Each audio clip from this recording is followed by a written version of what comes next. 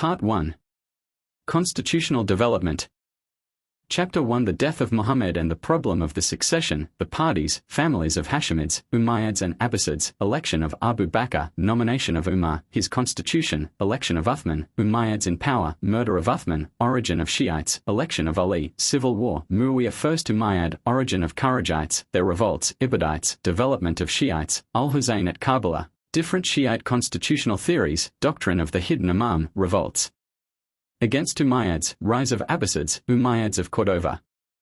With the death of Muhammad at Al-Madinah in the year 11 of the Hijra, A.D. 632, the community of Islam stood face to face with three great questions. Of the existence of one they were conscious, at least in its immediate form, the others lay still for their consciousness in the future.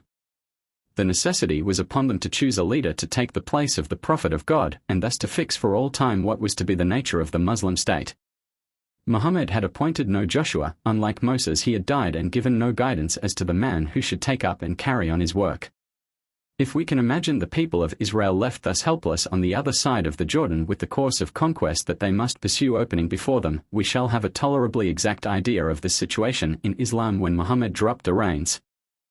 Certainly, the people of Islam had little conception of what was involved in the great precedent that they were about to establish, but, nevertheless, there lies here, in the first elective council which they called, the beginning of all the confusions, rivalries, and uncertainties that were to limit and finally to destroy the succession of the commanders of the faithful.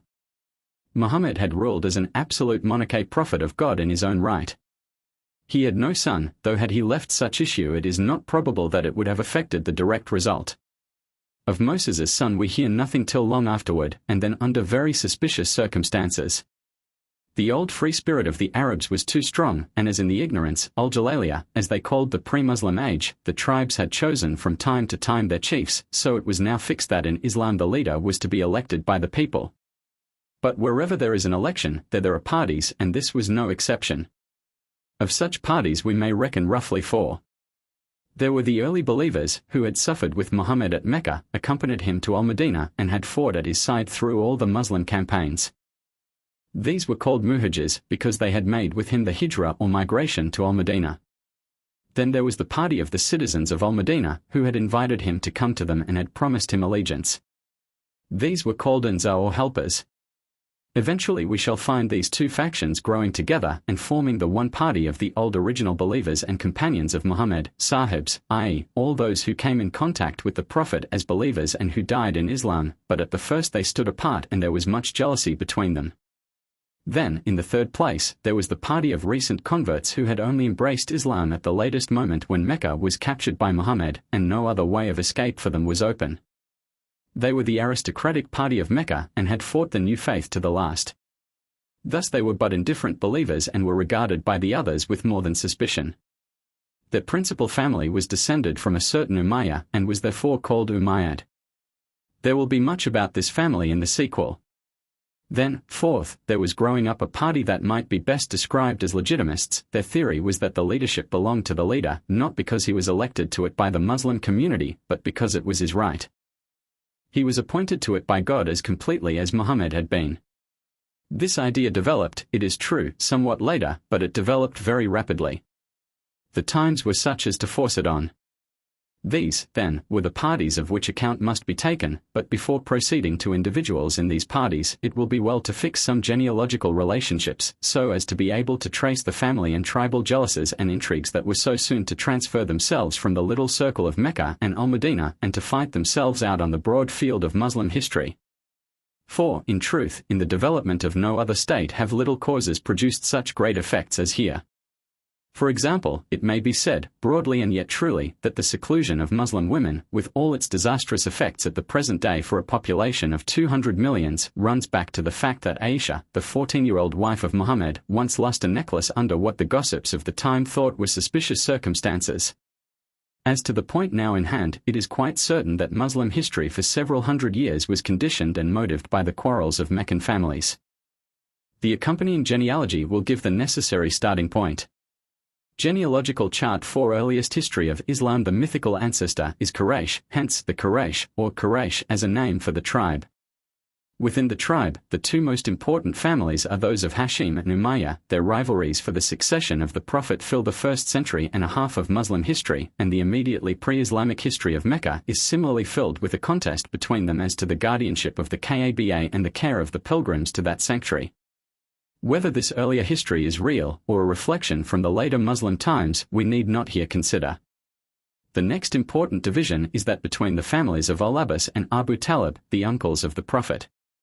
From the one were descended the Abbasids, as whose Eretla the Sultan of the Ottoman Empire now claims the Caliphate, and from the other the different conflicting lines of Shiites, whose intricacies we shall soon have to face.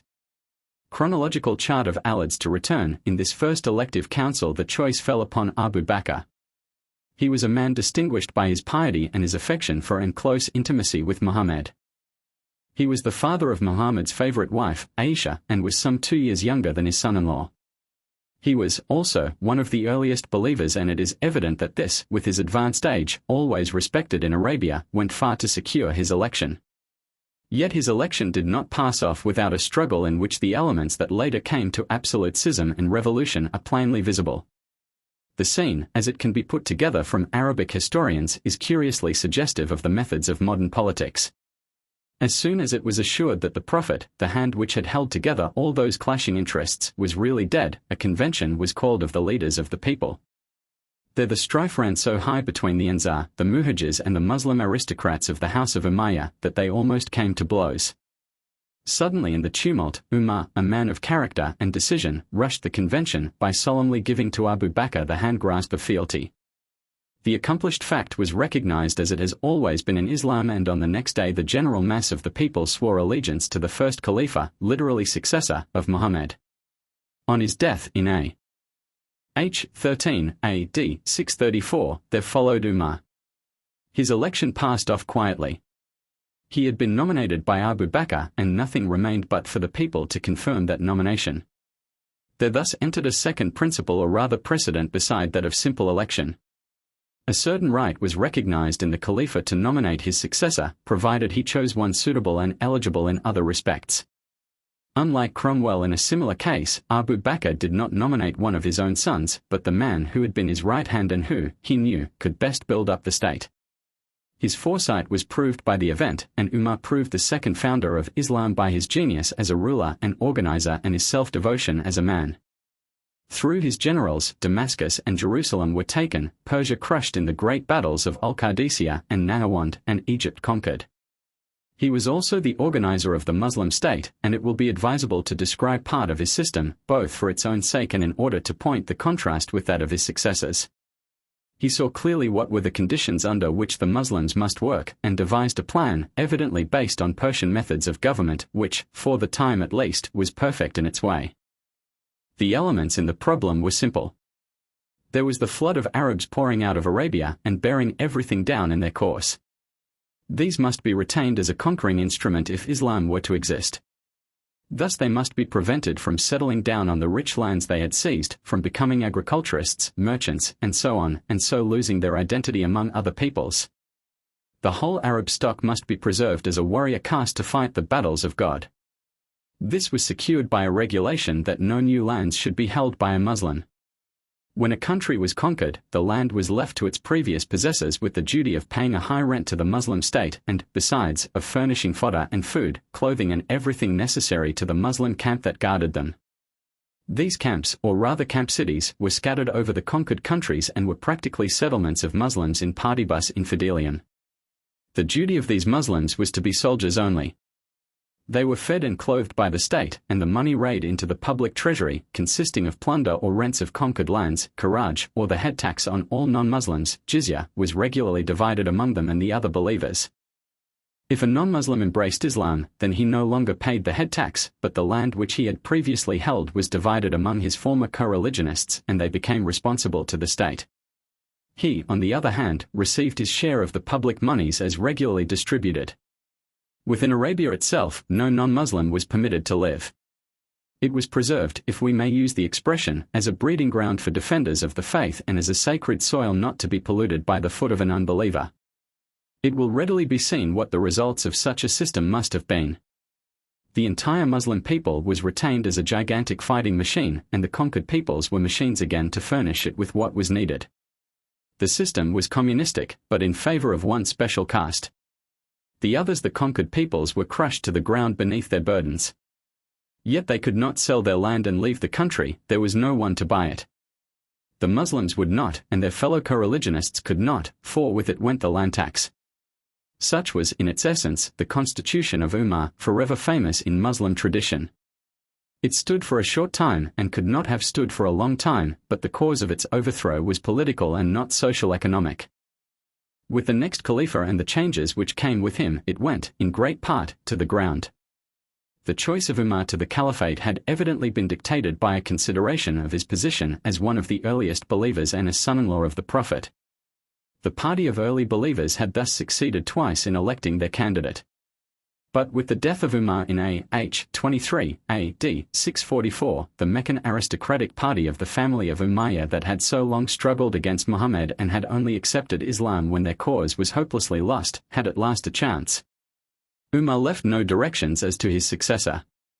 He seems to have felt no certainty as to the man best fitted to take up the burden, and when his son sought to urge him to name a Khalifa, he is reported to have said, "If I appoint a Khalifa, Abu Bakr appointed a Khalifa, and if I leave the people without guidance, so did the Apostle of God." But there is also a story that after a vain attempt to persuade one of the companions to permit himself to be nominated, he appointed an elective council of 6 to make the choice after his death under stringent conditions which went all to wreck through the pressure of circumstances. The Umayyads succeeded in carrying the election of Uthman, one of their family, an old man and also a son-in-law of Muhammad, who by rare luck for them was an early believer. After his election it was soon evident that he was going to rule as an Umayyad and not as a Muslim. For generations back in Mecca, as has already been said, there had been, according to tradition, a continual struggle for preeminence between the families of Umayyah and of Hashim. In the victory of Muhammad and the election of the first 2 Khalifas, the house of Hashim had conquered, but it had been the constant labor of the conquerors to remove all tribal and family distinctions and frictions and to bring the whole body of the Arabs to regard one another as brother Muslims. Now, with the Khalifa of the house of Umayyah, all that was swept away, and it was evident that Uthman, a pious, weak man, in the hands of his energetic kinsfolk was drifting to a point where the state would not exist for the Muslims but for the Umayyads. His evil spirit was his cousin Marwan ibn al-Hakam, whom he had appointed as his secretary and who eventually became 4th Umayyad Khalifa. The father of this man, al-Hakam ibn al-Az, accepted Islam at the last moment when Mecca was captured and, thereafter, was banished by Muhammad for treachery. Not till the reign of Uthman was he permitted to return, and his son, born after the Hijrah, was the most active asserter of Umayyad claims. Under steady family pressure, Uthman removed the governors of provinces who had suffered with Muhammad and fought in the path of God, Sabil Allah, and put in their places his own relations, late embraces of the faith. He broke through the constitution of Umar and gifted away great tracts of state lands. The feeling spread abroad that in the eyes of the Khalifa an Umayyad could do no wrong, and the Umayyads themselves were not backward in affording examples. To the Muhajirs and Ansar they were godless heathen, and probably the Muhajirs and Ansar were right. Finally, the indignation could no longer be restrained. Insurrections broke out in the camp cities of Al-Kufa and Al-Basra, and in those of Egypt and at last in Al-Madinah itself. There in A.H. 35, A.D. 655, Uthman fell under the daggers of conspirators led by Muhammad, a son of Abu Bakr, but a religious fanatic strangely different from his father, and the train was laid for a long civil war. In the confusion that followed the deed the chance of the legitimist party had come, and Ali, the cousin and son-in-law of the Prophet, was chosen. Fortunately this is not a history of Islam, but of Muslim political institutions, and it is, therefore, unnecessary to go into the manifold and contradictory stories told of the events of this time. These have evidently been carefully redacted in the interests of later orthodoxy, and to protect the character of men whose descendants later came to power.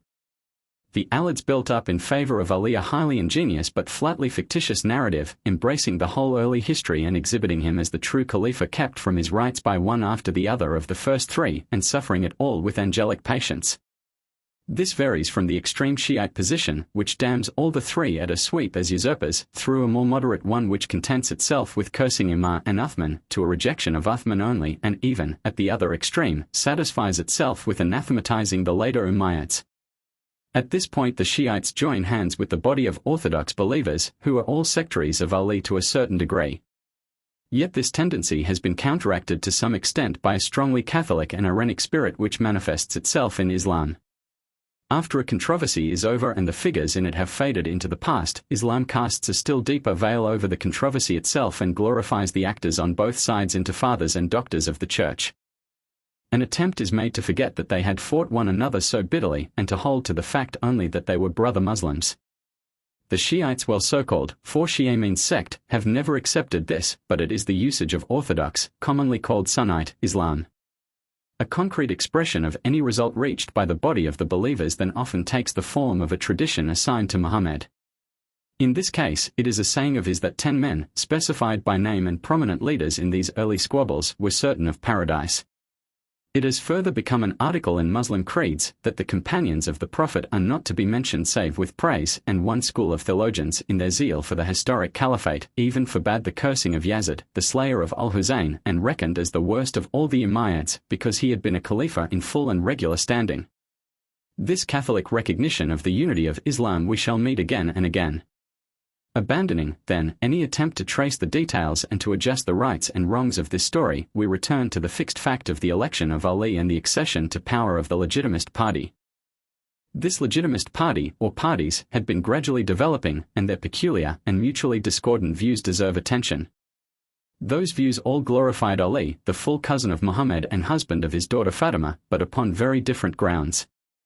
There could not but exist the feeling that a descendant of the Prophet should be his successor, and the children of all, al-Hassan and al-Husayn, were his only grandchildren and only surviving male descendants.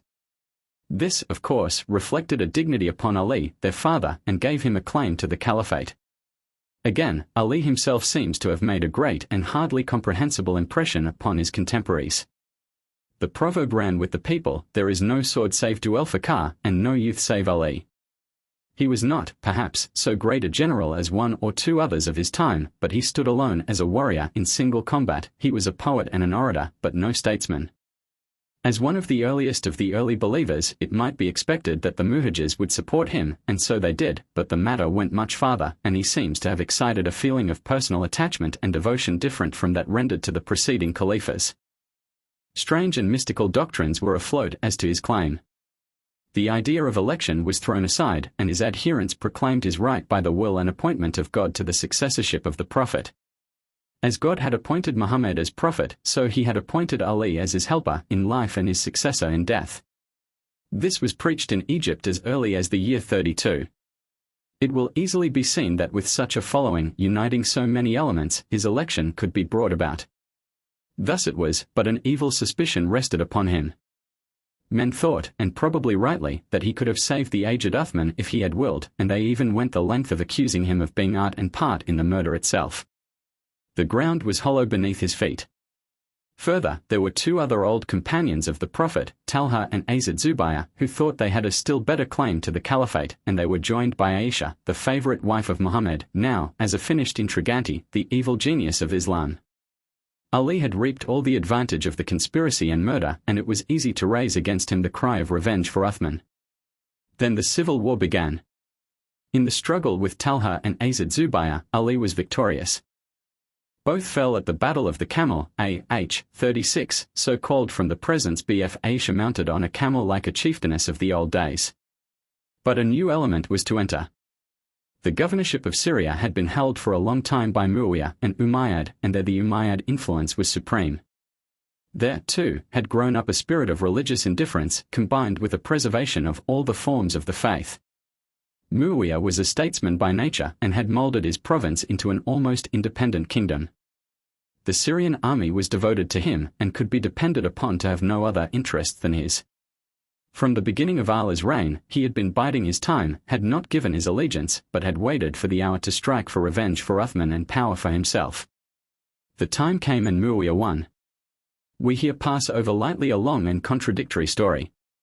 It is enough to note how the irony of history wrought itself out, and a son of the Abu Sufyan who had done so much to persecute and oppose Muhammad in his early and dark days and had been the last to acknowledge his mission, became his successor and the ruler of his people.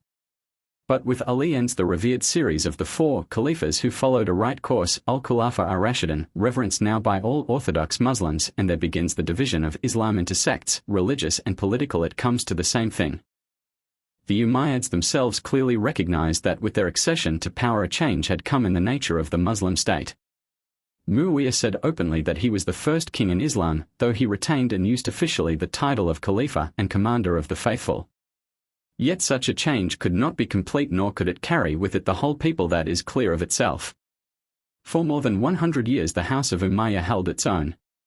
Syria was solid with it, and it was supported by many statesmen and soldiers, but outside of Syria and North Arabia it could count on no part of the population. An anti-Khalifa, Abd Allah, son of the Azid Zubayr, of whom we have already heard, long held the sacred cities against them.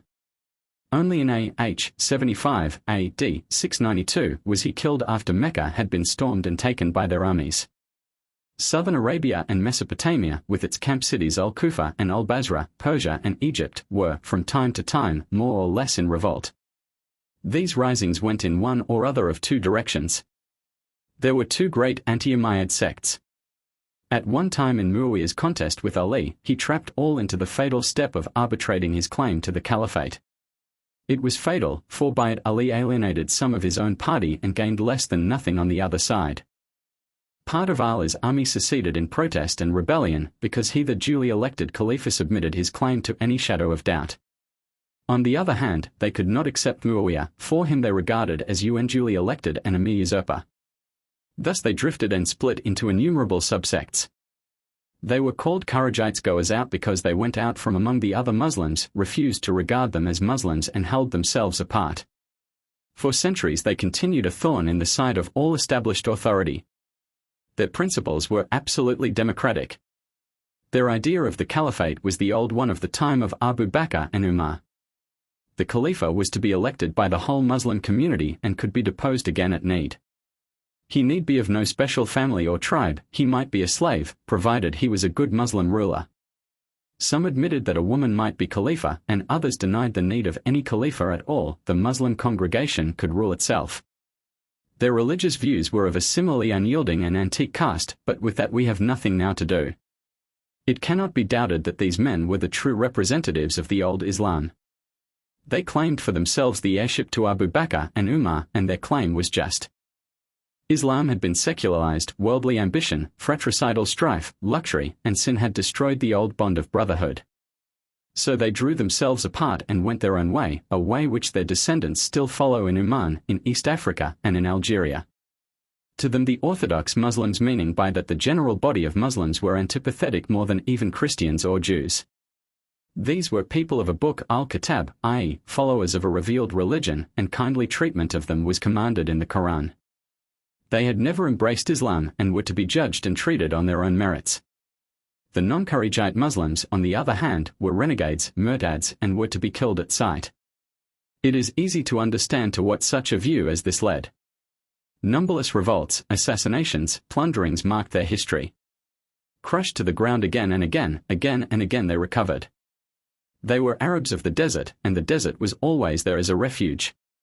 It is probable, but as yet unproved, that mingled with the political reasons for their existence as a sect went tribal jealousies and frictions. Of such there have ever been enough and to spare in Arabia. Naturally, under varying conditions, their views and attitudes varied. In the wild mountains of Khuzestan, one of their centers and strongholds, the primitive barbarism of their faith had full sway.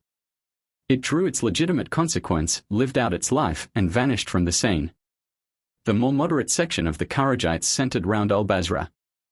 Their leader there was Abd Allah ibn Ibad, and from about the year 60 on the schism between his followers and the more absolute of these commandos can be traced. It is characteristic of the latter that they aided for a time Abd Allah ibn Azid Zubayr when he was besieged in Mecca by the Umayyads, but deserted him finally because he refused to join the names of Talha and his own father, Azid Zubayr, with those of Uthman and Ali in a general combination. The Kharijites were all good at cursing, and the later history of this section of them shows a process of disintegration by successive secessions, each departing in protest and cursing those left behind as heathen and unbelievers. Characteristic, too, for the difference between the two sections were their respective attitudes toward the children of their opponents. The more absolute party held that the children of unbelievers were to be killed with their parents, the followers of Abd Allah ibn Ibad, that they were to be allowed to grow up and then given their choice. Again, there was a difference of opinion as to the standing of those who held with the Kharijites but remained at home and did not actually fight in the path of God. These the one party rejected and the other accepted. Again, were the non-Kharijites Muslims to the extent that the Kharijites might live amongst them and mix with them. This the severely logical party denied, but Abd Allah ibn Ibad affirmed. From this it will be abundantly clear that the only party with a possible future was that of ibn Ibad. His sect survives to the present day under the name of Ibadites. Very early it spread to Iman, and, according to their traditions, their first imam, or president, was elected about AH 134. He was of a family which had reigned there before Islam. And from the time of his election on, the Ibadites have succeeded in holding Iman against the rest of the Muslim world. Naturally, the election of the Imam by the community has turned into the rule of a series of dynasties, but the theory of election has always held fast. They were sailors, merchants, and colonizers already by the 10th century AD, and carried their state with its theology and law to Zanzibar and the coast of East Africa generally. Still earlier Ibadite fugitives passed into North Africa, and there they still maintain the simplicity of their republican ideal and their primitive theological and legal views. Their home is in the Mzab in the south of Algeria, and, though as traders and capitalists they may travel far, yet they always return thither. Any mingling and marriage with other Muslims is forbidden them. At the opposite extreme from these in political matters stands the sect that is called the Shia. It, as we have seen, is the name given to the party that glorifies Ali and his descendants and regards the caliphate as belonging to them by right divine. How early this feeling arose we have already seen, but the extremes to which in time the idea was carried, the innumerable differing views that developed, the maze of conspirators, tortures and underground in their methods, some in good faith and some in bad, to which it gave rise, render the history of the Shia the most difficult side of a knowledge of the Muslim East. Yet some attempt at it must be made. If there was ever a romance in history, it is the story of the founding of the Fatimid dynasty in Egypt. If there was ever the survival of a petrifaction in history, it is the survival to the present day of the Assassins and the Druzes. If there was ever the persistence of an idea, it is in the present Shiite government in Persia and in the faith in that Mahdi for whom the whole world of Islam still looks to appear and bring in the reign of justice and the truth upon the earth. All these have sprung from the devotion to Ali and his children on the part of their followers 12 centuries ago. In AH 40 AD 660, Ali fell by the dagger of a Kharijite. These being at the opposite pole from the Shiites, are the only Muslim sect that curses and abhors Ali, his family and all their works. Orthodox Islam reveres Ali and accepts his caliphate, his family it also reverences, but rejects their pretensions. The instinct of Islam is to respect the accomplished fact, and so even the Umayyads, one and all, stand in the list of the successors of the Prophet, much as Alexander VI and his immediate predecessors do in that of the popes. To Ali succeeded his son, Al-Hasan, but his name does not stand on the roll of the caliphate as usually reckoned. It shows some Shiite tinge when the historian says, in the caliphate of Al-Hasan, and, thereafter, proceeds with, in the days of Muawiyah, the Umayyad Khalifa who followed him. Muawiyah had received the allegiance of the Syrian Muslims, and when he advanced on Al-Kufa, where Al-Hasan was, Al-Hasan met him and gave over into his hands all his supposed rights. That was in AH 41, in AH 49 he was dead by poison. 12 years later Al-Husayn, his brother, and many of his house fell at Karbala in battle against hopeless odds. It is this last tragedy that has left the deepest mark of all on the Muslim imagination. Yearly when the fatal day, the day of Ashura, the 10th of the month Muharram, comes round, the story is rehearsed again at Karbala and throughout, indeed, all the Shiite world in what is a veritable passion play. No Muslim, especially no Persian, can read of the death of Al-Husayn, or see it acted before his eyes, without quivering and invoking the curse of God upon all those who had aught to do with it or gained aught by it. That curse has clung fast through all the centuries to the name of Yazid, the Umayyad Khalifa of the time, and only the stiffest theologians of the traditional school have labored to save his memory through the merits of the historical caliphate. But even after this tragedy it was not out with the blood of Muhammad. Many descendants were left and their party lived on in strange, half-underground fashion, as sects do in the East, occasionally coming to the surface and bursting out in wild and, for long, useless rebellion. In these revolts the Shia was worthy of its name and split into many separate divisions according to the individuals of the house of Ali to whom allegiance was rendered and who were regarded as leaders, titular or real. These subdivisions differed, also, in the principle governing the choice of a leader and in the attitude of the people toward him. Shi'ism, from being a political question, became theological.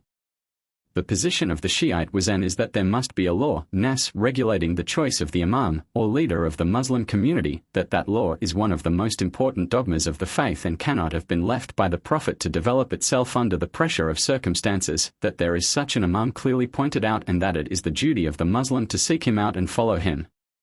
Thus there was a party who regarded the leadership as belonging to Ali himself, and then to any of his descendants by any of his wives. These attached themselves especially to his son Muhammad, known from his mother as Muhammad ibn al-Hanafiyyah, who died in 81, and to his descendants and successors. It was in this sect that the most characteristic Shiite views first developed. This Muhammad seems to have been the first concerning whom it was taught, after his death, that he was being preserved by God alive in retirement and would come forth at his appointed time to bring in the rule of righteousness upon the earth. In some of the innumerable subsects the doctrine of the deity, even, of Ali was early held, in others a doctrine of metempsychosis, generally among men and especially from one imam to his successor. Others, again, advanced the duty of seeking the rightful imam and rendering allegiance to him till it covered the whole field of faith and morals. No more was required of the believer. To one of these sects, al-Mukanna, the veiled prophet of Khorasan, adhered before he started on his own account. We have seen already that so early as 32 the doctrine had been preached in Egypt that Ali was the God-appointed successor of the Prophet. Here we have its legitimate development, which was all the quicker as it had, or assumed, a theological basis and did not simply urge the claims to leadership of the family of the Prophet after the fashion in which inheritance runs among earthly kings. That was the position at first of the other and far more important Shiite wing. It regarded the leadership as being in the blood of Muhammad and therefore limited to the children of Ali by his wife Fatima, the daughter of Muhammad. Again, the attitude toward the person of the leader varied, as we have already seen.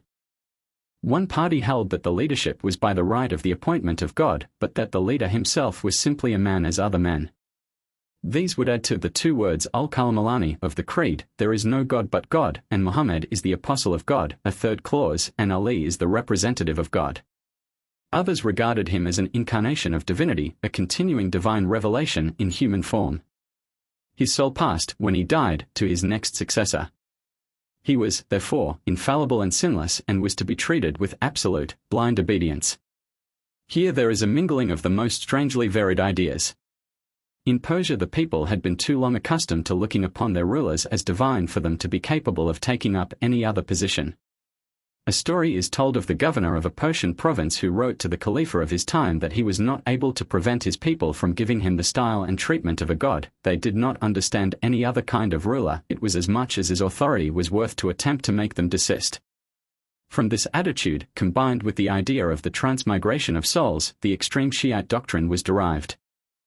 But though the party of Ali might regard the descendants of Ali as semi-divine, yet their conspiracies and revolts were uniformly unsuccessful, and it became a very dangerous thing to head one. The party was willing to get up a rising at any time, but the leader was apt to hang back. In fact, one of the most curious features of the whole movement was the uselessness of the family of Ali and the extent to which they were utilized by others. They have been, in a sense, the cat's paws of history. Gradually they themselves drew back into retirement and vanished from the stage, and, with their vanishing, a new doctrine arose. It was that of the hidden imam. We have already seen the case of Muhammad ibn al-Hanafiyyah, whom Muslims reckon as the first of these concealed ones. Another descendant of Ali, on another line of descent, vanished in the same way in the latter part of the 2nd century of the Hijra, and another about AH 260. Their respective followers held that they were being kept in concealment by God and would be brought back at the appointed time to rule over the world and bring in a kind of Muslim millennium. This is the Oriental version of the story of Arthur in Avalon and of Frederick Barbarossa in Kifayasa. But that has led us far away, and we must go back to the fall of the Umayyads and the again disappointed hopes of the Alids. By the time of the last Khalifa of the Umayyad house, Marwan II, AH 127–132, AD 744–750, the whole empire was more or less in rebellion, partly Shiite and partly Kharijite. The Shiites themselves had, as usual, no man strong enough to act as leader. That part was taken by as-Saffar, a descendant of al-Abbas, an uncle of Muhammad. The rebellion was ostensibly to bring again into power the family of the Prophet, but under that the Abbasids understood the family of Hashim, while the Alids took it in the more exact sense of themselves. They were made a catspaw, the Abbasid dynasty was founded, and they were thrown over. Thus, the caliphate remained persistently in the hands of those who, up to the last, had been hostile to the Prophet. This al-Abbas had embraced the faith only when Mecca was taken by the Muslims. Later historians, jealous for the good name of the ancestor of the longest line of all the successors, have labored to build up a legend that al-Abbas stayed in Mecca only because he could there be more useful in the cause of his nephew. This is one of the perversions of early history of which the Muslim chronicles are full. But the story of the Umayyads is not yet out. From the ruin that overwhelmed them, one escaped and fled to North Africa. There, he vainly tried to draw together a power. At last, seeing in Spain some better prospect of success, he crossed thither, and by courage, statesmanship, and patience, carved out a new Umayyad empire that lasted for 300 years. One of his descendants in A.H. 317, A.D. 929, took the title of Khalifa and claimed the homage due to the commander of the faithful. There is story that Al-Mansur, the second Abbasid, once asked his courtiers, who is the Falcon of Quraysh. They named one after another of the great men of the tribe, beginning, naturally, with His Majesty himself, but to no purpose. No, he said, the Falcon of Quraysh is Abd-ar-Rahman, the Umayyad, who found his way over deserts and seas, flung himself alone into a strange country, and there, without any helper but himself, built up a realm. There has been none like him of the blood of Quraysh. Chapter 2 Shiite revolts against Abbasids, Idrisids, Zaydites, Imamites, the Twelvers, Constitutional Theory of Modern Persia, Origin of Fatimids, Maimon the Oculist, Plan of the Conspiracy, the Sevenis, the Karmatians, Ubayd Allah al-Mahdi and founding of Fatimid dynasty in North Africa, their spread to Egypt and to Syria, al-Hakim by Amrillah, the Druzes, the Assassins, Saladin and the Ayyubids. It is not in place here to deal with all the numberless little Shiite revolts against the Abbasids which now followed. Those only are of interest to us which had more or less permanent effect on the Muslim state and states. Earliest among such comes the revolt which founded the dynasty of the Idrisids. About the middle of the 2nd century the Abbasids were hard-pressed. The heavens themselves seemed to mingle in the conflict. The early years of their rule had been marked by great showers of shooting stars, and the end of the age was reckoned near by both parties. Messianic hope was alive, and a Mahdi, a guided of God, was looked for. This had long been the attitude of the Alids, and the Abbasids began to feel a necessity to gain for their de facto rule the sanction of theocratic hopes. In 143 Halley's comet was visible for 20 days, and in 147 there were again showers of shooting stars.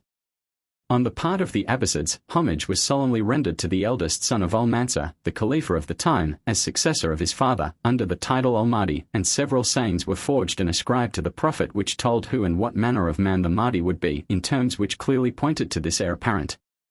The Alids, on their side, were urged on to fresh revolts.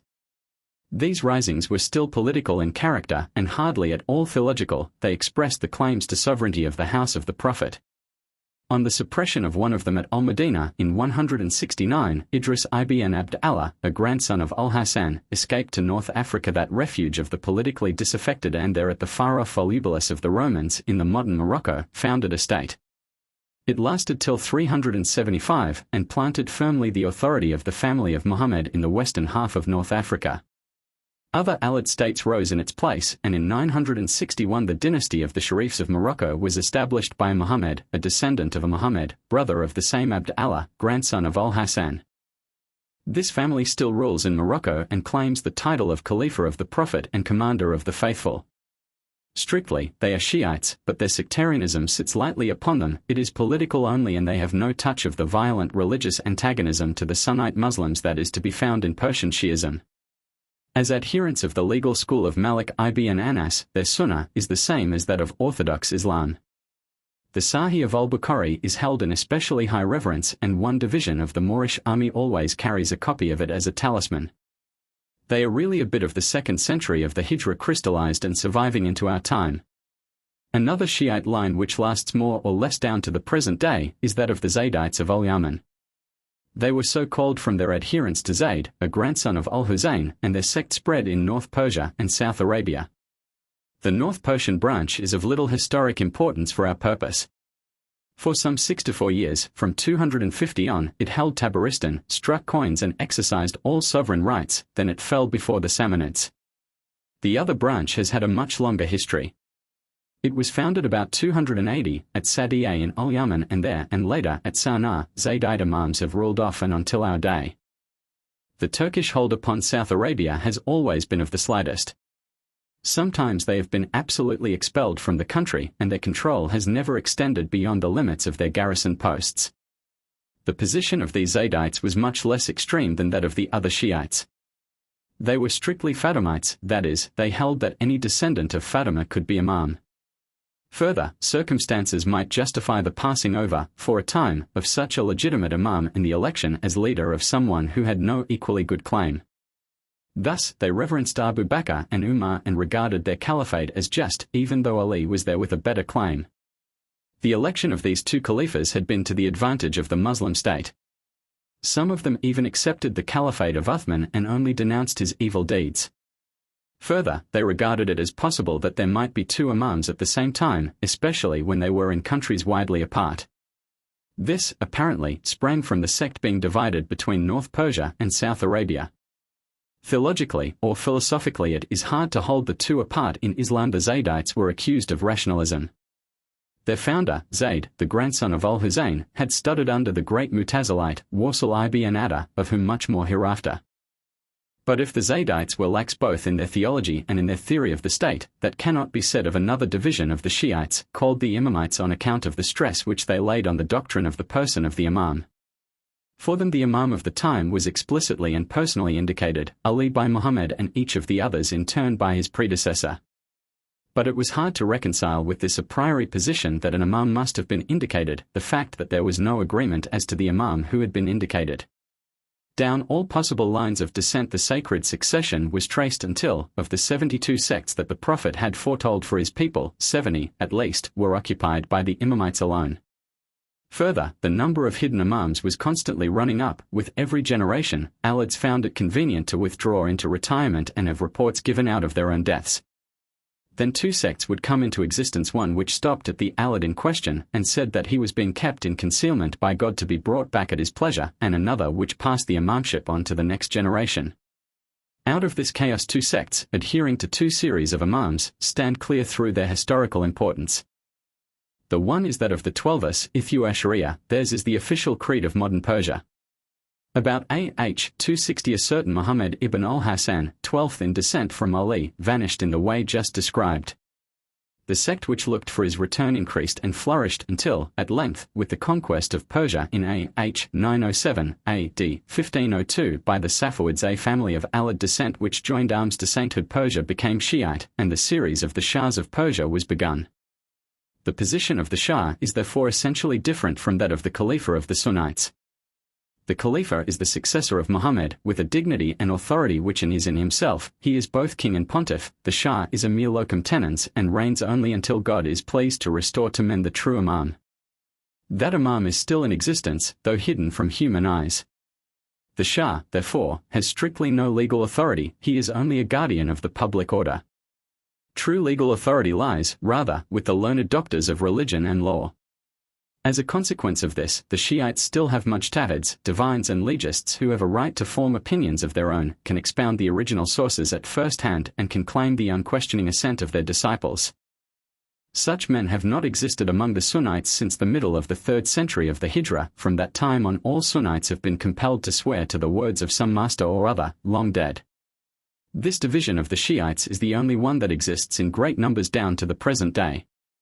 The second of the two mentioned above came to power earlier, ran a shorter course, and has now vanished from the stage, leaving nothing but an historical mystery and 2 or 3 fossilized, half-secret sect-strange survivals which, like the survivals of geology, tell us what were the living and dominant forces in the older world. It will be worthwhile to enter upon some detail in reciting its history, both for its own romantic interest and as an example of the methods of Shiite propaganda. Its success shows how the Abbasid Empire was gradually undermined and brought to its fall. It itself was the most magnificent conspiracy, or rather fraud, in all history. To understand its possibility and its results, we must hold in mind the nature of the Persian race and the condition of that race at this time. Herodotus was told by his Persian friends that one of the three things Persian youth was taught was to tell the truth. That may have been the case in the time of Herodotus, but certainly this teaching has had no effect whatever on an innate tendency in the opposite direction, and it is just possible that Herodotus's friends, in giving him that information, were giving also an example of this tendency. Travelers have been told curious things before now, but certainly none more curious than this. As we know the Persian in history, he is a born liar. He is, therefore, a born conspirator. He has great quickness of mind, adaptability, and, apart from religious emotion, no conscience. In the 3rd century of the Hijra, the 9th AD, the Persians were either devoted Shiites or simple unbelievers. The one class would do anything for the descendants of Ali, the other, anything for themselves. This second class, further, would by preference combine doing something for themselves with doing something against Islam and the Arabs, the conquerors of their country. So much by way of premise. In the early part of this 3rd century, there lived at Jerusalem a Persian oculist named Maimun. He was a man of high education, professional and otherwise, had no beliefs to speak of, and understood the times. He had a son, Abd Allah, and trained him carefully for a career. Abd Allah, however known as Abd Allah ibn Maimun, though he had thought of starting as a prophet himself, saw that the time was not ripe, and planned a larger and more magnificent scheme. This was to be no ordinary conspiracy to burst after a few years or months, but one requiring generations to develop. It was to bring universal dominion to his descendants and overthrow Islam and the Arab rule. It succeeded in great part, very nearly absolutely. His plan was to unite all classes and parties in a conspiracy under one head, promising to each individual the things which he considered most desirable. For the Shiites, it was to be a Shiite conspiracy; for the Kharijites, it took a Kharijite tinge; for Persian nationalists, it was anti-Arab; for freethinkers, it was frankly nihilistic. Abd Allah himself seems to have been a skeptic of the most refined stamp. The working of this plan was achieved by a system of grades like those in Freemasonry. His emissaries went out, settled each in a village, and gradually won the confidence of its inhabitants. A marked characteristic of the time was unrest and general hostility to the government. Thus, there was an excellent field for work. To the enormous majority of those involved in it, the conspiracy was Shiite only, and it has been regarded as such by many of its historians, but it is now tolerably plain how simply nihilistic were its ultimate principles. The first object of the missionary was to excite religious doubt in the mind of his subject, by pointing out curious difficulties and subtle questions in theology. At the same time he hinted that there were those who could answer these questions. If his subject proved tractable and desired to learn further, an oath of secrecy and absolute obedience and a fee were demanded, all quite after the modern fashion. Then he was led up through several grades, gradually shaking his faith in orthodox Islam and its teachers and bringing him to believe in the idea of an imam, or guide in religious things, till the 4th grade was reached. There the theological system was developed, and Islam, for the first time, absolutely deserted. We have dealt already with the doctrine of the hidden imam and with the present-day creed of Persia, that the 12th in descent from Ali is in hiding and will return when his time comes. But down the same line of descent 7 imams had been reckoned to a certain vanished Ismailinoi, and this Ismailinoi was adopted by Abd Allah ibn Maimun as his imam and as titular head of his conspiracy. Hence, his followers are called Ismailians and Sevenis, Sabiyah. The story which is told of the split between the Sevenis and the Twelvis, which were to be, is characteristic of the whole movement and of the wider divergence of the Sevenis from ordinary Islam and its laws. The 6th Imam was Ja'far as-Sadiq, d.ah. 148. He appointed his son Ismailinoi as his successor. But Ismailinoi was found drunk on one occasion, and his father in wrath passed the imamship on to his brother, Musa al-Kazam, who is accordingly reckoned as 7th Imam by the Twelvis. One party, however, refused to recognize this transfer. Ismailinoi's drunkenness, they held, was a proof of his greater spirituality of mind. He did not follow the face value, zah, of the law, but its hidden meaning, batin. This is an example of a tendency, strong in Shi'ism, to find a higher spiritual meaning lying within the external or verbal form of the law, and in proportion as a sect exalted Ali, so it diverged from literal acceptance of the Quran. The most extreme Shiites, who tended to deify their imam, were known on that account as Batinites or Inarites. On this more hereafter. But to return to the Sevenis, in the 4th grade a further refinement was added. Everything went in sevens, the prophets as well as the imams. The prophets had been Adam, Noah, Abraham, Moses, Jesus, Muhammad and Ismail, or rather his son Muhammad, for Ismail himself had died in his father's lifetime. Each of these prophets had had a helper. The helper of Adam had been Seth, of Noah, Shem, and the helper of Muhammad, the son of Ismail, was Abd Allah ibn Maymun himself. Between each pair of prophets there came 6 imams. It must be remembered that the world was never left without an imam, but these imams had had no revelation to make, were only guides to already revealed truth. Thus, we have a series of 7 times 7 imams, the first and thereafter each 7th, having the superior dignity of prophet. The last of the 49 imams, this Muhammad ibn Ismail, is the greatest and last of the prophets, and Abd Allah ibn Maymun has to prepare the way for him and to aid him generally. It is at this point that the adherent of this system ceases to be a Muslim. The idea of a series of prophets is genuinely Islamic, but Muhammad, in Muslim theology, is the last of the prophets and the greatest, and after him there will come no more. Such, then, was the system that those who passed the 4th degree learned and accepted. The great majority did not pass beyond, but those who were judged worthy were admitted to 3 further degrees. In these degrees, their respect for religious teaching of every kind, doctrinal, moral, ritual, was gradually undermined, the prophets and their works were depreciated and philosophy and philosophers put in their place. The end was to lead the very few who were admitted to the inmost secrets of the conspiracy to the same position as its founder. It is clear what a tremendous weapon, or rather machine, was thus created. Each man was given the amount of light he could bear and which was suited to his prejudices, and he was made to believe that the end of the whole work would be the attaining of what he regarded as most desirable. The missionaries were all things to all men, in the broadest sense, and could work with a Kharijite fanatic, who longed for the days of Umar, a Badawi Arab, whose only idea was plunder, a Persian driven to wild cries and tears by the thought of the fate of Ali, the well-beloved, and of his sons, a peasant, who did not care for any family or religion but only wished to live in peace and be let alone by the tax-gatherers, a Syrian mystic, who did not know very well what he thought, but lived in a world of dreams, or a materialist, whose desire was to clear all religions out of the way and give humanity a chance. All was fish that came to their net. So the long seed planting went on. Abd Allah ibn Maymun had to flee to Salamia in Syria, died there and went to his own place if he got his deserts, no desirable one, and Ahmed, his son or grandson, took up the work in his stead. With him the movement tends to the surface and we begin to touch hard facts and dates. In southern Mesopotamia, what is called the Arab Iraq, we find a sect appearing, nicknamed Karmatians, from one of their leaders. In A.H. 277, A.D. 890-1, they were sufficiently numerous and knew their strength enough to hold a fortress and thus enter upon open rebellion. They were peasants, we must remember, Nabateans and no Arabs, only Muslims by compulsion, and thus what we have here is really a jackery, or peasants' war. But a disturbance of any kind suited the Ismailians. From there the rising spread into Bahrain and onto South Arabia, varying in its character with the character of the people. But there was another still more important development in progress.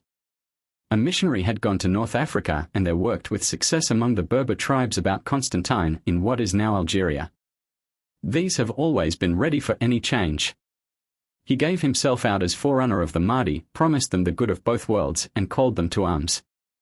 The actual rising was in A.H. 269, A.D. 902.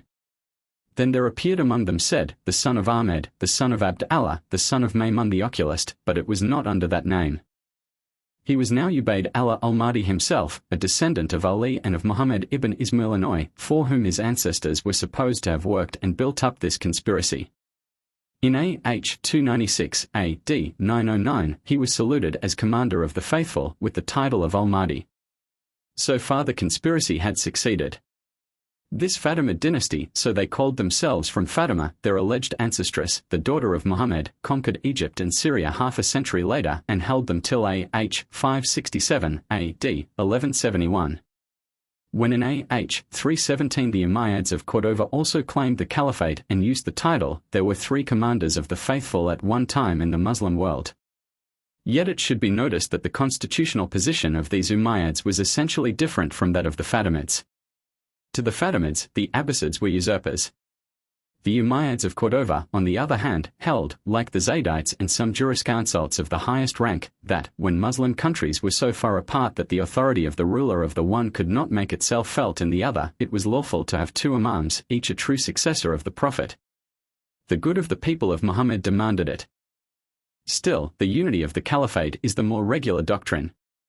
But only half of the work was done. Islam stood as firmly as ever, and the conspiracy had only produced a schism in the faith and had not destroyed it.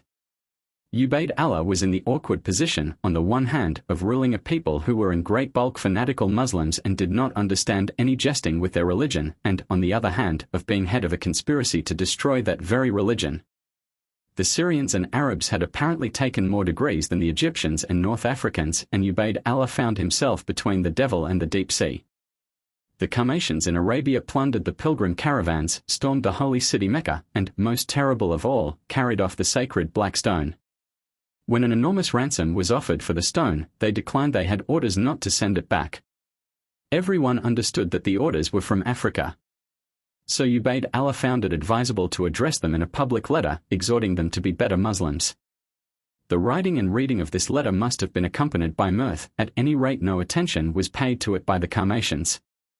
It was not till the time of the third Fatimid Khalifa that they were permitted to do business with that stone.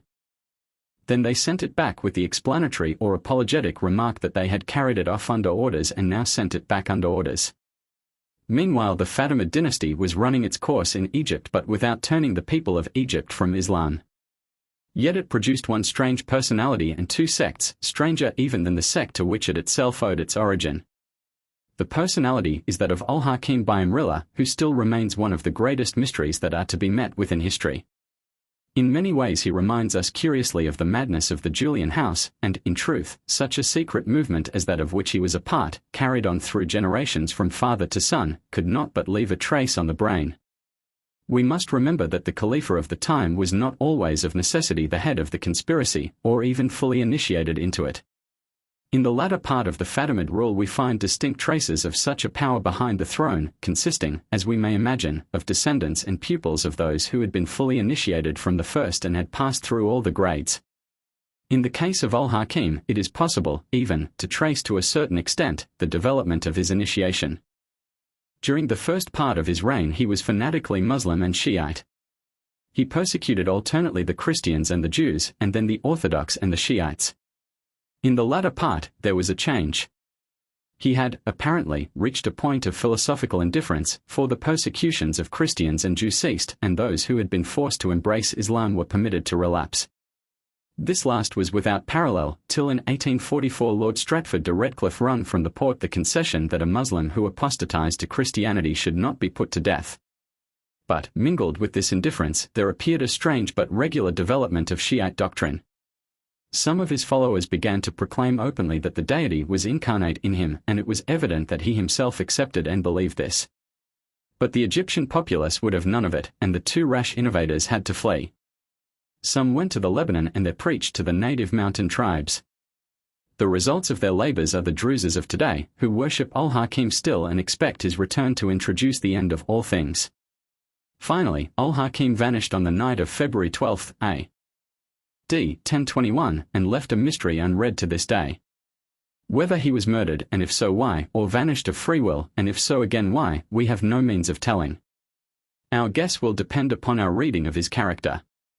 So much is certain, that he was a ruler of the autocratic type, who introduced many reforms, most of which the people of his time could not in the least understand and therefore misrepresented as the mere whims of a tyrant, and many of which, from our ignorance, are still obscure to us. If we can imagine such a man of strong personality and desire for the good of his people but with a touch of madness in the brain, cast thus in the midst between his orthodox subjects and a wholly unbelieving inner government, we shall perhaps have the clue to the strange stories told of him. Another product of this conspiracy, and the last to which we shall refer, is the sect known as the Assassins, whose Grand Master was a name of terror to the Crusaders as the Old Man of the Mountain. It, too, was founded, and apparently for a purpose of personal vengeance, by a Persian who began as a Shiite and ended as nothing. He came to Egypt, studied under the Fatimids. They had established at Cairo a great school of science and returned to Persia as their agent to carry on their propaganda. His methods were the same as theirs, with a difference. That was the reduction of assassination to a fine art. From his eagle's nest of Alamet, such is the meaning of the name, and later from Masyaf in the Lebanon and other mountain fortresses, he and his successors spread terror through Persia and Syria, and were only finally stamped out by the Mongol flood under Hulagu in the middle of the 7th century of the Hijra, the 13th AD. Of the sect there are still scattered remnants in Syria and India, and as late as 1866 an English judge at Bombay had to decide a case of disputed succession according to the law of the assassins. Finally, the Fatimid dynasty itself fell before the Kurd, Salah ad-Din, the Saladin of our annals, and Egypt was again orthodox. Chapter 3: The problem of the Abbasids, the House of Barmak, the crumbling of the empire, the Praetorians of Baghdad, the Buwayhids, the situation of the Khalifa under them, the Seljuks, the possibilities of development under them, the Mongols and the Abbasid end, the Egyptian Abbasids, the Ottoman Sultans, their heirs, theory of the Caliphate, the modern situation, the signs of sovereignty for Muslims, 5 grounds of the claim of the Ottoman Sultan, the consequences for the Sultan, other Muslim constitutions, the Shiites, the Ibadites, the Wahhabites, the Brotherhood of As-Sanusi.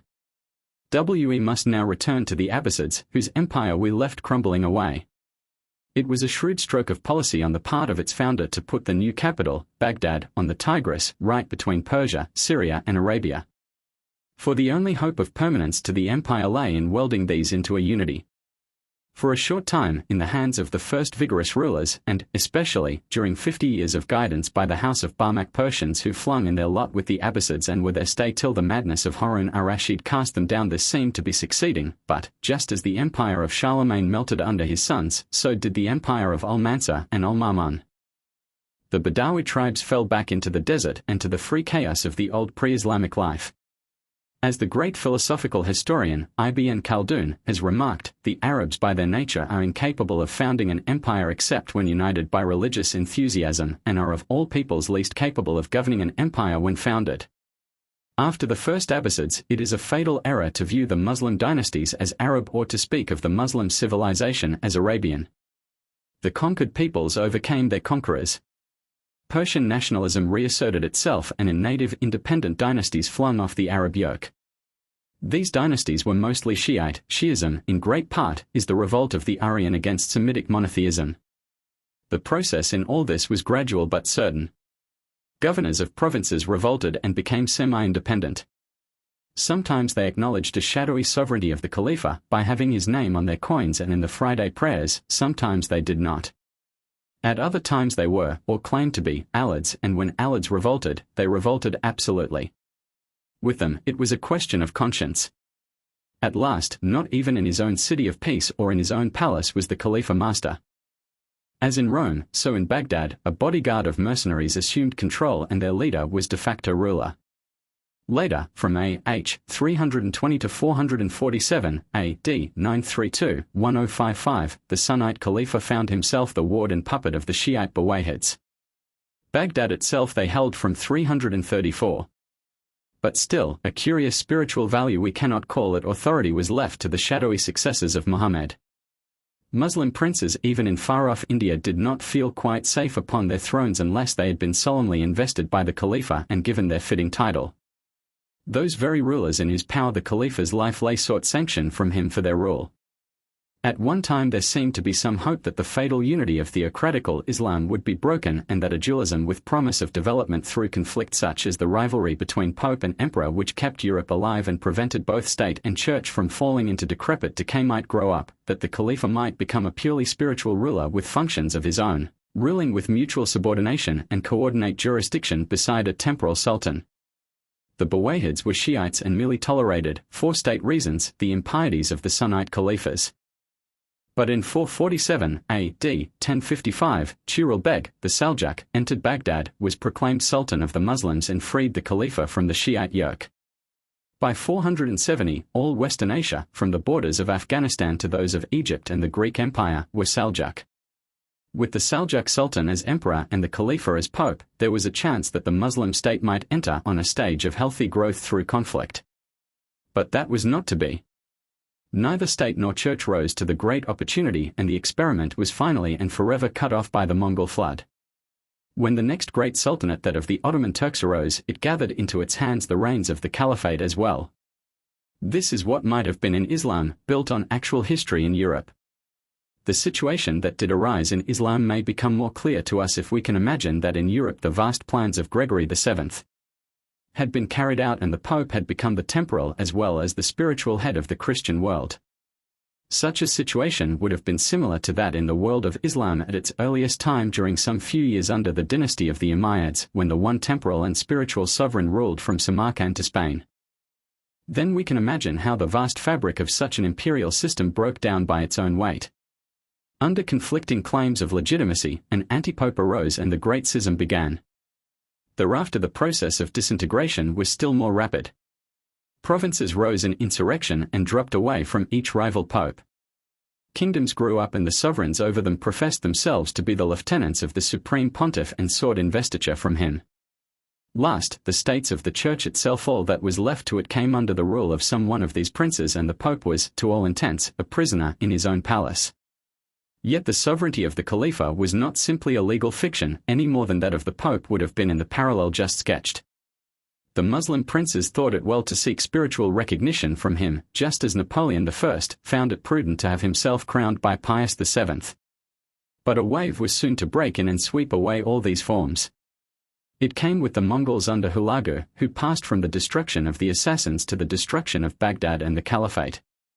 In A.H. 656, A.D. 1258, the city was taken and the end of the Abbasids had come. An uncle of the reigning Khalifa escaped and fled to Egypt, where the Mamluk Sultan received him and gave him a spiritual court and ecclesiastical recognition. He found it good to have a Khalifa of his own to use in any question of legitimacy. The name had yet so much value. Finally, in 1517, the Mamluk rule went down before the Ottoman Turks, and the story told by them is that the last Abbasid, when he died in 1538, gave over his rights to their Sultan, Sulayman the Great. Since then, the Ottoman Sultan of Constantinople has claimed to be the Khalifa of Muhammad and the spiritual head of the Muslim world. Such were the fates of the commanders of the faithful. We have traced them through a long and devious course, full of confusions and complications. Leaving aside the legitimist party, the whole may be summed in a word. The theoretical position was that the imam, or leader, must be elected by the Muslim community, and that position has never, theoretically, been abandoned. Each new Ottoman sovereign is solemnly elected by the ulama, or canon lawyers and divines of Constantinople. His temporal sovereignty comes by blood. In bestowing this spiritual sovereignty, the ulama act as representatives of the people of Muhammad. Thus the theoretical position was liable to much modification in practice. The Muslim community resolves itself into the people of the capital, still further, into the bodyguard of the dead Khalifa, and, finally, as now, into the peculiar custodians of the faith. Among the Ibadites the position from the first seems to have been that only those learned in the law should act as electors. Along with this, the doctrine developed that it was the duty of the people to recognize un fait accompli and to do homage to a successful usurper until another more successful should appear. They had learned that it was better to have a bad ruler than no ruler at all. This was the end of the democracy of Islam. Finally, it may be well to give some account of the constitutional question as it exists at the present day. The greatest of the sultans of Islam is undoubtedly the Emperor of India. Under his rule are far more Muslims than fall to any other. But the theory of the Muslim state never contemplated the possibility of Muslims living under the rule of an unbeliever. For them, the world is divided into two parts. The one is Dar al-Islam, abode of Islam, and the other is Dar al-Harb, abode of war. In the end, Dar al-Harb must disappear into Dar al-Islam and the whole world be Muslim. These names indicate with sufficient clearness what the Muslim attitude is toward non-Muslims. It is still a moot point among canon lawyers, however, whether jihad, or holy war, may be made, unprovoked, upon any Dar al-Harb. One thing is certain, there must be a reasonable prospect of success to justify any such movement. The lives of Muslims must not be thrown away. Further, the necessity of the case in India, especially, has brought up the doctrine that any country in which the peculiar usages of Islam are protected and its injunctions even some of them followed, must be regarded as Dar al-Islam, and that jihad within its borders is forbidden. We may doubt, however, if this doctrine would hold back the Indian Muslims to any extent if a good opportunity for a jihad really presented itself. The Shiites, it may be remarked, cannot enter upon a jihad at all until the hidden imam returns and leads their armies. Again, the two signs of sovereignty for Muslims are that the name of the sovereign should be on the coinage and that he should be prayed for in the Friday sermon, khutbah. In India, the custom seems to be to pray for the ruler of the age without name. Then each worshipper can apply it as he chooses. But there has crept in a custom in a few mosques of praying for the Ottoman Sultan as the Khalifa. The English government busies itself little with these things until compelled, and the custom will doubtless spread. The Ottoman Sultan is certainly next greatest to the Emperor of India and would seem, as a Muslim ruling Muslims, to have an unassailable position. But in his case also difficult and ambiguous constitutional questions can be raised. He has claimed the caliphate, as we have seen, since 1538, but the claim is a shaky one and brings awkward responsibilities. As stated at the present day, it has 5 grounds. First, de facto right, the Ottoman Sultan won his title by the sword and holds it by the sword. Second, election, this form has been already described. Third, nomination by the last Abbasid Khalifa of Egypt, so Abu Bakr nominated Umar to succeed him, and precedent is everything in Islam. Fourth, possession and guardianship of the 2 harems, or sacred cities, Mecca and Al-Madinah. Fifth, possession of some relics of the Prophet saved from the sack of Baghdad and delivered to Sultan Salim on his conquest of Egypt, by the last Abbasid.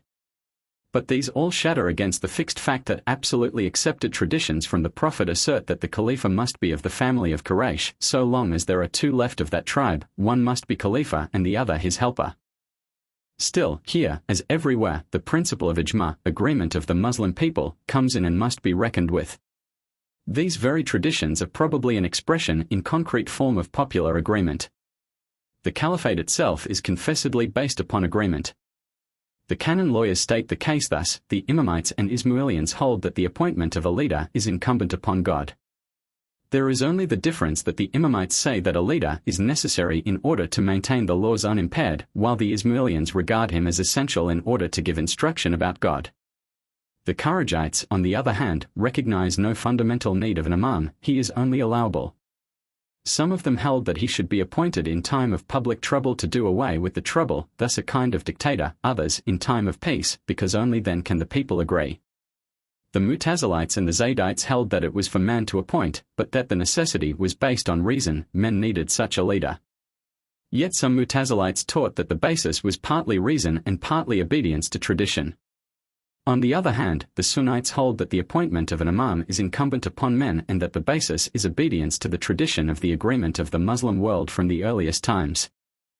The community of Islam may have disputed over the individual to be appointed, but they never doubted that the maintenance of the faith in its purity required a leader, and that it was, therefore, incumbent on men to appoint one.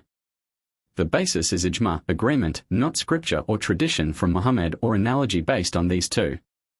It will be seen from this that the de facto ground to the claim of the Ottoman Sultan is the best. The Muslim community must have a leader. This is the greatest Muslim ruling Muslims, he claims the leadership and holds it. If the English rule were to become Muslim, the Muslims would rally to it. The ground of election amounts to nothing, the nomination to little more, except for antiquarians. The possession of the prophetic relics is a sentiment that would have weight with the crowd only, no canon lawyer would seriously urge it. The guardianship of the 2 harems is precarious. A Turkish reverse in Syria would withdraw every Turkish soldier from Arabia, and the great Sharif families of Mecca, all of the blood of the Prophet, would proclaim a Khalifa from among themselves. At present, only the Turkish garrison holds them in check. But a Khalifa has responsibilities. He absolutely cannot become a constitutional monarch in our sense. He rules under divine law and the people can depose him if he breaks it, but he cannot set up beside himself a constitutional assembly and give it rights against himself. He is the successor of Muhammad and must rule, within limitations, as an absolute monarch. So impossible is the modern caliphate, and so gigantic are its responsibilities. The millions of Chinese Muslims look to him, and all Muslims of Central Asia, the Muslims of India who are not Shiite, also look to him. So, too, in Africa and wherever in the world the people of Muhammad have gone, their eyes turn to the Bosphorus and the great Sultan. This is what has been called the modern pan-Islamic movement. It is a modern fact.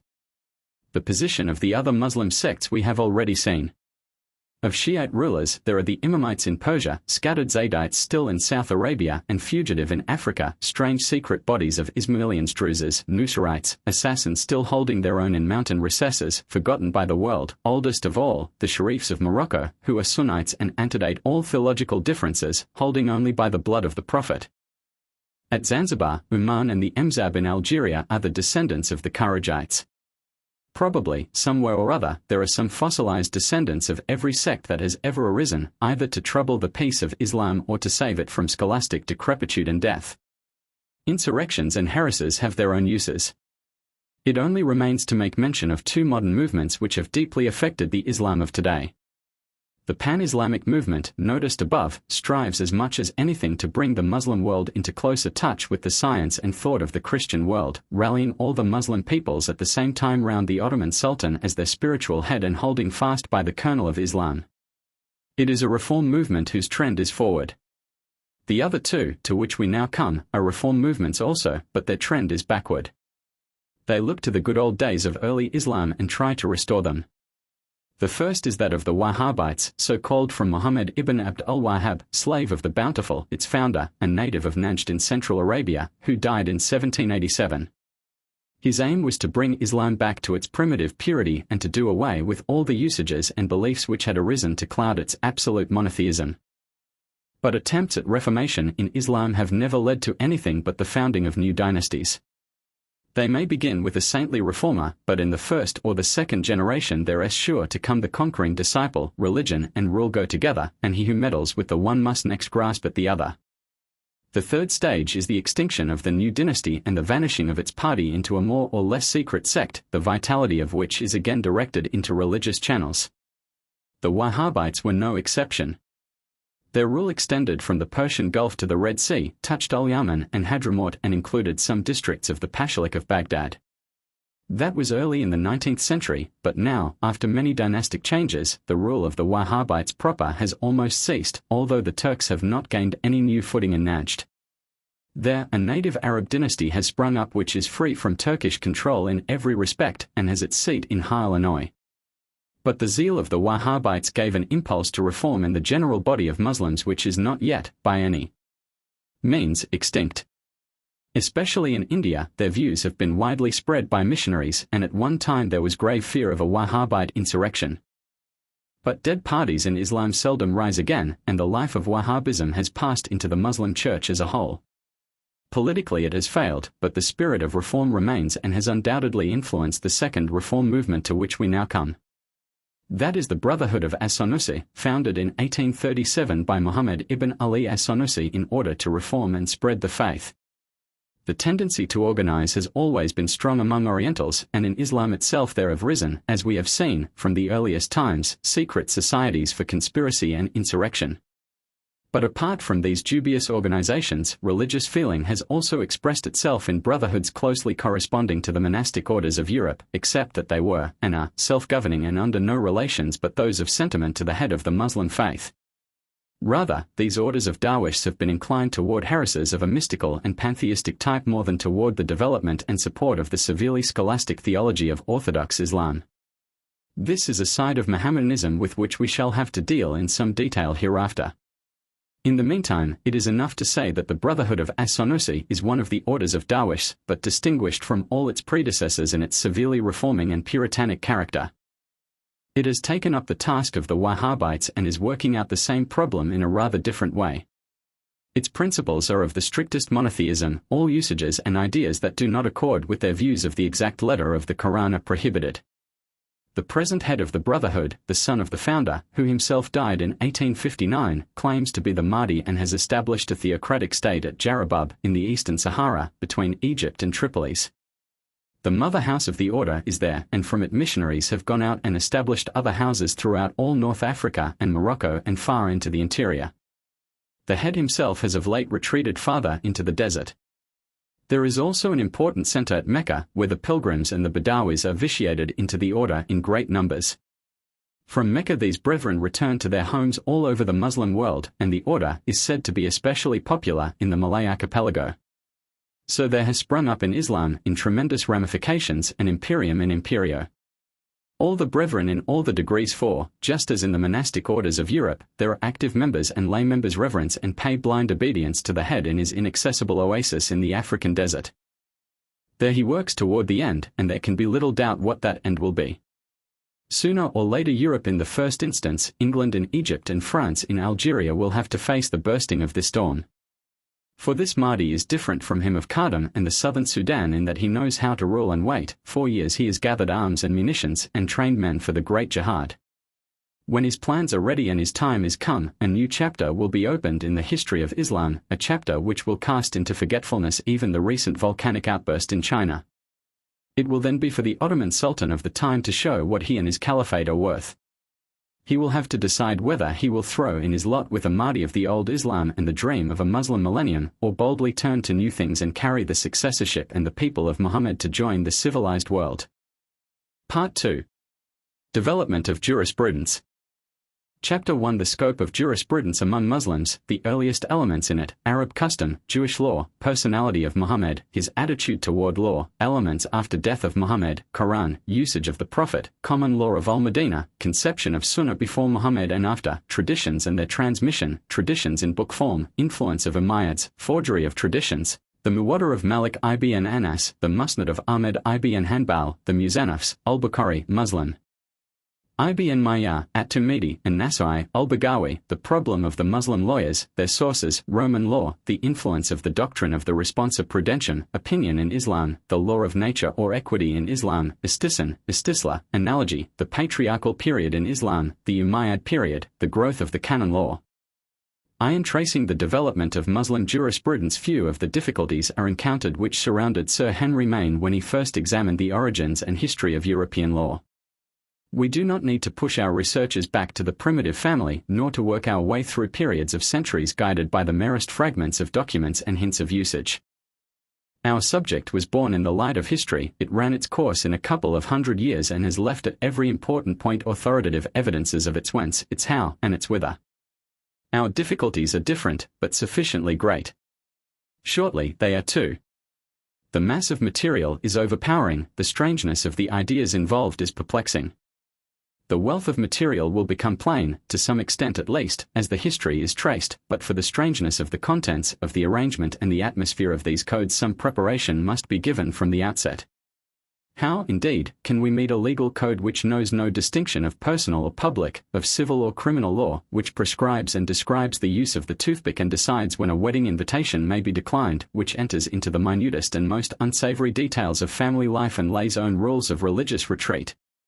Is it by some subtle connection of thought that the chapter on oaths and vows follows immediately that on horse racing, and a section on the building line on a street is inserted in a chapter on bankruptcy and composition? One thing, at least, is abundantly clear. Muslim law, in the most absolute sense, fits the old definition, and is the science of all things, human and divine. It tells what we must render to Caesar and what to God, what to ourselves, and what to our fellows. The bounds of the Platonic definition of rendering to each man his due it utterly shatters. While Muslim theology defines everything that a man shall believe of things in heaven and in earth and beneath the earth, and this is no flat rhetoric, Muslim law prescribes everything that a man shall do to God, to his neighbor, and to himself. It takes all duty for its portion and defines all action in terms of duty. Nothing can escape the narrow meshes of its net. One of the greatest legists of Islam never ate a watermelon because he could not find that the usage of the Prophet had laid down and sanctioned a canonical method of doing so. It will, therefore, be well for the student to work through the sketch of a code of Muslim law which is inserted in Appendix I.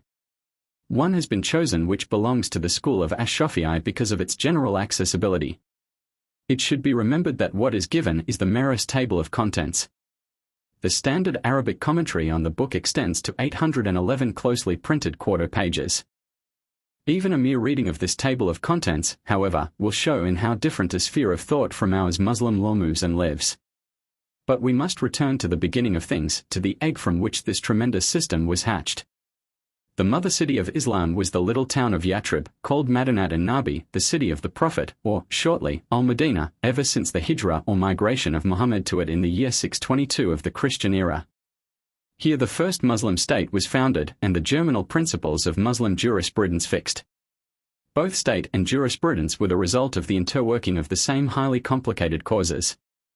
The ferments in the case may be classified and described as follows. First, in the town itself before the appearance of Muhammad on its little stage, little, but so momentous for the future, there were two parties, often at war, oftener at peace. There was a genuine Arab element and there was a large settlement of Jews. To the Arabs any conception of law was utterly foreign. An Arab tribe has no constitution, its system is one of individualism, the single man is a sovereign and no writ can lie against him, the tribe can cast him forth from its midst, it cannot otherwise coerce him. So stands the case now in the desert, and so it was then. Some slight hold there might be on the tribe through the fear of the tribal god, but on the individual Arab, always a somewhat cynical skeptic, that hold was of the slightest. Further, the avenging of a broken oath was left to the God that had witnessed the oath. If he did not care to right his client, no one else would interfere. There was customary law, undoubtedly, but it was protected by no sanction and enforced by no authority. If both parties chose to invoke it, well, if not, neither had anything o fear but the anger of his opponent.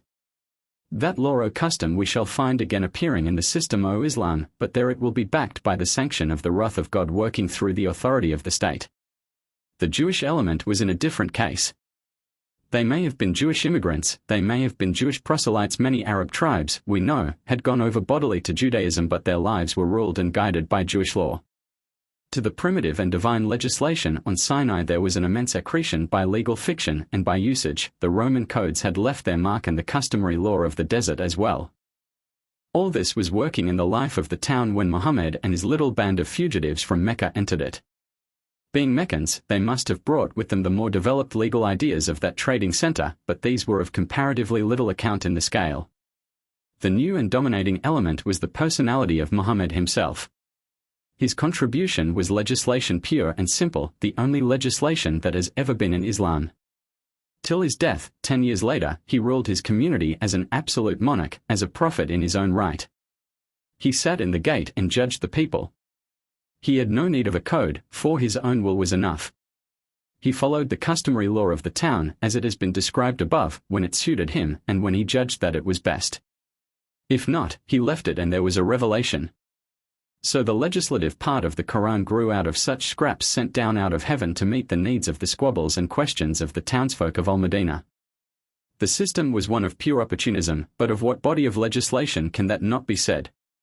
Of course, on the one hand, not all decisions were backed by revelation, and Muhammad seems, on the other, to have made a few attempts to deal systematically with certain standing and constantly recurring problems such, for example, as the conflicting claims of heirs in an estate and the whole complicated question of divorce. But in general, the position holds that Muhammad as a lawyer lived from hand to mouth. He did not draw up any 12 tables or 10 commandments, or code, or digest. He was there and the people could come and ask him questions when they chose, and that was enough. The conception of a rounded and complete system which will meet any case and to which all cases must be adjusted by legal fiction or equity, the conception which we owe to the genius and experience of the Roman lawyers, was foreign to his thought. From time to time he got into difficulties.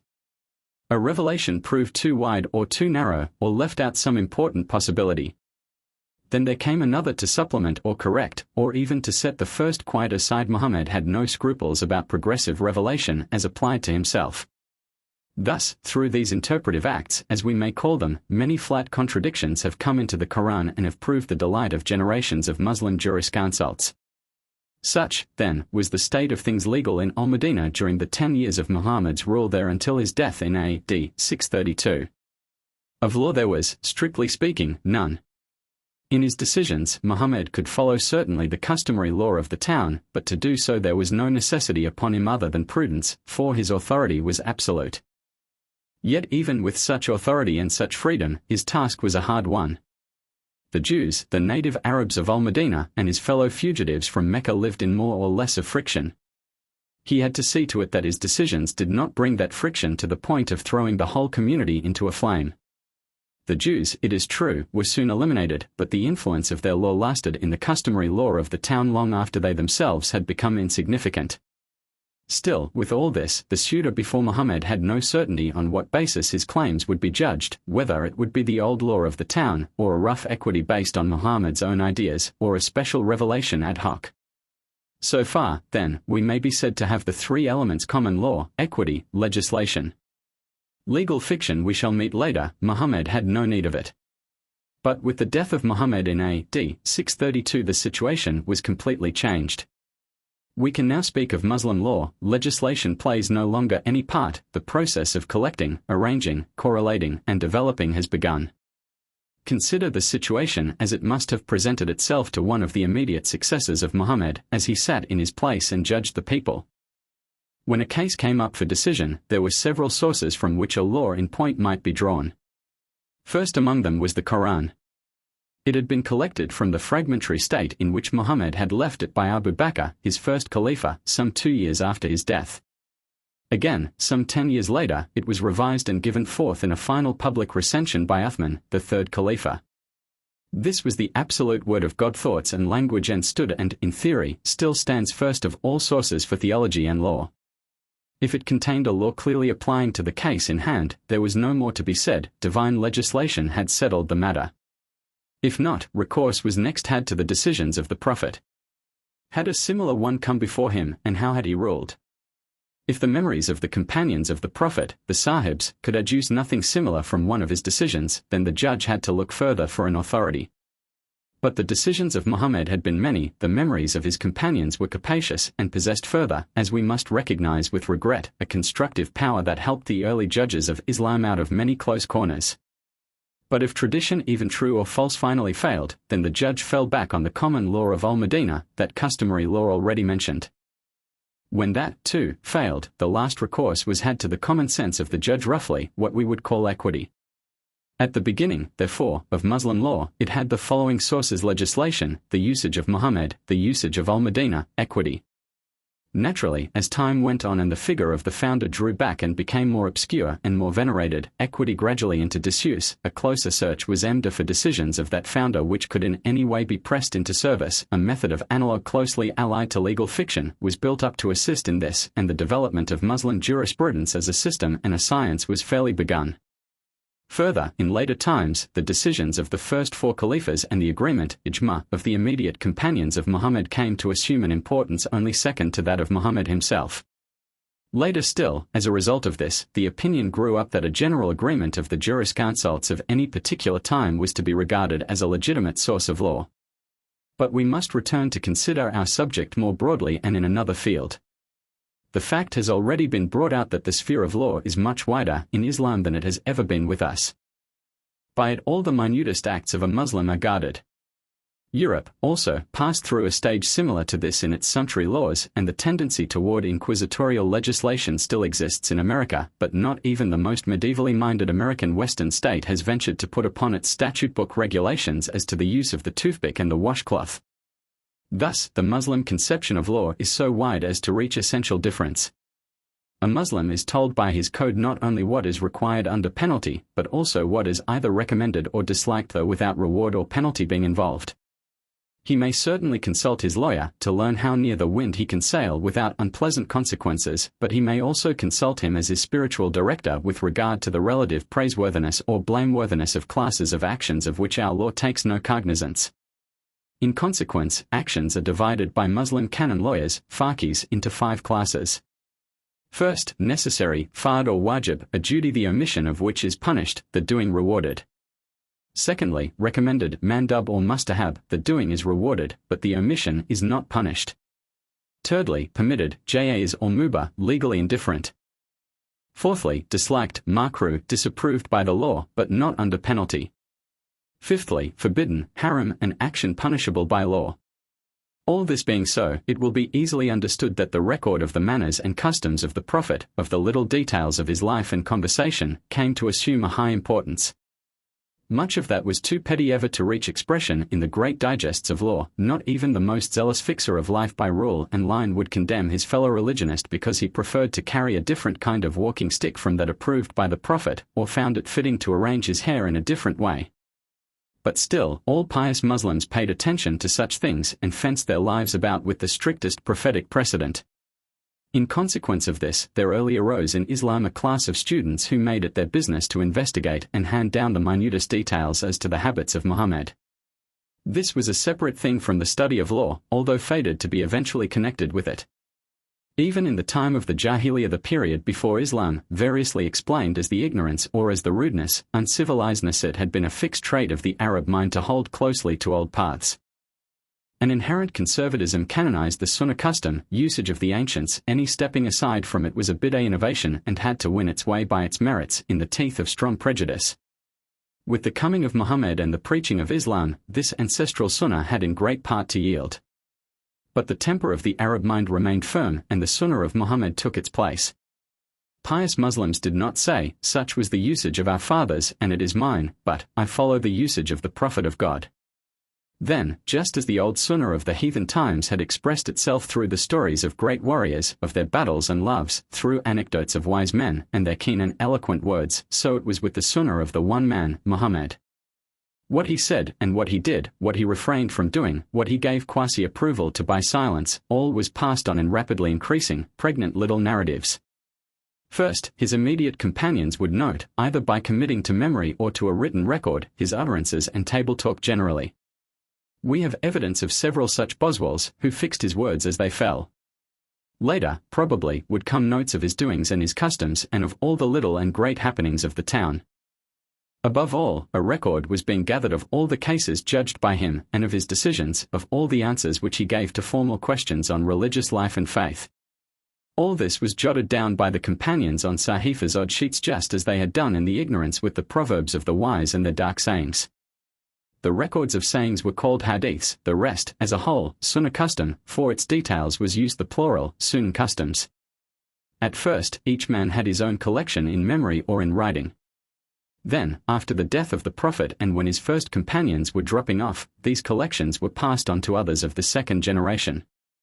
And so the chain ran on, and in time a tradition came to consist formally of two things: the text or matter, men, so handed on, and the succession, isnad, over whose lips it had passed. I said, there narrated to me B, saying, there narrated to me C, saying, so far the isnad, until the last link came, and the man, the Prophet of God said, some of my injunctions abrogate others, or the Jann were created of a smokeless flame, or whatever it might be. What has just been said suggests that it was at first indifferent whether traditions were preserved orally or in writing. That is true of the first generation, but it must be remembered at the same time that the actual passing on was oral, the writing merely aided the memory to hold that which was already learned. But with time, and certainly by the middle of the 2nd century of the Hijra, two opposing tendencies in this respect had developed. Many continued to put their trust in the written word, and even came to pass traditions on without any oral communication. But for others there lay grave dangers in this. One was evidently real. The unhappy character of the Arabic script, especially when written without diacritical points, often made it hard, if not practically impossible, to understand such short, contextless texts as the traditions. A guide was necessary to show how the word should be read, and how understood. At the present time a European scholar will sometimes be helpless before even a fully vocalized text, and must take refuge in native commentaries or in that oral tradition, if it still exists and he has access to it, which supplies at least a third of the meaning of an Arabic book. Strengthening this came theological reasons. The words of the Prophet would be profaned if they were in a book. Or, again, they would be too much honored and the Quran itself might be neglected. This last fear has been justified to a certain extent by the event. On these grounds and many more, the writing and transmitting in writing of traditions came to be fiercely opposed, and the opposition continued as a theological exercise long after many books of traditions were in existence and after the oral transmission had become the merest farce and had even frankly dropped out. It is to the formation of these books of traditions, or, as we might say, traditions in literature, that we must now turn. For long, the fragmentary sahifas and private collections made by separate scholars for their own use sufficed. Books dealing with law, fiqh, were written before there were any in that department of literature called hadith. The cause of this is tolerably plain. Law and treatises of law were a necessity for the public and thus were encouraged by the state. The study of traditions, on the other hand, was less essential and of a more personal and private nature.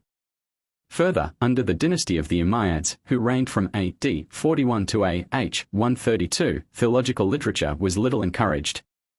They were simple heathen in all but name, and belonged and recognized that they belonged not to Islam but to the Jahiliyyah.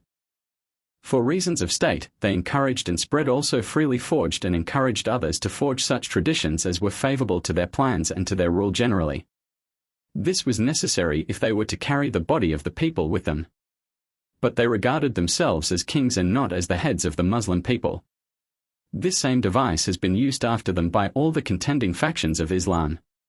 Each party has sought sanction for its views by representing them in traditions from the Prophet, and the thing has gone so far that on almost every disputed point there are absolutely conflicting prophetic utterances in circulation. It has even been held, and with some justification, that the entire body of normative tradition at present in existence was forged for a purpose. With this attitude of the Umayyads we shall have to deal at greater length later. It is sufficient now to note that the first real appearance of hadith in literature was in the Muwatta of Malik ibn Anas, who died in AH 179. Yet even this appearance is not so much of hadith for its own sake, as of usages bearing upon law and of the law that can be drawn from these usages. The book is a corpus is not a corpus traditionum. Its object was not so much to separate from the mass of traditions in circulation those which could be regarded as sound of origin and to unite them in a formal collection, as to build up a system of law based partly on tradition. The previous works dealing with law proper had been of a speculative character, had shown much subjective reliance on their own opinion on the part of the writers, and had drawn little from the sacred usage of the Prophet and quoted few of his traditional sayings. Against that the Book of Malik was a protest and formed a link between such law books pure and the collections of traditions pure with which we now come to deal. To Malik the man, or text, of a tradition had been the only thing of importance. To the isnad, or chain of authority running back to the Prophet, he had paid little attention. He, as we have seen, was a lawyer and gathered traditions not for their own sake but to use them in law. To others, the tradition was the thing, and too much care could not be given to its details and its authenticity. And the care was really called for. With the course of time and the growing demand, the supply of traditions had also grown until there was no doubt in the mind of anyone that an enormous proportion were simple forgeries. To weed out the sound ones, attention had to be given to the isnad, the names upon it had to be examined, the fact of there having been an intercourse to be determined, the possibility of the case in general to be tested. Thus there were formed real collections of supposedly sound traditions, which were called musnads, because each tradition was musnad propped, supported against the companions from whom it proceeded.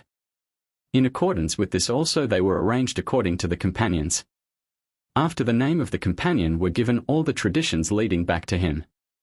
One of the earliest and greatest of these books was the Musnad of Ahmad ibn Hanbal, who died AH 241, of him more hereafter.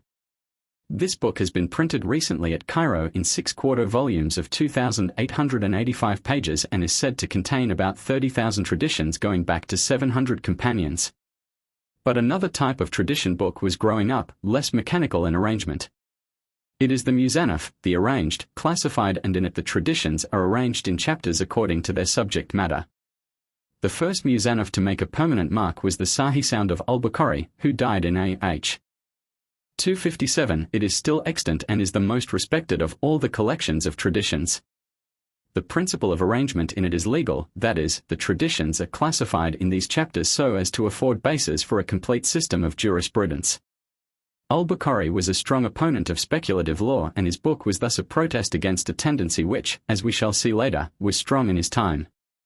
Another point in which al-Bukhari made his influence felt and with greater effect was increased severity in the testing of tractions. He established very strict laws, though of a somewhat mechanical kind, and was most scrupulous in applying them. His book contains about 7,000 traditions, and he chose those, so at least runs the story, out of 600,000 which he found in circulation. The rest were rejected as failing to meet his tests. How far the forgery of traditions had gone may be seen from the example of Ibn Abi Orja, who was executed in AH 155, and who confessed that he had himself put into circulation 4,000 that were false. Another and a similar Sahih is that of Muslim, who died in AH 261. He was not so markedly juristic as al-Bukhari. His object was rather to purify the mass of existing tradition from illegitimate accretions than to construct a basis for a complete law code. He has prefixed a valuable introduction on the science of tradition generally. In some slight details his principle of criticism differed from that of al-Bukhari. These two collections, called the two Sahihs as Sahihan, are technically jamis, i.e. they contain all the different classes of traditions, historical, ethical, dogmatic and legal. They have also come to be, by common agreement, the two most honored authorities in the Muslim world. A believer finds it hard, if not impossible, to reject a tradition that is found in both. But there are 4 other collections which are called Sunan usages and which stand only second to the two Sahihs.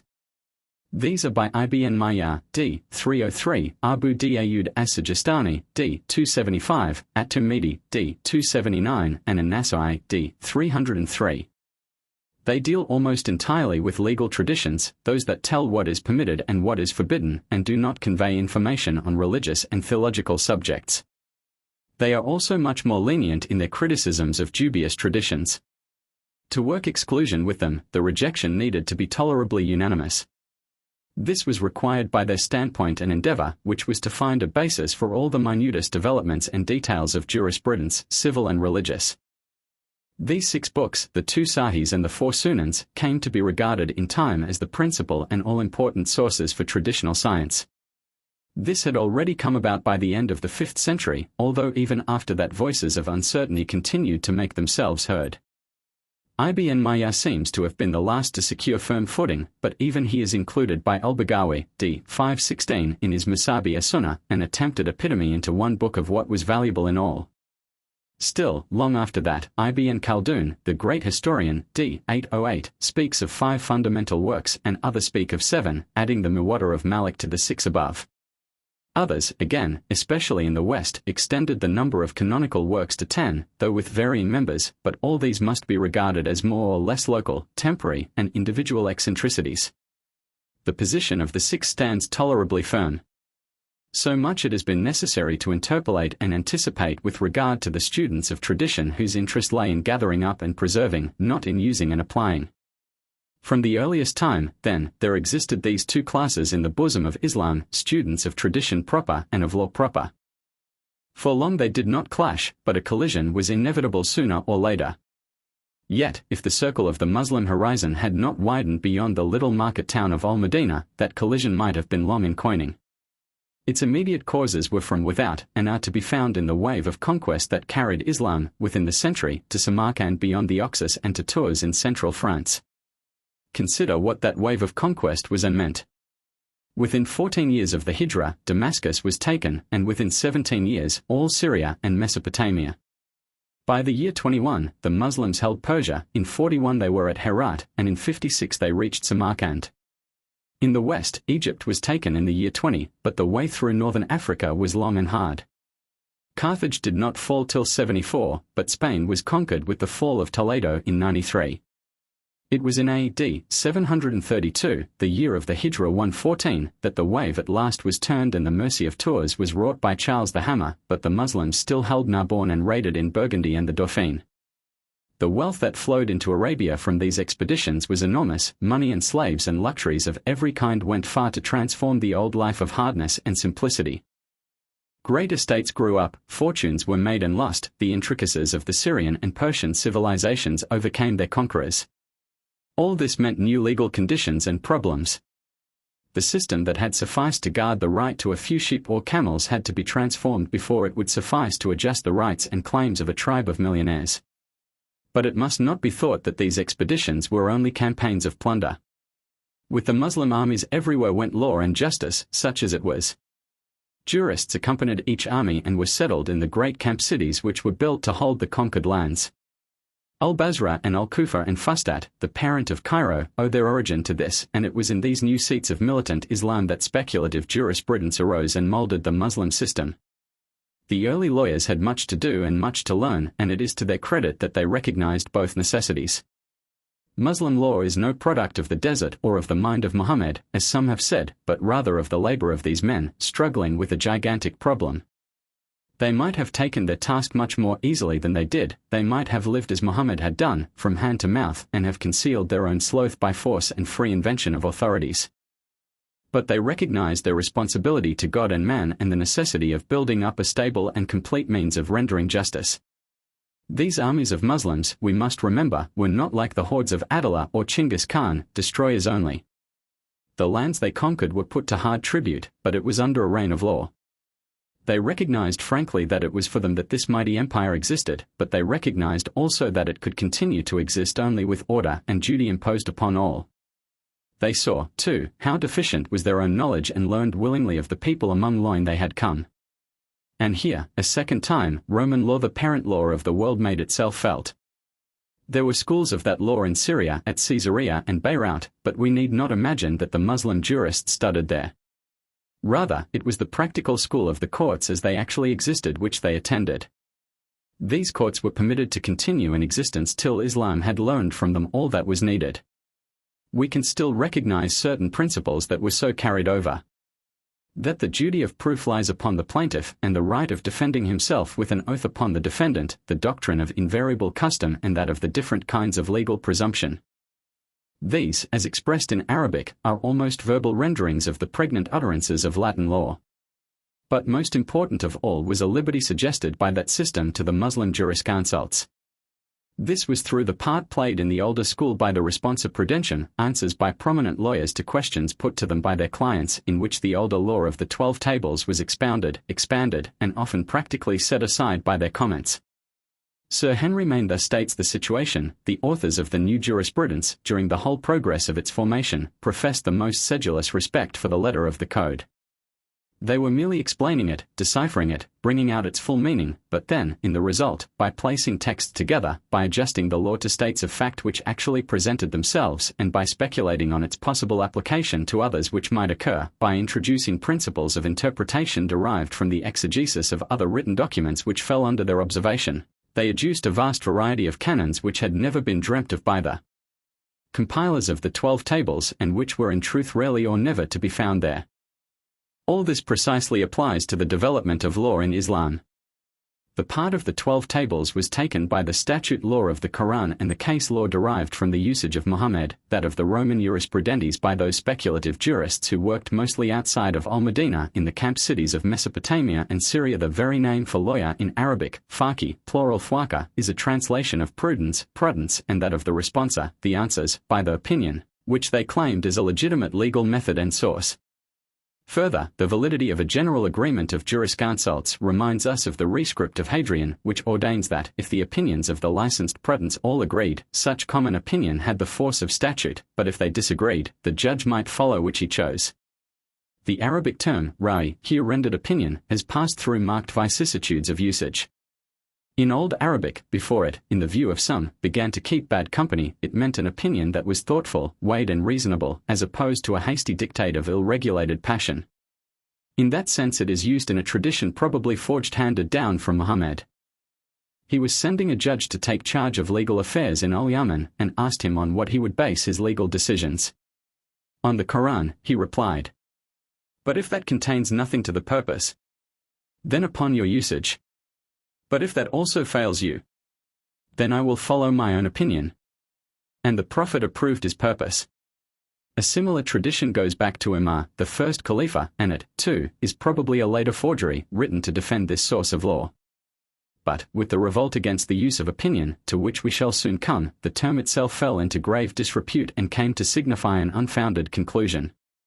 In its extremist development it went beyond a responsa, which professed always to be in exact accord with the letter of the older law, and attained to be equity in the strict sense, that is, the rejection of the letter of the law for a view supposed to be more in accordance with the spirit of justice itself. Thus, equity, in the English sense, is the law administered by the Court of Chancery and claims, in the words again of Sir Henry Maine, to override the older jurisprudence of the country on the strength of an intrinsic ethical superiority. In Roman law, as introduced by the Edict of the Praetor, it was the law of nature, the part of law which natural reason appoints for all mankind. This is represented in Islam under two forms, covered by two technical terms.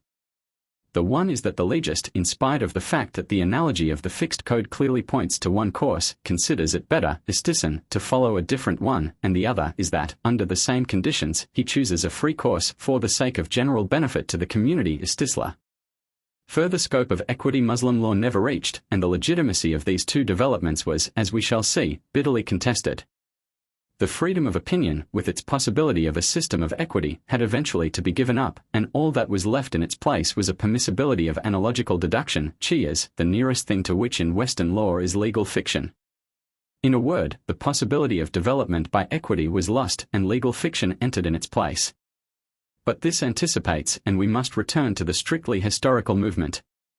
During the first 30 years after the death of Muhammad, the period covered by the reigns of the four theocratic rulers whom Islam still calls the four just or rightly guided Caliphs al-Khulafa ar-Rashidun, the two twin studies of tradition, hadith, and of law, fiqh, were fostered and encouraged by the state. The center of that state was still in Al-Madinah, on ground sacred with the memories of the Prophet, amid the scenes where he had himself been lord and judge, and under the conditions in which his life as ruler had been cast. All the sources, except that of divine revelation, which had been opened to him, were open to his successors, and they made full use of all. Round that mother hearth of Islam was still gathered the great body of the immediate companions of Muhammad, and they formed a deliberative or consulting council to aid the Khalifa in his task. The gathering of tradition and the developing of law were vital functions, they were the basis of the public life of the state. This patriarchal period in Muslim history is the golden age of Islam. It ended with the death of Ali in the year 40 of the Hijrah and the succession of Muawiyah in the following year. For 30 years runs a tradition from the Prophet, "My people will tread in my path, Sunnah, then will come kings and princes." And so it was. Muawiyah was the first of the Umayyad dynasty, and with him and them Islam, in all but the name, was at an end. He and they were Arab kings of the old type that had reigned before Muhammad at Al-Hira and Ghassan, whose will had been their law. The capital of the new kingdom was Damascus. Al-Madinah became a place of refuge, a cave of Adullam, for the old Muslim party. There they might spin theories of state and of law, and lament the good old days. So long as there was no rebellion, the Umayyads cared little for those things or for the men who dreamt them. Once, the Umayyads were driven to capture and sack the holy city, a horror in Islam to this day. After that there was peace, the peace of the accomplished fact. This is the genuinely Arab period in the history of Islam. It is a period full of color and light and life, of love and song, battle and feasting. Thought was free and conduct too. The great theologian of the Greek Church, John of Damascus, held high office at the Umayyad court, and Al-Aqdal, a Christian at least in name, was their poet laureate. It is true that the stated services of religion were kept up, and on every Friday the Khalifa had to entertain the people by a display of eloquence and wit in the weekly sermon. But the old world was dead, and the days of its unity would never come again. So all knew, except the irreconcilable party, the last of the true Muslims who still haunted the sacred soil of Al-Madinah and labored in the old paths. They gathered the traditions of the Prophet, they regulated their lives more and more strictly by his usage, they gave ghostly counsel to the pious who sought their help, they labored to build up elaborate systems of law. But it was all elaboration and hypothetical purely. There was in it no vitalizing force from practical life. From this time on, Muslim law has been more or less in the position held by the canon law of the Roman Church in a country that will not recognize it yet dares not utterly reject it.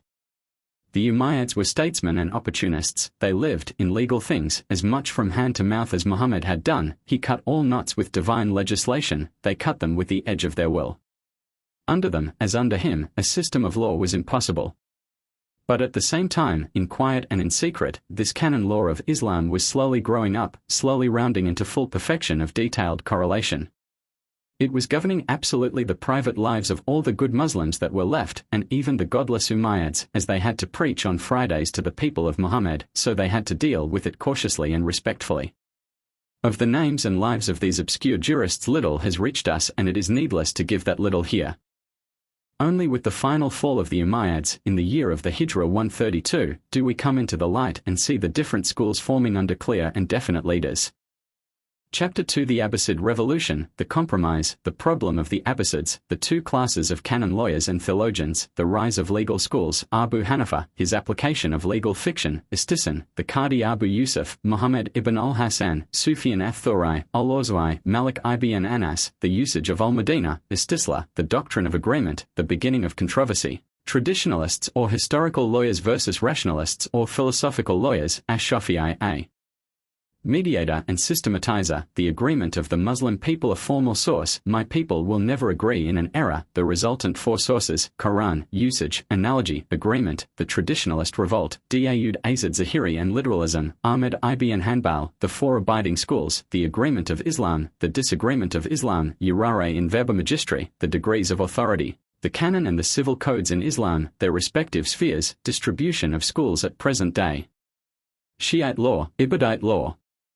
That great revolution which brought the Abbasid dynasty to power seemed at first to the pious theologians and lawyers to be a return of the old days.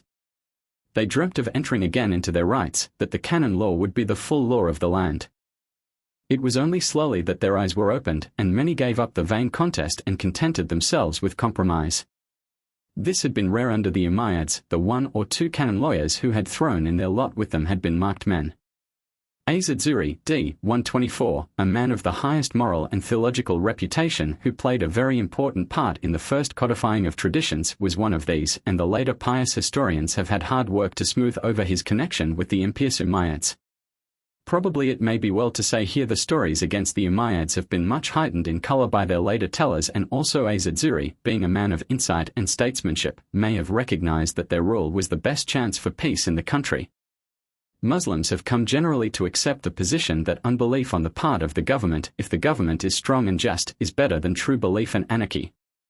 This has found expression, as all such things do, in traditions put in the mouth of the Prophet. But while only a few canonists had taken the part of the Umayyads, far more accepted the favors of the Abbasids, took office under them and worked in their cause. The Abbasids, too, had need of such men. It was practically the religious sentiment of the people that had overthrown the Umayyads and raised them to power, and that religious sentiment, though it could never be fully satisfied, must yet be respected and, more important still, used. There is a striking parallel between the situation then and that of Scotland at the Revolution settlement of 1688. The power of the Stuarts, that is, of the worldly Umayyads, had been overthrown. The oppressed Church of the Covenant, that is, the old Muslim party, had been freed. The state was to be settled upon a new basis. What was that basis to be? The Covenanting party demanded the recognition of the headship of Christ, that the Kirk should rule the state, or should be the state, and that all other religious views should be put under penalty. The old Muslim party looked for similar things. That religious life should be purified, that the canon law should be again the law of the state, that the constitution of Ummah should be restored.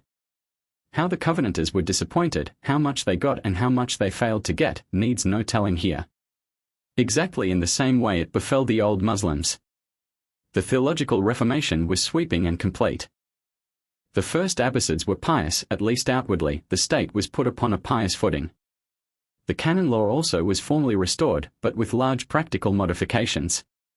Canon lawyers were received into the service of the state, provided they were adaptable enough.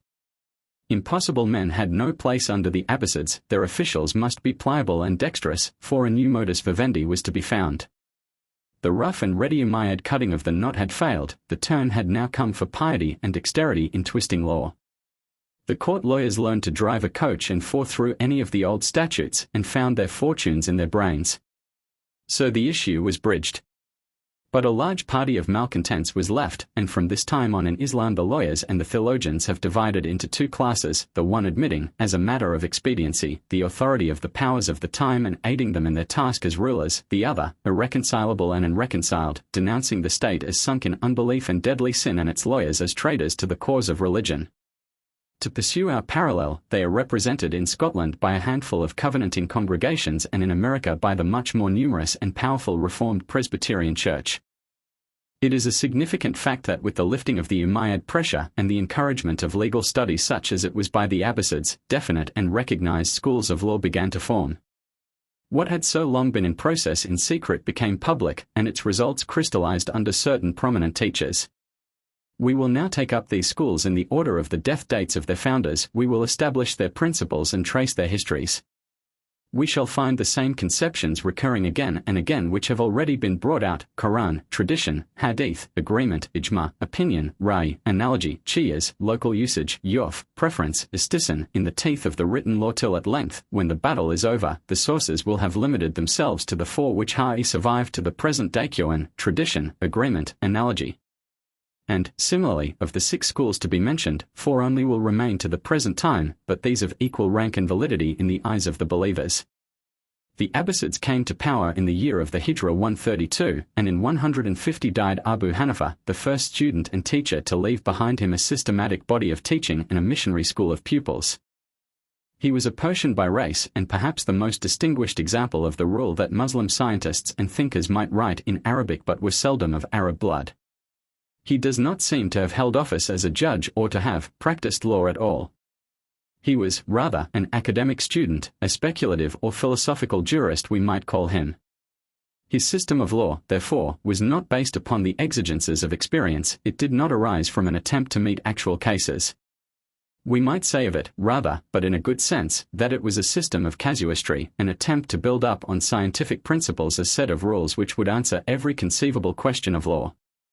In the hands of some of his pupils, when applied to actual facts, it tended to develop into casuistry in a bad sense, but no charge of perverting justice for his own advantage seems to have been brought against Abu Hanifa himself. His chief instruments in constructing his system were opinion and analogy.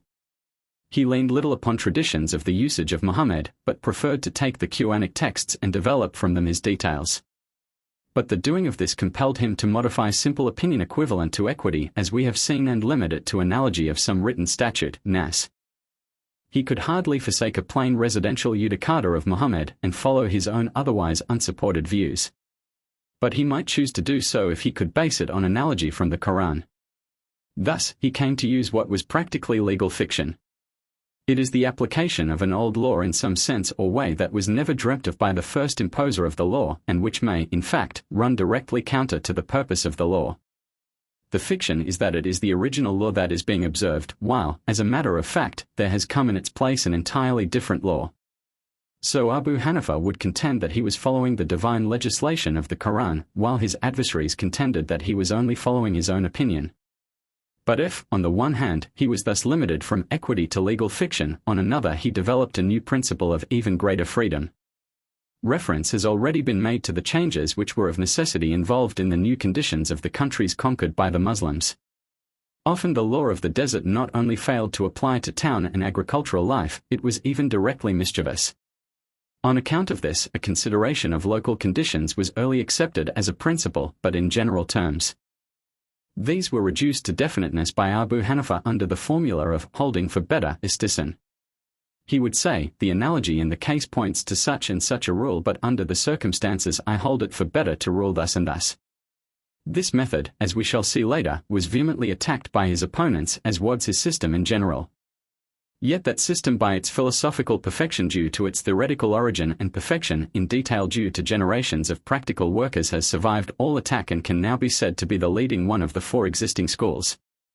No legal writings of Abu Hanifa have reached us, nor does he seem to have, himself, cast his system into a finished code. That was done by his immediate pupils, and especially by two, the Qadi Abu Yusuf, who died in 182, and Muhammad ibn al-Hasan, who died in 189.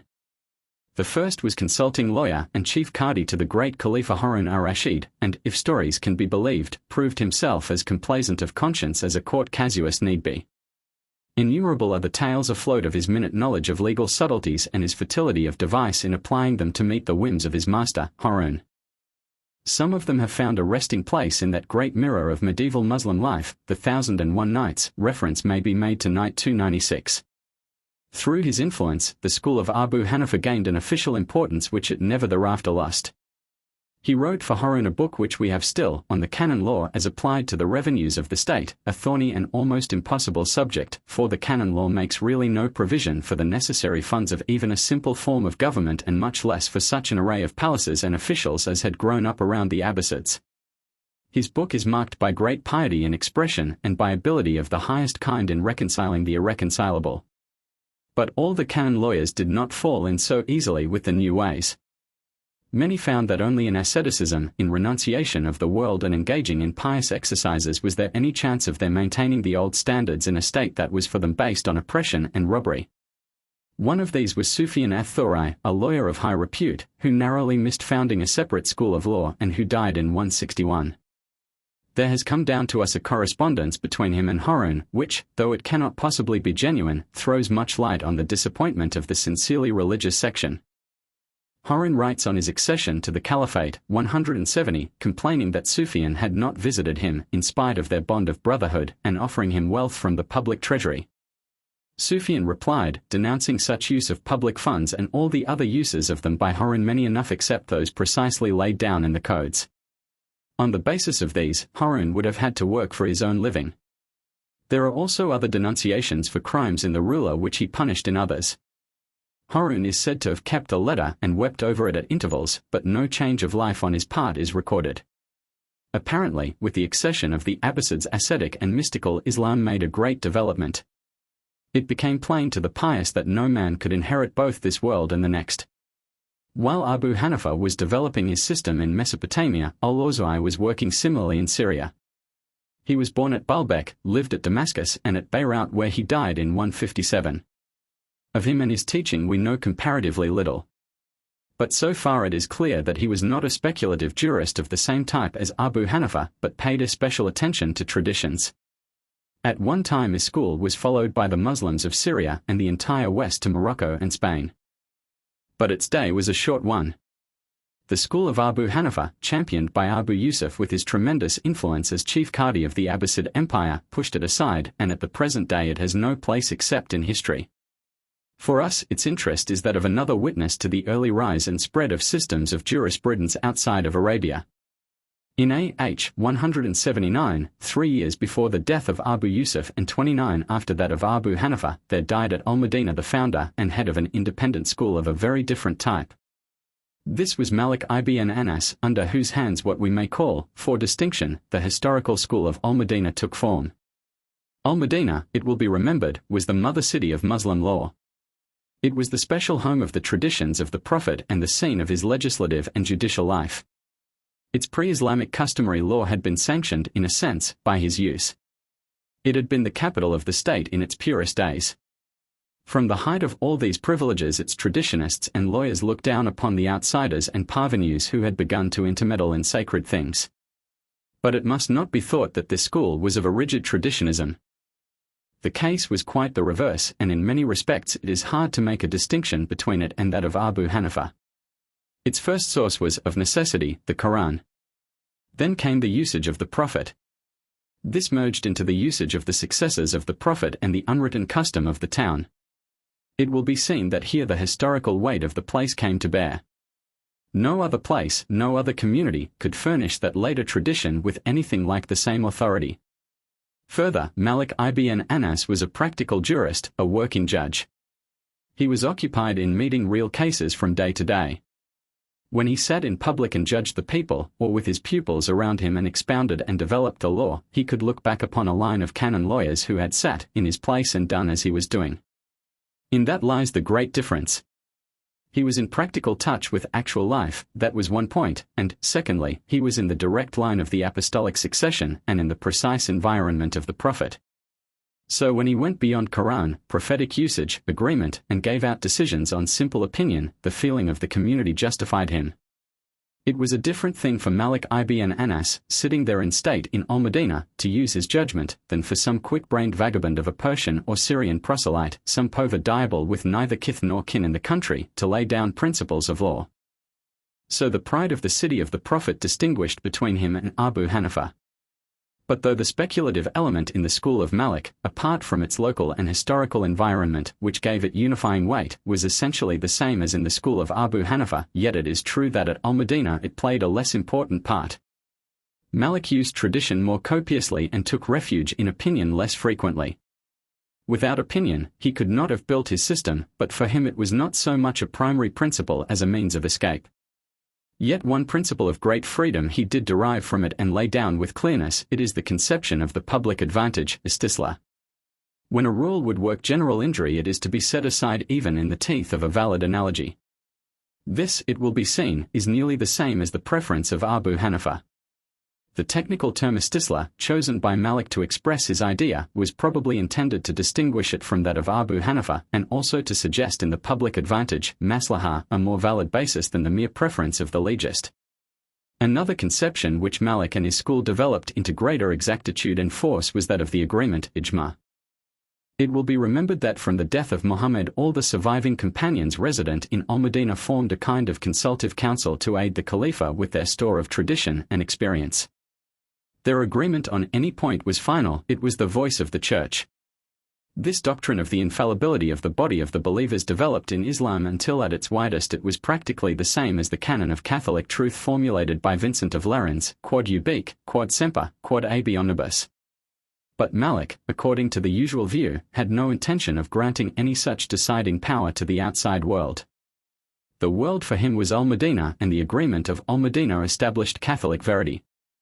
Yet there are narratives which suggest that he approved the agreement and local usage of Al-Medina for Al-Medina because they suited Al-Medina.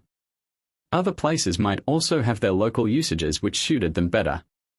In the next school we shall find the principle of agreement put upon a broader basis and granted greater weight. Finally, Malik is the first founder of a system from whom a law book, the Muwatta mentioned above, has come down to us. It is not in the exact sense a manual or code, rather a collection of materials for a code with remarks by the collector. He gives the traditions which seem to him of juristic importance, about 1700 in all, arranged according to subject, and follows up each section, when necessary, with remarks upon the usage of Al-Medina and upon his own view of the matter. When he cannot find either tradition or usage, he evidently feels himself of sufficient authority to follow his own opinion and lay down on that basis a binding rule. This, however, as we have seen, is very different from allowing other people, outsiders to Al-Medina, to do the same thing. The school founded by Malik ibn Anas on these principles is one of the surviving four. As that of Abu Hanifa spread eastward, so that of Malik spread westward, and for a time crushed out all others. The firm grip which it has especially gained in western North Africa may be due to the influence of the Idrisids, whose founder had to flee from Al-Medina when Malik was in the height of his reputation there, and also to hatred of the Abbasids who championed the school of Abu Hanifa. But now we pass from simple development to development through conflict. Open conflict, so far as there had been any, had covered points of detail, for example, the kind of opinion professed by Abu Hanifa on the one hand and by Malik on the other. One of the chiefest of the pupils of Abu Hanifa, the Muhammad ibn al-Hasan already mentioned, spent 3 years in study with Malik at Al-Medina and found no difficulty in thus combining his schools. The conflict of the future was to be different and to touch the very basis of things. The muttering of the coming storm had been heard for long, but it was now to burst. Exact dates we cannot give, but the reaction must have been progressing in the latter part of the life of Malik ibn Anas. The distinction drawn above between traditionists and lawyers will be remembered, and the promise of future collision which always has come between historical or empirical and speculative or philosophical students of systems of jurisprudence. The one side points to the absurdities, crudities, and inadequacies of a system based upon tradition and developing by usage, the other says that we are not wise enough to rewrite the laws of our ancestors. These urge a necessity, those retort an inability. Add to this a belief on the part of the traditionists that they were defending a divine institution, and the situation is complete as it now lay in Islam. The extreme right said that law should be based on Quran and tradition only, the extreme left, that it was better to leave untrustworthy and obscure traditions and work out a system of rules by logic and the necessities of the case. To and fro between these two extremes swayed the conflict to which we now come. In that conflict 3 names stand out: Ash-Shafi'i, who died in 204, Ahmad ibn Hanbal, who died in 241, and Daud az-Zahiri, who died in 270. Strangely enough, the first of these, Ash-Shafi'i, struck the mediating note, and the other 2 diverged further and further from the via media, thus shown toward a blank traditionism. Ash-Shafi'i is without question one of the greatest figures in the history of law. Perhaps he had not the originality and keenness of Abu Hanifa, but he had a balance of mind and temper, a clear vision and full grasp of means and ends that enabled him to say what proved to be the last word in the matter. After him came attempts to tear down, but they failed. The fabric of the Muslim canon law stood firm. There is a tradition from the Prophet that he promised that with the end of every century would come a restorer of the faith of his people. At the end of the 1st century was the pious Khalifa, Umar ibn Abd al-Aziz, who by some accident strayed in among the Umayyads. At the end of the 2nd came Ash-Shafi'i. His work was to mediate and systematize and bore especially on the sources from which rules of law might be drawn. His position on the positive side may be stated as one of great reverence for tradition. If you ever find a tradition from the Prophet saying one thing, he is reported to have said, and a decision from me saying another thing, follow the tradition. And absolutely authentic according to Muslim rules of evidence and clear tradition from the Prophet he regarded as of equally divine authority with a passage in the Quran. Both were inspired utterances, if slightly different in form. The Quran was verbally inspired, such traditions were inspired as to their content. And if such a tradition contradicted a Quranic passage and came after it in time, then the written law of the Quran was abrogated by the oral law of the tradition. But this involved grave difficulties. The speculative jurists had defended their position from the beginning by pointing to the many contradictory traditions which were afloat, and asking how the house of tradition could stand when so divided against itself. A means of reconciling traditions had to be found, and to this Ash-Shafi'i gave himself. We need not go over his methods here, they were the same that have always been used in such emergences. The worship of the letter led to the straining of the letter and to explaining away of the letter. But there lay a rock in his course more dangerous than any mere contradiction in differing traditions. Usages had grown up and taken fast hold which were in the teeth of all traditions. These usages were in the individual life, in the constitution of the state, and in the rules and decisions of the law courts. The pious theologian and lawyer might rage against them as he chose, they were there, firmly rooted, immovable. They were not arbitrary changes, but had come about in the process of time through the revolutions of circumstances and varying conditions. Ash-Shafi'i showed his greatness by recognizing the inevitable and providing a remedy. This lay in an extension of the principle of agreement and the erection of it into a formal source. Whatever the community of Islam has agreed upon at any time is of God. We have met this principle before, but never couched in so absolute and Catholic a form. The agreement of the immediate companions of Muhammad had weight with his first successors. The agreement of these first companions and of the first generation after them had determining weight in the early church. The agreement of Al-Madinah had weight with Malik ibn Anas. The agreement of many divines and legists always had weight of a kind. Among lawyers, a principle, to the contrary of which the memory of man ran not, had been determining. But this was wider, and from this time on the unity of Islam was assured. The evident voice of the people of Muhammad was to be the voice of God. Yet this principle, if full of hope and value for the future, involved the canonists of the time in no small difficulties. Was it conceivable that the agreement could override the usage of the Prophet? Evidently not. There must, then, they argued, once have existed some tradition to the same effect as the agreement, although it had now been lost. Some such lost authority must be presupposed. This can remind us of nothing so much as of the theory of the inerrant but lost original of the Scriptures. And it had the fate of that theory. The weight of necessity forced aside any such trifling, and the position was frankly admitted that the agreement of the community was a safer and more certain basis than traditions from the Prophet. Traditions were alleged to that effect. My people will never agree in an error, declared Muhammad, or, at least, the later church made him so declare. But Ash-Shafi'i found that even the addition of agreement to Quran and prophetic usage did not give him basis enough for his system. Opinion he utterly rejected, the preference of Abu Hanifa and the conception of the common welfare of Malik ibn Anas were alike to him. It is true also that both had been practically saved under agreement. But he held fast by analogy, whether based on the Quran or on the usage of the Prophet. It was an essential instrument for his purpose. As was said, the laws of the Quran and of the usage are limited, the possible cases are unlimited, that which is unlimited can never be contained in that which is limited. But in Ash-Shafi'i's use of analogy there is a distinction to be observed. In seeking to establish a parallelism between a case that has arisen and a rule in the Quran or usage which is similar in some points but not precisely parallel, are we to look to external points of resemblance, or may we go further and seek to determine the reason illah lying behind the rule and from that draw our analogy? The point seems simple enough, and the early speculative jurists sought the reason. For that they were promptly attacked by the traditionists. Such a method was an attempt to look into the mysteries of God. They were told, man has no business to inquire after reasons, all he has to do is to obey. The point thus raised was fought over for centuries, and schools are classified according to their attitude toward it. The position of Ash-Shafi'i seems to have been that the reason for a command was to be considered in drawing an analogy, but that there must be some clear guide in the text itself, pointing to the reason.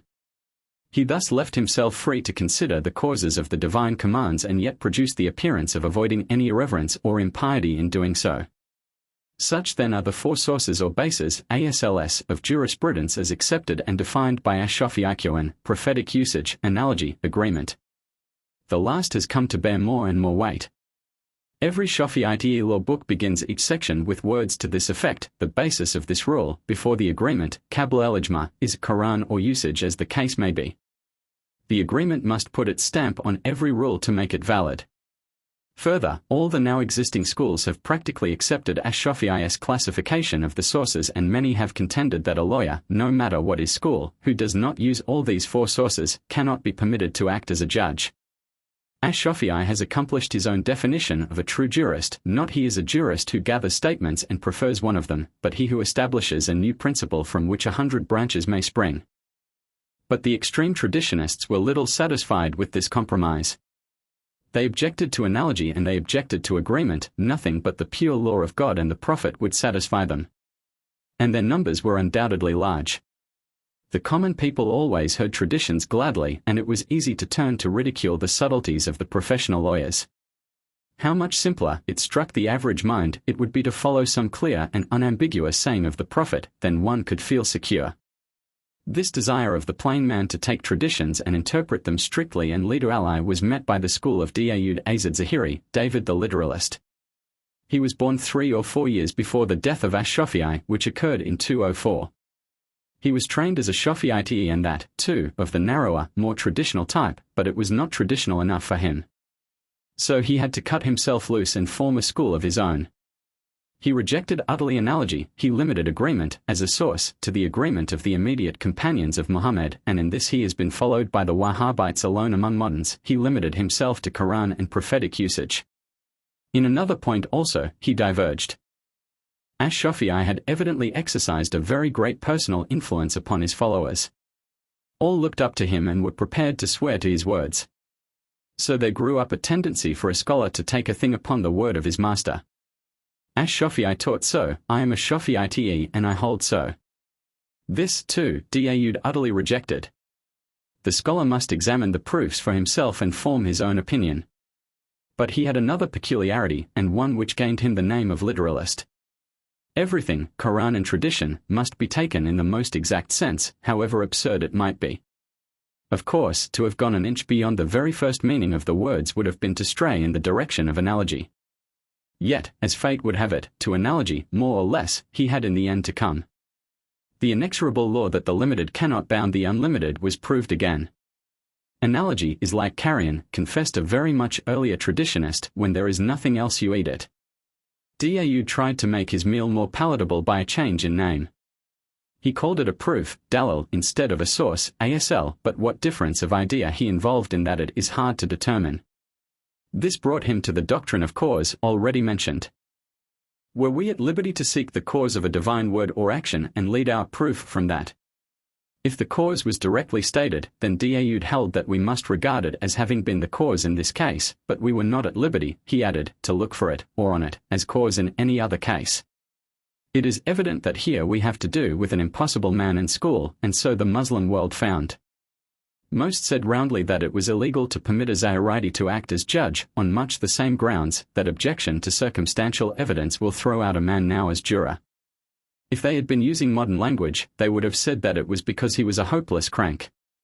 Yet the Zahirite school lasted for centuries and drew long consequences, historical and theological, for which there is no space here.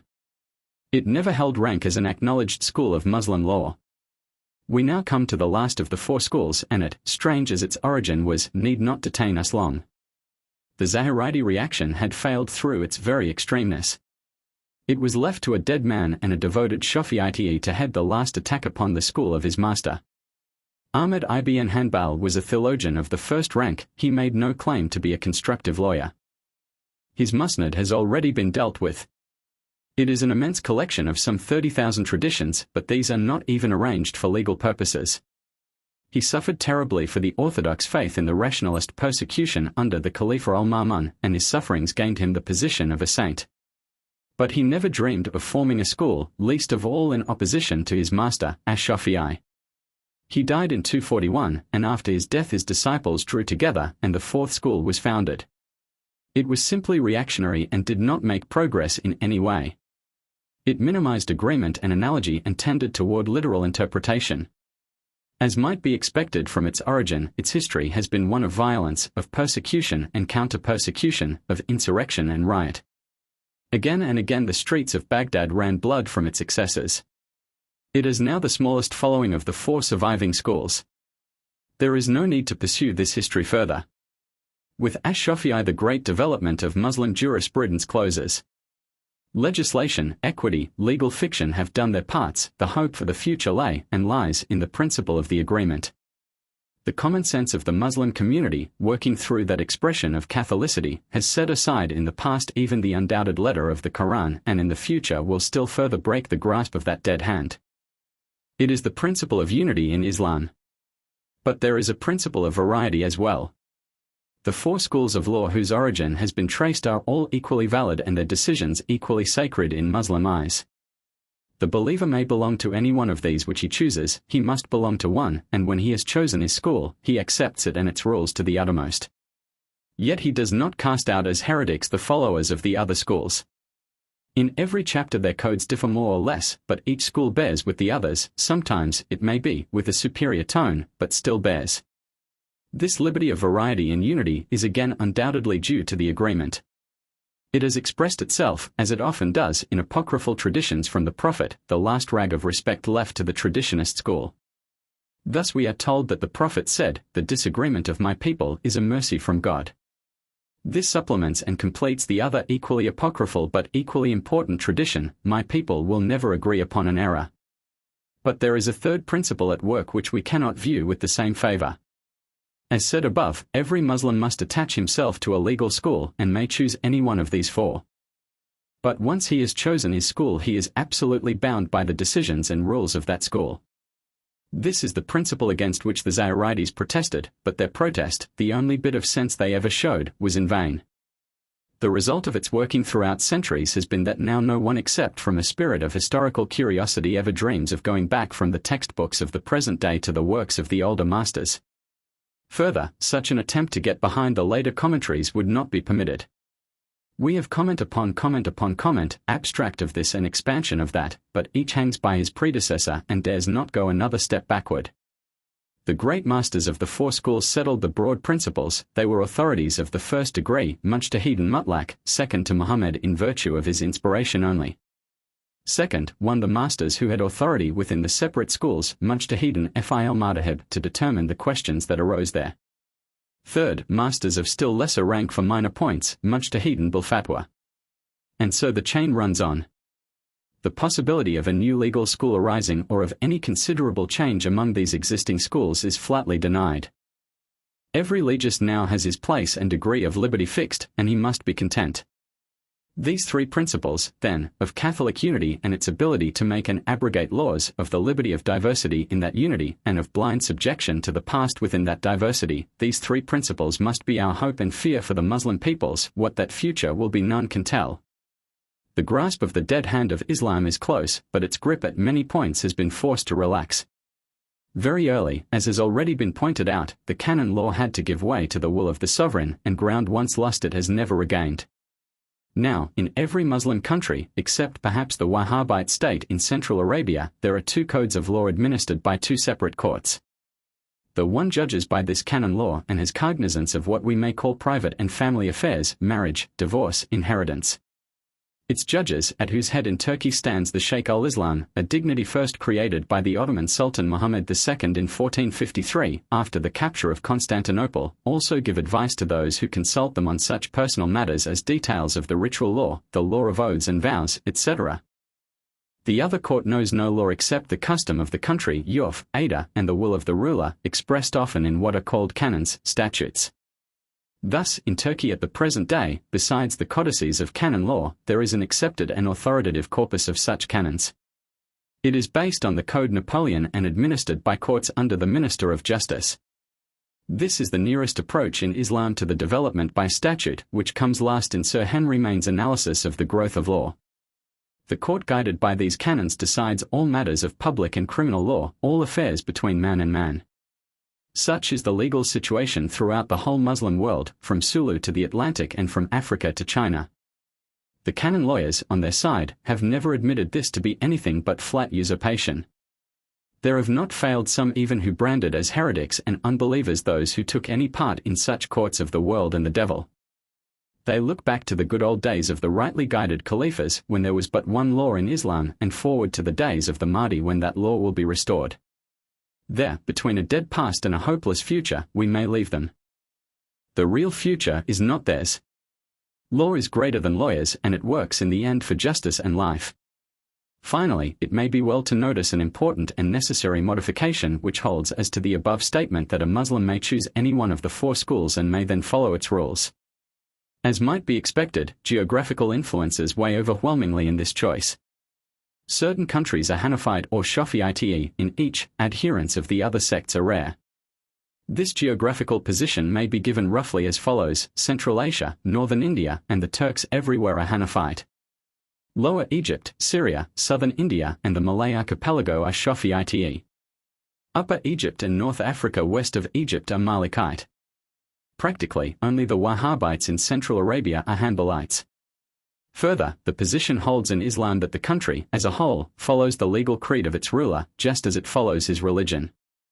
It is not only quis regio ius religio, but quis religio ius lex. Again and again, a revolution in the state has driven one legal school from power and installed another. Yet the situation occurs sometimes that a sovereign finds his people divided into 2 parties, each following a different rite, and he then recognizes both by appointing qadis belonging to both and enforcing the decisions of these qadis. Thus, at Zanzibar, at present, there are 8 Ibadite judges and 2 Shafi'ite, all appointed by the Sultan and backed by his authority. On the other hand, the Turkish government, ever since it felt itself strong enough, has thrown the full weight of its influence on the Hanafite side. In almost all countries under its rule it appoints Hanafite judges only. Valid legal decisions can be pronounced only according to that right. The private needs of non-Hanafites are met by the appointment of salaried muftis, givers of fatwas, or legal opinions of the other rights. In the above sketch there have been of necessity 2 considerable omissions. The one is of Shiite and the other of Ibadite law. Neither seems of sufficient importance to call for separate treatment. The legal system of the Shiites is derived from that of the so-called Sunnites and differs in details only. We have seen already that the Shiites still have mujtahids who are not bound to the words of a master but can give decisions on their own responsibility. These seem to have in their hands the teaching power which strictly belongs only to the hidden imam. They thus represent the principle of authority which is the governing conception of the Shia. The Sunnites, on the other hand, have reached the point of recognizing that it is the people of Muhammad as a whole which rules through its agreement. In another point, the Shiite conception of authority affects their legal system. They utterly reject the idea of coordinate schools of law, to the doctrine of the varying, ikhtilaf, as it is called, and the liberty of diversity which lies in it. They oppose the authority of the imam. There can be only one truth and there can be no trifling with it even in details. Among the Shiites of the Zaydite sect this was affected also by their philosophical studies and a philosophical doctrine of the unity of truth, but to the Imamites it is an authoritative necessity and not one of thought. Thus on 2 important points the Shiites lack the possibility of freedom and development which is to be found with the Sunnites. Of the jurisprudence of the Ibadites we know comparatively little. A full examination of Ibadite fiqh would be of the highest interest, as the separation of its line of descent goes far back behind the formation of any of the orthodox systems, and it must have been codified to a greater or less extent by Abd Allah ibn Ibad himself. Its basis appears to be threefold: Quran, prophetic usage, agreement, naturally that of the Ibadite community. There is no mention of analogy, and traditions seem to have been used sparingly and critically. Quran bore the principal emphasis. See above, for the Ibadite position on the form of the state and on the nature of its headship. Part 3. Theology. Chapter 1. The 3 principles in the development: first, religious questionings, Murjites, Kharijites, Qadarites, influence of Christianity, the Umayyads and Abbasids, the Mutazilites, the qualities of God, the vision of God, the creation of the Quran. Before entering upon a consideration of the development of the theology of Islam, it will be well to mark clearly the 3 principles which run continuously through that development, which conditioned it for evil and for good, and which are still working in it. In dealing with jurisprudence and with the theory of the state, we have already seen abundantly how false is the current idea that Islam has ceased to grow and has no hope of future development. The organism of Islam, like every other organism, has periods of rest when it appears to have reached a cul-de-sac and to have outlived its life. But after these periods come others of renewed quickening, and its vital energy pours itself forth again alter et idem. In the state, we saw how the old realms passed into decrepitude and decay, but new ones rose to take their places. The despotism by the grace of God of formal Islam was tempered by the sacred right of insurrection and revolution, and the people of Muhammad, in spite of kings and princes, asserted, from time to time, its unquenchable vitality. In theology the Spirit breathes through single chosen men more than through the masses, and, in consequence, our treatment of it will take biographical form wherever our knowledge renders that possible. But whether we have men or naked movements, the begetters of which are names to us or less, three threads are woven distinctly through the web of Muslim religious thought. There is tradition, NAQL, there is reason, AQL, and there is the unveiling of the mystic, Kashf. They were in the tissue of Muhammad's brain and they have been in his church since he died. Now one would be most prominent, now another, according to the thinker of the time, but all were present to some degree. Tradition in its strictest form lives now only with the Wahhabites and the Brotherhood of As-Sunnah. Reason has become a scholastic handmaid of theology except among the modern Indian Mutazilites, whom Orthodox Islam would no more accept as Muslims than a Trinitarian of the Westminster Confession would give the name of Christian to a Unitarian of the left wing. The inner light of the mystic has assumed many forms, running from plainest pantheism to mere devout ecstasy. But in the Church of Muhammad they are all working still, and the Catholicity of Islam, in spite of zealots, persecutions and counter-persecutions, has attained here, too, as in law, a liberty of variety and unity. Two of the principles we have met already in the students of Hadith and of speculative law. The Hanbalites maintained in theology their devotion to tradition. They fought for centuries all independent thinking which sought to rise above what the fathers had told. They fought even scholastic theology of the strictest type and would be content with nothing but the rehearsal of the old dogmas in the old forms. They fought, too, the mystical life in all its phases. On the other hand, Abu Hanifa was tinged with rationalism and speculation in theology as in law, and his followers have walked in his path. Even the mystical light has been touched in our view of the theory of the state. It has flourished most among the Shiites, who are driven to seek and to find an inner meaning under the plain word of the Quran, and whose devotion to Ali and his house and to their divine mission has kept alive the thought of a continuous speaking of God to mankind and of an exalting of mankind into the presence of God. It is for the student, then, to watch and hold fast these three guiding threads. The development of Muslim theology, like that of jurisprudence, could not begin till after the death of Muhammad. So long as he lived and received infallible revelations in solution of all questions of faith or usage that might come up, it is obvious that no system of theology could be formed or even thought of. Traditions, too, which have reached us, even show him setting his face against all discussions of dogma and repeating again and again, in answer to metaphysical and theological questions, the crude anthropomorphisms of the Quran. But these questions and answers are probably forgeries of the later traditional school, shadows of future warfare thrown back upon the screen of the patriarchal age. Again, in the first 20 or 30 years after Muhammad's death, the Muslims were too much occupied with the propagation of their faith to think what that faith exactly was. Thus, it seems that the questioning spirit in this direction was aroused comparatively late and remained for some time on what might be called a private basis. Individual men had their individual views, but sects did not quickly arise, and when they did were vague and hard to define in their positions. It may be said, broadly, that everything which has reached us about the early Muslim heresies is uncertain, confused and unsatisfactory. Names, slates, influences and doctrines are all seen through a haze, and nothing more than an approximation to an outline can be attempted. Vague stories are handed down of the early questionings and disputings of certain al-Alawa, people of wandering desires, a name singularly descriptive of the always flighty and skeptical Arabs, of how they compared scripture with scripture and got up theological debates, splitting points and defining issues, to great scandal and troubling of spirit among the simple-minded pious. These were not yet heretics, they were the first investigators and systematizers. Yet two sects loom up through the mist, and their existence can be tolerably conditioned through the historical facts and philosophical necessities of the time. The one is that of the Murji'ites and the other of the Qadarites.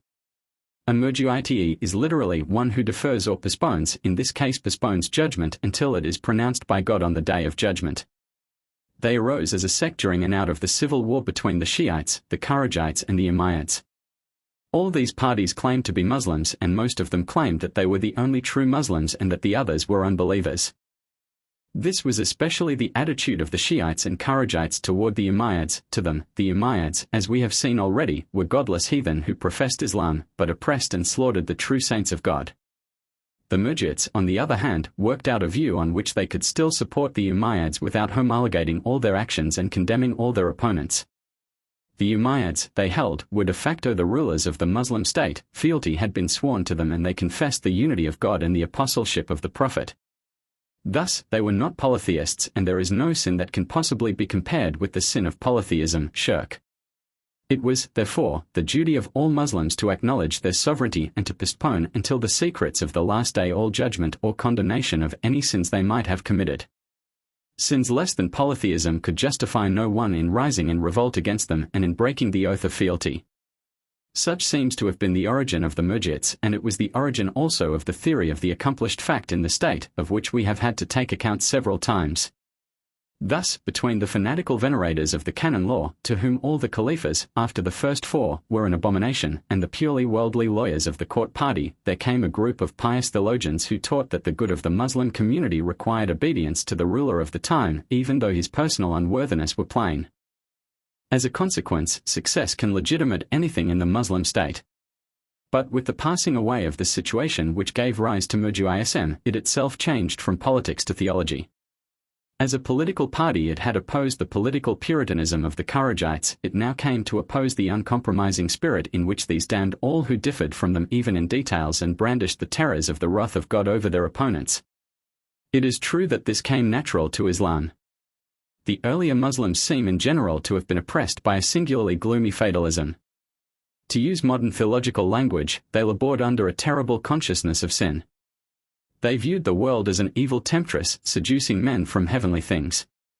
Their lives were hedged about with sins, great and little, and each deserved the eternal wrath of God. The recollection of their latter, and they kept ever before them, and the terrors that it would bring, for they felt that no amount of faith in God and His Prophet could save them in the judgment to come. The roots of this run far back. Before the time of Muhammad and at his time there were among the Arab tribes, scattered here and there, many men who felt a profound dissatisfaction with heathenism, its doctrines and religious rites. The conception of God and the burden of life pressed heavily upon them. They saw men pass away and descend into the grave, and they asked whither they had gone and what had become of them. The thought of this fleeting, transitory life and of the ocean of darkness and mystery that lies around it drove them away to seek truth in solitude and the deserts. They were called Hanifs. The word is of very doubtful derivation, and Muhammad himself, in the early part of his career, reckoned himself one of them. But we have evidence from heathen Arab poetry that these Hanifs were regarded as much the same as Christian monks, and that the term Hanif was used as a synonym for rahib, monk. And, in truth, the very soul of Islam sprang from these solitary hermits, scattered here and there throughout the desert, consecrating their lives to God, and fleeing from the wrath to come. Even in pre-Islamic Arabic poetry we feel how strong was the impression made on the Arab mind by the gaunt, weird men with their endless watchings and night prayers. Again and again there is allusion to the lamp of the hermit shining through the darkness, and we have pictures of the caravan or of the solitary traveller on the night journey cheered and guided by its glimmer. These Christian hermits and the long-deserted ruins telling of old, forgotten tribes judged and overthrown by God, as the Arabs held and hold that lie throughout the Syrian waste and along the caravan routes, were the two things that most stirred the imagination of Muhammad and went to form his faith. To Muhammad, and to the Semite always, the whole of life was but a long procession from the great deep to the great deep again. Where are the kings and rulers of the earth? Where are the peoples that were mighty in their day? The hand of God smote them and they are not. There is naught real in the world but God. From Him we are, and unto Him we return. There is nothing for man but to fear and worship. The world is deceitful and makes sport of them that trust it. Such is the oversong of all Muslim thought, the faith to which the Semite ever returns in the end. To this the later Murji'ats opposed a doctrine of faith, which was Pauline in its sweep. Faith, they declared, saved, and faith alone. If the sinner believed in God and His Prophet he would not remain in the fire. The Kharijites, on the other hand, held that the sinner who died unrepentant would remain therein eternally, even though he had confessed Islam with his lips. The unrepentant sinner, they considered, could not be a believer in the true sense. This is still the Ibadite position, and from it developed one of the most important controversies of Islam as to the precise nature of faith. Some extreme Murji'ats held that faith, Iman, was a confession in the heart, private intercourse with God, as opposed to Islam, public confession with the lips. Thus, one could be a believer, mu'minat, and outwardly confess Judaism or Christianity. To be a professed Muslim was not necessary. This is like the doctrine of the Imamites, called taqiyya, that it is allowable in time of stress to dissemble one's religious views, and it is worth noticing that Jam ibn Safwan, killed, 131, one of these extreme mujits, was a Persian proselyte in rebellion against the Arab rule, and of the loosest religious conduct.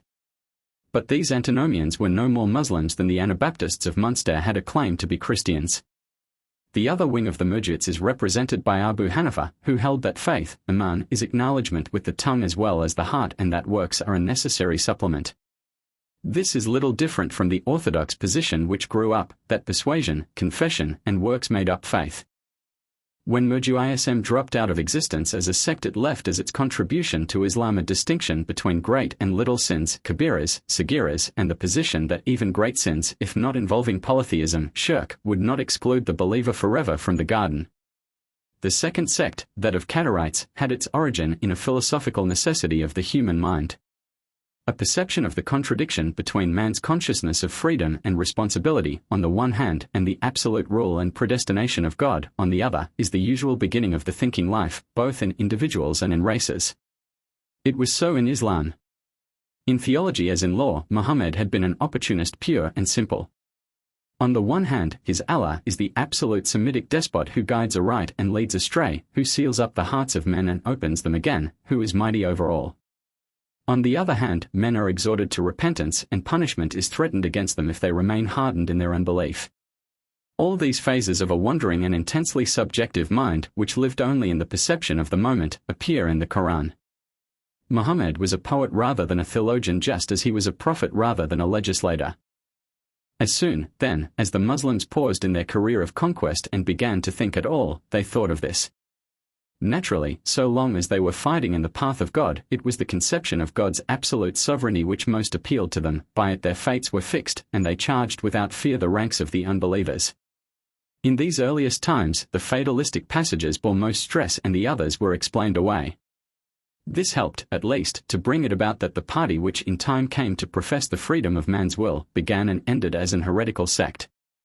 But it only helped, and we must never lose sight of the fact that the eventual victory in Islam of the absolute doctrine of God's eternal decree was the victory of the more fundamental of Muhammad's conflicting conceptions.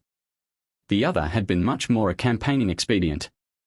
This sect of Kadarites, whose origin we have been conditioning, derived its name from their position that a man possessed qadar, or power, over his actions.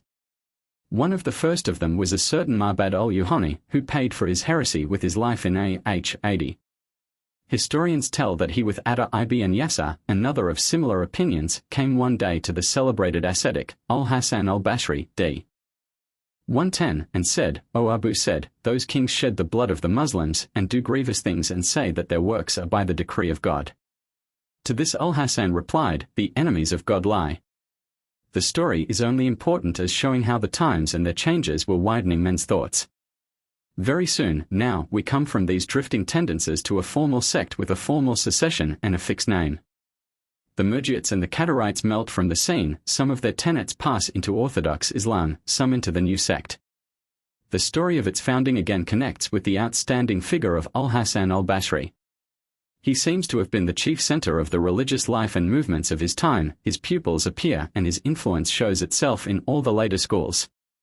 Someone came to him as he sat among his pupils and asked what his view was between the conflicting Murji'ats and Wa'adites, the first holding that the committer of a great sin, if he had faith, was not an unbeliever, was to be accepted as a Muslim and his case left in the hands of God, the other laying more stress upon the threats, Wa'id, in the Book of God and teaching that the committer of a great sin could not be a believer, that he had, ipso facto, abandoned the true faith, must go into the fire and abide there.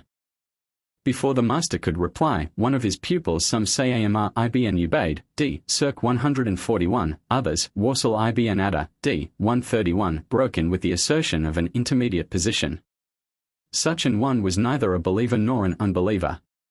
Then he left the circle which sat round the master, went to another part of the mosque and began to develop his view to those who gathered round him. The name believer, mu'minat, he taught, was a term of praise, and an evildoer was not worthy of praise and could not have that name applied to him. But he was not an unbeliever, either, for he assented to the faith. If he, then, died unrepentant, he must abide forever in the fire, for there are only two divisions in the next world, heaven and hell, but his torments would be mitigated on account of his faith.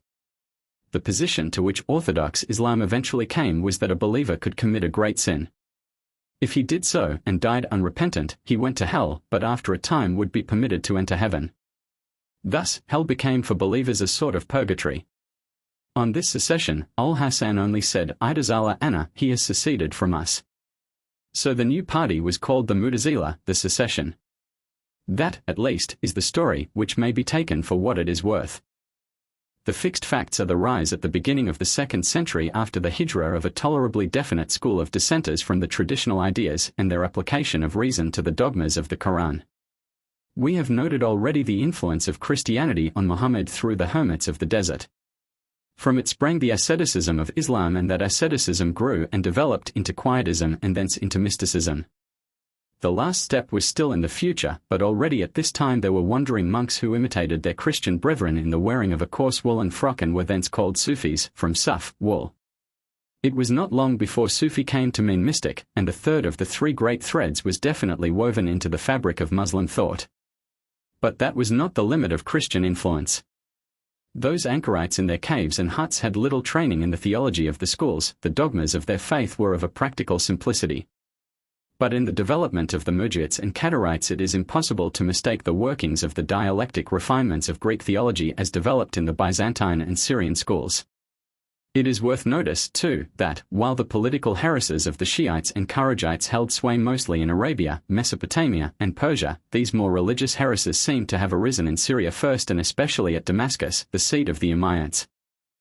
The Umayyad dynasty, we should remember, was in many ways a return to pre-Muslim times and to an easy enjoyment of worldly things. It was a rejection of the yoke of Muhammad in all but form and name. The fear of the wrath of God had small part with the most of them. Sometimes it appeared in the form of an insane rebellion and defiance. Further, as Muslim governments always have done, they sought aid in their task of governing from their non-Muslim subjects. So it came about that Sergius, the father of Johannes Damascenus, was treasurer under them, and that after his death, this John of Damascus himself, the last great doctor of the Greek Church and the man under whose hands its theology assumed final form, became wazir and held that post until he withdrew from the world and turned to the contemplative life. In his writings and in those of his pupil, Theodorus Abukhara, d.A.d. 826, there are polemic treatises on Islam, cast in the form of discussions between Christians and Muslims. These represent, there can be little doubt, a characteristic of the time. The close agreement of Murjiite and Qadarite ideas with those formulated and defended by John of Damascus and by the Greek Church generally can only be so explained. The Murjiite rejection of eternal punishment and emphasis on the goodness of God and his love for his creatures, the Qadarite doctrine of free will and responsibility, are to be explained in the same way as we have already explained the presence of sentences in the Muslim fiqh which seem to be taken bodily from the Roman codes. In this case, also, we are not to think of the Muslim divines as studying the writings of the Greek fathers, but as picking up ideas from them in practical intercourse and controversy. The very form of the tract of John of Damascus is significant. When the Saracen says to you such and such, then you will reply. This, as a whole, is a subject which calls for investigation, but so far it is clear that the influence of Greek theology on Islam can hardly be overestimated. The one outstanding fact of the enormous emphasis laid by both on the doctrine of the nature of God and his attributes is enough. It may even be conjectured that the harsher views developed by Western Muslims, and especially by the theologians of Spain, were due, on the other hand, to Augustinian and Roman influence. It is, to say the least, a curious coincidence that Spanish Islam never took kindly to metaphysical or scholastic theology in the exact sense, but gave almost all its energy to canon law. But there were other influences to come. With the fall of the Umayyads and the rise of the Abbasids, the intellectual center of the empire moved to the basin of the Euphrates and the Tigris. The story of the founding of Baghdad there, in 145, we have already heard. We have seen, too, that the victory of the Abbasids was, in a sense, a conquest of the Arabs by the Persians.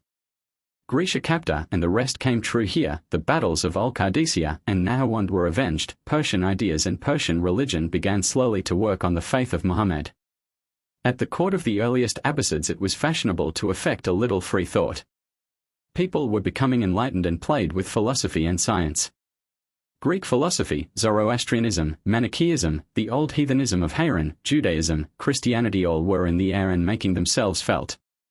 So long as the adherents and teachers of these took them in a purely academic way, were good subjects and made no trouble, the earlier Abbasids encouraged their efforts, gathered in the scientific harvest, paid well for translations, instruments, and investigations, and generally posed as patrons of progress. But a line had to be drawn somewhere, and drawn tightly. The victory of the Abbasids had raised high hopes among the Persian nationalists. They had thought that they were rallying to the overthrow of the Arabs and found, when all was done, that they had got only another Arab dynasty. So revolts had begun to break out afresh, and now, curiously enough, they were of a marked religious character. They were an expression of religious sects, Buddhistic, Zoroastrian, Manichaean, and parties with prophetic leaders of their own. All are swept together by Muslim writers as Zinadics, probably literally, initiates, originally Manichaeans, thereafter, practically non-Muslims concealing their own belief. For when not in open revolt they must needs profess Islam. In 167 we find al-Mahdi, who was also, it is true, much more strict than his father, al-Mansur, appointing a Grand Inquisitor to deal with such heretics. Al-Mansur, however, had contented himself with crushing actual rebellion, and Christian, Jew, Zoroastrian, and heathen of Haran were tolerated so long as they brought to him the fruits of Greek science and philosophy. That they did willingly, and so, through 3 intermediaries, science came to the Arabs. There was a heathen Syrian source with its center at Haran, of which we know comparatively little. There was a Christian Syrian source working from the multitudinous monasteries scattered over the country. There was a Persian source by which natural science, and medicine especially, were passed on. Already in the 5th century A.D., an academy of medicine and philosophy had been founded at Gondishapur in Khuzestan. One of the directors of this institution was summoned in 148 to prescribe for al-Mansur, and from that time on it furnished court physicians to the Abbasids. On these 3 paths, then, Aristotle and Plato, Euclid and Ptolemy, Galen and Hippocrates reached the Muslim peoples. The first 100 years of the Abbasid Caliphate was the golden age of Muslim science, the period of growth and development for the people of Muhammad fairly as a whole.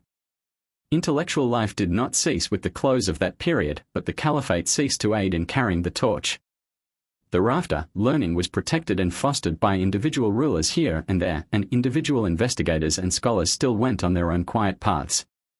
But free intellectual life among the people was checked, and such learning as still generally flourished fell more and more between fixed bounds. Scholasticism, with its formal methods and systems, its subtle deductions and endless ramifications of proof and counter-proof, drew away attention from the facts of nature. The Oriental brain studied itself and its own workings to the point of dizziness and then turned and clung fast to the certainties of revelation. Under this spell heresy and orthodoxy proved alike sterile. We return, now, to the beginnings of the Mutazilites. These served themselves as upon the Kadarites and denied that God predestined the actions of men. Death and life, sickness, health, and external vicissitudes came, they admitted, by God's qadar, but it was unthinkable that man should be punished for actions not in his control. The freedom of the will is an a priori certainty, and man possesses qadar over his own actions. This was the position of Wasil ibn Adda, of whom we have already heard.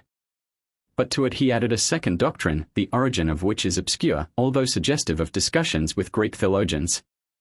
The Quran describes God as willing, knowing, decreeing, etc., strictly as the willing one, the knowing one, the decreeing one, etc., and the Orthodox hold that such expressions could only mean that God possesses as qualities, sifat, will, knowledge, power, life, etc. To this Wasil raised objections. God was one, and such qualities would be separate beings. Thus, his party and the Mutazilites always called themselves the people of unity and justice, al-Attawid wal-Adl, the unity being of the divine nature, the justice consisting in that they opposed God's qadar over men and held that he must do for the creature that which was best for it. Orthodox Islam held and holds that there can be no necessity upon God, even to do justice, he is absolutely free, and what he does man must accept. It flatly opposes the position held by the Mutazilites in general, that good and evil can be perceived and distinguished by the intellect, AQL. Good and evil have their nature by God's will, and man can learn to know them only by God's teachings and commands. Thus, except through revelation, there can be neither theology nor ethics. The next great advance was made by Abu Hudhail Muhammad al-Alaf, d. circa 226, a disciple of the second generation from Wasil. At his hands the doctrine of God's qualities assumed a more definite form. Wasil had reduced God to a vague unity, a kind of eternal oneness. Abu Hudhail taught that the qualities were not in his essence and thus separable from it, thinkable apart from it, but that they were his essence. Thus, God was omnipotent by his omnipotence, but it was his essence and not in his essence. He was omniscient by his omniscience and it was his essence. Further, he held that these qualities must be either negations or relations.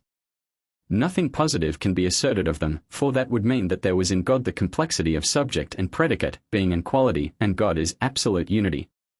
This view the Muslim theologians regard as a close approximation to the Christian Trinity. For them, the persons of the Trinity have always been personified qualities, and such seems really to have been the view of John of Damascus. Further, God's will, according to Abu Hudhail, as expressed in his creative word, did not necessarily exist in a subject, fi mahal, in subiecto. When God said, be, creatively, there was no subject. Again, he endeavored, and in this he was followed by most of the Mutazilites, to cut down the number of God's attributes. His will, he said, was a form of his knowledge. He knew that there was good in an action, and that knowledge was his will. His position on the qadar question was peculiar. With regard to this world, B was a Qadarite, but in the next world, both in heaven and in hell, he thought that all changes were by divine necessity. Otherwise, that is, if men were free, there would be obligation to observe a law, taklif, but there is no such obligation in the other world. Thus, whatever happened there happened by God's decree. Further, he taught that, eventually, nothing would happen there, that there would be no changes, but only an endless stillness in which those in heaven had all its joys and those in hell all its pains. This is a close approximation to the view of Jam ibn Safwan, who held that after the judgment both heaven and hell would pass away and God remain alone as he was in the beginning. To these doctrines Abu Hudhail seems to have been led by two considerations, both significant for the drift of the Mutazilites. First, there was about their reasonings a grimness of logic touched with utilitarianism. Thus, from their position that man could come by the light of his reason to the knowledge of God and of virtue, they drew the conclusion that it was man's duty so to attain, and that God would damn eternally every man who did not. Their utilitarianism, again, comes out strikingly in their view of heaven and hell. These, at present, were serving no useful purpose because they had no inhabitants, therefore, at present they did not exist. But this made difficulties for Abu Hudhail. What has a beginning must have an end. So he explained the end as the ceasing of all changes. Second, he shows clear evidence of influence from Greek philosophy. The Quran teaches that the world has been created in time, Aristotle, that it is from eternity and to eternity. The creation, Abu Hudhail applied to changes. Before that, the world was but in eternal rest. Hereafter, all changes will cease, rest will again enter and endure to all eternity. We shall see how largely this doctrine was advanced and developed by his successors. But there were further complications in the doctrine of man's actions, and into some of these we must enter, on account of their later importance. Not everything that comes from the action of a man is by his action. God has a creative part in it, apparently as regards the effects. Especially, knowledge in the mind of a pupil does not come from the teacher, but from God. The idea seems to be that the teacher may teach, but that the being taught in the pupil is a divine working. Similarly, he distinguished motions in the mind, which he held were not altogether due to the man, and external motions which were. There is given, too, to a man at the time of his performing an action an ability to perform the action, which is a special accident in him apart from any mere soundness of health or limb. In these ways, Abu Hudhail recognized God's working through man. Another of his positions had a similar basis and was a curious combination of historical criticism and mysticism, a combination which we shall find later in Al-Ghazali, a much greater man. The evidence of tradition for things dealing with the unseen world, al-Ghaib, he rejected.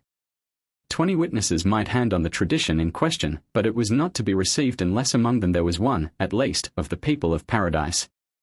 At all times, he taught, there were in the world these friends of God, Awliya Allah, Singh, Wali, who were protected against all greater sins and could not lie. It is the word of these that is the basis for belief, and the tradition is merely a statement of what they have said. This shows clearly how far the doctrine of the ecstatic life and of knowledge gained through direct intercourse between the believer and God had already advanced. But Abu Hudhail was only one in a group of daring and absolutely free-minded speculators. They were applying to the ideas of the Quran the keen solvent of Greek dialectic, and the results which they obtained were of the most fantastically original character. Thrown into the wide sea and utter freedom of Greek thought, their ideas had expanded to the bursting point, and, more than even a German metaphysician, they had lost touch of the ground of ordinary life, with its reasonable probabilities, and were swinging loose on a wild hunt after ultimate truth, wielding as their weapons definitions and syllogisms. The lyric fervors of Muhammad in the Quran gave scope enough of strange ideas from which to start, or which had to be explained away. Their belief in the powers of the science of logic was unfailing, and, armed with Aristotle's analytics, they felt sure that certainty was within their reach. It was at the court and under the protection of Al-Ma'mun that they especially flourished, and some account of the leading spirits among them will be necessary before we describe how they reached their utmost pride of power and how they fell. An-Nazm d. 231 has the credit among later historians of having made use, to a high degree, of the doctrines of the Greek philosophers. He was one of the Satans of the Kadarites, say they. He read the books of the philosophers and mingled their teachings with the doctrines of the Mutazilites. He taught, in the most absolute way, that God could do nothing to a creature, either in this world or in the next, that was not for the creature's good and in accordance with strict justice. It was not only that God would not do it, he had not the power to do anything evil.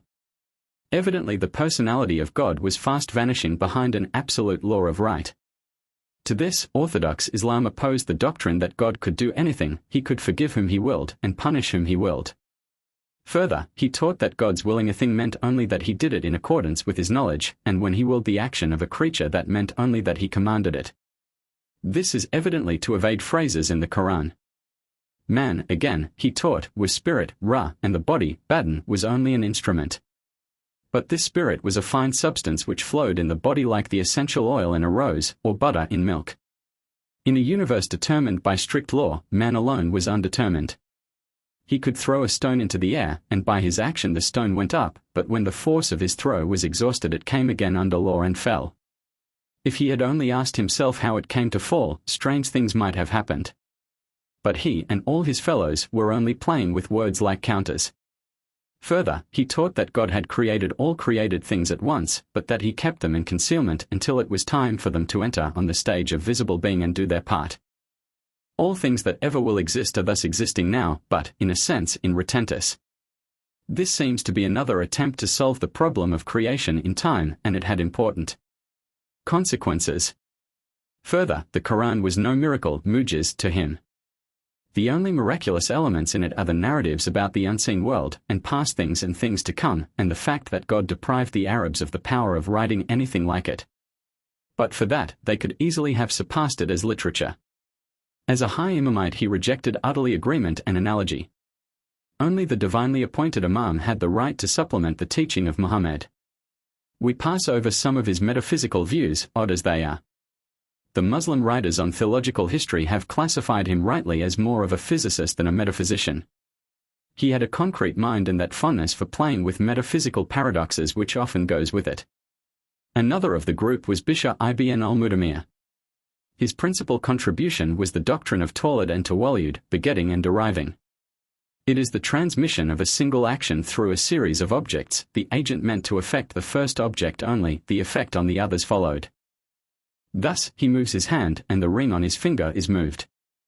What relation of responsibility, then, does he bear to these derived effects? Generally, how are we to view a complex of causes acting together and across one another? The answer of later Orthodox Islam is worth giving at this point. God creates in the man the will to move his hand, he creates the movement of the hand and also the movement of the ring. All is by God's direct creation at the time. Further, could God punish an infant or one who had no knowledge of the faith? Bishr's reply on the first point was simply a bit of logical jugglery to avoid saying frankly that there was anything that God could not do. His answer on the second was that God could have made a different and much better world than this, a world in which all men might have been saved. But he was not bound to make a better world in this. Bishr separates from the other Mutazilites. He was only bound to give man free will and, then, either revelation to guide him to salvation or reason to show him natural law. With Ma'mar ibn Abad, the philosophies wax faster and more furious. He succeeded in reducing the conception of God to a bare, indefinable something. We could not say that God had knowledge. For it must be of something in himself or outside of himself. If the first, then there was a union of knower and known, and that is impossible, or a duality in the divine nature, and that was equally impossible. Here Ma'mar was evidently on the road to Hegel. If the second, then his knowledge depended on the existence of something other than himself, and that did away with his absoluteness. Similarly, he dealt with God's will. Nor could he be described as qadim, prior to all things, for that word, in Arabic, suggested sequence and time. By all this, he evidently meant that our conceptions cannot be applied to God, that God is unthinkable by us. On creation, he developed the ideas of a nazm. Substances, jisms, only were created by God, and by substances, he seems to mean matter as a whole, all changes in them, or it, come either of necessity, its nature, as when fire burns, the sin warms, or of free will, as always in the animal world. God has no part in these things. He is given the material and has nothing to do with the coming and going of separate bodies, such are simple changes, forms of existence, and proceed from the matter itself. Man is an incorporeal substance. The soul is the man and his body is but a cover. This true man can only know and will, the body perceives and does. The last of this group whose views we need consider is Thumama ibn Ashraz. He was of very dubious morals, was imprisoned as a heretic by Harun ar-Rashid, but highly favored by al-Ma'mun. In his caliphate he died, A.H. 213. He held that actions produced through tawallud had no agent, either God or man. That knowledge of good and evil could be produced by tawallud through speculation, and is, therefore, an action without an agent, and required even before revelation. That Jews, Christians, Magians will be turned into dust in the next world and will not enter either paradise or hell, the same will be the fate of cattle and children. That any one of the unbelievers who does not know his Creator is excusable. That all knowledge is a priori. That the only action which men possess is will, everything besides that is a production without a producer. That the world is the act of God by his nature, i.e., it is an act which his nature compels him to produce, is, therefore, from eternity and to eternity with him. It may be doubted how far Thumama was a professional theologian and how far he was a free-thinking, easy-living man of letters. In all this, the influence of Greek theology and of Aristotle can be clearly traced. With Aristotle had come to them the idea of the world as law, an eternal construction subsisting and developing on fixed principles. This conception of law shows itself in their thought frankly at strife with Muhammad's conception of God as will, as the sovereign over all. Hence, the crudities and devices by which they strove to make good their footing on strange ground and keep a right to the name of Muslim, while changing the essence of their faith. The anthropomorphic God of Muhammad, who is face and hands, is seen in paradise by the believer and settles himself firmly upon his throne, becomes a spirit, and a spirit, too, of the vaguest kind. It remains now only to touch upon one or two points common to all the Mutazilites. First, the beatific vision of God in paradise. It was a fixed agreement of the early Muslim Church, based on texts of the Quran and on tradition, that some believers, at least, would see and gaze upon God in the other world. This was the highest delight held out to them. But the Mutazilites perceived that vision involved a directing of the eyes on the part of the seer and position on the part of the seen. God must, therefore, be in a place and thus limited. So they were compelled to reject the agreement and the traditions in question and to explain away the passages in the Quran. Similarly, in Quran 7:52, we read that God settled himself firmly upon his throne. This, with other anthropomorphisms of hands and feet and eyes, the Mutazilites had to explain away in a more or less cumbrous fashion. With one other detail of this class we must deal at greater length.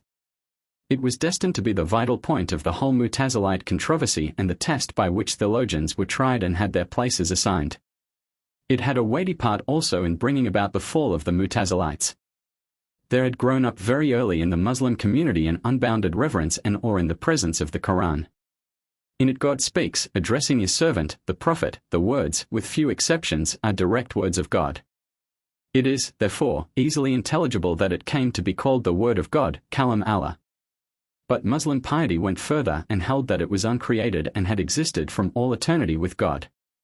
Whatever proofs of this doctrine may have been brought forward later from the Quran itself, we can have no difficulty in recognizing that it is plainly derived from the Christian logos and that the Greek Church, perhaps through John of Damascus, has again played a formative part.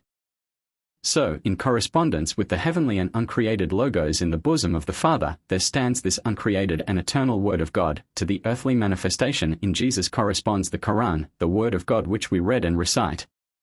The one is not the same as the other, but the idea to be gained from the expressions of the one is equivalent to the idea which we would gain from the other if the veil of the flesh were removed from us and the spiritual world revealed.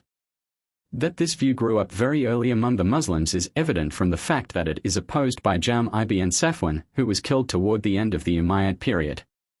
It seems to have originated by a kind of transfusion of ideas from Christianity and not as a result of controversy or dialectic about the teachings of the Quran. We find the Orthodox party vehemently opposing discussion on the subject, as indeed they did on all theological subjects. Our fathers have told us it is the faith received from the companions was their argument from the earliest time we can trace. Malik ibn Anas used to cut off all discussions with Bila Kaifa, believe without asking how, and he held strongly that the Quran was uncreated. The same word kalam which we have found applied to the Word of God, both the eternal, uncreated logos and its manifestation in the Quran, was used by them most confusingly for disputation. He disputed was to kalam, and one who disputed was mutakalam. All that was anathema to the pious, and it is amusing to see the origin of what became later the technical terms for scholastic theology and its students in their shuddering repulsion to all talking about the sacred mysteries. This opposition appeared in two forms. First, they refused to go an inch beyond the statements in the Quran and tradition and to draw consequences, however near the surface these consequences might seem to lie. A story is told of al-Bukhari, d. 257, late as he is, which shows how far this went and how long it lasted. An inquisition was got up against him out of envy by one of his fellow teachers. The point of attack was the orthodoxy of his position on the lafz, utterance of the Quran, was it created or uncreated? He said readily that the Quran was uncreated and was obstinately silent as to the utterance of it by men. At last, persistent questioning drove him to an outburst. The Quran is the word of God and is uncreated. The speech of man is created, and inquisition, imtihan, is an innovation, bid'ah. But beyond that he would not go, even to draw the conclusion of the syllogism which he had indicated. Some, as we may gather from this story, had felt themselves driven to hold that not only the Quran in itself but also the utterance of it by the lips of men and the writing of it by men's hands, all between the boards, as they said, was uncreated. Others were coming to deny absolutely the existence of the eternal logos and that this revealed Quran was uncreated in any sense. But others, as al-Bukhari, while holding tenaciously that the Quran was uncreated, refused to make any statement as to its utterance by men. There was nothing said about that in Quran or tradition. The second form of opposition was to any upholding of their belief by arguments, except of the simplest and most apparent. That was an invasion by reason, aql, of the realm of traditional faith, naql. When the pious were eventually driven to dialectic weapons, their arguments showed that these were snatched up to defend already occupied positions. They ring artificial and forced. Thus, in the Quran itself, the Quran is called knowledge from God. It is, then, inseparable from God's quality of knowledge. But that is eternal and uncreated, therefore, so too, the Quran. Again, God created everything by the word, be. But this word cannot have been created, otherwise a created word would be a creator. Therefore, God's word is uncreated. Again, there stands in the Quran, 7:52, and not the creation, and the command is. The command here is evidently different from the creation, i.e., not created. Further, God's command creates, therefore it cannot be created. But it is God's word in command. It will be noticed here how completely God's word is hypostatized. This appears still more strongly in the following argument. God said to Moses, Qur. 7:141, I have chosen thee over mankind with my apostolate and my word. God, therefore, has a word. But, again, Qur. 4:162, he addresses Moses with this word, Kalamallahu Musa Taklima, evidently regarded as meaning that God's word addressed Moses and said, Lo, I am thy Lord. This argument is supposed to put the opponent in a dilemma. Either he rejects the fact of Moses being so addressed, which is rejecting what God has said, and is, therefore, unbelief, or he holds that the kalam which so addresses Moses is a created thing. Then, a created thing asserts that it is Moses' Lord. Therefore, God's kalam with which he addresses the prophets, or which addresses the prophets, is eternal, uncreated. But if this doctrine grew up early in Islam, opposition to it was not slow in appearing, and that on different sides. Literary vanity, national pride, and philosophical scruples all made themselves felt. Even in Muhammad's lifetime, according to the legend of the poet Labid and the verses which he put up in challenge on the Kaaba, the Quran had taken rank as inimitable poetry. At all points it was the word of God and perfect in every detail. But, among the Arabs, a jealous and vain people, if there was one thing on which each was more jealous and vain than another, it was skill in working with words. The superiority of Muhammad as a prophet of God they might endure, though often with a bad grace, but Muhammad as a rival and unapproachable literary artist they could not away with. So we find satire of the weaknesses of the Quran appearing here and there, and it came to be a sign of emancipation and freedom from prejudice to examine it in detail and balance it against other products of the Arab genius. The rival productions of Musaylama, the false prophet, long enjoyed a semi-contraband existence, and Abu Ubaidah, d. 208, found it necessary to write a treatise in defense of the metaphors of the Quran. Among the Persians this was still more the case. To them, Muhammad might be a prophet, but he was also an Arab, and while they accepted his mission, accepting his books in a literary way was too much for them. As a prophet, he was a man; as a literary artist, he was an Arab. So Jam ibn Safwan may have felt, so, certainly, others felt later. The poet Bashar ibn Bird, killed for satire, in 167, a companion of Wasil ibn Adda and a Persian of very dubious orthodoxy, used to amuse himself by comparing poems by himself and others with passages in the Quran, to the disadvantage of the latter. And Ibn al-Mukafa, killed about 140, the translator of Kalila and Dimna and many other books into Arabic, and a Persian nationalist, is said to have planned an imitation of the Quran. Added to all this came the influence of the Mu'tazilite theologians. They had a double ground for their opposition. The doctrine of an absolutely divine and perfect book limited them too much in their intellectual freedom. They were willing to respect and use the Quran, but not to accept its ipsissum of error. Regarded as the production of Muhammad under divine influence, it could have a human and a divine side, and things which needed to be dropped or changed in it could be ascribed to the human side. But that was not possible with a miraculous book come down from heaven. In a word, they were meeting the difficulty which has been met by Christianity in the latter half of the 19th century. The least they could do was to deny that the Quran was uncreated. But they had a still more vital, if not more important, philosophical base of objection. We have seen already how they viewed the doctrine of God's qualities, sifat, and tried to limit them in every way. These qualities ran danger, they held, of being hypostatized into separate persons like those in the Christian Trinity, and we have just seen how near that danger really lay in the case of God's kalam. In Orthodox Islam it has become a plain logos. The position in this of a nazm has been given above. It is interesting as showing that the Quran, even then, was given as a probative miracle, mujiz, because it deprived all men of power, ijaz, to imitate it. That is, its aesthetic perfection was raised to the miraculous degree and then regarded as a proof of its divine origin. But al-Muzdar, a pupil of Bishr ibn al-Mudamir and an ascetic of high rank, called the monk of the Mu'tazilites, went still further than a nazm. He flatly damned as unbelievers all who held the eternity of the Quran; they had taken unto themselves two gods. Further, he asserted that men were quite capable of producing a work even finer than the Quran in point of style. But the force of this opinion is somewhat diminished by the liberality with which he denounced his opponents in general as unbelievers. Stories are told of him very much like those in circulation with us about those who hold that few will be saved, and it is worth noticing that upon this point of salvability the Mu'tazilites were even narrower than the Orthodox. Chapter 2 Al-Ma'mun and the Triumph of the Mu'tazilites, the Minna and Ahmad ibn Hanbal, Al-Farabi, the Fatimids and the Ikhwan as-Safa, the early mystics, ascetic and pantheistic, Al-Halai. Such for long was the situation between the Mu'tazilites and their Orthodox opponents. From time to time the Mu'tazilites received more or less protection and state favor; at other times, they had to seek safety in hiding. Popular favor they seem never to have enjoyed. As the Umayyads grew weak, they became more stiff in their orthodoxy, but with the Abbasids, and especially with al-Mansur, thought was again free. As has been shown above, encouragement of science and research was part of the plan of that great man, and he easily saw that the intellectual hope of the future was with these theological and philosophical questioners. So their work went slowly on, with a break under Harun ar-Rashid, a magnificent but highly orthodox monarch, who understood no trifling with things of the faith. It is an interesting but useless question whether Islam could ever have been broadened and developed to the point of enduring in its midst free speculation and research.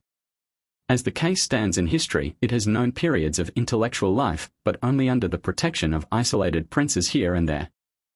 It has had Augustan ages, it has never had great popular yearnings after wider knowledge. Its intellectual leaders have lived and studied and lectured at courts, they have not gone down and taught the masses of the people. To that the democracy of Islam has never come. Hampered by scholastic snobbishness, it has never learned that the abiding victories of science are won in the village school. But most unfortunately for the Mutazilites and for Islam, a caliph arose who had a relish for theological discussions and a high opinion of his own infallibility. This was al-Ma'mun. It did not matter that he ranged himself on the progressive side, his fatal error was that he invoked the authority of the state in matters of the intellectual and religious life. Thus, by enabling the conservative party to pose as martyrs, he brought the prejudices and passions of the populace still more against the new movement.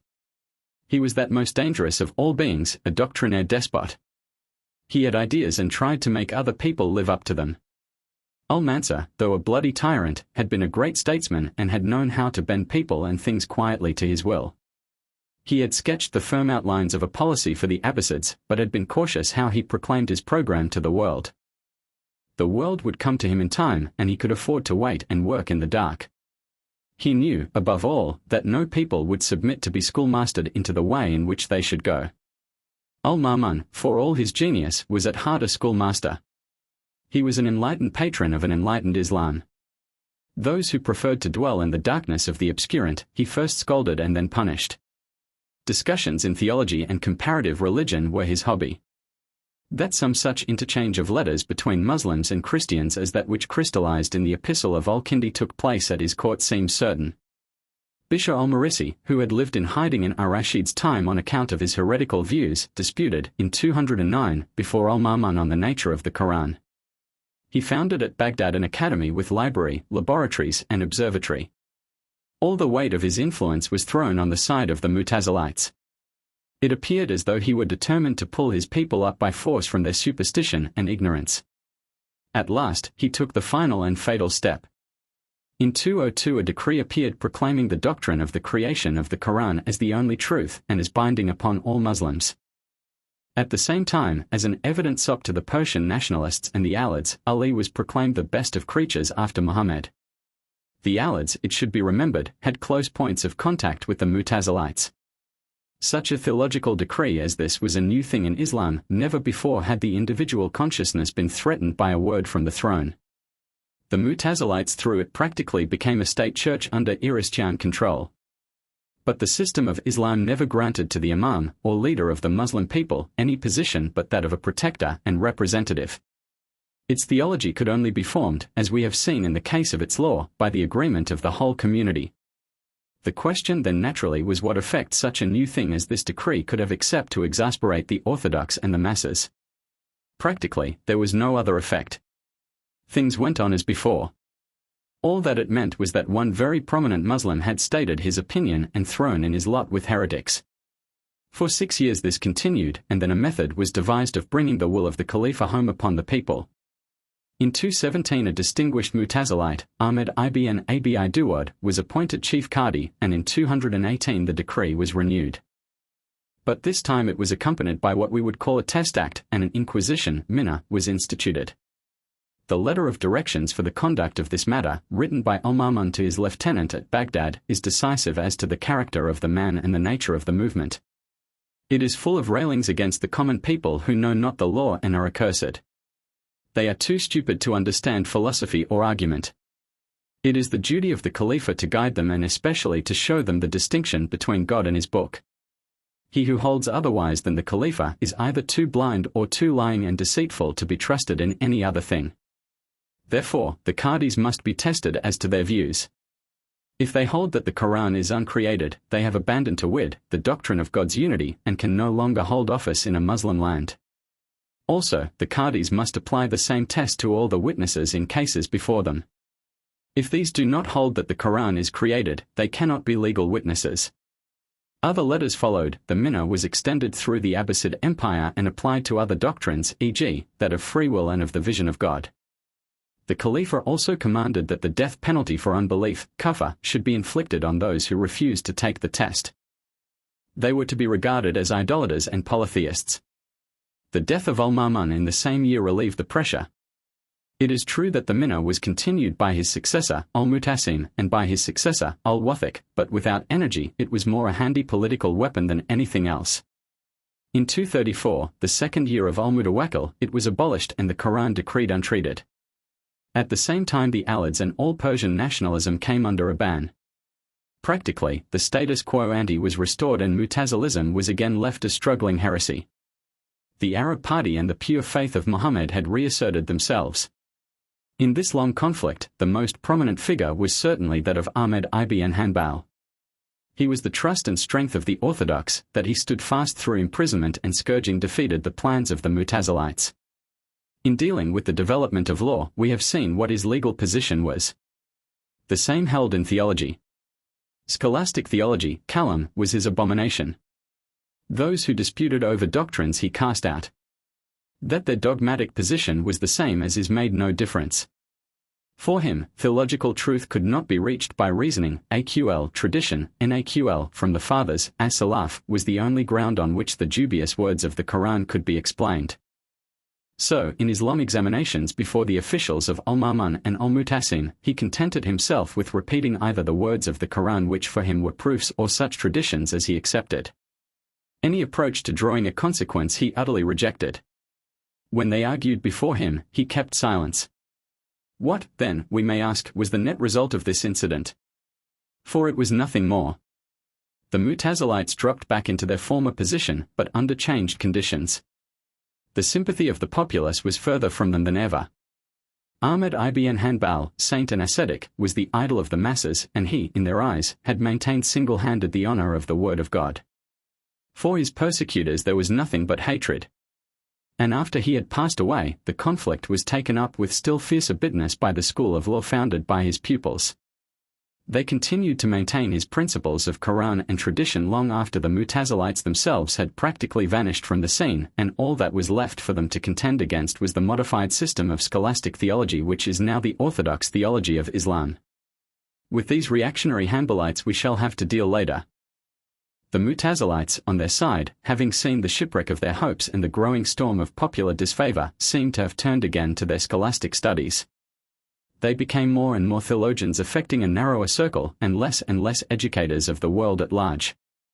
Their system became more metaphysical and their conclusions more unintelligible to the plain man. The fate which has fallen on all continued efforts of the Muslim mind was coming upon them. Beggarly speculations and barren hypotheses, combats of words over names, sapped them of life and reality. What the ill-fated friendship of al-Ma'mun had begun was carried on and out by the closed circle of Muslim thought. They separated into schools, one at al-Basra and another at Baghdad. At Baghdad the point especially developed was the old question, what is a thing, shay? They defined a thing, practically, as a concept that could be known and of which something could be said. Existence, wujud, did not matter. It was only a quality which could be there or not. With it, the thing was an entity, mawjud; without it, a non-entity, madam, but still a thing with all equipment of substance, jawhar, and accident, arad, genus and species. The bearing of this was especially upon the doctrine of creation. Practically, by God's adding a single quality, things entered the sphere of existence and were for us. Here, then, is evidently an approach to a doctrine of pre-existent matter. At al-Basra the relation of God to his qualities was especially discussed, and there it came to be pretty nearly a family dispute between al-Jubai d. 303 and his son Abu Hashim. Orthodox Islam held that God has qualities, existent, eternal, added to his essence, thus, he knows, for example, by such a quality of knowledge. The students of Greek philosophy and the Shiites denied this and said that God knew by his essence. We have seen already Mutazilite views as to this point. Abu Hudhail held that these qualities were God's essence and not in it. Thus, he knew by a quality of knowledge, but that quality was his essence. Al-Jubai contented himself with safeguarding this statement. God knew in accordance with his essence, but it was neither a quality nor a state, hal, which required that he should be a knower. The orthodox had said the first, his son, Abu Hashim, said the second. He held that we know an essence and know it under different conditions. The conditions varied but the essence remained. These conditions are not thinkable by themselves, for we know them only in connection with the essence. These are states, they are different from the essence, but do not exist apart from it. Al-Jabari opposed to this a doctrine that these states were really subjective in the mind of the perceiver, either generalizations or relationships existing mentally but not externally. This controversy spun itself out at great length through centuries. It eventually resolved itself into the fundamental metaphysical inquiry, what is a thing? A powerful school came to a conclusion that would have delighted the soul of Mr. Herbert Spencer. Things are four, they said, entities, non-entities, states and relationships. As we have seen above, Al-Jabari denied the reality of both states and relationships. Orthodox Islam has been of a divided opinion. But all this time, other movements had been in progress, some of which were to be of larger future importance than this fossilizing intellectualism. In 255 Al-Jahiz died. Though commonly reckoned a Mu'tazilite, he was really a man of letters, free in life and thought. He was a maker of books, learned in the writings of the philosophers and rather inclined to the doctrines of the Tabi'un, deistic naturalists. His confession of faith was of the utmost simplicity. He taught that whoever held that God had neither body nor form, could not be seen with the eyes, was just and willed no evil deeds, such was a Muslim in truth. And, further, if anyone was not capable of philosophical reflection, but held that Allah was his Lord and that Muhammad was the apostle of Allah, he was blameless and nothing more should be required of him. Here we have evidently in part a reaction from the subtleties of controversy, and in part an attempt to broaden theology enough to give even the unsettled a chance to remain in the Muslim Church. Something of the same kind we shall find, later, in the case of Ibn Rushd. Finally, we have probably to see in his remark that the Quran was a body, turned at one time into a man and at another into a beast, a satirical comment on the great controversy of his time. Al-Jahiz may be for us a link with the philosophers proper, the students of the wisdom of the Greeks. He represents the standpoint of the educated man of the time, and was no specialist in anything but a general skepticism.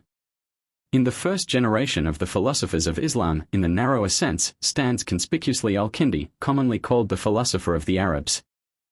The name belongs to him of right, for he is almost the only example of a student of Aristotle, sprung from the blood of the desert. But he was hardly a philosopher in any independent sense. His role was translating, and during the reigns of Al-Ma'mun and Al-Mutasim a multitude of translations and original works to Omni Sibyl came from his hands. The names of 265 of these have come down to us. In the orthodox reaction under Al-Mutawakkil he fared ill, his library was confiscated but afterward restored. He died about 260, and with him dies the brief, golden century of eager acquisition, and the scholastic period enters in philosophy as in theology. That the glory was departing from Baghdad and the Caliphate is shown by the second important name in philosophy. It is that of Al-Farabi, who was born at Farab in Turkestan, lived and worked in the brilliant circle which gathered round Saif ad-Dawla, the Hamdanid, at his court at Aleppo. In music, in science, in philology, and in philosophy, he was alike master. Aristotle was his passion, and his Arabic contemporaries and successors united in calling him the second teacher, on account of his success in unknotting the tangles of the Greek system. It was in truth a tangled system which came to him, and a tangled system which he left. The Muslim philosophers began, in their innocence, with the following positions: the Quran is truth and philosophy is truth, but truth can only be one, therefore, the Quran and philosophy must agree. Philosophy they accepted in wholehearted faith, as it came to them from the Greeks through Egypt and Syria. They took it, not as a mass of more or less contradictory speculation, but as a form of truth. They, in fact, never lost a certain theological attitude. Under such conditions, then, Plato came to them, but it was mostly Plato as interpreted by Porphyrius, that is, as Neoplatonism. Aristotle, too, came to them in the guise of the later peripatetic schools.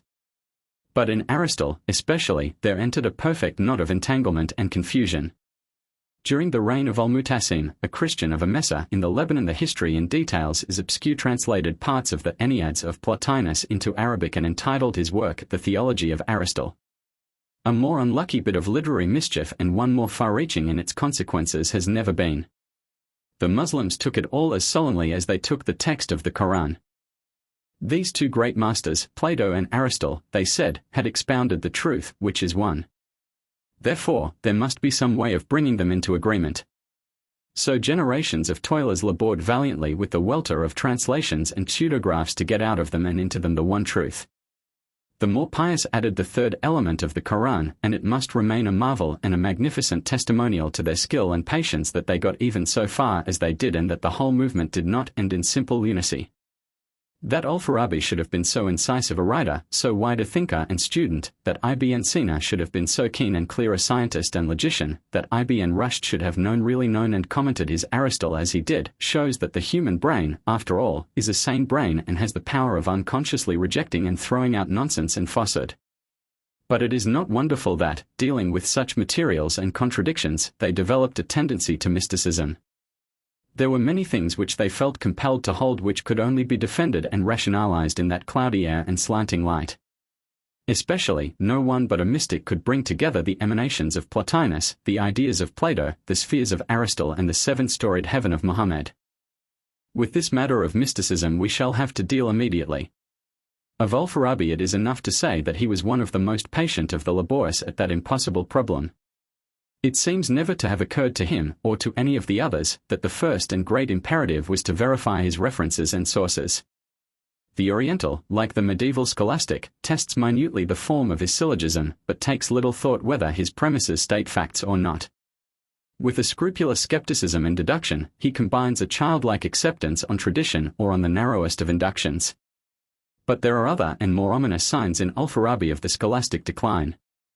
There appears first in him that tendency toward the writing of encyclopedic compendiums, which always means superficiality and the commonplace.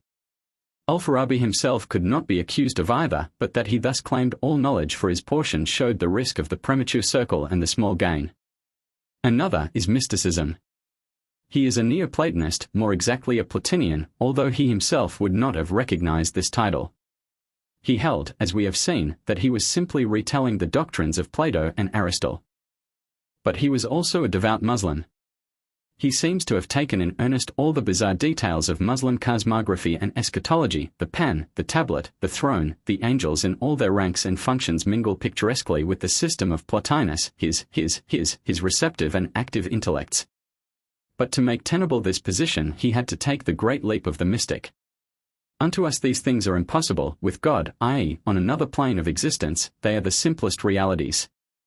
If the veil were taken from our eyes we would see them. This has always been the refuge of the devout Muslim who has tampered with science. We shall look for it more in detail when we come to Al-Ghazali, who has put it into classical form. Again, he was, in modern terms, a monarchist and a clericalist.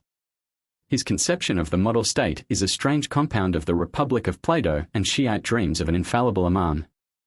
Its roots lie, of course, in the theocratic idea of the Muslim state, but his city, which is to take in all mankind, a Holy Roman Empire and a Holy Catholic Church at once, a community of saints ruled by sages, shows a later influence than that of the mother city of Islam, Al-Madinah, under Abu Bakr and Umar. The influence is that of the Fatimids with their capital, Al-Mahdiya, near Tunis. The Hamdanids were Shiites, and Saif ad-Dawla, under whom Al-Farabi enjoyed peace and protection, was a vassal of the Fatimid caliphs. This brings us again to the great mystery of Muslim history. What was the truth of the Fatimid movement? Was the family of the Prophet the fosterer of science from the earliest times? What degree of contact had they with the Mutazilites? With the founders of grammar, of alchemy, of law? That they were themselves the actual beginners of everything and everything has been claimed for them we may put down to legend. But one thing does stand fast. Just as Al-Ma'mun combined the establishment of a great university at Baghdad with a favoring of the Alids, so the Fatimids in Cairo erected a great hall of science and threw all their influence and authority into the spreading and extending of knowledge. This institution seems to have been a combination of free public library and university, and was probably the gateway connecting between the inner circle of initiated Fatimid leaders and the outside, uninitiated world. We have already seen how unhappy were the external effects of the Shiite, and especially of the Fatimid, propaganda on the Muslim world. But from time to time we become aware of a deep undercurrent of scientific and philosophical labor and investigation accompanying that propaganda, and striving after knowledge and truth. It belongs to the life below the surface, which we can know only through its occasional outbursts. Some of these are given above, others will follow. The whole matter is obscure to the last degree, and dogmatic statements and explanations are not in place. It may be that it was only a natural drawing together on the part of all the different forces and movements that were under a ban and had to live in secrecy and stillness. It may be that the students of the new sciences passed over, simply through their studies and political despair, as has often happened in our clay, into different degrees of nihilism, or, at the other extreme, into a passionate searching for, and dependence on, some absolute guide, an infallible imam. It may be that we have read wrongly the whole history of the Fatimid movement, that it was in reality a deeply laid and slowly ripened plan to bring the rule of the world into the control of a band of philosophers, whose task it was to be to rule the human race and gradually to educate it into self-rule, that they saw these unknown devotees of science and truth no other way of breaking down the barriers of Islam and setting free the spirits of men. A wild hypothesis. But in face of the real mystery, no hypothesis can seem wild. Closely allied with both Al-Farabi and the Fatimids is the association known as the Sincere Brethren, Ikhwan as-Safa. It existed at Al-Basra in the middle of the 4th century of the Hijra, during the breathing space which the free intellectual life enjoyed after the capture of Baghdad by the Buwayhids in 334. It will be remembered how that Persian dynasty was Shiite by creed and how it, for the time, completely clipped the claws of the Orthodox and Sunnite Abbasid caliphs. The only thing, thereafter, which heretics and philosophers had to fear was the enmity of the populace, but that seems to have been great enough. The Hanbalite mob of Baghdad had grown to be a thing of terror. It was, then, an educational campaign on which this new philosophy had to enter. Their program was by means of clubs, propagating themselves and spreading over the country from Al-Basra and Baghdad, to reach all educated people and introduce among them gradually a complete change in their religious and scientific ideas. Their teaching was the same combination of Neoplatonic speculation and mysticism with Aristotelian natural science, wrapped in Mutazilite theology, that we have already known. Only there was added to it a Pythagorean reverence for numbers, and everything, besides, was treated in an eminently superficial and popularized manner. Our knowledge of the fraternity and its objects is based on its publication, the Epistles of the Sincere Brethren, Rosilanoy Ikhwan as-Safa, and upon scanty historical notices. The epistles are 50 or 51 in number and cover the field of human knowledge as then conceived. They form, in fact, an Arabic encyclopedia. The founders of the fraternity and authors, presumably, of the epistles were at most 10. We have no certain knowledge that the fraternity ever took even its first step and spread to Baghdad. Beyond that, almost certainly the development did not pass. The division of members into forelearners, teachers, guides, and drawers near to God in supernatural vision, and the plan of regular meetings of each circle for study and mutual edification remained in its paper form. The society was half a secret one and lacked, apparently, vitality and energy. There was among its founders no man of weight and character. So it passed away and has left only these epistles, which have come down to us in numerous MSS, showing how eagerly they have been read and copied and how much influence they at least must have exercised. That influence must have been very mixed. It was, it is true, for intellectual life, yet it carried with it in a still higher degree the defects we have already noticed in Al-Farabi. To them must be added the most simple skimming of all real philosophical problems and a treatment of nature and natural science which had lost all connection with facts. It has been suggested, and the suggestion seems luminous and fertile, that this fraternity was simply a part of the great Fatimid propaganda which, as we know, honeycombed the ground everywhere under the Sunnite Abbasids. Descriptions which have reached us of the methods followed by the leaders of the fraternity agree exactly with those of the missionaries of the Ismailians. They raised difficulties and suggested serious questionings, hinted at possible answers but did not give them, referred to a source where all questions would be answered. Again, their catchwords and fixed phrases are the same as those afterward used by the assassins, and we have traces of these epistles forming a part of the sacred library of the assassins. It is to be remembered that the assassins were not simply robber bands who struck terror by their methods. Both the western and the eastern branches were devoted to science, and it may be that in their mountain fortresses there was the most absolute devotion to true learning that then existed. When the Mongols captured Alamut, they found it rich in MSS and in instruments and apparatus of every kind. It is then possible that the elevated eclecticism of the Ikhwan as-Safa was the real doctrine of the Fatimids, the assassins, the Karmatians and the Druzes. Certainly, wherever we can test them there is the most singular agreement. It is a mechanical and aesthetic pantheism, a glorification of Pythagoreanism, with its music and numbers, idealistic to the last degree, a worship and pursuit of a conception of a harmony and beauty in all the universe, to find which is to find and know the Creator himself. It is thus far removed from materialism and atheism, but could easily be misrepresented as both. This, it is true, is a very different explanation from the one given in our first part. It can only be put alongside of that and left there. The one expresses the practical effect of the Ismailians in Islam, the other what may have been their ideal. However we judge them, we must always remember that somewhere in their teaching, at its best, there was a strange attraction for thinking and troubled men. Nazir ibn Khusraw, a Persian Faust, found peace at Cairo between 437 and 444 in recognizing the divine imamship of al-Mustansir, and after a life of persecution died in that faith as a hermit in the mountains of Badakhshan in 481. The great Spanish poet, Ibn Rani, who died in 362, similarly accepted al-Mu'izz as his spiritual chief and guide. Another eclectic sect, but on a very different principle, was that of the Karamites, founded by Abu Abd Allah ibn Karam, who died in 256. Its teachings had the honor to be accepted and protected by no less a man than the celebrated Mahmud of Ghazna, 388–421, Mahmud the Idol-breaker, the first invader of India and the patron of al-Biruni, Ferdowsi, Ibn Sina and many another. But that, to which we will return, belongs to a later date, and, probably, to a modified form of Ibn Karam's teaching. For himself, he was an ascetic of Sijistan and, according to the story, a man of no education. He lost himself in theological subtleties which he seems to have failed to understand. However, out of them all he put together a book which he called The Punishment of the Grave, which spread widely in Khorasan. It was, in part, a frank recoil to the crassest anthropomorphism. Thus, for him, God actually sat upon the throne, was in a place, had direction, and so could move from one point to another. He had a body with flesh, blood, and limbs. He could be embraced by those who were purified to the requisite point. It was a literal acceptance of the material expressions of the Quran along with a consideration of how they could be so, and an explanation by comparison with men all opposed to the principle bila kaifa. So, apparently, we must understand the curious fact that he was also a murji'ite and held faith to be only acknowledgement with the tongue. All men, except professed apostates, are believers, he said, because of that primal covenant, taken by God with the seed of Adam, when he asked, Am I not your Lord? Alastu bi Rabbikum, and they, brought forth from Adam's loins for the purpose, made answer, Yea, verily, in this covenant we remain until we formally cast it off. This, of course, involved taking God's qualities in the most literal sense.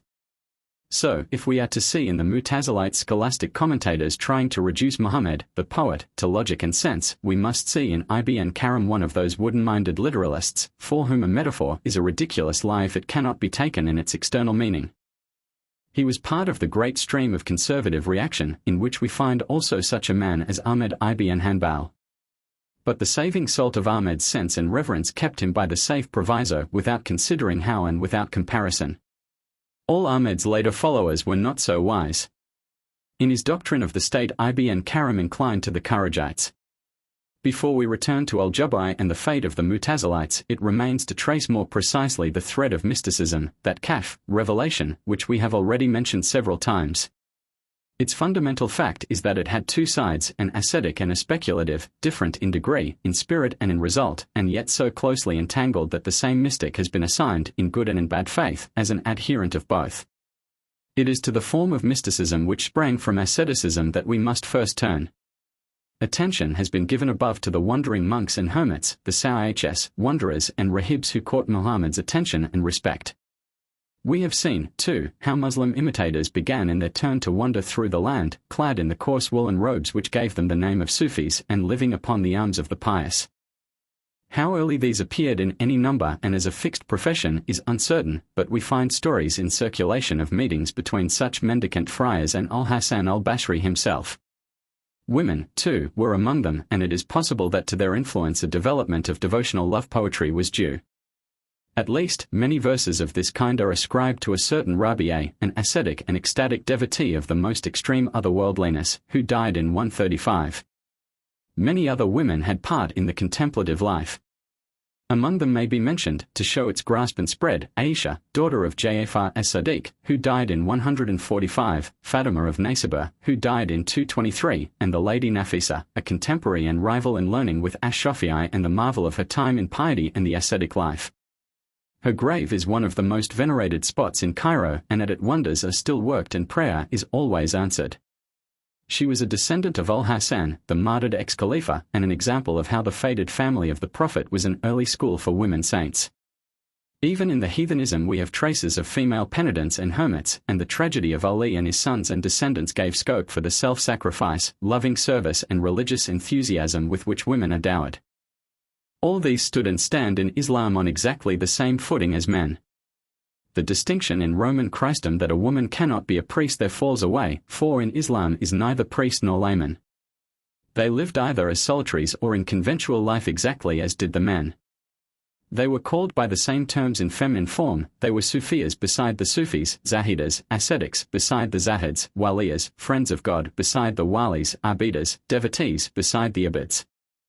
They worked wonders, karamat, closely akin to the of 1 Cor 12:9, by the divine grace, and still, as we have seen, at their own graves such are granted through them to the faithful, and their intercession, shafre, is invoked. Their religious exercises were the same. They held dikkahs and women darwish yet danced to singing and music in order to bring on fits of ecstasy. To state the case generally, whatever is said hereafter of mysticism and its workings among men must be taken as applying to women also. To return, one of the earliest male devotees of whom we have distinct note is Ibrahim ibn Adham. He was a wanderer of royal blood, drifted from Balkh in Afghanistan to Al-Basra and to Mecca. He died in 161. Contempt for the learning of lawyers and for external forms appears in him. Obedience to God, contemplation of death, death to the world formed his teaching. Another, Daud ibn Nusayr, who died in 165, was wont to say, "Flee men as thou fleest a lion. Fast from the world and let the breaking of thy fast be when thou diest." Another, Al-Fudail ibn Iyad of Khurasan, who died in 187, was a robber converted by a heavenly voice. He cast aside the world, and his utterances show that he lapsed into the passivity of quietism. Reference has already been made in the chapter on jurisprudence to the development of asceticism which came with the accession of the Abbasids. The disappointed hopes of the old believers found an outlet in the contemplative life. They withdrew from the world and would have nothing to do with its rulers. Their wealth and everything connected with them they regarded as unclean. Ahmad ibn Hanbal in his later life had to use all his obstinacy and ingenuity to keep free of the court and its contamination. Another was this Al-Fudail. Stories chronologically impossible are told how he rebuked Harun al-Rashid for his luxury and tyranny and denounced to his face his manner of life. With such an attitude to those round him he could have had little joy in his devotion.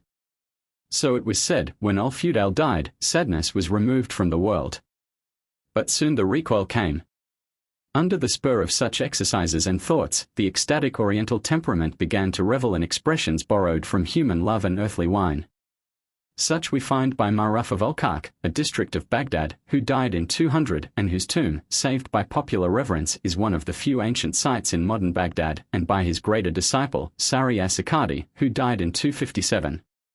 To this last is ascribed, but dubiously, the first use of the word tawhid to signify the union of the soul with God. The figure that the heart is a mirror to image back God and that it is darkened by the things of the body appears in Abu Sulayman of Damascus, who died in 215. A more celebrated ascetic, who died in 227, Bishr al-Hafir, barefoot, speaks of God directly as the beloved, Habib. Al-Harith al-Muhasibi was a contemporary of Ahmed ibn Hanbal and died in 243. The only thing in him to which Ahmed could take exception was that he made use of kalam in refuting the Mutazilites. Even this suspicion against him he is said to have abandoned. Sari and Bishr, too, were close friends of Ahmed's. Du'en-Nun, the Egyptian Sufi, who died in 245, is in more dubious repute. He is said to have been the first to formulate the doctrine of ecstatic states, hals, maqamas, but if he went no further than this, his orthodoxy, in the broad sense, should be above suspicion. Islam has now come to accept these as right and fitting. Perhaps the greatest name in early Sufism is that of Al-Junayd, d. 297. On it no shadow of heresy has ever fallen. He was a master in theology and law, reverenced as one of the greatest of the early doctors. Questions of tawhid he is said to have discussed before his pupils with shut doors. But this was probably tawhid in the theological and not in the mystical sense against the Mutazilites and not on the union of the soul with God. Yet he, too, knew the ecstatic life and fell fainting at verses which struck into his soul. Ash-Shibli, d. 334, was one of his disciples, but seems to have given himself more completely to the ascetic and contemplative life. In verses by him we find the vocabulary of the amorous intercourse with God fully developed. The last of this group to be mentioned here shall be Abu Talib al-Makki, who died in 386. It is his distinction to have furnished a textbook of Sufism that is in use to this day.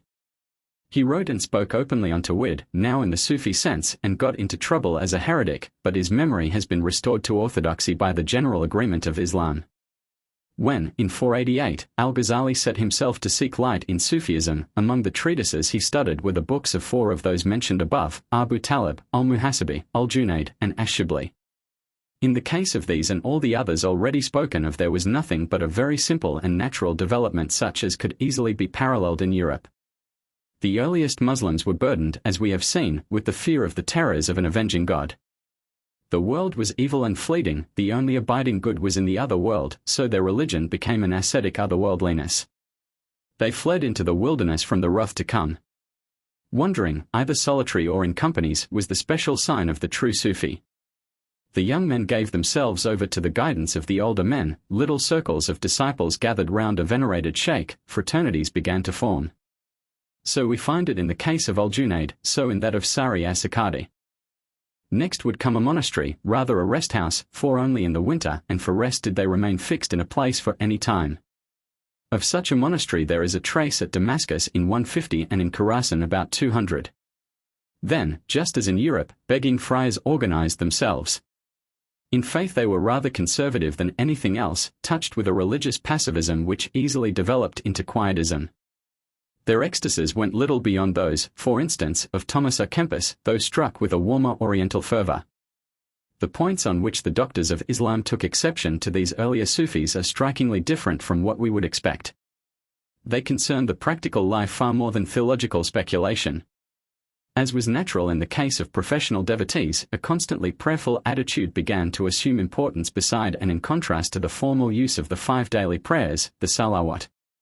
This development was in all probability aided by the existence in Syria of a Christian sect of the Ukites, who exalted the duty of prayer above all other religious obligations. These, also, abandoned property and obligations and wandered as poor brethren over the country. They were a branch of Hesychasts, the quietistic Greek monks who eventually led to the controversy concerning the uncreated light manifested at the Transfiguration on Mount Tabor and added a doctrine to the Eastern Church. Considering these points, it can hardly be doubted that there was some historical connection and relation here, not only with earlier but also with later Sufism.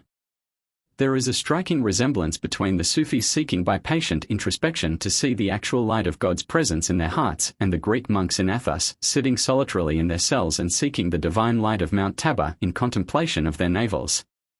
But our immediate point is the matter of constant, free prayer. In the Quran, XXXII, 41, the believers are exhorted to remember, dhikr, God often. This command the Sufis obeyed with a correlative depreciation of the 5 canonical prayers. Their meetings for the purpose, much like our own prayer meetings, still more like the class meetings of the early Methodists, as opposed to stated public worship, were called dhikrs. These services were fiercely attacked by the Orthodox theologians, but survived and are the Darwish functions which tourists still go to see at Constantinople and Cairo. But the more private and personal dhikrs of individual Sufis, each in his house repeating his Quranic litanies through the night, until to the passerby it sounded like the humming of bees or the unceasing drip of roof gutters, these seem, in the course of the 3rd century, to have fallen before ridicule and accusations of heresy. Another point against the earlier Sufis was their abuse of the principle of tawakkul, dependence upon God. They gave up their trades and professions, they even gave up the asking for alms. Their ideal was to be absolutely at God's disposal, utterly cast upon his direct sustenance, rizq. No anxiety for their daily bread was permitted to them, they must go through the world separated from it and its needs and looking up to God. Only one who can do this is properly an acknowledger of God's unity, a true muwahhid. To such, God would assuredly open the door of help, they were at his gate, and the biographies of the saints are full of tales how his help used to come. To this it may be imagined that the more sober, even among Sufis, made vehement objection. It fell under 2 heads. One was that of leash, the gaining of daily bread by labor. The examples of the husbandman who casts his seed into the ground and then depends upon God, of the merchant who travels with his wares in similar trust, were held up against the wandering but useless monk. As always, traditions were forged on both sides. Said a man apparently in a spirit of prophecy one day to the prophet, "Shall I let my camel run free and trust in God?" Replied the prophet, or someone for him with a good imitation of his humorous common sense, "Tie up your camel and trust in God." The other head was the use of remedies in sickness. The whole controversy parallels strikingly the mental science and Christian science of the present day. Medicine, it was held, destroyed tawakkul. In the 4th century in Persia this insanity ran high and many books were written for it and against it. The author of one on the first side was consulted in an obstinate case of headache. "Put my book under your pillow," he said, "and trust in God." On both these points the usage of the Prophet and the companions was in the teeth of the Sufi position. They had notoriously earned their living, honestly or dishonestly, and had possessed all the credulity of semi-civilization toward the most barbaric and multifarious remedies. So the agreement of Islam eventually righted itself, though the question in its intricacies and subtleties remained for centuries a thing of delight for theologians. In the end only the wildest fanatics held by absolute tawakkul. But all this time the second form of Sufism had been slowly forcing its way. It was essentially speculative and theological rather than ascetic and devotional. When it gained the upper hand, Zahid, ascetic, was no longer a convertible term with Sufi. We pass over the boundary between Thomas à Kempis and Saint Francis to Eckhart and Suso. The roots of this movement cannot be hard to find in the light of what has preceded. They lie partly in the Neoplatonism which is the foundation of the philosophy of Islam. Probably it did not come to the Sufis along the same channels by which it reached Al-Farabi. It was rather through the Christian mystics and, perhaps, especially through the pseudo-Dionysius the Areopagite and his asserted teacher, Stephen Bar-Sudaili with his Syriac Book of Hierotheos. We need not here consider whether the Monophysite heresy is to be reckoned in as one of the results of the dying Neoplatonism. It is true that outlying forms of it meant the frank deifying of a man and thus raised the possibility of the equal deifying of any other man and of all men. But there is no certainty that these views had an influence in Islam. It is enough that from A.D. 533 we find the pseudo-Dionysius quoted and his influence strong with the ultra-Monophysites, and still more, thereafter, with the whole mystical movement in Christendom. According to it, all is akin and mature to the Absolute, and all this life below is only a reflection of the glories of the upper sphere, where God is. Through the sacraments and a hierarchy of angels man is led back toward him. Only in ecstasy can man come to a knowledge of him. The Trinity, sin and the atonement fade out of view. The Incarnation is but an example of how the divine and the human can join. All is an emanation or an emission of grace from God, and the yearnings of man are back to his source. The revolving spheres, the groaning and travailing nature are striving to return to their origin. When this conception had seized the Oriental Church, when it had passed into Islam and dominated its emotional and religious life, when through the translation of the Pseudo-Dionysius by Scotus Erigena in 850 it had begun the long contest of idealism in Europe, the dead school of Plotinus had won the field, and its influence ruled from the Oxus to the Atlantic. But the roots of Sufism struck also in another direction. We have already seen an early tendency to regard Ali and, later, members of his house as incarnations of divinity. In the East, where God comes near to man, the conception of God in man is not difficult. The Semitic prophet through whom God speaks easily slips over into a divine being in whom God exists and may be worshipped. But if with one, why not with another? May it not be possible by purifying exercises to reach this unity? If one is a son of God, may not all become that if they but take the means? The half-understood pantheism which always lurks behind Oriental fervors claims its due. From his wild whirling dance, the Darwish, stung to cataleptic ecstasy by the throbbing of the drums and the lilting chant, sinks back into the unconsciousness of the divine oneness. He has passed temporarily from this scene of multiplicity into the sea of God's unity, and, at death, if he but persevere, he will reach that haven where he fain would be and will abide there forever. Here, we have not to do with calm philosophers rearing their systems in labored speculations, but with men, often untaught, seeking the salvation of their souls earnestly and with tears. One of the earliest of the pantheistic school was Abu Yazid al-Bastami, d. 261. He was of Persian parentage, and his father had been a follower of Zarathustra. As an ascetic he was of the highest repute. He was also an author of eminence on Sufism. Al-Ghazali used his books, and he joined to his devout learning and self-mortification clear miraculous gifts. But equally clear was his pantheistic drift, and his name has come down linked to the saying, "Beneath my cloak there is naught else than God." It is worth noticing that certain other of his sayings show that, even in his time, there were Sufi saints who boasted that they had reached such perfection and such miraculous powers that the ordinary moral and ceremonial law no longer applied to them. The antinomianism which haunted the later Sufism and Darwishdom had already appeared. But the greatest name of all among these early pantheists was that of Al-Halai, the cotton carder, a pupil of Al-Junayd, who was put to death with great cruelty in 309. It is almost impossible to reach any certain conclusion as to his real views and aims. In spite of what seemed to be utterances of the crassest pantheism, such as, "I am the truth," there have not been wanting many in later Islam who have reverenced his memory as that of a saint and martyr. To Sufis and Darwishs of his time and to this day he has been and is a patron saint. In his life and death he represents for them the spirit of revolt against dogmatic scholasticism and formalism. Further, even such a great doctor of the Muslim Church as Al-Ghazali defended him and, though lamenting some incautious phrases, upheld his orthodoxy. At his trial itself before the theologians of Baghdad, one of them refused to sign the fatwa declaring him an unbeliever. He was not clear, he said, as to the case. And it is true that such records as we have of the time suggest that his condemnation was forced by the government as a matter of state policy. He was a Persian of Magian origin, and evidently an advanced mystic of the speculative type. He carried the theory to its legitimate conclusion, and proclaimed the result publicly. He dabbled in scholastic theology, had evident Mutazilite leanings, wrote on alchemy and things esoteric. But with this mystical enthusiasm there seemed to have united in him other and more dangerous traits. The stories which have reached us show him of a character fond of excitement and change, surrounding himself with devoted adherents and striving by miracle working of a commonplace kind to add to his following. His popularity among the people of Baghdad and their reverence for him rose to a perilous degree. He may have had plans of his own as a Persian nationalist, he may have had part in one of the Shiite conspiracies, he may have been nothing but a rather weak-headed devotee, carried off his feet by a sudden tide of public excitement, the greatest trial and danger that a saint has to meet. But the times were not such then in Baghdad that the government could take any risks. Al-Muqtadir was Khalifa, and in his weak hands the caliphate was slipping to ruin.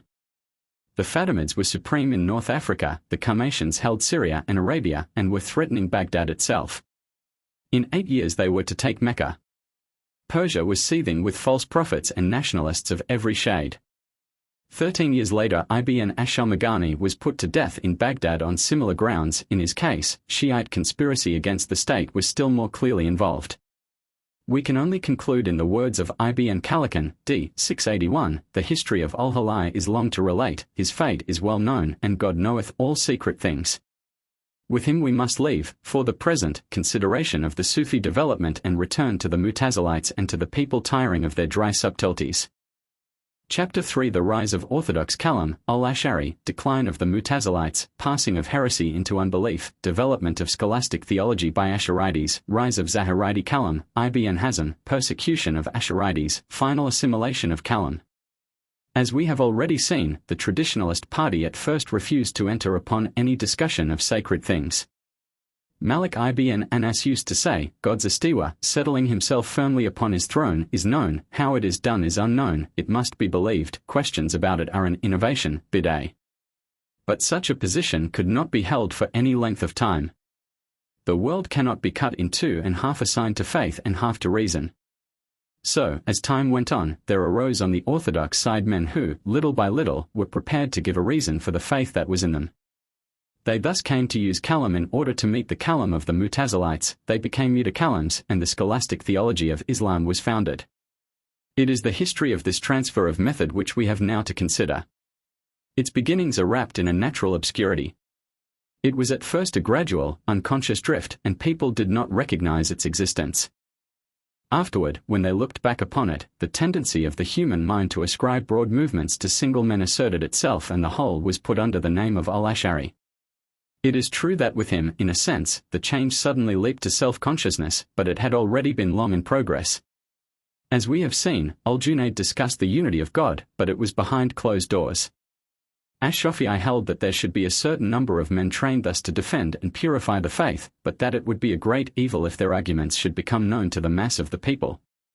Al-Muhasibi, a contemporary of Ahmad ibn Hanbal, was suspected, and rightly, of defending his faith with argument, and thereby incurred Ahmad's displeasure.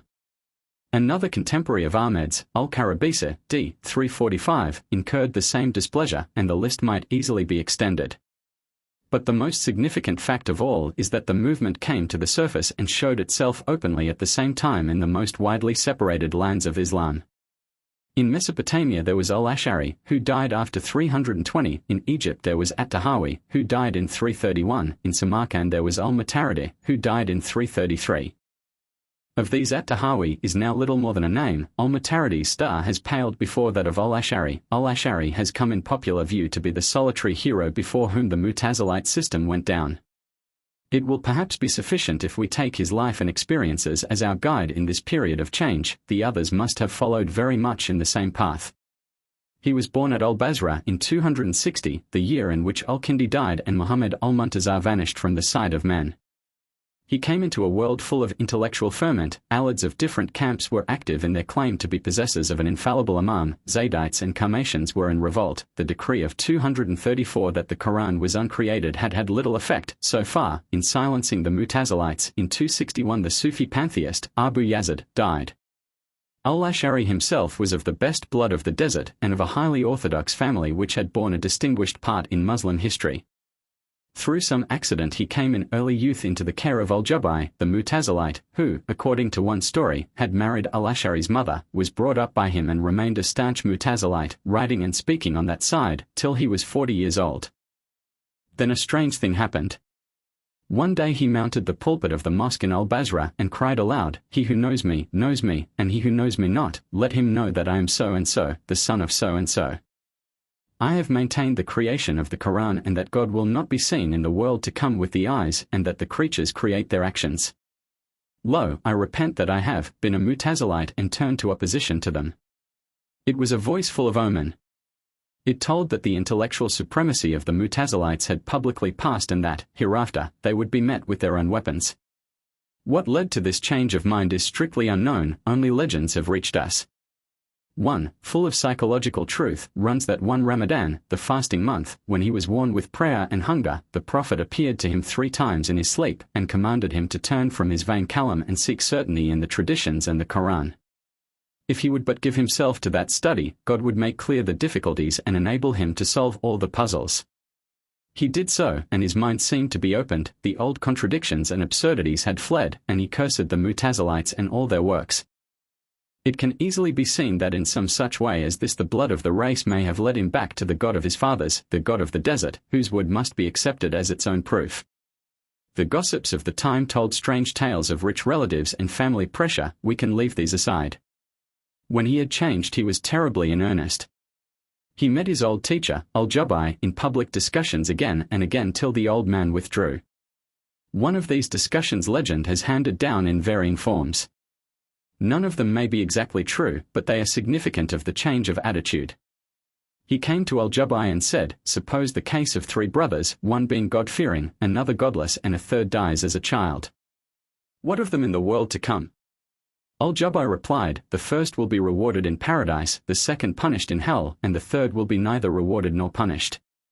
Al-Ash'ari continued, "But if the third said, 'Lord, thou mightest have granted me life, and then I would have been pious and entered paradise like my brother, what then?' Al-Jubai replied, God would say, 'I knew that if thou wert granted life thou wouldst be godless and unbelieving and enter hell.'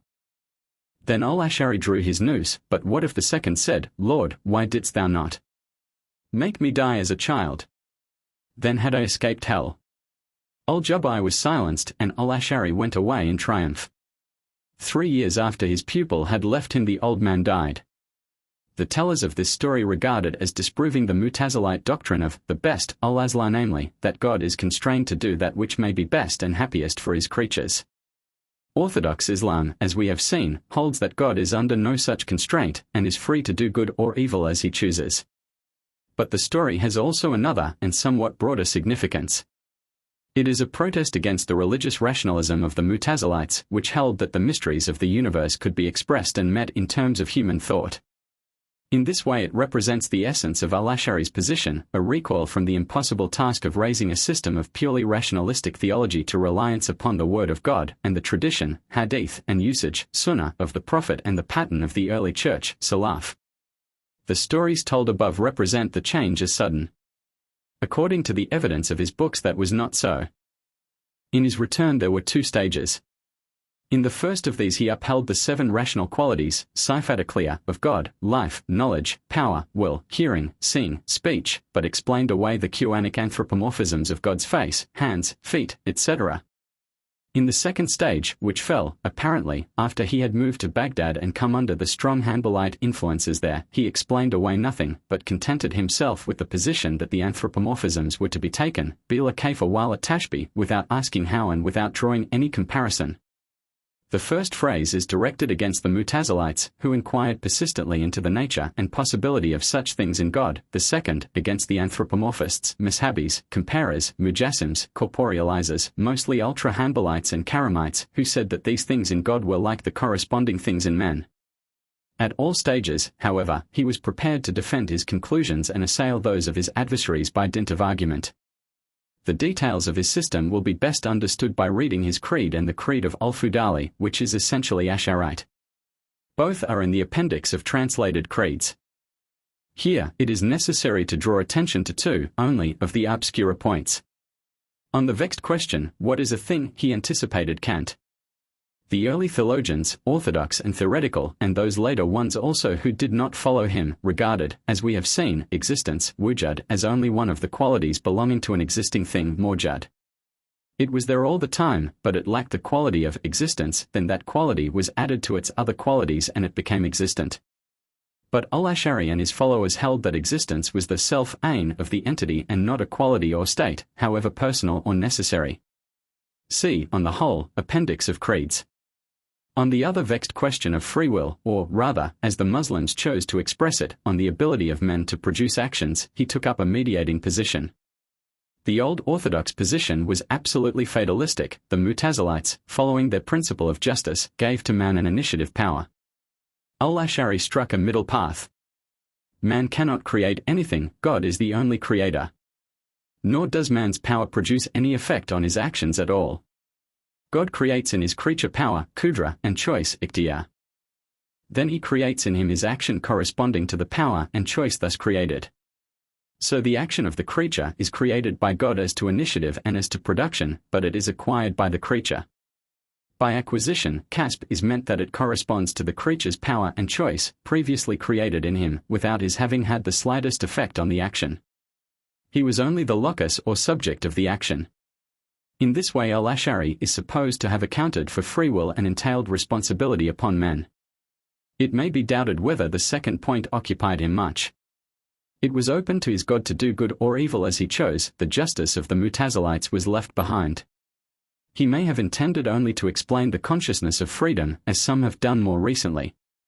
The closeness with which al-Ash'ari in this comes to the pre-established harmony of Leibniz and to the Kantian conception of existence shows how high a rank he must take as an original thinker. His abandoning of the Mutazilites was due to no mere wave of sentiment but to a perception that their speculations were on too narrow a basis and of a too barren scholastic type. He died after 320 with a curse on them and their methods as his last words. A few words only need be given to al-Mataridi. The Creed of an-Nasafi in the Appendix of Creeds, pp 308-315 belongs to his school. He and At-Tahawi were followers of the broad-minded Abu Hanifa, who was more than suspected of Mutazilite and Murji'ite leanings. Muslim theologians usually reckon up some 13 points of difference between al-Mataridi and al-Ash'ari and admit that 7 of these are not much more than combats of words. Those which occur in an-Nasafi's creed are marked with a star. We are now in a position to finish shortly with the Mutazilites. Their work, as a constructive force, is done. From this time on there is kalam among the orthodox, and the term mutakalim denotes nothing but a scholastic theologian, whether of one wing or another. And so, like any other organ which has done its part and for the existence of which there is no longer any object, they gradually and quietly dropped into the background. They had still, sometimes, to suffer persecution, and for hundreds of years there were men who continued to call themselves Mutazilites, but their heresies came to be heresies of the schools and not burning questions in the eyes of the masses. We need now draw attention to only a few incidents and figures in this dying movement. The Muslim historians lay much stress on the orthodox seal of the Khalifa al-Qadi, who reigned 381 to 422, and narrate how he persecuted the Mutazilites, Shiites and other heretics and compelled them, under oath, to conform. But there are several difficulties in the way of this persecution which make it probable that it was more nominal than otherwise.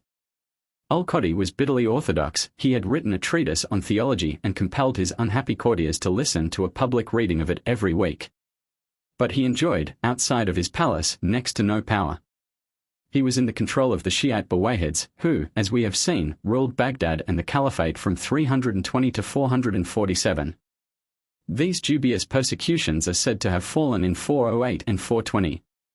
Again, a Muslim pilgrim from Spain visited Baghdad about 390 and has left us a record of the state of religious things there. He found in session what may perhaps best be described as a parliament of religions. It seems to have been a free debate between Muslims of all sects, orthodox and heretical, Parsis and atheists, Jews and Christians, unbelievers of every kind. Each party had a spokesman, and at the beginning of the proceedings the rule was rehearsed that no one might appeal to the sacred books of his creed but might only adduce arguments founded upon reason. The pious Spanish Muslim went to 2 meetings but did not peril his soul by any further visits. In his narrative we recognize the horror with which the Orthodox of Spain viewed such proceedings. Spain, Muslim and Christian, has always favored the straightest sect, but when such a thing was permitted in Baghdad, religious liberty there at least must have been tolerably broad. Possibly it was sittings of the Ikhwan as-Safa upon which this scandalized Spaniard stumbled. He himself speaks of them as meetings of mutakallims. But if the mixture of Sunnite and Shiite authority in Baghdad gave all the miscellaneous heretics a chance for life, it was different in the growing dominions of Mahmud of Ghazna. That iconoclastic monarch had embraced the anthropomorphic faith of the Karamites, the most literal-minded of all the Muslim sects. In consequence, all forms of Mutazilism and all kinds of mutakallims were an abomination to him, and it was a very real persecution which they met at his hands. That Al-Qadi, his spiritual suzerain, urged him on is very probable. It is also possible that respect for the growing power of Mahmud may have protected Al-Qadi to some extent from the Buwayhids. In 420 Mahmud took from them Ispahan and held there a grand inquisition on Shiites and heretics of all kinds. To proceed with the Mutazilites, when we come to Al-Ghazali and his times we shall find that they have ceased to be a crying danger to the faith. Though their views might, that doctor held, be erroneous in some respects, they were not to be considered as damnable. Again, in 538, there died Azad Zamakhshari, the great grammarian, who is often called the last of the Mutazilites. He was not that by any means, but his heresies were either mild or were regarded mildly. A single point will show this: his commentary on the Quran, the Kashaf, was revised and expurgated in the orthodox interest by al-Baydawi, d. 688, and in that form is now the most popular and respected of all expositions. The Kashaf itself, in its original, unmodified form, has been printed several times at Cairo.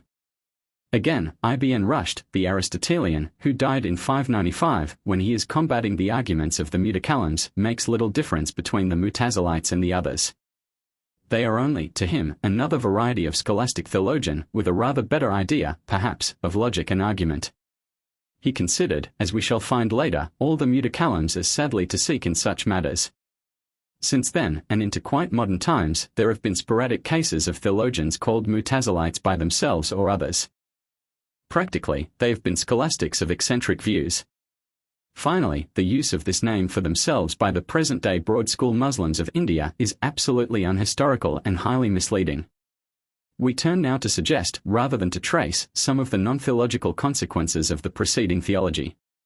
Increasingly, from this time on, it is not heresy which has to be met so much as simple unbelief, more or less frank. It is evident that the heretics of the earlier period are now dividing in 2 directions, one part inclining toward milder forms of heresy and the other toward doubt in the largest sense, passing over to Aristotelian plus Neoplatonic philosophy, and thence dividing into materialists, deists, and theists. Thus we have seen earlier the workings of Al-Farabi and of the Ikhwan as-Safa. The teachings of the latter pass on to the Ismailians who developed them in the mountain fortresses, the centers of their power, scattered from Persia to Syria. These were otherwise called assassins, otherwise Badanites in the narrower sense. In the broader that term meant only those who found under the letter of the Quran a hidden, esoteric meaning, otherwise Talamites or claimers of a Talim, a secret teaching by a divinely instructed Imam, and with them we shall have much to do later. It is sufficient here to notice how the peaceful and rather watery philosophy of the sincere brethren was transmuted through ambition and fanaticism into belligerent politics at the hands and daggers of these fierce sectaries. Into this period, too, fall some well-known names of dubious and more than dubious orthodoxy. Al-Biruni, d. 440, even at the court of Mahmud of Ghazna managed to keep his footing and his head. Yet it may be doubted how far he was a Karamite or even a Muslim. He was certainly the first scientific student of India and Indica and of chronology and calendars, a man whose attainments and results show that our so-called modern methods are as old as genius. On religion, he maintained a prudent silence, but earned the favor of Mahmud by an unsparing exposure of the weakness in the Fatimid genealogy. In this sketch he has a place as a man of science who went his own way without treading on the religious toes of other people. His contemporary Ibn Sina, d. 428, Forus Avicenna, was of a different nature, and his lines were cast in different places. He was a wanderer through the courts of northern Persia. The orthodox and stringent Mahmud he carefully avoided, the Buwayhids and those of their ilk took such heresies as is more easily.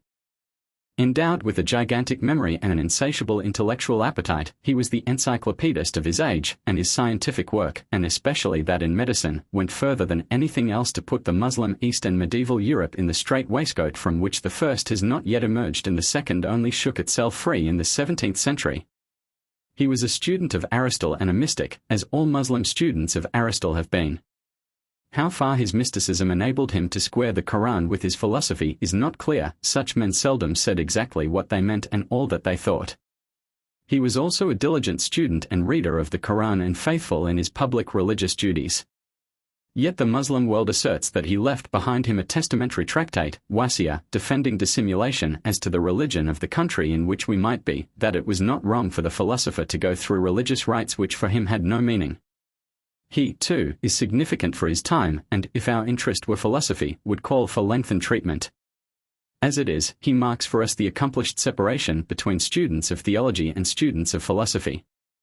An equally well-known and by us much better loved name is that of Umar al-Khayyam, who died later, about 515, but who may fitly be grouped with Ibn Sina. He, too, was a bon vivant, but of a deeper, more melancholy strain. His wine meant more than friendly cups, it was a way of escape from the world and its burden. His science, too, went deeper. He was not a gatherer and arranger of the wisdom of the past, his reformed calendar is more perfect than that which we even now use. His faith is a riddle to us, as it was to his comrades. But it was because he had no certain truth to proclaim that Umar did not speak out clearly. His last words were almost those of Rabelais, I go to meet the great perhaps. Anecdotage connects his name with that of al-Ghazali. Neither had escaped the pall of universal skepticism which must have descended upon their time. But al-Ghazali, by God's grace, as he himself reverently says, was enabled to escape. Umar died under it. A very different man was Abu al-Ala al-Ma'ari, the blind poet and singer of intellectual freedom. In Arabic literature there is no other voice like his, clear and confident. He was a man of letters, no philosopher nor theologian nor scientist, though at one time he seems to have come in contact with a circle like that of Ikhwan as-Safa, perhaps the same, and his spirit was like that of one of the heroic poets of the old desert life, whose hand was taught to keep his head, whose tongue spared nothing from heaven to earth, and who lived his own life out in his own way, undaunted. In his darkness he nourished great thoughts and flung out a soeva indignatio on hypocrisy and subservience which reminds of Lessing. But Abu al-Ala was a great poet, and his scorn of priests and courtiers and their lies, his pity for suffering humanity and his confidence in the light of reason are thrown into scraps of burning, echoing verse without their like in Arabic. He died at the town of his birth, Ma'arad and Enuman, in northern Syria, in 449. The problem is how he was suffered to live out his long life of 86 years.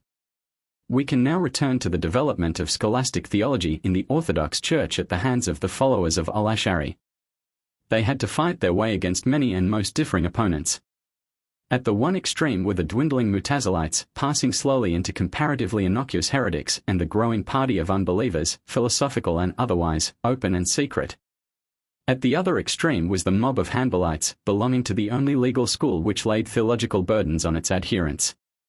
The theologians, in this case, certainly varied as to the weight of their own anathemas against all Kalam, but were at one in that they carried the bulk of the multitude with them and could enforce their conclusions with the cudgels of rioters.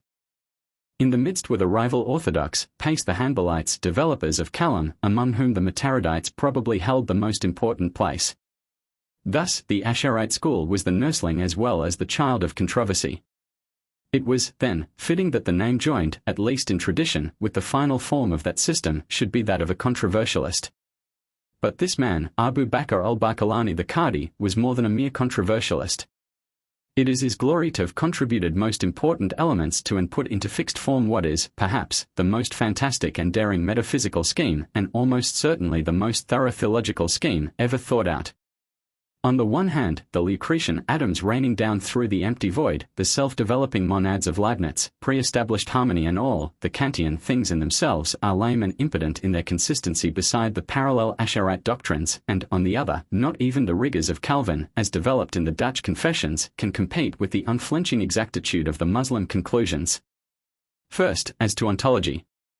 The object of the Asharites was that of Kant, to fix the relation of knowledge to the thing in itself. Thus, al-Baqillani defined knowledge, ilm, as cognition, marifa, of a thing as it is in itself. But in reaching that thing in itself, they were much more thorough than Kant. Only two of the Aristotelian categories survived their attack, substance and quality.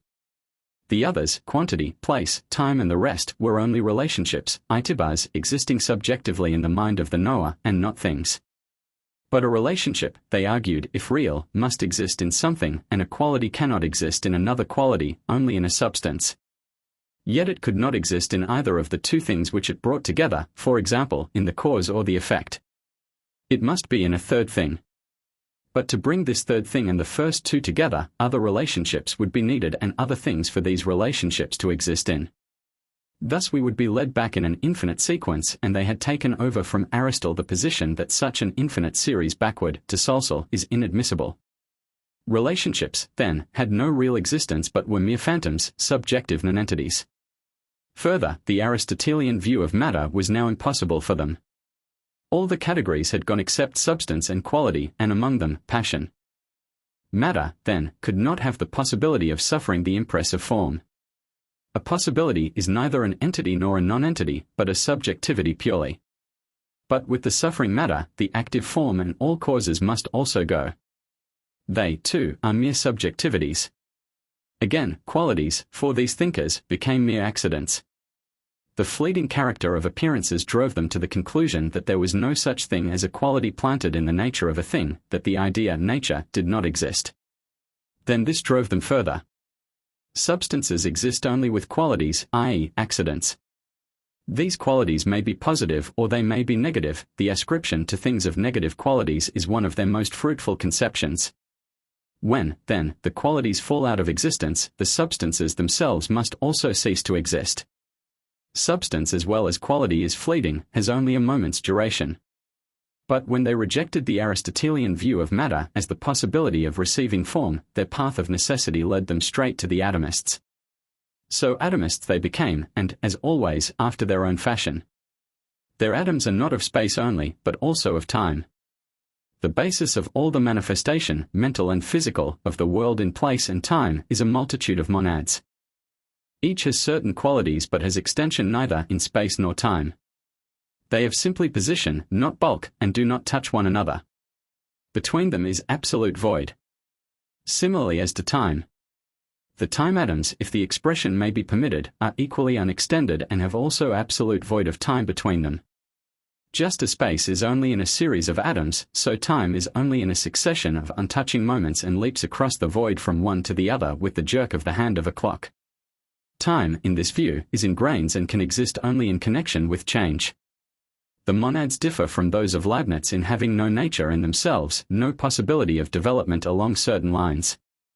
The Muslim monads are, and again are not, all change and action in the world are produced by their entering into existence and dropping out again, not by any change in themselves. But this most simple view of the world left its holders in precisely the same difficulty, only in a far higher degree, as that of Leibniz. He was compelled to fall back on a pre-established harmony to bring his monads into orderly relations with one another. The Muslim theologians, on their side, fell back upon God and found in his will the ground of all things. We here pass from their ontology to their theology, and as they were thoroughgoing metaphysicians, so now they are thoroughgoing theologians. Being was all in the one case, now it is God that is all. In truth, their philosophy is in its essence a skepticism which destroys the possibility of a philosophy in order to drive men back to God and his revelations and compel them to see in him the one grand fact of the universe.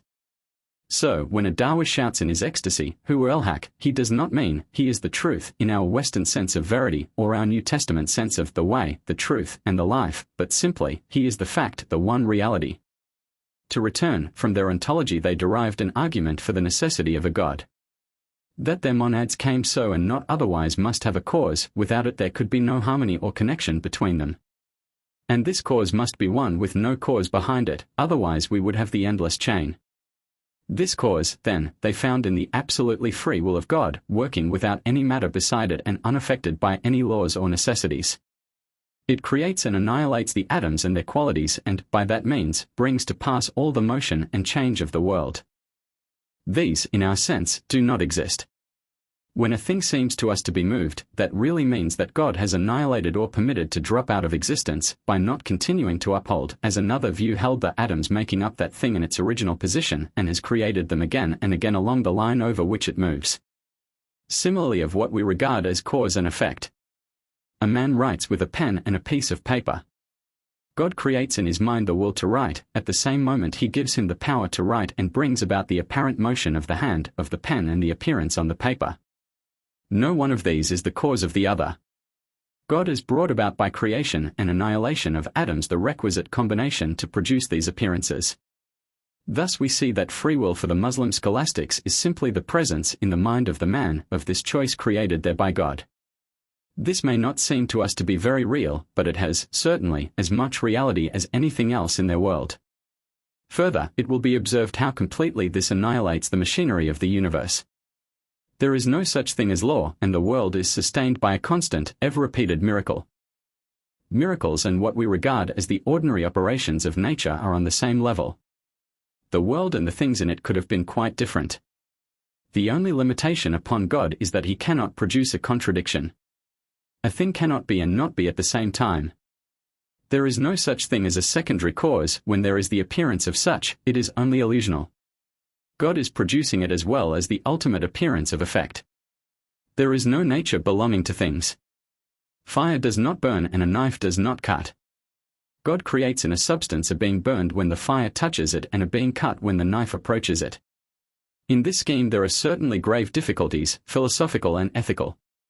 It establishes a relationship between God and the atoms, but we have already seen that relationships are subjective illusions. That, however, was in the case of the things of the world, perceived by the senses contingent being, as they would put it. It does not hold of necessary being. God possesses a quality called difference from originated things, al-mukallaf al-hawadith. He is not a natural cause, but a free cause, and the existence of a free cause they were compelled by their principles to admit. The ethical difficulty is perhaps greater. If there is no order of nature and no certainty, or nexus, as to causes and effects, if there is no regular development in the life, mental, moral, and physical of a man, only a series of isolated moments, how can there be any responsibility, any moral claim or duty? This difficulty seems to have been recognized more clearly than the philosophical one. It was met formally by the assertion of a certain order and regularity in the will of God. He sees to it that a man's life is a unity, and, for details, that the will to eat and the action always coincide. But such an answer must have been felt to be inadequate and to involve grave moral dangers for the common mind. Therefore, as we have seen, the study of Kalam was hedged about with difficulties and restrictions. Theologians recognized its trapfalls and doubts, even for themselves, and lamented that they were compelled by their profession to study it. The public discussion of its questions was regarded as a breach of professional etiquette. Theologians and philosophers alike strove to keep these deeper mysteries hidden from the multitude. The gap between the highly educated and the great mass, that fundamental error and greatest danger in Muslim society, comes here again to view. Further, even among theologians, there was some difference in degree of insight, and books and phrases could be read by different men in very different ways. To one, they would suggest ordinary, Quranic doctrines, another would see under and behind them a trail of metaphysical consequences bristling with blasphemous possibilities. Thus, Muslim science has been always of the school, it has never learned the vitalizing and disinfecting value of the fresh air of the marketplace. This applies to philosophers even more than to theologians. The crowning accusation which Ibn Rushd, the great Aristotelian commentator, brought against al-Ghazali was that he discussed such subtleties in popular books. This, then, was the system which seems to have reached tolerably complete form at the hands of al-Baqillani, who died in 403. But with the completion of the system there went by no means its universal or even widespread acceptance in the Muslim world. That of al-Mataridi held its own for long, and, even yet, the Mataridite creed of an-Nasafi is used largely in the Turkish schools. In the 5th century it was considered remarkable that Abu Dar, d. 434, a theologian of Herat, should be an Asharite rather than, apparently, a Mataridite. It was not till al-Ghazali, d. 505, that the Asharite system came to the Orthodox hegemony in the East, and it was only as the result of the work of Ibn Tumat, the Mahdi of the Muwahhids, d. 524, that it conquered the West.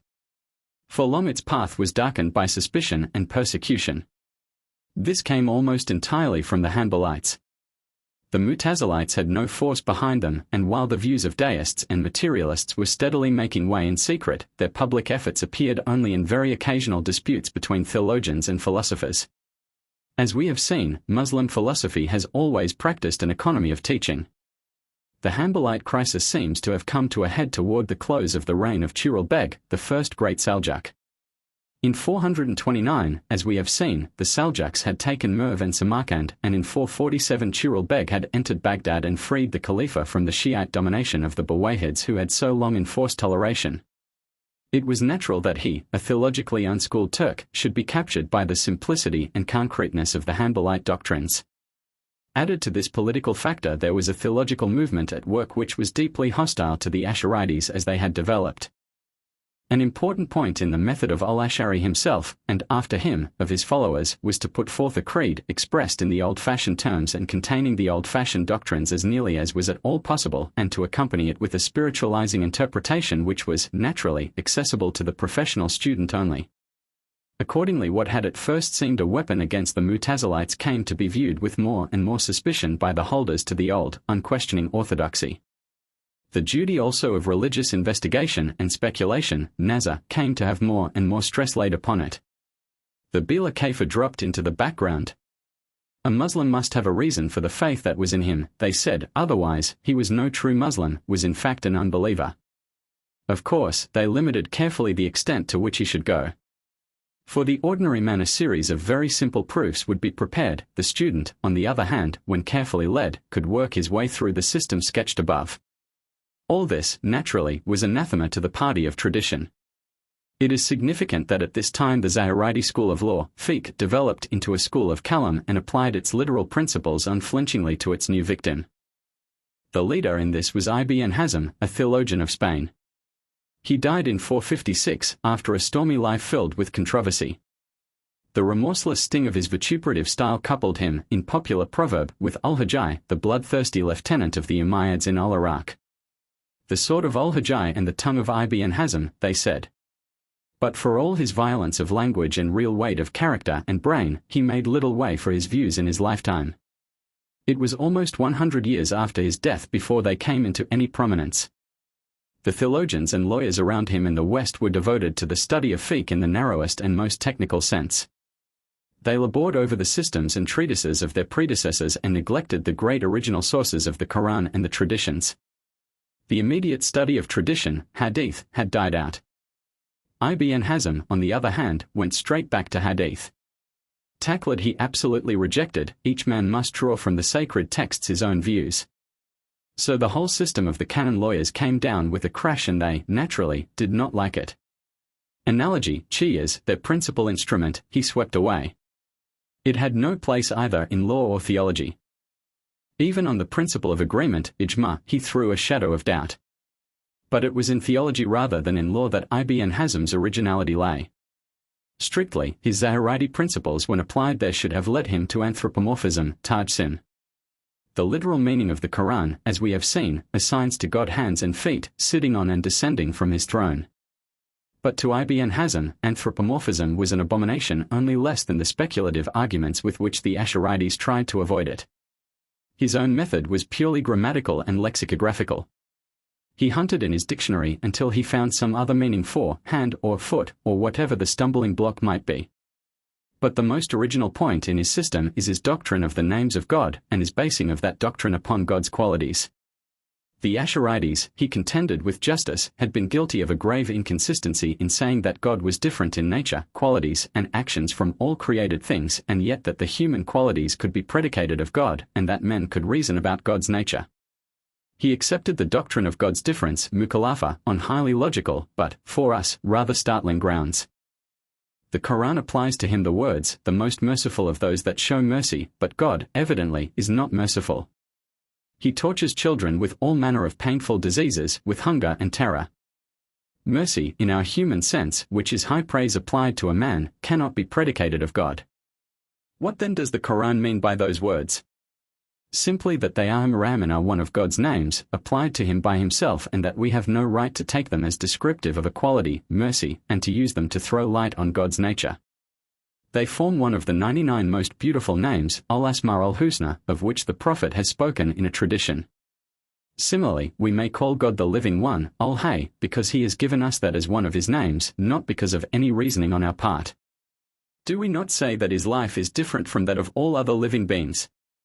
These names, then, are limited to 99 and no more should be formed, however full of praise such might be for God, or however directly based on his actions. He has called himself Al-Wahib, the giver, and so we may use that term of him.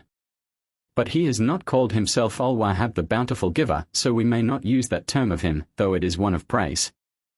Of course, you may describe his action and say that he is the guider of his saints. But you must not make from that a name, and call him simply the guider.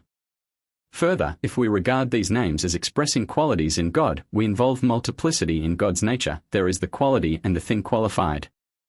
Here we are back at the old Mu'tazilite difficulty, and it is intelligible that Ibn Hazm dealt more gently with the Mu'tazilites than with the Ash'arites. The one party were Muslims and sinned in ignorance, invincible ignorance, a Roman Catholic would call it, the others were unbelievers. They had turned willfully from the way. The Mu'tazilites had tried to limit the qualities as much as possible. At the best they had said that they were God's essence and not in his essence. Al-Ash'ari and his school had fairly reveled in qualities and had mapped out the nature of God with the detail and daring of a phrenological chart. Naturally, Ibn Hazm made his ethical basis the will of God only. God has willed that this should be a sin and that a good deed. Lying, he concedes, is always saying what does not agree with the truth. But, still, God may pronounce that one lie is a sin and one not. Muslim ethics, it is true, have never branded lying as sinful in itself. For the Shiites and their doctrine of an infallible Imam, Ibn Hazm cannot find strong enough expressions of contempt. In Ibn Hazm's time, and he praises God for it, there were but few Ash'arites in the West. Theology generally did not find many students. So things went on till long after his death. To this fiery controversialist the worst blow of all would have been if he could have known that the men who were at last to bring his system, in part and for a time, into public acceptance and repute, were also to complete the conquest of Islam for the Ash'arite school. That was still far in the future, and we must return to the persecution, the accounts of the persecution which set in are singularly conflicting. Some assign it to Hanbalite influence, others tell of a Mu'tazilite wazir of Chirul Beg. That the traditionalist party was the main force in it seems certain. In all probability, however, all the other anti-Ash'arite sects, from the Mu'tazilites on, took their own parts. The Ash'arite party represented a via media and would be set upon with zest by all the extremes. They were sullenly cursed from the pulpits and, what added peculiar insult to it, the Rafidites, an extreme Kharijite sect, were joined in the same anathema. Al-Juwayni, the greatest theologian of the time, fled to the Hijaz and gained the title of Imam of the two harems, Imam al-Haramain, by living for 4 years between Mecca and al-Madinah. Al-Qashayri, the author of a celebrated treatise on Sufism, was thrown into prison. The Ash'arite doctors generally were scattered to the winds. Only with the death of Chirul Beg in 455 did the cloud pass. His successor, Alp Arslan, and especially the great wazir, Nizam al-Mulk, favored the Ash'arites. In 459 the latter founded the Nizamite Academy at Baghdad to be a defense of Ash'arite doctrines. This may fairly be regarded as the turning point of the whole controversy. The Hanbalite mob of Baghdad still continued to make itself felt, but its excesses were promptly suppressed. In 510 Asharistani was well received there by the people, and in 516 the Khalifa himself attended Ash'arite lectures. It is needless to spend more time over the other theologians who were links in the chain between al-Ash'ari and the Imam al-Haramain. Their views wavered, this way and that, only the rationalizing tendency became stronger and stronger. There was danger that the orthodox system would fossilize and lose touch with life as that of the Mutazilites had done. It is true that Sufism still held its ground.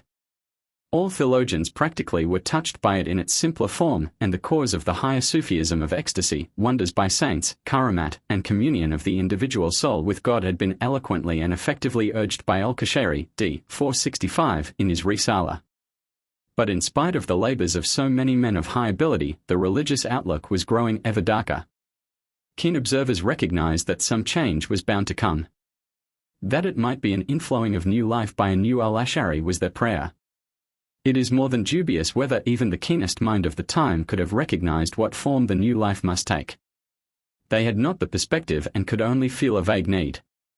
But from what has gone before it will be plain that Islam had again to assimilate to itself something from without or perish. Such had been its manner of progress up till now. New opinions had arisen, had become heresies, conflict had followed, part of the new thought had been absorbed into the Orthodox Church, part had been rejected, through it all the life of the Church had gone on in fuller and richer measure, being always, in spite of everything, the mainstream, the heresy itself had slowly dwindled out of sight. So it had been with Murji'ism, so with Mutazilism. With the Orthodox tradition, NAQL still stood fast, but reason, AQL, had taken a place beside it. Kalam, in spite of Hanbalite clamors, had become fairly a part of their system. What was to be the new element, and who was to be its champion? Chapter 4 Al-Ghazali, his life, times, and work, Sufism formally accepted into Islam. With the time came the man. He was Al-Ghazali, the greatest, certainly the most sympathetic figure in the history of Islam, and the only teacher of the after generations ever put by a Muslim on a level with the four great Imams. The equal of Augustine in philosophical and theological importance, by his side the Aristotelian philosophers of Islam, Ibn Rushd and all the rest, seemed beggarly compilers and scholiasts. Only Al-Farabi, and that in virtue of his mysticism, approaches him. In his own person he took up the life of his time on all its sides and with it all its problems. He lived through them all and drew his theology from MS experience. Systems and classifications, words and arguments about words, he swept away, the facts of life as he had known them in his own soul he grasped. When his work was done, the revelation of the mystic, Kashf, was not only a full part but the basal part in the structure of Muslim theology. That basis, in spite, or rather on account of the work of the Mutakallims, had previously been lacking. Such a skepticism as their atomic system had practically amounted to, could disprove much but could prove little. If all the categories but substance and quality are mere subjectivities, existing in the mind only, what can we know of things? An ultra-rational basis had to be found, and it was found in the ecstasy of the Sufis. But Al-Ghazali brought another element into fuller and more effective working. With him passes away the old-fashioned kalam, a thing of shreds and patches, scraps of metaphysics and logic snatched up for a moment of need, without grasp of the full sweep of philosophy, and incapable, in the long run, of meeting it. Even its atomic system is a philosophy of amateurs, with all their fantastic one-sidedness, their vigor and rigor. But Al-Ghazali was no amateur. His knowledge and grasp of the problems and objects of philosophy were truer and more vital than in any other Muslim up to his time, perhaps after it, too. Islam has not fully understood him any more than Christendom fully understood Augustine, but until long after him the horizon of Muslims was wider and their clearer for his work. Then came a new scholasticism, reigning to this day. So much by way of preface. We must now give some account of the life and experiences, the ideas and sensations, of this great leader and reformer. For his life and his work were one. Everything that he thought and wrote came with the weight and reality of personal experience. He recognized this connection himself, and has left us a book, the Munkard Minute ad-Dalil, Rescuer from Error, almost unique in Islam, which, in the form of an apology for the faith, is really an apologia pro vita sua. This book is our main source for what follows. Al-Ghazali was born at Tuz in 450. He lost his father when young and was educated and brought up by a trusted Sufi friend. He early turned to the study of theology and canon law, but, as he himself confesses, it was only because they promised wealth and reputation. Very early he broke away from taqlid, simple acceptance of religious truth on authority, and he began to investigate theological differences before he was 20. His studies were of the broadest, embracing canon law, theology, dialectic, science, philosophy, logic and the doctrines and practices of the Sufis. It was a Sufi atmosphere in which he moved, but their religious fervors do not seem to have laid hold of him. Pride in his own intellectual powers, ambition and contempt for others of less ability mastered him. The latter part of his life as a student was spent at Naysabur as pupil and assistant of the Imam al-Haramain. Through the Imam he stood in the apostolic succession of Asharite teachers, being the fourth from al-Ashari himself. There he remained till the death of the Imam in 478, when he went out to seek his fortune and found it with the great Wazir, Nizam al-Mulk. By him al-Ghazali was appointed, in 484, to teach in the Nizamite Academy at Baghdad. There he had the greatest success as a teacher and consulting lawyer, and his worldly hopes seemed safe. But suddenly he was struck down by mysterious disease. His speech became hampered, his appetite and digestion failed. His physicians gave him up. His malady, they said, was mental and could only be mentally treated. His only hope lay in peace of mind. Then he suddenly quitted Baghdad in 488, ostensibly on pilgrimage to Mecca. This flight, for it was so in effect, of al-Ghazali was unintelligible to the theologians of the time. Since that time it has marked the greatest epoch in the Church of Islam after the return of al-Ash'ari. That it should be unintelligible was natural. No cause could be seen on the surface, except some possible political complications. The cause in reality lay in al-Ghazali's mind and conscience. He was wandering in the labyrinth of his time. From his youth he had been a skeptical, ambitious student, playing with religious influences yet unaffected by them. But the hollowness of his life was ever present with him and pressing upon him. Like some with us, he sought to be converted and could not bring it to pass. His religious beliefs gradually gave way and fell from him, piece by piece. At last, the strain became too great, and at the court of Nizam al-Mulk he touched for 2 months the depths of absolute skepticism. He doubted the evidence of the senses. He could see plainly that they often deceived. No eye could perceive the movement of a shadow, but still the shadow moved. A gold piece would cover any star, but a star was a world larger than the earth. He doubted even the primary ideas of the mind. Is 10 more than 3? Can a thing be and not be? Perhaps, he could not tell. His senses deceived him, why not his mind? May there not be something behind the mind and transcending it, which would show the falsity of its convictions even as the mind showed the falsity of the information given by the senses? May not the dreams of the Sufis be true, and their revelations in ecstasy the only real guides? When we awake in death, may it not be into a true but different existence? All this perhaps. And so he wandered for 2 months. He saw clearly that no reasoning could help him here. He had no ideas on which he could depend, from which he could begin. But the mercy of God is great. He sends his light to whom he wills, a light that flows in and is given by no reasoning. By it al-Ghazali was saved. He regained the power to think, and the task which he now set before him was to use this power to guide himself to truth. When he looked around, he saw that those who gave themselves to the search for truth might be divided into 4 groups. There were the scholastic theologians, who were much like the theologians of all times and faiths. Second, there were the Talmudists, who held that to reach truth one must have an infallible living teacher, and that there was such a teacher. Third, there were the followers of philosophy, basing on logical and rational proofs. Fourth, there were the Sufis, who held that they, the chosen of God, could reach knowledge of him directly in ecstasy. With all these he had, of course, been acquainted to a greater or less degree, but now he settled down to examine them one by one and find which would lead him to a certainty to which he could hold, whatever might come. He felt that he could not go back to the unconscious faith of his childhood, that nothing could restore. All his mental being must be made over before he could find rest. He began with scholastic theology, but found no help there. Grant the theologians their premises and they could argue, deny them and there was no common ground on which to meet. Their science had been founded by al-Ash'ari to meet the Mutazilites. It had done that victoriously, but could do no more. They could hold the faith against heretics, expose their inconsistencies. Against the skeptic they availed nothing. It is true that they had attempted to go further back and meet the students of philosophy on their own ground, to deal with substances and attributes and first principles generally, but their efforts had been fruitless.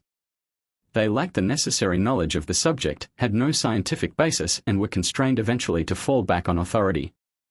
After study of them and their methods, it became clear to al-Ghazali that the remedy for his ailment was not in scholastic theology. Then he turned to philosophy. He had seen already that the weakness of the theologians lay in their not having made a sufficient study of primary ideas and the laws of thought.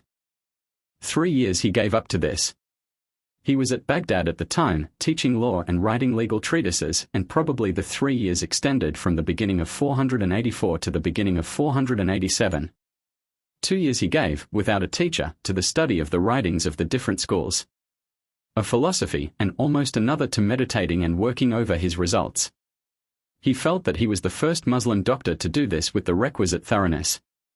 And it is noteworthy that at this stage he seems to have again felt himself to be a Muslim and in an enemy's country when he was studying philosophy. He speaks of the necessity of understanding what is to be refuted, but this may be only a confusion between his attitude when writing after 500 and his attitude when investigating and seeking truth, 15 years earlier. He divides the followers of philosophy in his time into 3, materialists, deists, tabi'is, i.e. naturalists, and theists. The materialists reject a creator, the world exists from all eternity, the animal comes from the egg and the egg from the animal. The wonder of creation compels the deists to admit a creator, but the creature is a machine, has a certain poise, tidal in itself which keeps it running, its thought is a part of its nature and ends with death. They thus reject a future life, though admitting God and his attributes.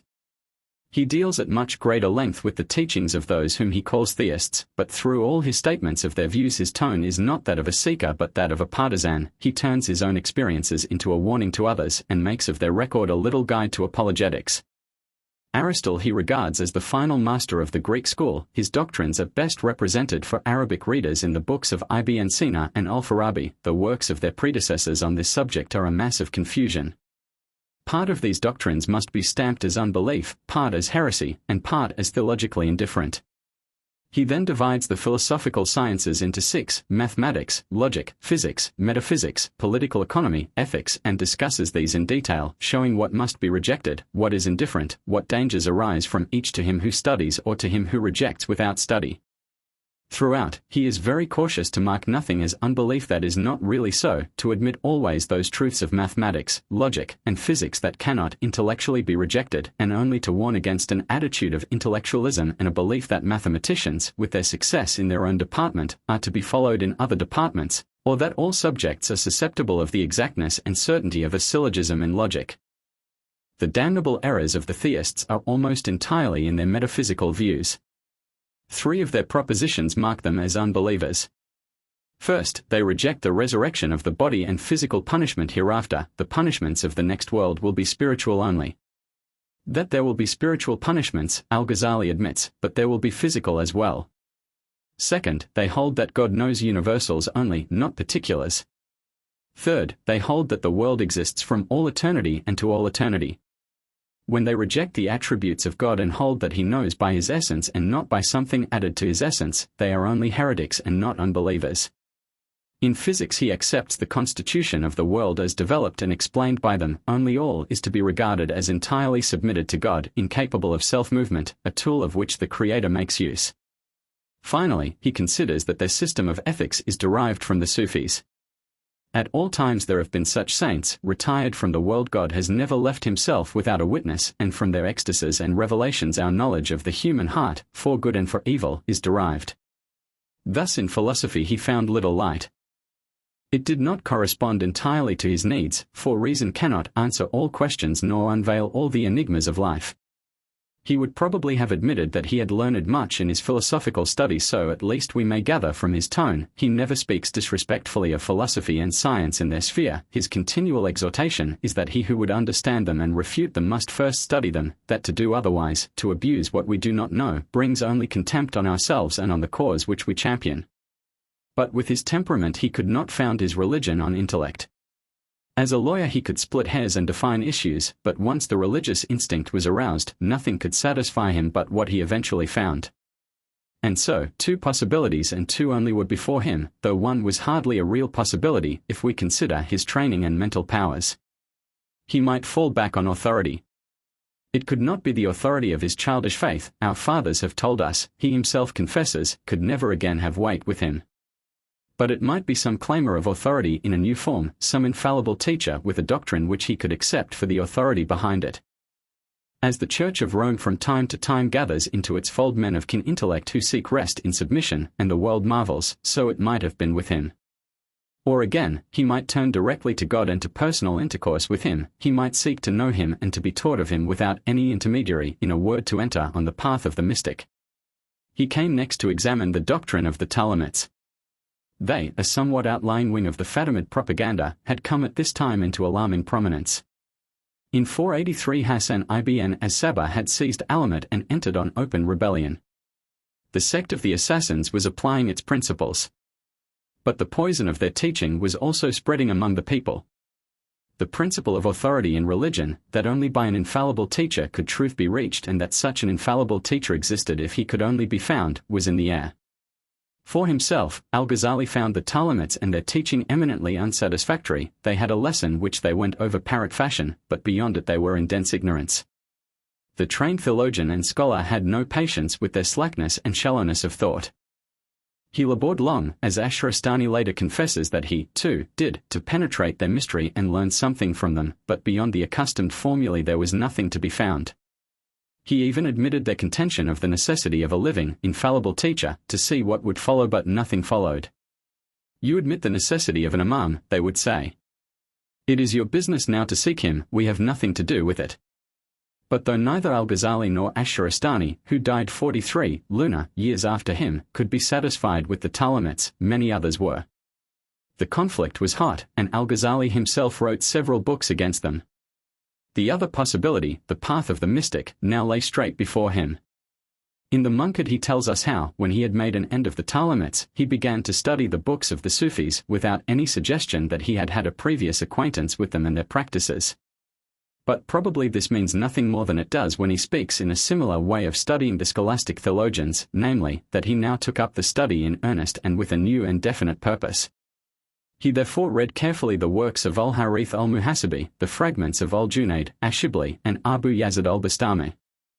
He had also the benefit of oral teaching, but it became plain to him that only through ecstasy and the complete transformation of the moral being could he really understand Sufism. He saw that it consisted in feelings more than in knowledge, that he must be initiated as a Sufi himself, live their life and practice their exercises, to attain his goal. On the way upon which he had gone up to this time, he had gained 3 fixed points of faith.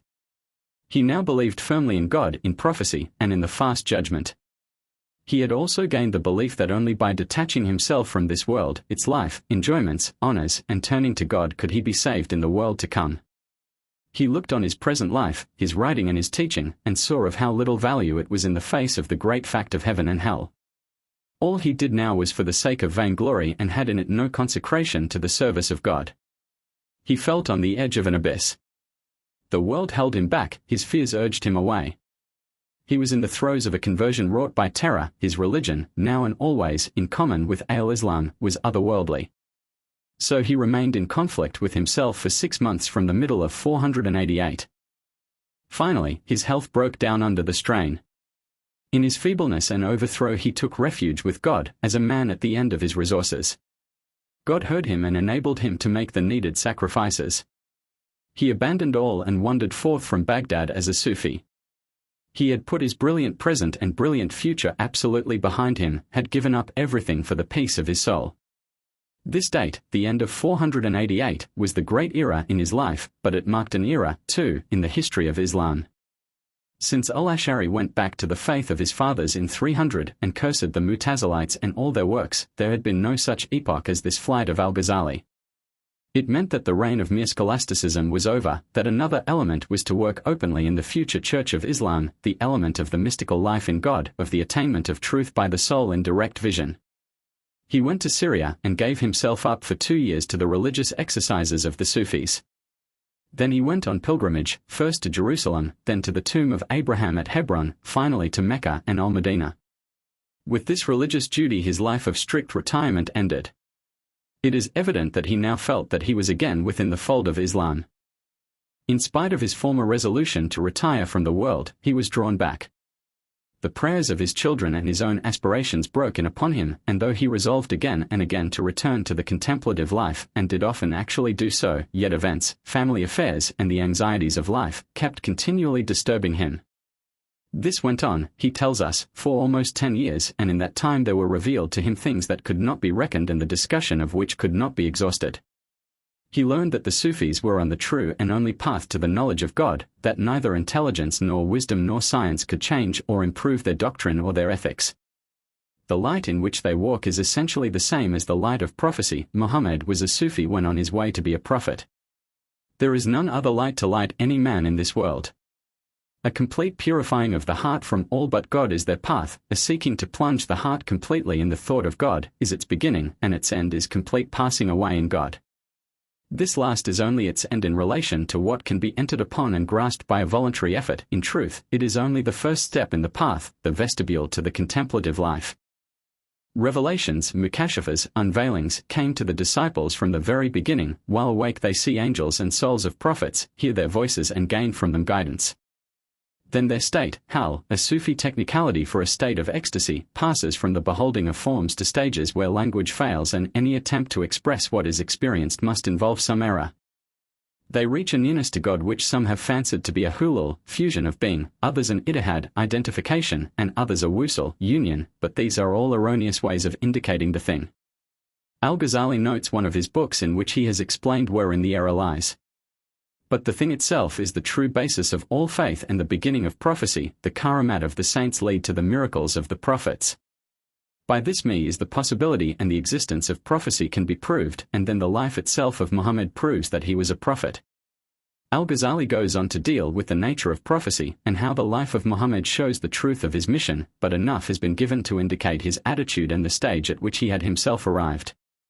During this 10 years he had returned to his native country and to his children, but had not undertaken public duty as a teacher. Now that was forced upon him. The century was drawing to a close. Everywhere there was evident a slackening of religious fervor and faith.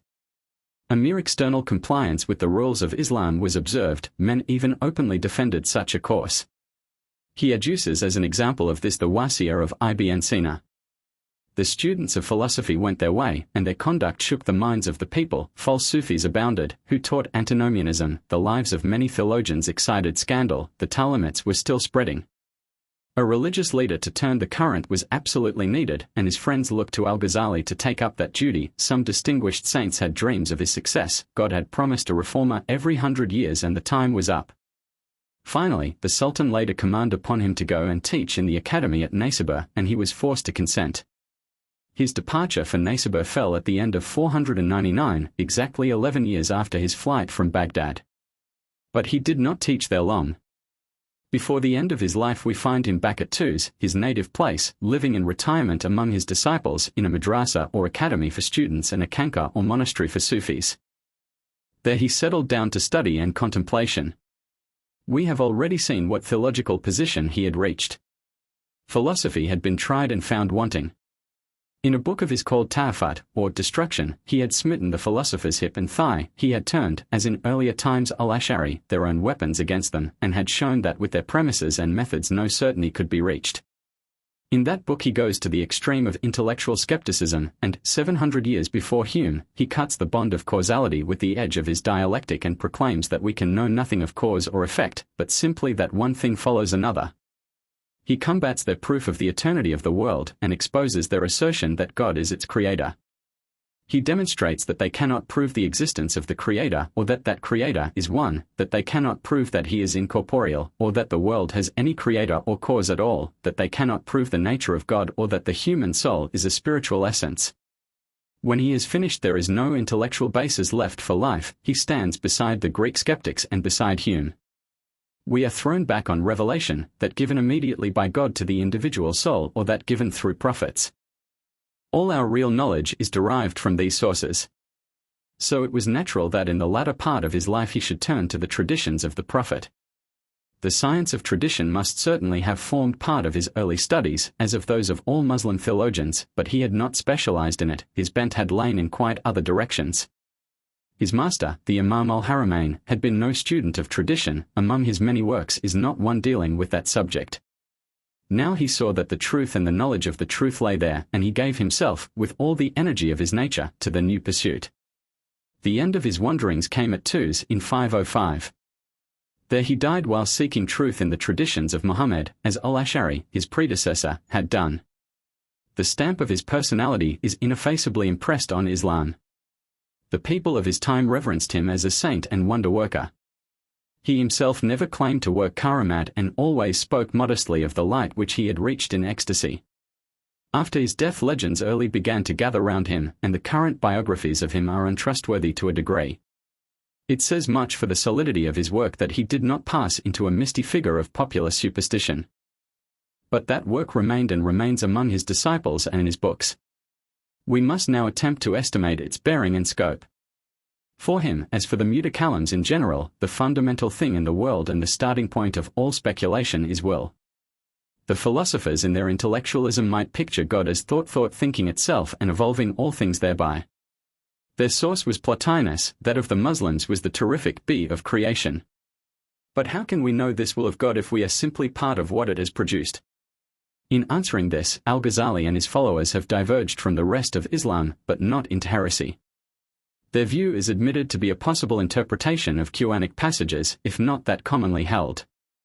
The soul of man, al-Ghazali taught, is essentially different from the rest of the created things.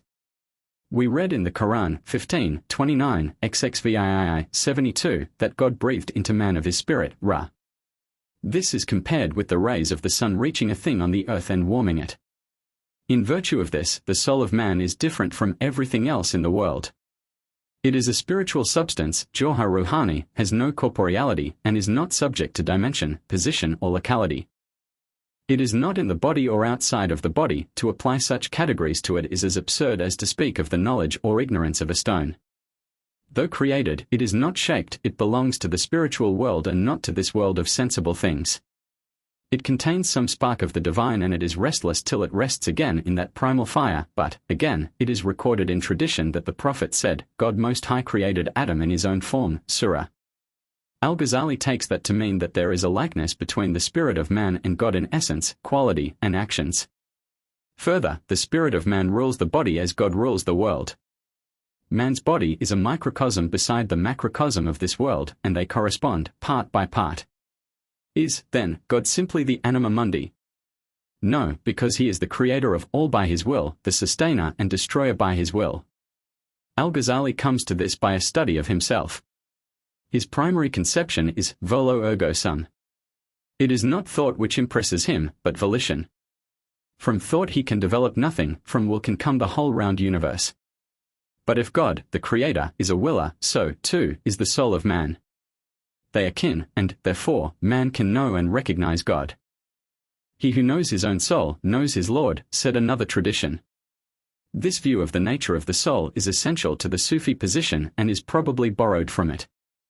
But there are in it two possibilities of heresy if the view be pushed any further. It tends, 1, to destroy the important Muslim dogma of God's difference, mukalafa, from all created things, and 2, to maintain that the souls of men are partakers of the divine nature and will return to it at death. Al-Ghazali labored to safeguard both dangers, but they were there and showed themselves in time. Just as the Aristotelian plus Neoplatonic philosophers reached the position that the universe with all its spheres was God, so, later, Sufis came to the other pantheistic position that God was the world. Before the atomic scholastics the same danger also lay. It is part of the irony of the history of Muslim theology that the very emphasis on the transcendental unity should lead thus to pantheism. Al-Ghazali's endeavor was to strike the via media. The Hegelian Trinity might have appealed to him. To return, his views on science, as we have already seen, were the same as those of the contemporary students of natural philosophy. Their teachings he accepted, and, so far, he can be compared to a theologian of the present day who accepts evolution and explains it to suit himself. His world was framed on what is commonly called the Ptolemaic system. He was no fiat earthman like the present ulama of Islam. God had spread out the earth like a carpet, but that did not hinder him from regarding it as a globe. Around it revolved the spheres of the 7 planets and that of the fixed stars. Alfonso the Wise had not yet added the crystalline sphere and the prima mobile. All that astronomers and mathematicians teach us of the laws under which these bodies move is to be accepted. Their theory of eclipses and of other phenomena of the heavens is true, whatever the ignorant and superstitious may clamor. Yet it is to be remembered that the most important facts and laws have been divinely revealed. As the weightiest truths of medicine are to be traced back to the teaching of the prophets, so there are conjunctions in the heavens which occur only once in 1,000 years and which man can yet calculate because God has taught him their laws. And all this structure of the heavens and the earth is the direct work of God, produced out of nothing by his will, guided by his will, ever dependent for existence on his will, and one day to pass away at his command. So Al-Ghazali joins science and revelation. Behind the order of nature lies the personal, omnipotent God who says, "Be, and it is." The things of existence do not proceed from him by any emanation or evolution, but are produced directly by him. Further, there is another side of Al-Ghazali's attitude toward the physical universe that deserves attention, but which is very difficult to grasp or express. Perhaps it may be stated thus: existence has three modes. There is existence in the Alam al-Mulk, in the Alam al-Jabarut, and in the Alam al-Malakat. The first is this world of ours which is apparent to the senses. It exists by the power, Qudra, of God, one part proceeding from another in constant change. The Alam al-Malakat exists by God's eternal decree, without development, remaining in one state without addition or diminution. The Alam al-Jabarut comes between these two. It seems externally to belong to the first, but in respect of the power of God which is from all eternity, al-Qudra al-Azaliyah, it is included in the second. The soul, nafs, belongs to the Alam al-Malakat, is taken from it and returns to it. In sleep and in ecstasy, even in this world, it can come into contact with the world from which it is derived. This is what happens in dreams. Sleep is the brother of death, says Al-Ghazali, and thus, too, the saints and the prophets attain divine knowledge. Some angels belong to the world of Malakat, some to that of Jabarut, apparently those who have shown themselves here as messengers of God. The things in the heavens, the preserved tablet, the pen, the balance, etc., belong to the world of Malakat. On the one hand, these are not sensible, corporeal things, and, on the other, these terms for them are not metaphors. Thus Al-Ghazali avoids the difficulty of Muslim eschatology with its bizarre concreteness. He rejects the right to allegoize these things are real, actual, but he relegates them to this world of Malakat. Again, the Quran, Islam, and Friday, the day of public worship, are personalities in the world of Malakat and Jabarut. So, too, the world of Mulk must appear as a personality at the bar of these other worlds at the last day. It will come as an ugly old woman, but Friday as a beautiful young bride. This personal Quran belongs to the world of Jabarut, but Islam to that of Malakat. But just as those three worlds are not thought of as separate in time, so they are not separate in space. They are not like the 7 heavens and 7 earths of Muslim literalists, which stand, story fashion, one above the other. Rather they are, as expressed above, modes of existence, and might be compared to the speculations on another life in space of n dimensions, framed, from a very different starting point and on a basis of pure physics, by Balfour Stewart and Tate in their Unseen Universe. On another side they stand in close kinship to the Platonic world of ideas, whether through Neoplatonism or more immediately. Sufism at its best, and when stripped of the trappings of Muslim tradition and Quranic exegesis, has no reason to shrink from the investigation either of the physicist or of the metaphysician. And so it is not strange to find that all Muslim thinkers have been tinged with mysticism to a greater or less degree, though they may not all have embraced formal Sufism and accepted its vocabulary and system.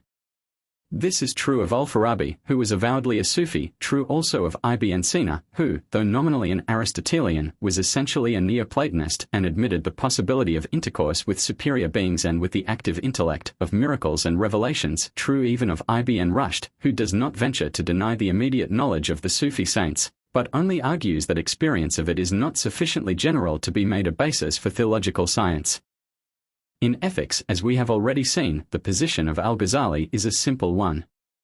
All our laws and theories upon the subject, the analysis of the qualities of the mind, good and bad, the tracing of hidden defects to their causes, all these things we owe to the saints of God to whom God himself has revealed them. Of these there have been many at all times and in all countries, and without them and their labors and the light which God has vouchsafed to them, we could never know ourselves. Here, as everywhere, comes out Al-Ghazali's fundamental position that the ultimate source of all knowledge is revelation from God. It may be major revelation, through accredited prophets who come forward as teachers, divinely sent and supported by miracles and by the evident truth of their message appealing to the human heart, or it may be minor revelation subsidiary and explanatory through the vast body of saints of different grades, to whom God has granted immediate knowledge of himself. Where the saints leave off, the prophets begin, and, apart from such teaching, man, even in physical science, would be groping in the dark. This position becomes still more prominent in his philosophical system. His agnostic attitude toward the results of pure thought has been already sketched. It is essentially the same as that taken up by Mansell in his Bampton Lectures on the Limits of Religious Thought. Mansell, a pupil and continuator of Hamilton, developed and emphasized Hamilton's doctrine of the relativity of knowledge and applied it to theology, maintaining that we cannot know or think of the absolute and infinite, but only of the relative and finite. Hence, he went on to argue, we can have no positive knowledge of the attributes of God. This, though disguised by the methods and language of scholastic philosophy, is Al-Ghazali's attitude in the Tahafut. Mansell's opponents said that there was like a man sitting on the branch of a tree and sawing off his seat. Al-Ghazali, for the support of his seat, went back to revelation, either major, in the books sent down to the prophets, or minor, in the personal revelations of God's saints. Further, it was not only in the Muslim schools that this attitude toward philosophy prevailed. Yehuda Halevi, d. 1145, Al-Ghazali, d. 1111, also maintains in his Kusari the insufficiency of philosophy in the highest questions of life, and bases religious truth on the incontrovertible historical facts of revelation. And Maimonides, d. 1204, in his Mora Nebuchim takes essentially the same position. Of his views on dogmatic theology little need be said. Among modern theologians he stands nearest to Ritschl. Like Ritschl, he rejects metaphysics and opposes the influence of any philosophical system on his theology. The basis must be religious phenomena, simply accepted and correlated. Like Ritschl, too, he was emphatically ethical in his attitude. He lays stress on the value for us of a doctrine or a piece of knowledge. Our source of religious knowledge is revelation, and beyond a certain point we must not inquire as to the how and why of that knowledge. To do so would be to enter metaphysics and the danger zone where we lose touch with vital realities and begin to use mere words. On one point he goes beyond Ritschl, and, on another, Ritschl goes beyond him. In his devotion to the facts of the religious consciousness, Ritschl did not go so far as to become a mystic, indeed rejected mysticism with a conscious indignation. Al-Ghazali did become a mystic.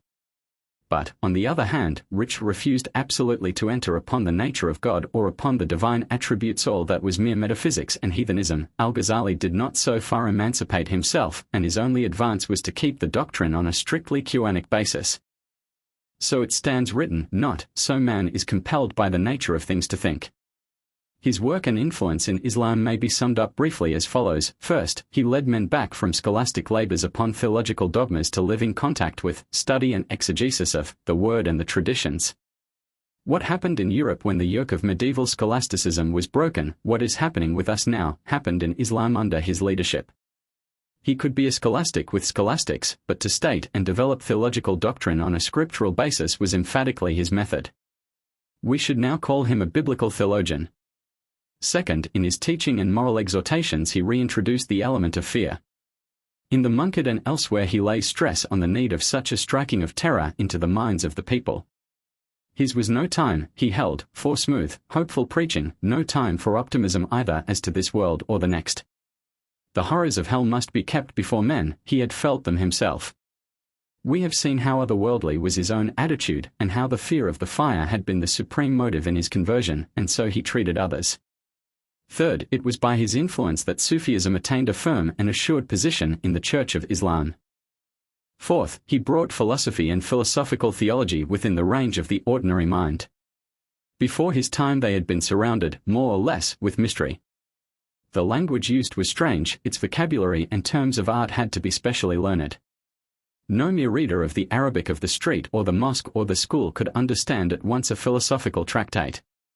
Greek ideas and expressions, passing through a Syriac version into Arabic, had strained to the uttermost the resources of even that most flexible tongue. A long training had been thought necessary before the elaborate and formal method of argumentation could be followed. All this Al-Ghazali changed, or at least tried to change. His Tahafut is not addressed to scholars only, he seeks with it a wider circle of readers and contends that the views, the arguments, and the fallacies of the philosophers should be perfectly intelligible to the general public. Of these four phases of Al-Ghazali's work, the first and the third are undoubtedly the most important. He made his mark by leading Islam back to its fundamental and historical facts, and by giving a place in its system to the emotional religious life. But it will have been noticed that in none of the four phases was he a pioneer. He was not a scholar who struck out a new path, but a man of intense personality who entered on a path already blazed and made it the common highway. We have here his character. Other men may have been keener logicians, more learned theologians, more gifted saints, but he, through his personal experiences, had attained so overpowering a sense of the divine realities that the force of his character, once combative and restless, now narrowed and intense, swept all before it, and the Church of Islam entered on a new era of its existence. So much space it has been necessary to give to this great man. Islam has never outgrown him, has never fully understood him.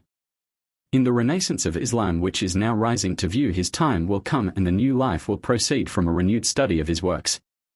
From this time on, the Ash'arites may be fairly regarded as the dominant school so far as the East is concerned. Saladin, d. 589, did much to aid in the establishment of this hegemony. He was a devout Muslim with the taste of an amateur for theological literature. Anecdotes tell how he had a special little catechism composed and used himself to instruct his children in it.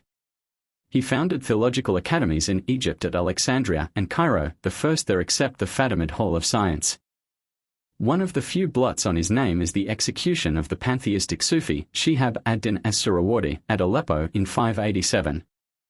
Meanwhile, in the farther east, Fakhr ad-Din ar-Razi, d. 606, was writing his great commentary on the Quran, the Mafadi al-Ghaib, the Keys of the Unseen, and carrying on the work of al-Ghazali. The title of his commentary itself shows the dash of mysticism in his teaching, and he was in correspondence with Ibn Arabi, the arch-Sufi of the time. He studied philosophy, too, commented on works of Ibn Sina, and fought the philosophers on their own ground as al-Ghazali had done. Kalam and philosophy are now, in the eyes of the theologians, a true philosophy and a false. Philosophy has taken the place of Mu'tazilism and the other heresies. The enemies of the faith are outside its pale, and the scholasticizing of philosophy goes on steadily.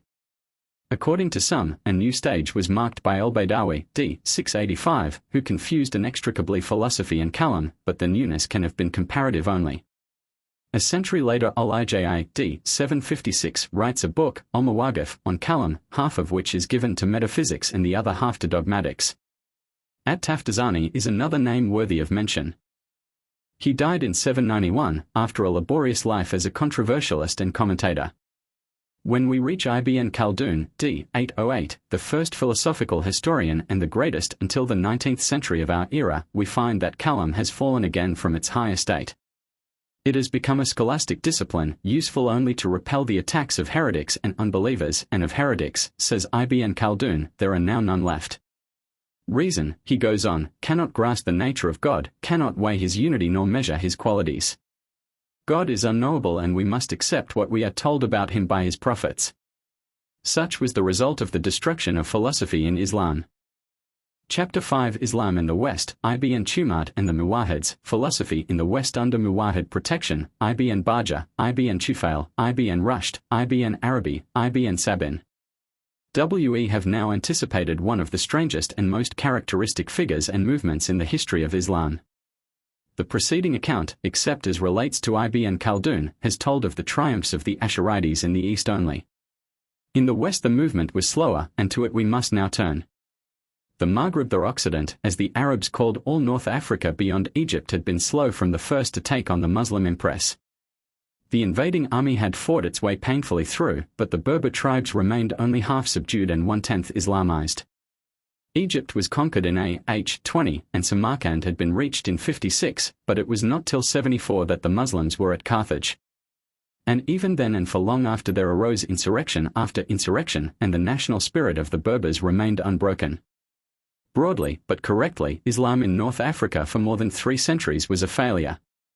The tribal constitutions of the Berbers were unaffected by the conception of the caliphate and their primitive religious aspirations by the faith of Muhammad. Not till the possibility came to them to construct Muslim states out of their own tribes did their opposition begin to weaken. And then it was rather political Islam that had weakened. When the Fatimids conquered Egypt in 356 and moved the seat of their empire from Al-Mahdiya to the newly founded Cairo, Islam assumed a new meaning for North Africa. The Fatimid Empire there quickly melted away, and in its place arose several independent states, Berber in blood though claiming Arab descent and bearing Arab names. Islam no longer meant foreign oppression, and it began at last to make its way. Again, in the preceding period of insurrection, the Berber leaders had frequently appeared in the guise and with the claim of prophets, men miraculously gifted and with a message from God. These wild tribesmen, with all their fanaticism for their own tribal liberties, have always been peculiarly accessible to the genius which claims its mission from heaven. So they had taken up the Fatimid cause and worshipped Ubayd Allah the Mahdi.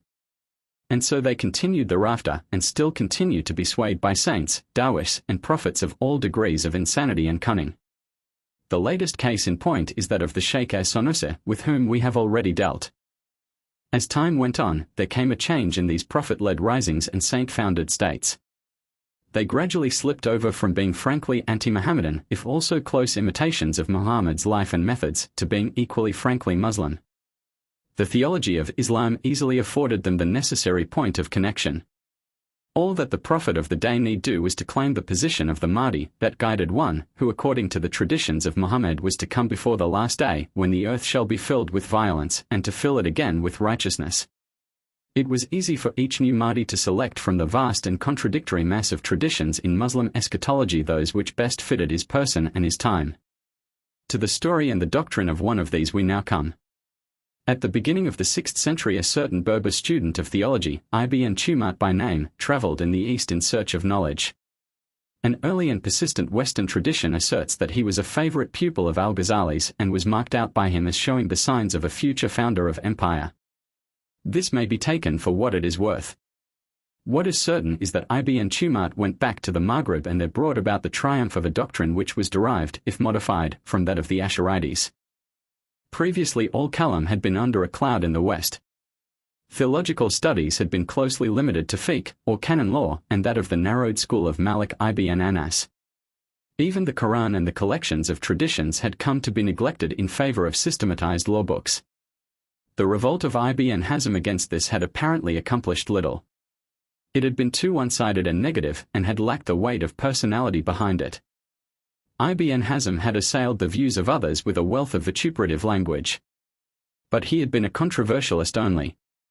There is a story, tolerably well authenticated, that the books of al-Ghazali were solemnly condemned by the Qadis of Cordova and burnt in public. Yet, against that is to be set that all the Spanish theologians did not approve of this violence.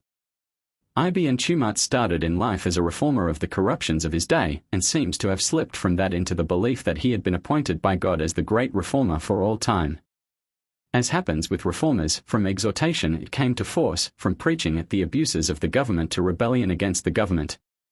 That government, the Murabit, went down before Ibn Tumat and his successors, and the pontifical rule of the Muwahhids, the asserters of God's tawhid or unity, rose in its place. The doctrine which he preached bears evident marks of the influence of al-Ghazali and of Ibn Hazm. Tawhid, for him, meant a complete spiritualizing of the conception of God. Opposed to Tawhid, he set Tajsim, the assigning to God of a jism or body having bulk. Thus, when the theologians of the West took the anthropomorphic passages of the Quran literally, he applied to them the method of ta'wil, or interpretation, which he had learned in the East, and explained away these stumbling blocks. Ibn Hazm, it will be remembered, resorted to grammatical and lexicographical devices to attain the same end, and had regarded ta'wil with abhorrence. To Ibn Tumat, then, this tajsim was flat unbelief and, as Mahdi, it was his duty to oppose it by force of arms, to lead a jihad against its maintainers. Further, with Ibn Hazm, he agreed in rejecting taqlid. There was only one truth, and it was man's duty to find it for himself by going to the original sources. This is the genuine Zahirite doctrine which utterly rejects all comity with the four other legal rights, but Ibn Tumat, as Mahdi, added another element. It is based on a very simple Imamite philosophy of history. There has always been an Imam in the world, a divinely appointed leader, guarded by Isma, protection against error. The first four Caliphs were of such divine appointment, thereafter came usurpers and oppressors. Theirs was the reign of wickedness and lies in the earth. Now he, the Mahdi, was come of the blood of the Prophet and bearing plainly all the necessary, accrediting signs to overcome these tyrants and antichrists. He thus was an Imamite, but stood quite apart from the welter of conflicting Shiite sects, the Sevenus, Twelvus, Zaydites and the rest, as far as do the present Sharifs of Morocco with their allied Sunnite position. The Mahdi, it is to be remembered, is awaited by Sunnites as by Shiites, and is guarded against error as much as an Imam, since he partakes of the general isma which in divine things belongs to prophets. Such a leader, then, could claim from the people absolute obedience and credence. His word must be for them the source of truth. There was, therefore, no longer any need of analogy as a source, and we accordingly find that Ibn Tumart rejected it in all but legal matters and there surrounded it with restrictions. Analogical argument in things theological was forbidden. But where he absolutely parted company from the Ash'arites was with regard to the qualities of God. In that, too, he followed the view of Ibn Hazm sketched above. We must take the Quranic expressions as names and not as indicating attributes to us. It is true that his creed shows signs of a philosophical width lacking in Ibn Hazm. Like the Mutazilites, e.g. Abu Hudhail, he defines largely by negations. God is not this, is not affected by that. It is even phrased so as to be capable of a pantheistic explanation, and we find that Ibn Rushd wrote a commentary on it. But it may be doubted whether Ibn Tumart was himself a pantheist. All phases of Islam, as we have seen, ran toward that, and here there is only a little indiscretion in the wording. But it may easily have been that he had besides, like the Fatimids, a secret teaching or exposition of those simpler declarations which were intended for the mass of the people. Among his successors distinct traces of such a thing appear. Both Aristotelian philosophers and advanced Sufis are connected with the Muwahhid movement. That, however, belongs to the sequel. The success of Ibn Tumart, if halting at first, was eventually complete. As a simple lawyer who felt called upon to protest as, indeed, are all good Muslims in virtue of a tradition from Muhammad against the abuses of the time, he accomplished comparatively little. As Mahdi, he and his supporter and successor, Abd al-Muminat, swept the country. For his movement was not merely Imamite and Muslim, but an expression as well of Berber nationalism. Here was a man, sprung from their midst, of their own stock and tongue, who, as prophet of God, called them to arms. They obeyed his call, worshipped him and fought for him. He translated the Quran for them into Berber, the call to prayers was given in Berber, functionaries of the church had to know Berber, his own theological writings circulated in Berber as well as in Arabic. As Persia took Islam and molded it to suit herself, so now did the Berber tribes. And a strange jumble they made of it. With them, the Zahirite system of canon law, rejected by all other Muslim peoples, enjoyed its one brief period of power and glory. Shiite legends and superstitions mingled with philosophical free thought. The Book of Mystery, Al-Jaffa, written by Ali and containing the history of the world to the end of time, was said to have passed from the custody of al-Ghazali at his death to the hands of the Mahdi and was by him committed to his successors. If only in view of the syncretism practiced by both, it was fitting that al-Ghazali and Ibn Tumart should be brought closely together. Yet it is hard to explain the persistence with which the great Asharite is made the teacher and guide of the semi-Zahirite. There must have been something, now obscure to us, in their respective systems which suggested to contemporaries such intimate connection. The rule of the Muwahhids lasted until 667, nearly 100 years, and involved in its circle of influence many weighty personalities. With some of these we will now deal shortly. It has been told above how narrow in general were the intellectual interests of the West. Canon law, poetry, history, geography were eagerly pursued, but little of original value was produced. Originality and the breaking of ground in new fields were under a ban. Subtlety of thought and luxury of life took their place. Above all, and naturally, this applied to philosophy. And so it comes that the first philosophic name in the Muslim West is that of Abu Bakr ibn Bajjah, for medieval Europe Avonpace, who died comparatively young in 533. For him, as for all, and still more in the West than in the East, the problem of the philosopher was how to gain and maintain a tenable position in a world composed mostly of the philosophically ignorant and the religiously fanatical. This problem had two sides, internal and external. The inner and the nobler one was how such a mind could in its loneliness rise to its highest level and purify itself to the point of knowing things as they really are and so reach that eternal life in which the individual spirit loses itself in the active intellect, al-aql-al-fal, which is above all and behind all. The other, and baser, was how to so present his views and adapt his life that the life and the views might be possible in a Muslim community. Ibn Bajjah was a close disciple of al-Farabi, who is to be regarded as the spiritual father of the later Arabic philosophy. Ibn Sina practically falls out. In logic, physics and metaphysics he followed al-Farabi closely. But we can see how the times have moved and the philosophies with them. The essential differences have appeared and Ibn Bajjah can no longer, with a good conscience, appear as a pious Muslim. The Sufi strain also is much weaker. The greatest joy and the closest truth are to be found in thought, and not in the sensuous ecstasies of the mystic. The intellect is the highest element in man's being, but is only immortal as it joins itself to the one active intellect, which is all that is left of God. Here we have the beginning of the doctrine which, later, under the name of Averroism and Panpsychism ran like wildfire through the schools of Europe. Further, only by the constant exercise of its own functions can the intellect of man be thus raised. He must live rationally at all points, be able to give a reason for every action. This may compel him to live in solitude. The world is so irrational and will not suffer reason. Or some of the disciples of reason may draw together and form a community where they may live the calm life of nature and of the pursuit of knowledge and self-development. So they will be at one with nature and the eternal, and far removed from the frenzied life of the multitude with its lower aims and conceptions. It is easy to see how the iron of a fight against overwhelming odds had entered this soul. Only the friendship of some of the Murabit princes saved him, but he died in the end, says a story, by poison. With the next names we find ourselves at a Muwahid court, and there the atmosphere has changed. It is evident that, whatever might be the temper of the people, the chiefs of the Muwahids viewed philosophy with no disfavor. Their problem, as in the case of the Fatimids, seems rather to have been how much the people might be taught with safety.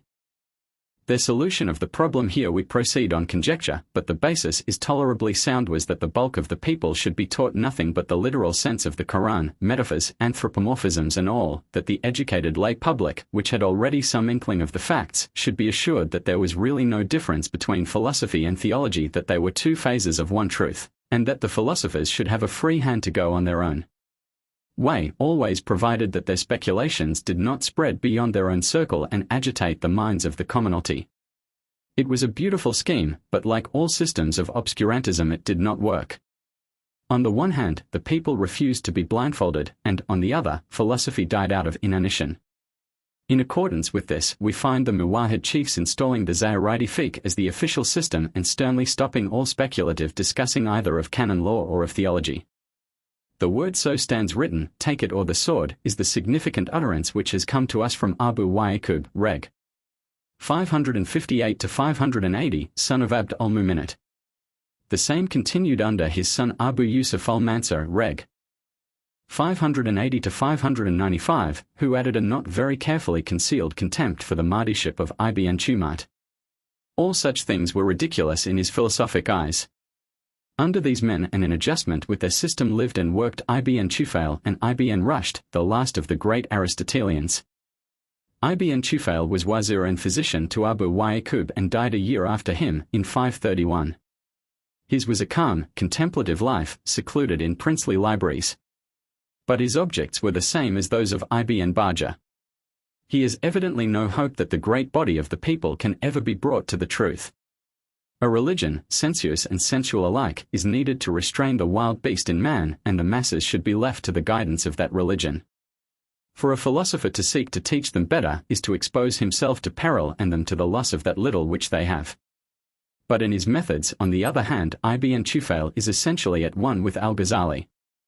He is a mystic who seeks in Sufi exercises, in the constant purifying of mind and body and in the unwearying search for the one unity in the individual multiplicity around him, to find a way to lose his self in that eternal and one spirit which for him is the divine. So at last he comes to ecstasy and reaches those things which eye hath not seen nor ear heard. The only difference between him and Al-Ghazali is that Al-Ghazali was a theologian and saw in his ecstasy Allah upon his throne and around him the things of the heavens as set forth in the Quran, while Ibn Tufail was a philosopher of Neoplatonic plus Aristotelian stamp and saw in his ecstasy the active intellect and its chain of causes reaching down to man and back to itself.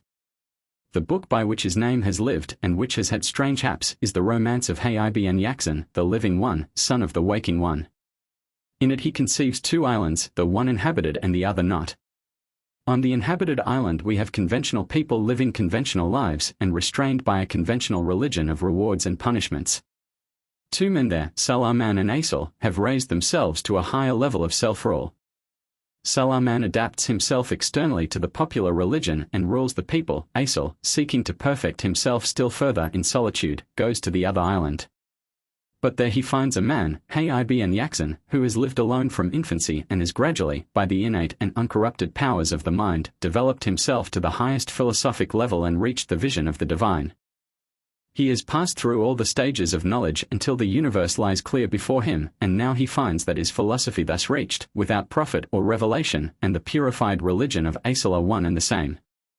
The story told by Asil of the people of the other island sitting in darkness stirs his soul, and he goes forth to them as a missionary.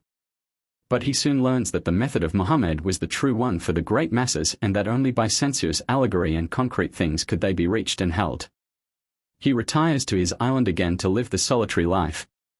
The bearing of this on the system of the Muwahhids cannot be mistaken.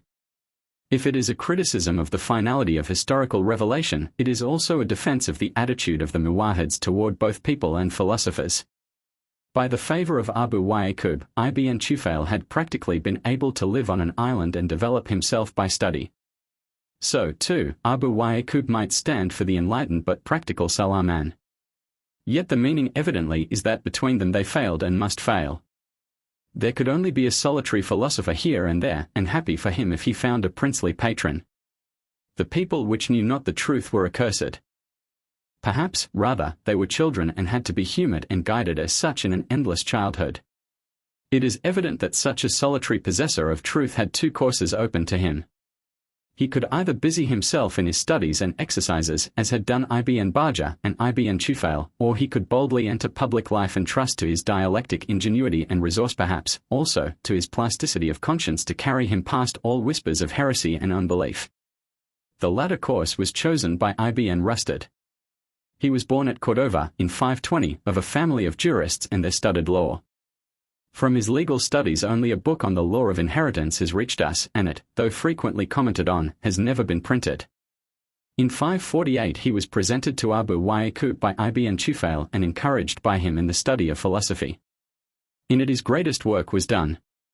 In spite of the shreds and patches of Neoplatonism which clung to him, he was the greatest medieval commentator on Aristotle.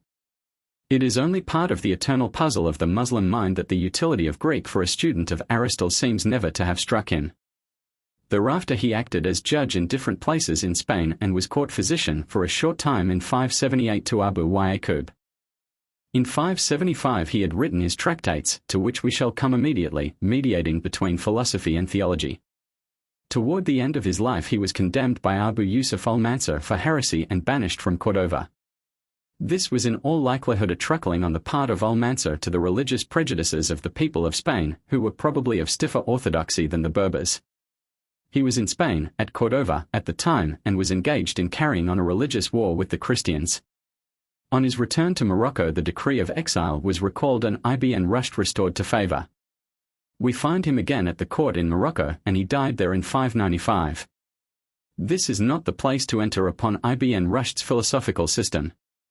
He was a thoroughgoing Aristotelian, as he knew Aristotle. That was probably much better than any of his predecessors, but even he had not got clear from the fatal influence of Plotinus. Above all, he is essentially a theologian just as much as they. In Aristotle there had been given what was to all intents a philosophical revelation. Only in the knowledge and acceptance of it could truth and life be found. And some must reach it, one at least there must always be. If a thing is not seen by someone it has existed in vain, which is impossible. If someone at least does not know the truth, it also has existed in vain, which is still more impossible. That is Ibn Rushdie's way of saying that the esse is the percipi and that there must be a perceiver. And he has unlimited faith in his means of reaching that truth. Only by such capitalization can we express his theologic attitude. The logic of Aristotle is infallible and can break through to the supreme good itself. Ecstasy and contemplation play no part with him, there he separates from Ibn Tufail. Such intercourse with the active intellect may exist, but it is too rare to be taken into account.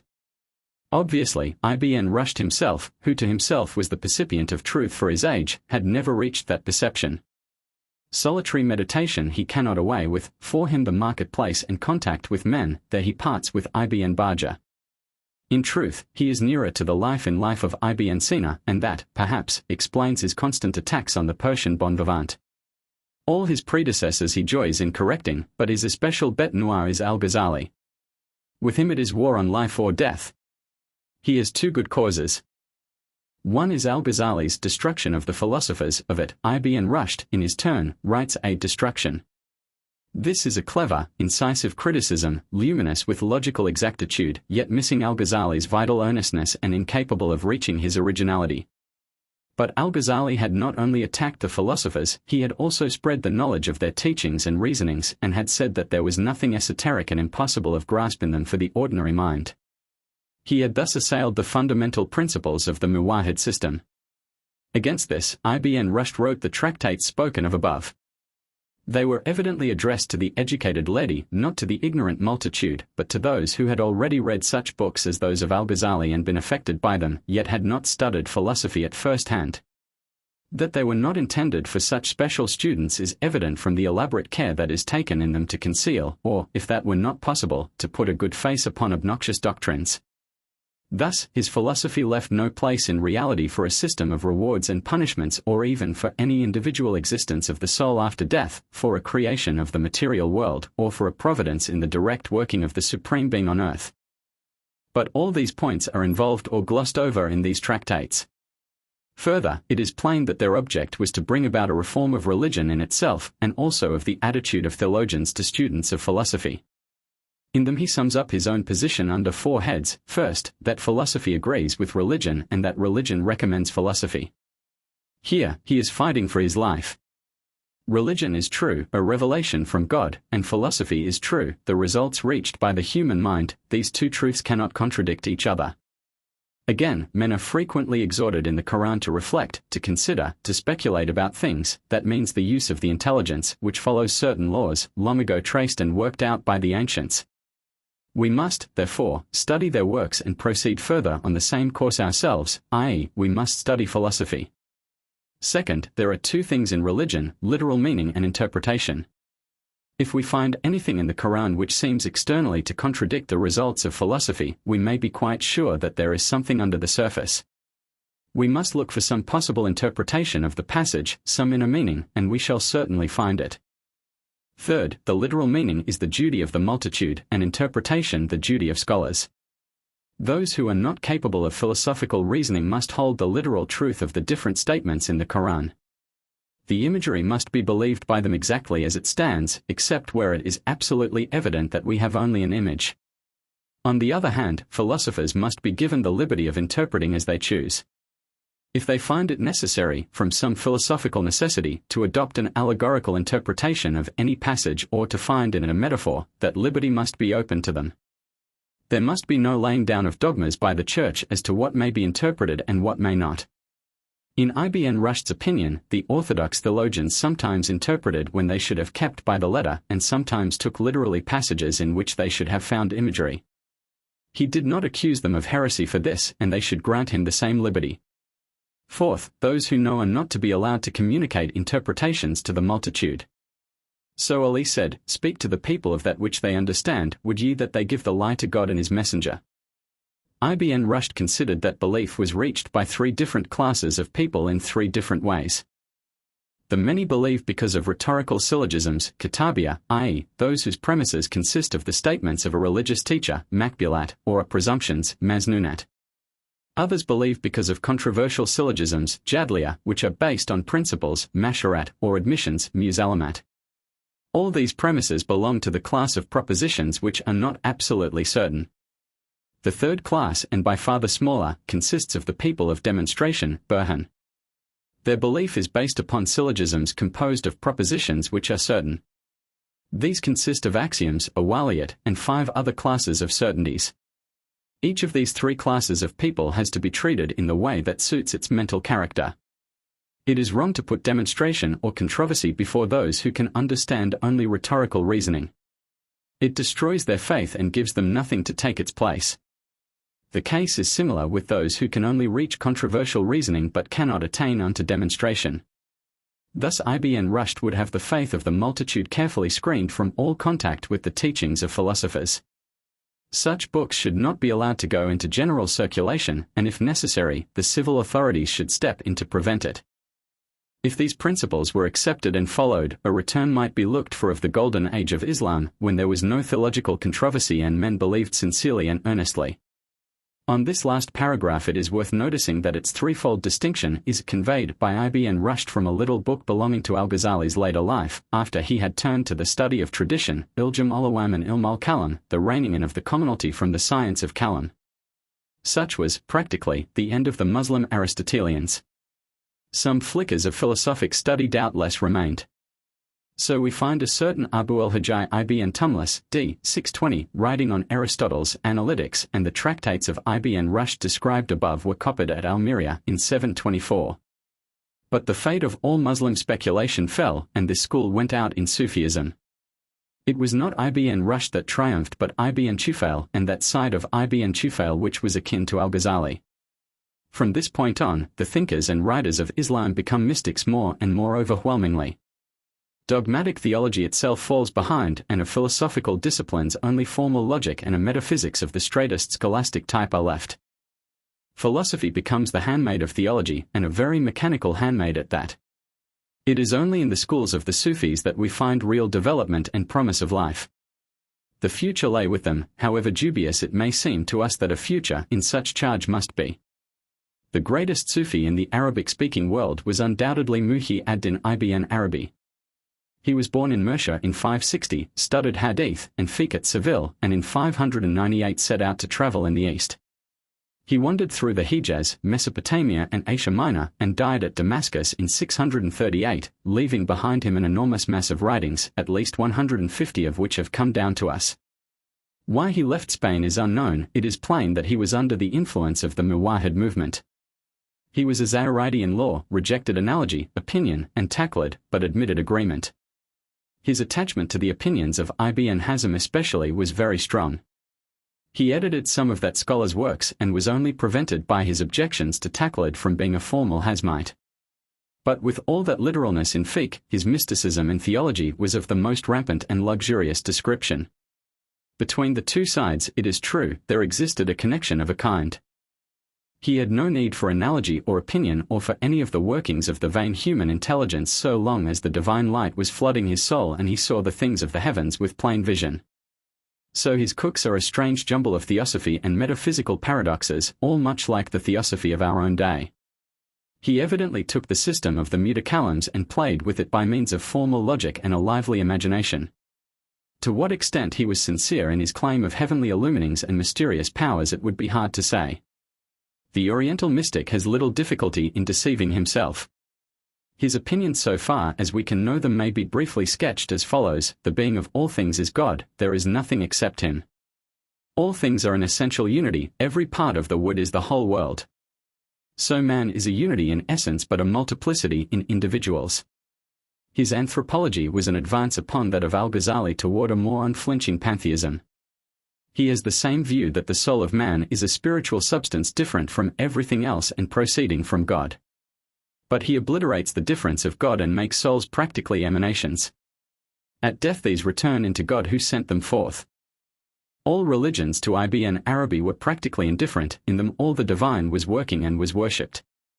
Yet Islam is the more advantageous and Sufism is its true philosophy. Further, man has no free will, he is constrained by the will of God, which is really all that exists. Nor is there any real difference between good and evil, the essential unity of all things makes such a division impossible. The last of the Muwahhid circle with whom we need deal and, perhaps, absolutely the last is Abd al-Haq ibn Sabin. He was as much a mystic as Ibn Arabi, but was apparently more deeply read in philosophy and did not cast his conceptions in so theological and Quranic a mold. He, too, was born in Murcia about 613, and must very early have founded a school of his own, gathered disciples round him and established a wide reputation. High skill in alchemy, astrology, and magic is ascribed to him, which probably means that he claimed to be a wali, a friend of God, gifted with miraculous powers. He is accused of posing as a prophet, although in Orthodox Islam Muhammad is the last and the seal of the prophets, but against this, it may be said that he had no need of the actual title, prophet. Many mystics held heretically. It is true that the wali stood higher than the prophet, Nabi or Rasul. He had evidently besides this a more solid reputation in philosophy, as is shown by his correspondence with Frederick II, the great Hohenstaufen, died in 1250 AD. The story is told on the Muslim side only, but has vraisemblance and seems to be tolerably authentic. According to it, Frederick addressed certain questions in philosophy on the eternity of the world, the nature of the soul, the number and nature of the categories, etc., to different Muslim princes, begging that they would submit them to their learned men. So the questions came to Ar-Rashid, the Muwahhid, Reg. 630-640, addressed to Ibn Sabin as a scholar whose reputation had reached even the Sicilian court. Ar-Rashid passed them on. Ibn Sabin accepted the commission with a smile. This is the Muslim account, and triumphantly and contemptuously expounded the difficulties of the Christian monarch and student. In his replies he certainly displays a very complete and exact knowledge of the Aristotelian and Neoplatonic systems, and is far less a blind follower of Aristotle than is Ibn Rushd. But his schoolmasterly tone is most unpleasant, and we discover in the end that all this is a mere preliminary discipline, leading in itself to agnosticism and a recognition that there is nothing but vanity in this world, and that only in the vision of the Sufi can certainty and peace be found. So we have again the circle through which Al-Ghazali went. As distinguished from Ibn Rushd, the prophet, with Ibn Sabin, takes higher rank than the sage. Beyond the current division of the soul into the vegetative, the animal and the reasonable, he adds two others, derived from the reasonable, the soul of wisdom and the soul of prophecy. The first of these is the soul of the philosopher, and the other of the prophet, and the last is the highest. Of the reasonable soul upward, he predicates immortality. His position otherwise must have been practically the same as that of Ibn Arabi. Like him, he was a Zahirite in law and a mystic in theology. God is the reality of existing things, he taught, and it is evident that he belonged to the school of pantheism in which God is all, and separate things are emanations from him. In life we have flashes of recognition of the heavenly realities, but only at death, which is our true birth, do we reach union with the eternal, or, to speak technically, with the active intellect. Apparently it was quite possible for him to hold these views in public so long as the Muwahhids were strong enough to protect him. But their empire was rapidly falling to pieces and the time of freedom had passed. An attack on him at Tunis, where the Hafsids now ruled, drove him to the east about 643, and there he took refuge out of all places Mecca. The refuge seems to have been secure. He lived there more than 20 years amid a circle of disciples, among whom was the Sharif himself, and died about 667. There is a poorly authenticated story that he died by suicide. The man himself, with so many of his time and kind, must remain a puzzle to us. For all his haughty pride of learning, it is noted of him that his first disciples were from among the poor. His contemporaries described him as a Sufi after the manner of the philosophers. The last vestige of the Muwahhid empire passed away in the year of his death. Chapter 6: The Rise and Spread of Darwish Fraternities, the Survival and Tradition of the Hanbalite Doctrine, Abd ar-Razzaq, Ibn Taymiyyah, his attacks on saint worship and on the Mutakallims, Ash-Sharani and his times, the modern movements, Wahhabism and the influence of Al-Ghazali, possibilities of the present. Our sources now begin to grow more and more scanty, and we must hasten over long intervals of time and pass with little connection from one name to another. Preliminary investigations are also to a great extent lacking, and it is possible that the centuries which we shall merely touch may have witnessed developments only less important than those with which we have already dealt. But that is not probable, for when, after a long silence, the curtain rises again for us in the 12th Muslim century, we shall find at work only those elements and conditions whose inception and growth we have now set forth. One name in our rapid flight deserves mention, at least. It is that of Umar ibn al-Farid, the greatest poet that Arabic mysticism has produced. He was born at Cairo in 586, lived for a time at Mecca, and died at Cairo in 632. He led no new movement or advance, but the East still cherishes his memory and his poems. We have already noticed the beginnings of Darwish fraternities and the founding of monasteries or khanqahs. During the period over which we have just passed, these received a great and enduring impetus. The older ascetics and walis gathered round them groups of personal followers, and their pupils carried on their names. But it was long, apparently, before definite corporations were founded of fixed purpose to perpetuate the memory of their masters. One of the earliest of these seems to have been the fraternity of Qadarite Darwish, founded by Abd al-Qadi al-Jilani, who died in 561 at Baghdad, where pilgrimage is still made to his shrine. So, too, the Rifai fraternity was founded at Baghdad by Ahmed ar-Rifai in 576. Another was that of the Shadalites, named after their founder, Ash-Shadili, who died in 656. Again another is that of the Badawites, whose founder was Ahmed al-Badawi, d. 675. His shrine at Tanta in Lower Egypt is still one of the most popular places of pilgrimage. Again, the order of the Naqshbandite Darwish was founded by Muhammad an-Naqshbandi, who died in 791. Among the Turks by far the most popular religious order is that of the Mawlawites, founded by the great Persian mystical poet Jalal ad-Din ar-Rumi d. 672, whose Misnevi is read over all Islam. These and very many others, especially of later date, are still in existence. Others, once founded, have again become extinct. Thus, Ibn Sabin, though he was surrounded by disciples who for a time after his death carried on the order of Sabianites, does not seem now to have any to do him honor. The same holds of a certain Adi al-Hakari who founded a cloister near Mosul and died about 558. It is significant that al-Ghazali, though he founded a cloister for Sufis at Tuz and taught and governed there himself, left no order behind him. Apparently in his time the movement toward continuous corporations had not yet begun. It is true that there are at present in existence Darwish fraternities which claim to be descended from the celebrated ascetics and walis Ibrahim ibn Adham, d. 161, Sari as-Sakadi, d. 257, and Abu Yazid al-Bastami, d. 261, but it may be gravely doubted whether they can show any sound pedigree.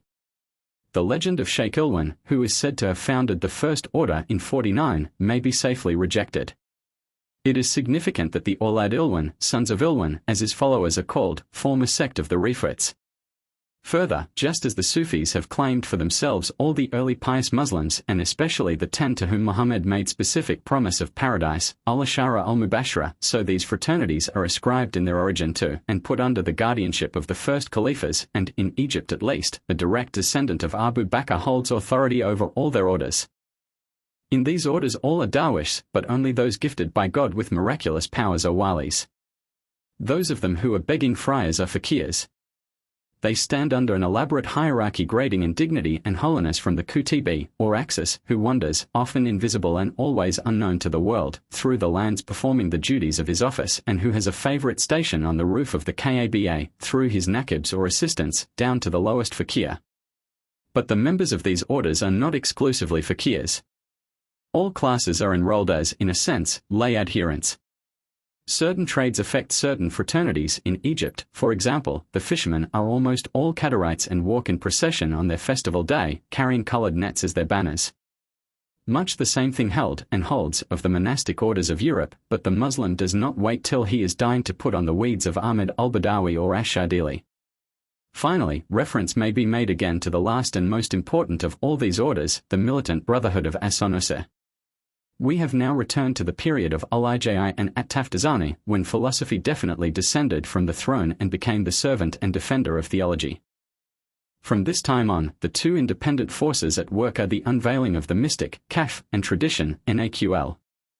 The only place for reason, Aql, now is to prove the possibility of a given doctrine. That done, its actual truth is proven by tradition. These two then, Kaf and Naql, hold the field, and the history of Muslim theology from this point to the present day is the history of their conflicts. The mystics are accused of heresy by the traditionalists. The traditionalists are accused by the mystics of formalism, hypocrisy, and, above all, of flat inability to argue logically. Both accusations are certainly true. No fine fence on personality can conceal the fact that Muslim mysticism is simple pantheism of the Platinian type, the individuals are emanations from the One. On the other hand, the formalism of the traditionalists can hardly be exaggerated. They pass over almost entirely into canon lawyers, meriting richly the fine sarcasm of al-Ghazali, who asked the Faqihs of his day what possible value for the next world could lie in a study of the Quranic law of inheritance or the like. Tradition, hadith, in the exact sense of the sayings and doings of Muhammad, falls into the background, and fiqh, the systems built upon it by the generations of lawyers, from the four masters down, takes its place. Again, the accusation of illogical reasoning is also thoroughly sound. The habit of unending subdivision deprived the minds of the canonists of all breadth of scope, and their devotion to the principle of acceptance on authority, taqlid, weakened their feeling for argument. It is true, further, that the mystics, such as they were, had aired all the philosophy left in Islam and were thus become the representatives of the intellectual life. They had so much of an advantage over their more orthodox opponents. But the intellectual life with them, as with the earlier philosophers, remained of a too subjective character. The fatal study of the self, and the self only, that tramping along the high a priori road and neglect of the objective study of the outside world which ruined their forerunners, was their ruin as well. Outbursts of intellectual energy and revolt we may meet with again and again. There will be few signs of that science which seeks facts patiently in the laboratory, the observatory, and the dissecting room. Curiously enough, there fall closely together at this time the death dates of two men of the most opposite schools. The one was Ibn Taymiyyah, the anthropomorphist freelance, who died in 728, and the other was Abd ar-Razzaq, the pantheistic Sufi, who died in 730. Abd ar-Razzaq of Samarkand and Kashan was a close student and follower of Ibn Arabi. He commented on his books and defended his orthodoxy. In fact, so closely had Ibn Arabi come to be identified with the Sufi position as a whole that a defense of him was a favorite form in which to cast a defense of Sufism generally. But Abd ar-Razzaq did not follow his master absolutely. On the freedom of the will especially he left him. For Ibn Arabi, the doctrine of the oneness of all things had involved fatalism. Whatever happens is determined by the nature of things, that is, by the nature of God. So the individuals are bound by the whole. Abd ar-Razzaq turned this round. His pantheism was of the same type as that of Ibn Arabi. God, for him, was all. But there is freedom of the divine nature, he went on. It must therefore exist in man also, for he is an emanation from the divine. His every act, it is true, is predetermined in time, in form, and in place. But his act is brought about by certain causes, themselves predetermined. These are what we would call natural laws in things, natural abilities, aptitudes, etc., in the agent, finally, free choice itself. And that free choice is in man because he is of and from God. Further, it is evident that Abd ar-Razzaq's anxiety is to preserve a basis for morals. Among the predetermining causes he reckons the divine commands, warnings, proofs in the Quran. The guidance of religion finds thus its place and the prophets their work. But what of the existence of evil and the necessity of restraint in a world that has emanated from the divine? This problem he faces bravely. Our world must be the best of all possible worlds, otherwise God would have made it better. Difference, then, among men and things belongs to its essence and necessity. Next, justice must consist in accepting these different things and adapting them to their situations.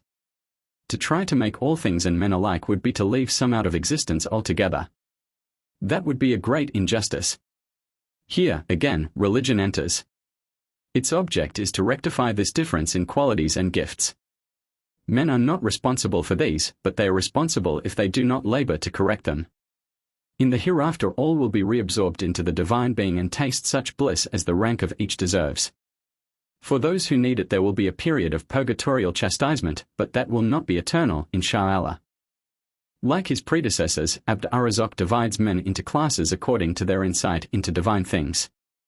The first is of men of the world, who are ruled by the flesh, nafs, and who live careless of all religion. The second is of men of reason, aql. They through the reason contemplate God, but see only his external attributes. The third is of men of the spirit, Ra, who, in ecstasy, see God face to face in his very essence, which is the substrate of all creation. In his cosmogony, Abd ar-Razzaq follows, of course, the Neoplatonic model and shows great ingenuity in weaving into it the crude and materialistic phrases and ideas of the Quran. Like all Muslim thinkers he displays an anxiety to square with his philosophy the terms dear to the multitude. To Ibn Taymiyyah all this was the very abomination of desolation itself. He had no use for mystics, philosophers, Asharite theologians, or, in fact, for anyone except himself. A contemporary described him as a man most able and learned in many sciences, but with a screw loose. However it may have been about the last point, there can be no question that he was the reviver for his time and the transmitter to our time of the genuine Hanbalite tradition, and that his work rendered possible the Wahhabites and the Brotherhood of As-Sunnah. He was the champion of the religion of the multitude as opposed to that of the educated few with which we have been dealing so long.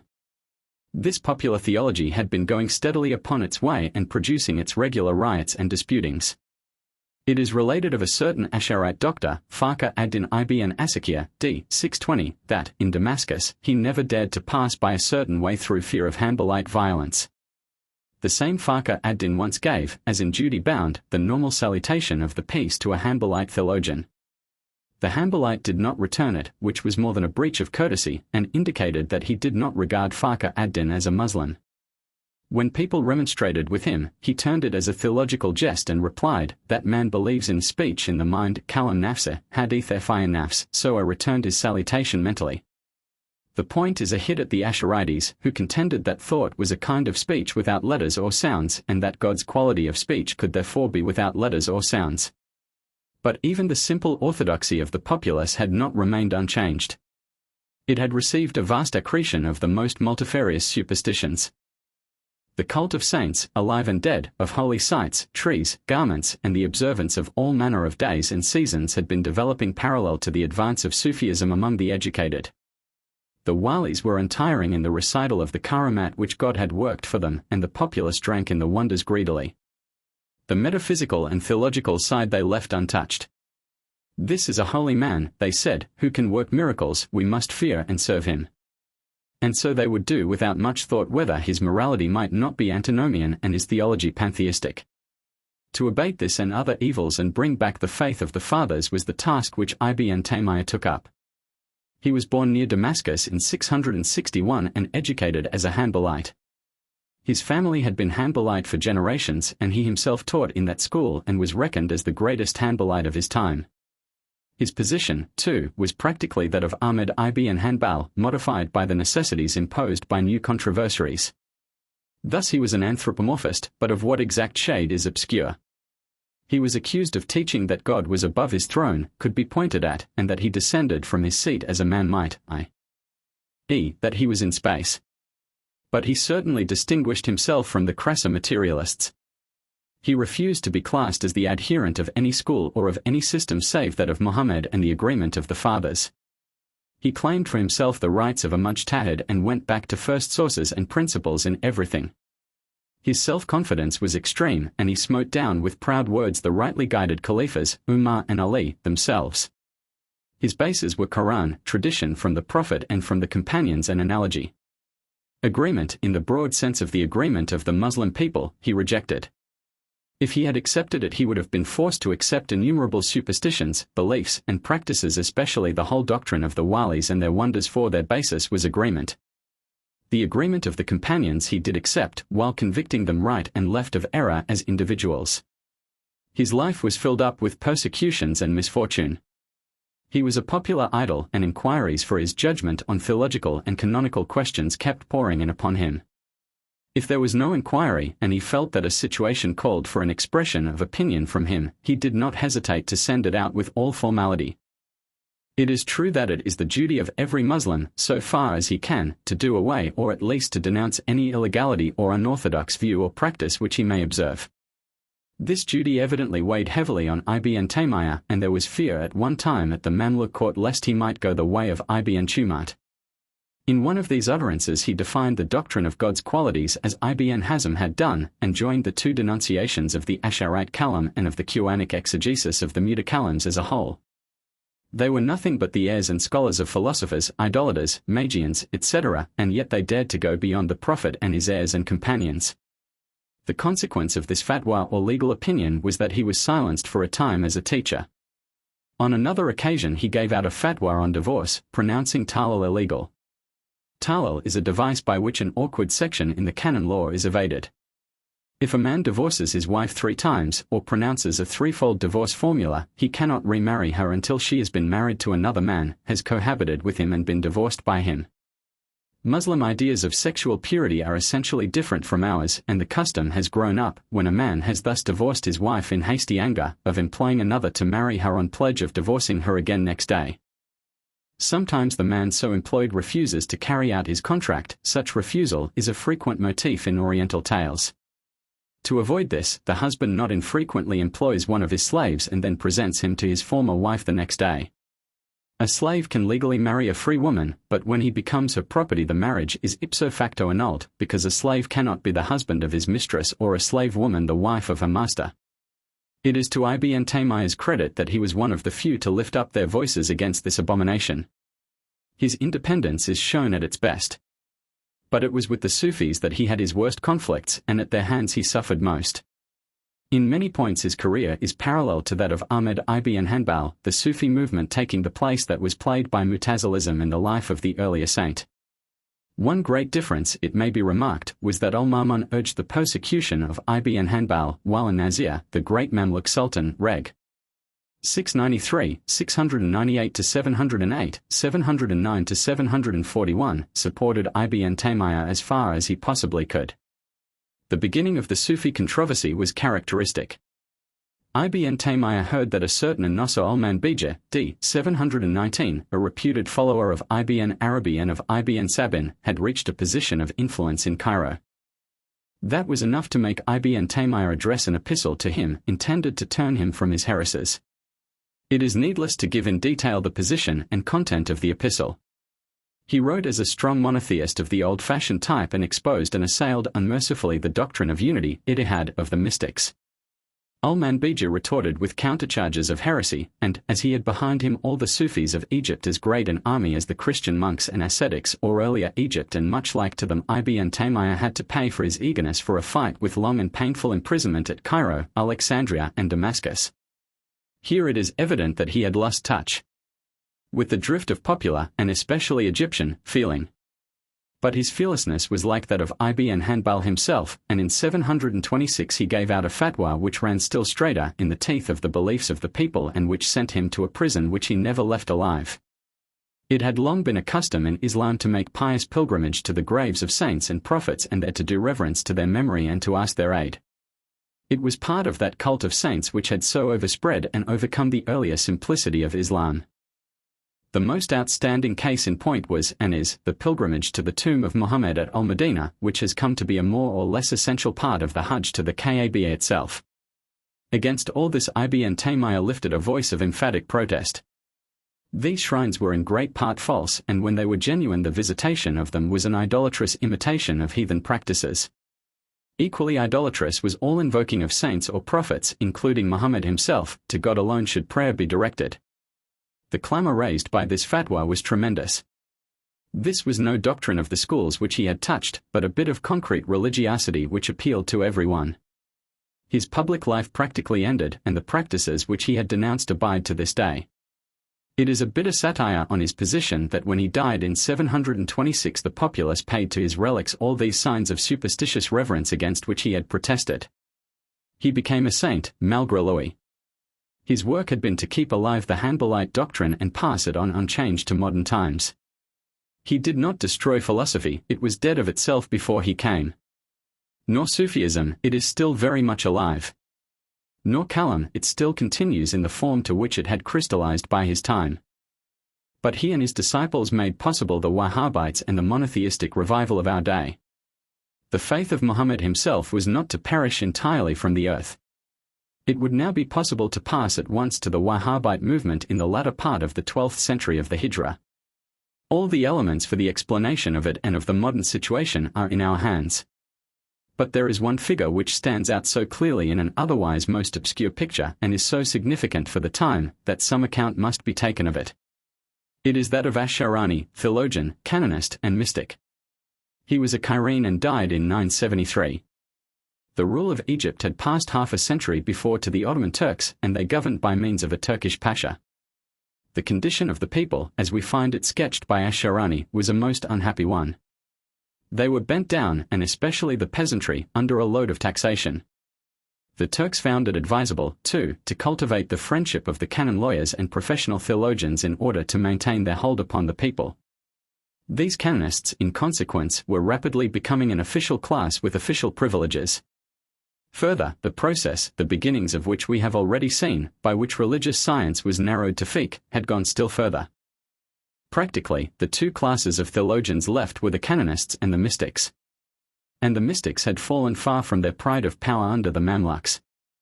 They now were of the poor of the Lord, a kind of Essenes over against the Pharisees of the schools. Such, at least, is the picture of his time which Ash-Sharani gives. How far it is exact must remain uncertain. For, of the many puzzling personalities in Islam, Ash-Sharani is perhaps for us the most unintelligible. He combined the most abject superstitions of a superstitious ego and country with lofty ethical indignation, social humility of the most extreme with an intellectual pride and arrogance rarely paralleled, a keen and original grasp of the canon law of the four schools with an utter submission of the intellect to the inbreathings of the divine from without, a power of discreet silence as to the inconvenient with an open-mouthed vehemence in other things. He was a devoted follower of Ibn Arabi and defended his memory against the accusation of heresy. Yet his position is singularly different from that of Ibn Arabi, and a doubt cannot but rise as to either his knowledge, his intelligence, or his honesty. Practically where he differs from the ordinary Muslim is in his extension of the doctrine of saints. As to the most beautiful names, al-Asma al-Husna, he follows Ibn Hazm. So, too, as to God's qualities, he follows the older school and would prefer to leave them unconsidered. But he is, otherwise and in general, a sound Asharite, e.g., on the doctrine of predestination and of man's part in his works, Iktisab. There is in him no sign of the Platinian pantheism of Ibn Arabi. The doctrine of God's difference, Mukhalafa, he taught, and that he created the world by his will and not by any emanation of energy. But truth for him is not to be reached by speculation and argument, its only basis is through the unveiling of the inner eye which brings us to the immediate vision of the divine. Those who have reached that vision guide and teach those who cannot or have not. Upon that vision all systems are built, and reason can only serve the visionary as a defense against the gainsayer or against his own too wild thoughts. Naturally, with such a starting point as this, the supernatural side of things, al-Ghaib, receives strong emphasis. The jinn and the angels are most intense realities. Ash-Sharani met them in familiar converse. He met, too, Al-Qadir, the undying pilgrim saint who wanders through the lands, succoring and guiding.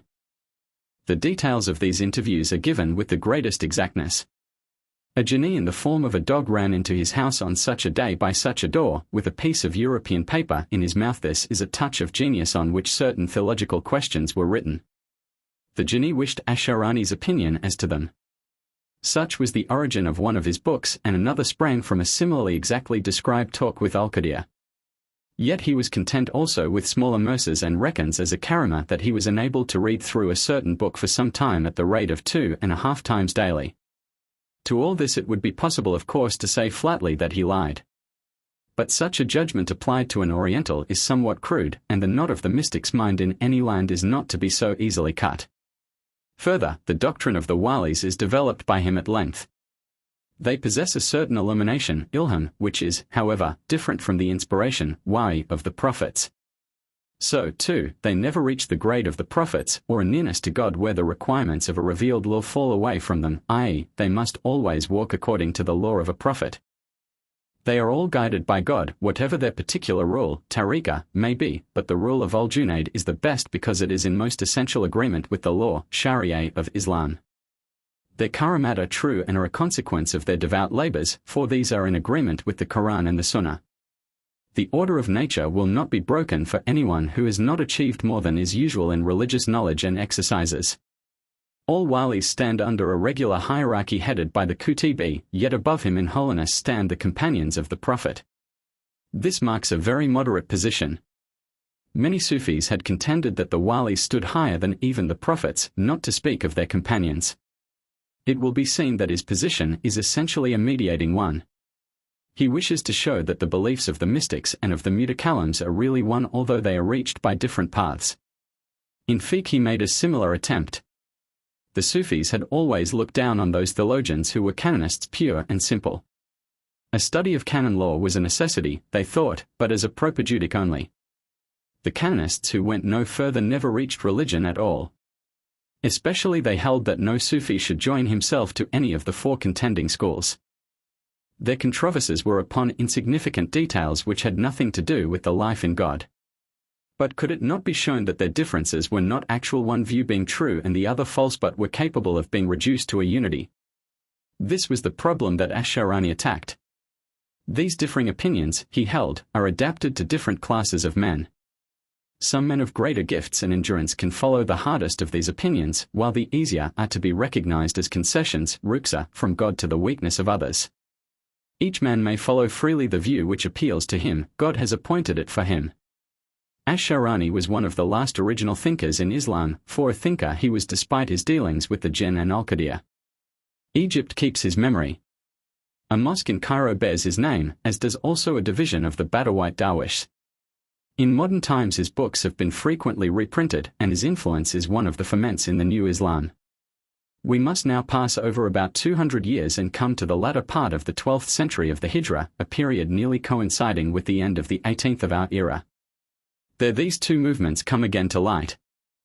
Wahhabism, the historical origin of which we have already seen, is a branch of the school of Ibn Taymiyyah. Manuscripts of the works of Ibn Taymiyyah copied by the hand of Ibn Abd al-Wahhab exist in Europe. So the Wahhabites refuse to accept as binding the decisions of the four orthodox sects of canon law. Agreement as a source they also reject. The whole people of Muhammad can err and has erred. Only the agreement of the companions has binding force for them. It is, therefore, the duty and right of every man to draw his own doctrine from the Quran and the traditions. The systems of the schools should have no weight with him. Again, they take the anthropomorphisms of the Quran in their literal sense. God has a hand, God settles himself on his throne, so it must be held, without inquiring how and without comparison. They profess to be the only true Muslims, applying to themselves the term muwahhids and calling all others mushriks, assignees of companions to God. Again, like Ibn Taymiyyah, they reject the intercession of walis with God. It is allowable to ask of God for the sake of a saint but not to pray to the saint. This applies also to Muhammad. Pilgrimage to the tombs of saints, the presenting of offerings there, all acts of reverence, they also forbid. No regard should be paid even to the tomb of the Prophet at Al-Madinah. All such ceremonies are idolatrous. Whenever possible the Wahhabites destroy and level the shrines of saints. Over other details, such as the prohibition of the use of tobacco, we need not spend time. Wahhabism as a political force is gone. It has, however, left the Sunnisu revolt as its direct descendant, and what may be the outcome of that brotherhood we have no means of guessing. It has also left a general revival and reformation throughout the Church of Islam, much parallel, as has been remarked, to the Counter-Reformation which followed the Protestant Reformation in Europe. The second movement is the revival of the influence of al-Ghazali. That influence never became absolutely extinct, and it seems to have remained especially strong in al-Yaman. In that corner of the Muslim world generations of Sufis lived comparatively undisturbed, and it was the Sayyid Mu'tada, a native of Zabad in Tahama, who by his great commentary on the Ihya of al-Ghazali practically founded the modern study of that book. There have been 2 editions of this commentary in 10-quarto volumes and many of the Ihya itself and of other works by al-Ghazali. Whether his readers understand him fully or not, there can be no question of the wide influence which he is now exercising. At Mecca, for example, the orthodox theological teaching is practically Ghazalian, and the controversy throughout all Arabia is whether Ibn Taymiyyah and al-Ghazali can be called sheikhs of Islam.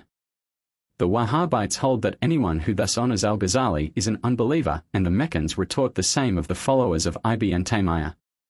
These 2 tendencies then, that back to the simple monotheism of Muhammad and that to an agnostic mysticism, are the hopeful signs in modern Islam. There are many other drifts in which there is no such hope. Simple materialism under European, mostly French, influence is one. A seeking of salvation in the study of canon law is another. Canon law is still the field to which an enormous proportion of Muslim theologians turn. Again, there are various forms of frankly pantheistic mysticism. That is especially the case among Persians and Turks. For the body of the people, religion is still overburdened, as in Ibn Taymiyyah's days, with a mass of superstition. Lives of walis containing the wildest and most blasphemous stories abound and are eagerly read. The books of Ash-Sharani are especially rich in such hagiology. It is difficult for us to realize that stories like the most extravagant in the 1001 Nights are the simplest possibilities to the masses of Islam. The canon lawyers, still, in their discussions, take account of the existence of jinn, and no theologian would dare to doubt that Solomon sealed them up in brass bottles. Of philosophy, in the free and large sense, there is no trace. Ibn Rushd's reply to al-Ghazali's Destruction of the Philosophers has been printed, but only as a pendant to that work. In it, too, Ibn Rushd carefully covers his great heresies. His tractates on the study of Kalam, spoken of above, have also been reprinted at Cairo from the European edition. But these tractates are arranged to give no clue to his real philosophy. The Arabic Aristotelianism has perished utterly from the Muslim lands. Of the modern Indian Mutazilism no account need be taken here. It is derived from Europe and is ordinary Christian Unitarianism, connecting with Muhammad instead of with Jesus.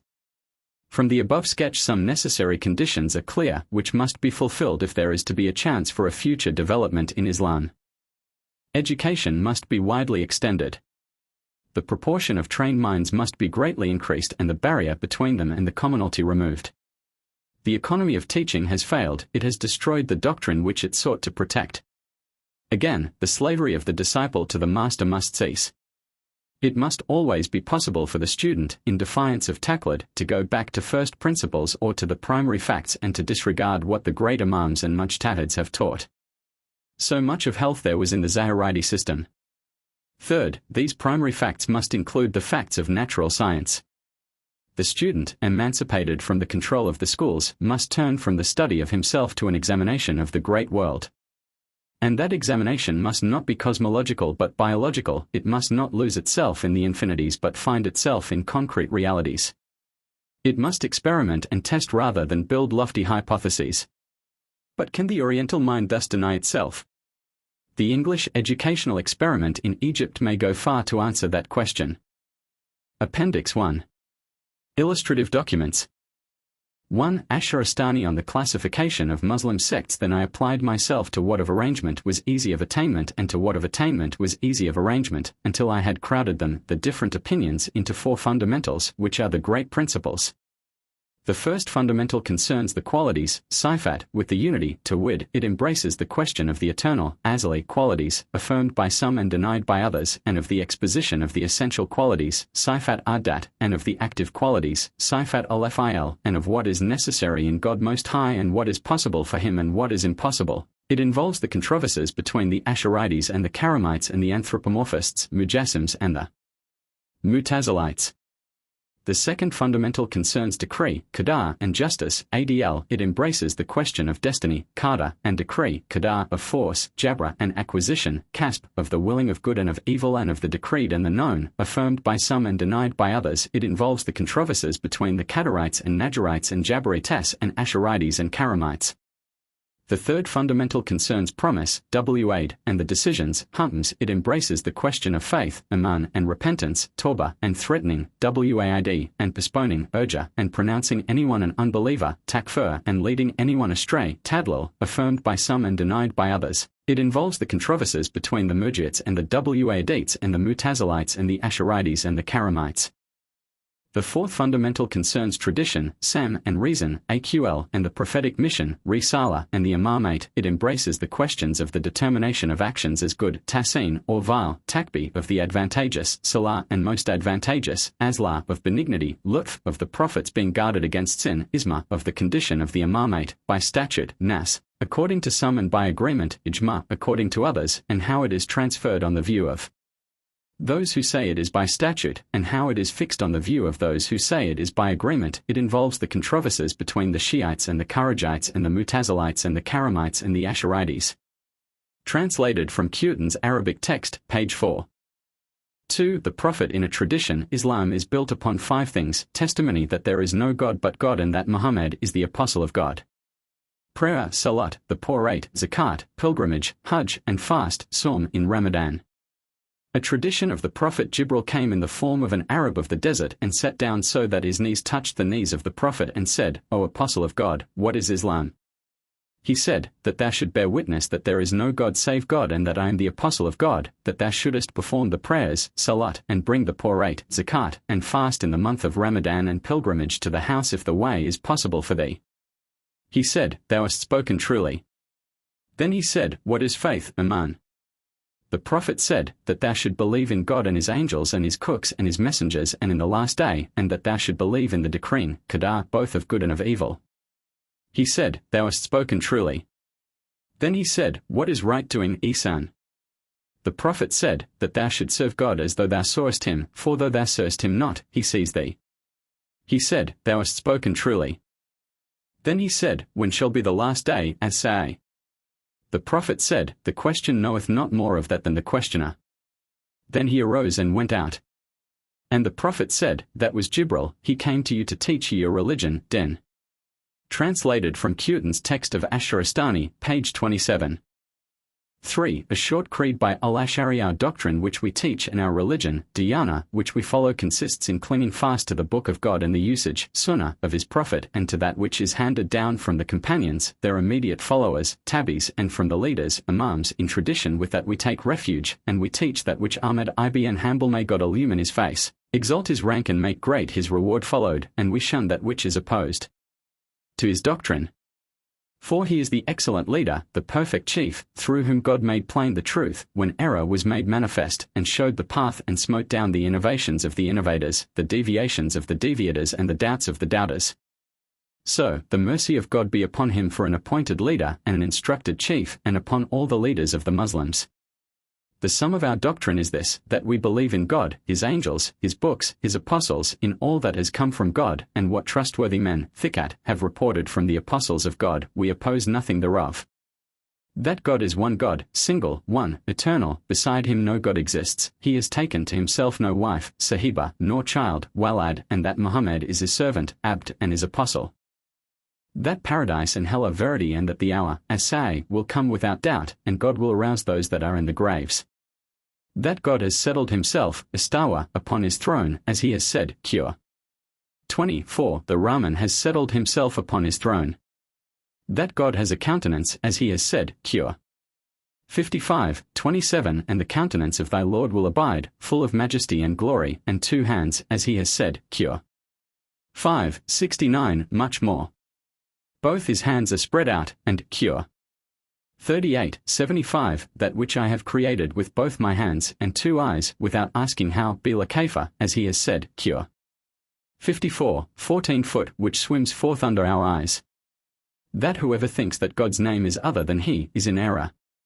That God has knowledge, ilm, as He has said, Qur 35, 12. And not one woman becomes pregnant and brings forth, except by His knowledge.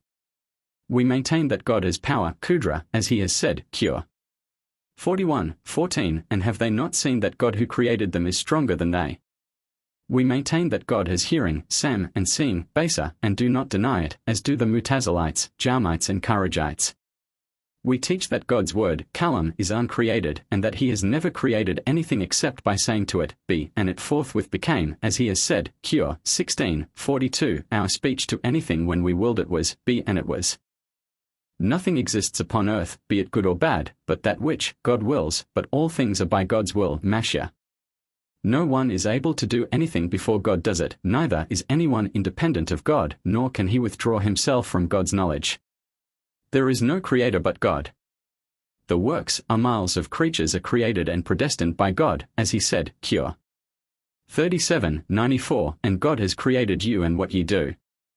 Man is able to create nothing, but they are created, as He has said, Qur 35, 31. Is there any creator except God, and Qur 16, 17. And is He who created like Him who created not, and Qur 52, 35. Were they created out of nothing, or are they the creators? And such passages are many in the Quran. And God maintains the believers in obedience to Him, is gracious unto them, cares for them, reforms them, and guides them aright, but the unbelievers He leads astray, guides them not aright, vouchsafes them not faith, aman, by His grace, as the people of error and pride maintain. For should He be gracious unto them and help them aright, then would they be pious, and should He guide them aright, then would they allow themselves to be guided aright, as He has said, Qur 7, 177. Whom God guideth aright, He allows Himself to be guided aright, and whom He leads astray, they are He losers. God is able to help the unbelieving aright and to be gracious unto thorn, so that they shall become believing, but He wills that they shall be unbelieving, as is known. For He has made them impervious to all help and sealed their hearts. Good and evil happen according to the destiny, qada, and decree, qada, of God for good and evil, for the sweet and the bitter. We know that the misfortune that befalls us is not in order that we may go astray, and that the good fortune which befalls us is not in order that we may go aright. We have no control over that which is good or hurtful to us, except so far as God wills. We flee from our anxieties to God and commit at all times our distress and poverty to Him. We teach that the Quran is God's word, and that it is uncreated, and that whosoever says that it is created is an unbeliever, kafir. We believe that God at the day of resurrection, Yom al-Qiyamah, will be visible to the eyes, as the moon is seen upon the night of the full moon. The believers will see him, according to traditions which have come down from the Prophet.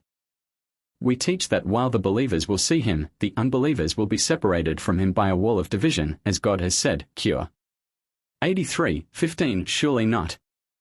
They will be separated from their Lord upon that day.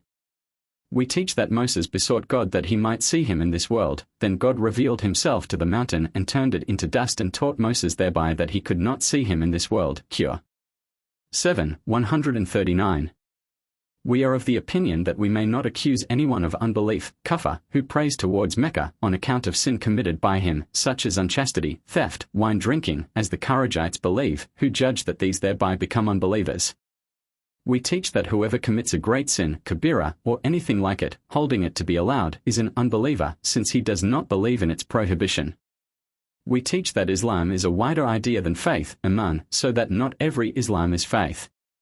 We believe that God turns the hearts upside down and holds them between two of his fingers, that he lays the heavens upon a finger and the earth upon a finger, according to the tradition from the Prophet. We believe that God will not leave in hell any of those who confess his unity, muwahid, and hold fast to the faith, and that there is no hell for him whom the Prophet has by his witness appointed to paradise.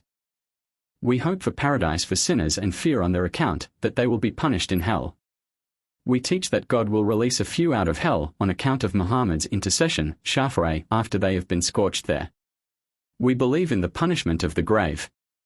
We believe that the tank, horde, and the balance are verities, that the bridge as-sirat is a verity, that the arousing, bath, after death is a verity, that God will set up his creatures in a place, mawqif, and will hold a reckoning with the believers. 1. We believe that faith, iman, consists in word, call, and in work, amal, and that it increases and diminishes. We trust in the sound traditions handed down from the Apostle of God, which trustworthy people, thikat, just man from just man, up to the Apostle, have transmitted. We hold by the love of the early believers, salaf, whom God chose to be companions to the Prophet, and we praise them with the praise with which God praised them, and we carry on their succession.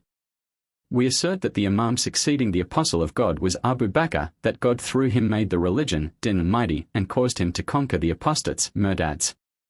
The Muslims made him their Imam, just as Muhammad had made him Imam at prayers. Then followed, as legal Imam, Umar ibn al-Khattab, then Uthman ibn Affan, his murderers killed him out of wickedness and enmity, then Ali ibn Abi Talib. These are the Imams after the Apostle, and their caliphate is that of the prophetic office, i.e., they are, though not prophets, successors of the Prophet. We bear witness of paradise for the 10, al-Asharatu al-Mubashara, to whom the Apostle bore witness of it, and we carry on the succession of the other companions of the Prophet and hold ourselves far from that which was in dispute between them. We hold that the 4 Imams were in the true way, were rightly guided and excellent, so that no one equals them in excellence. We hold as true the traditions which the people of tradition, NAQL, have established, concerning the descent of God to the lowest heaven, Sama ad-Dunya, and that the Lord will say, is there a supplicant? Is there a seeker for forgiveness, and the rest of that which they have handed down and established, contrary to that which the mistaken and misled opine?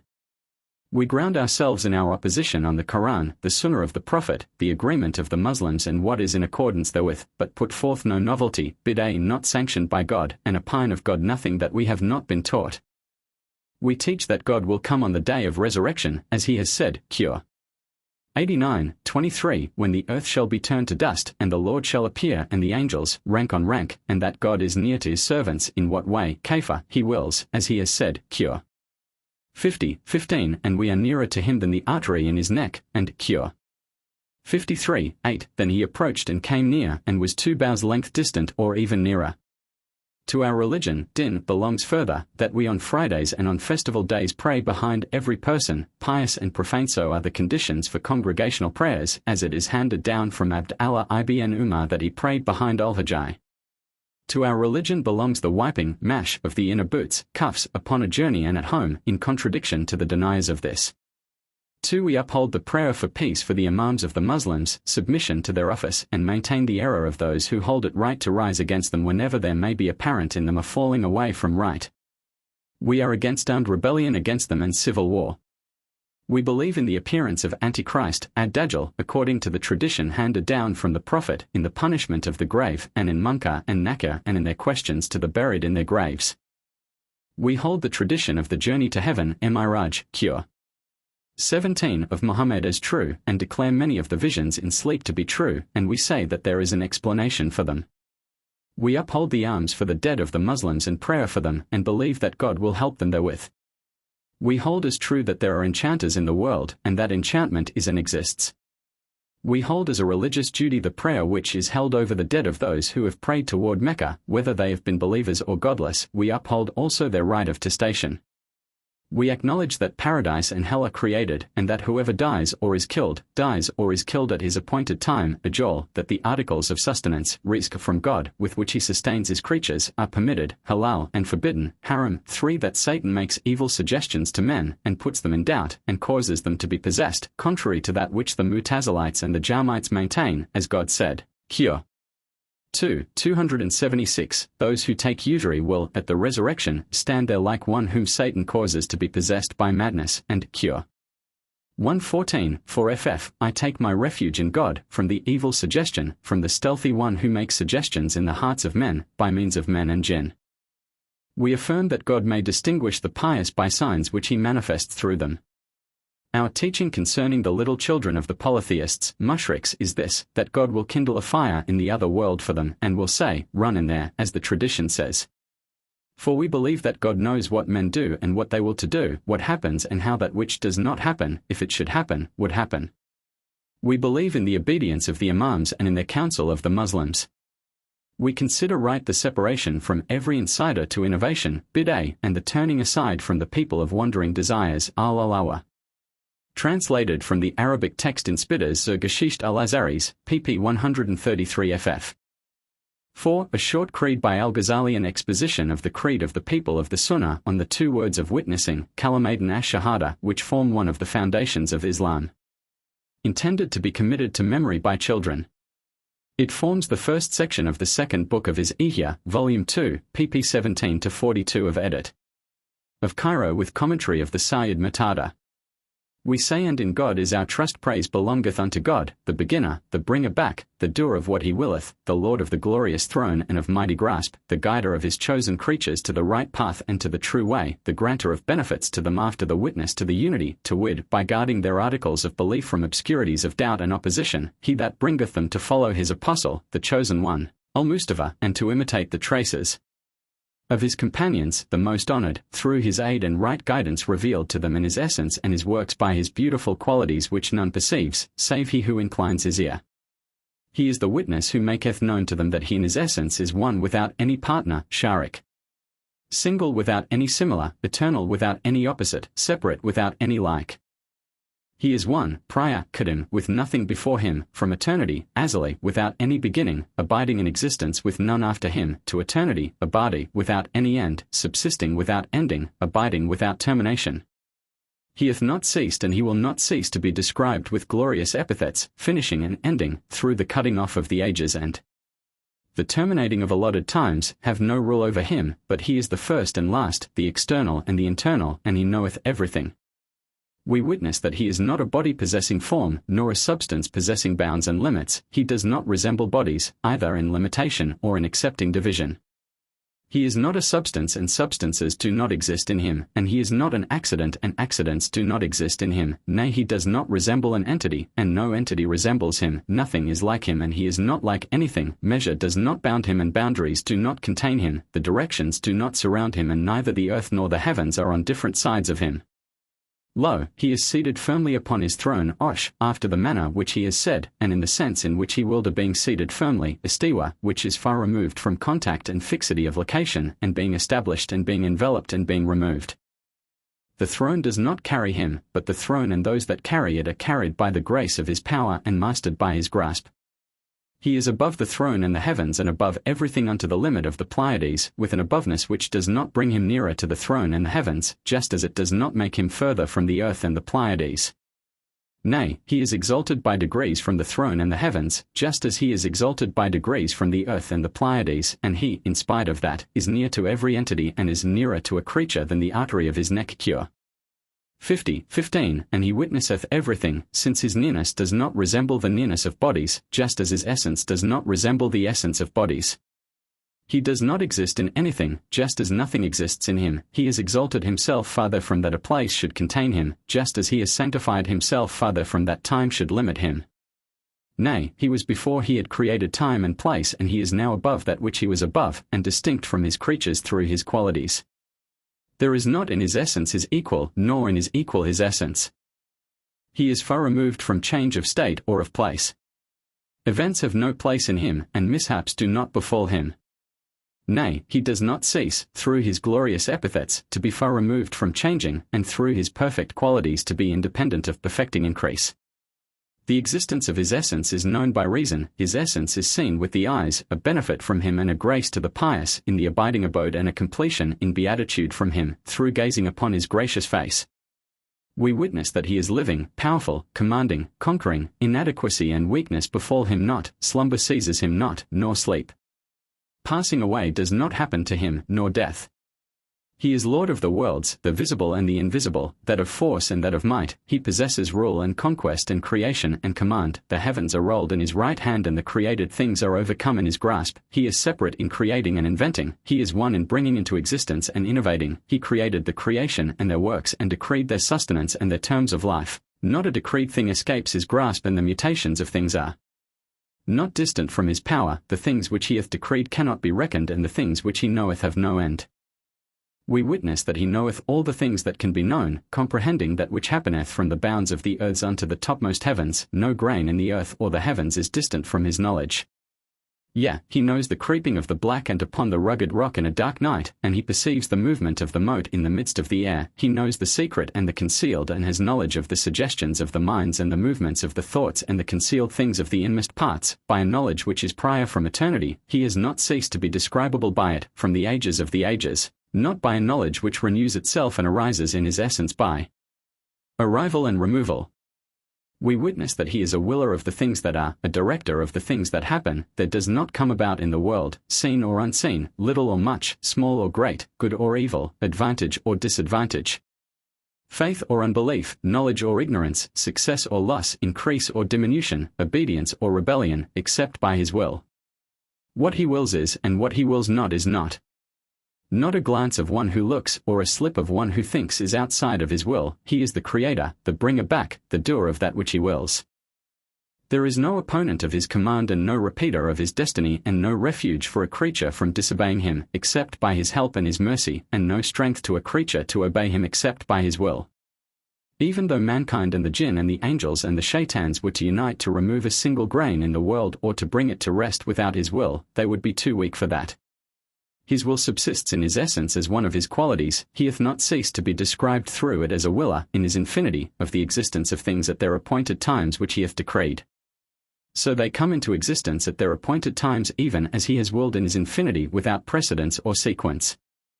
They happen according to the agreement of his knowledge and his will, without exchange or change in planning of things, nor with arranging of thoughts or awaiting of time, and therefore one thing does not distract him from another.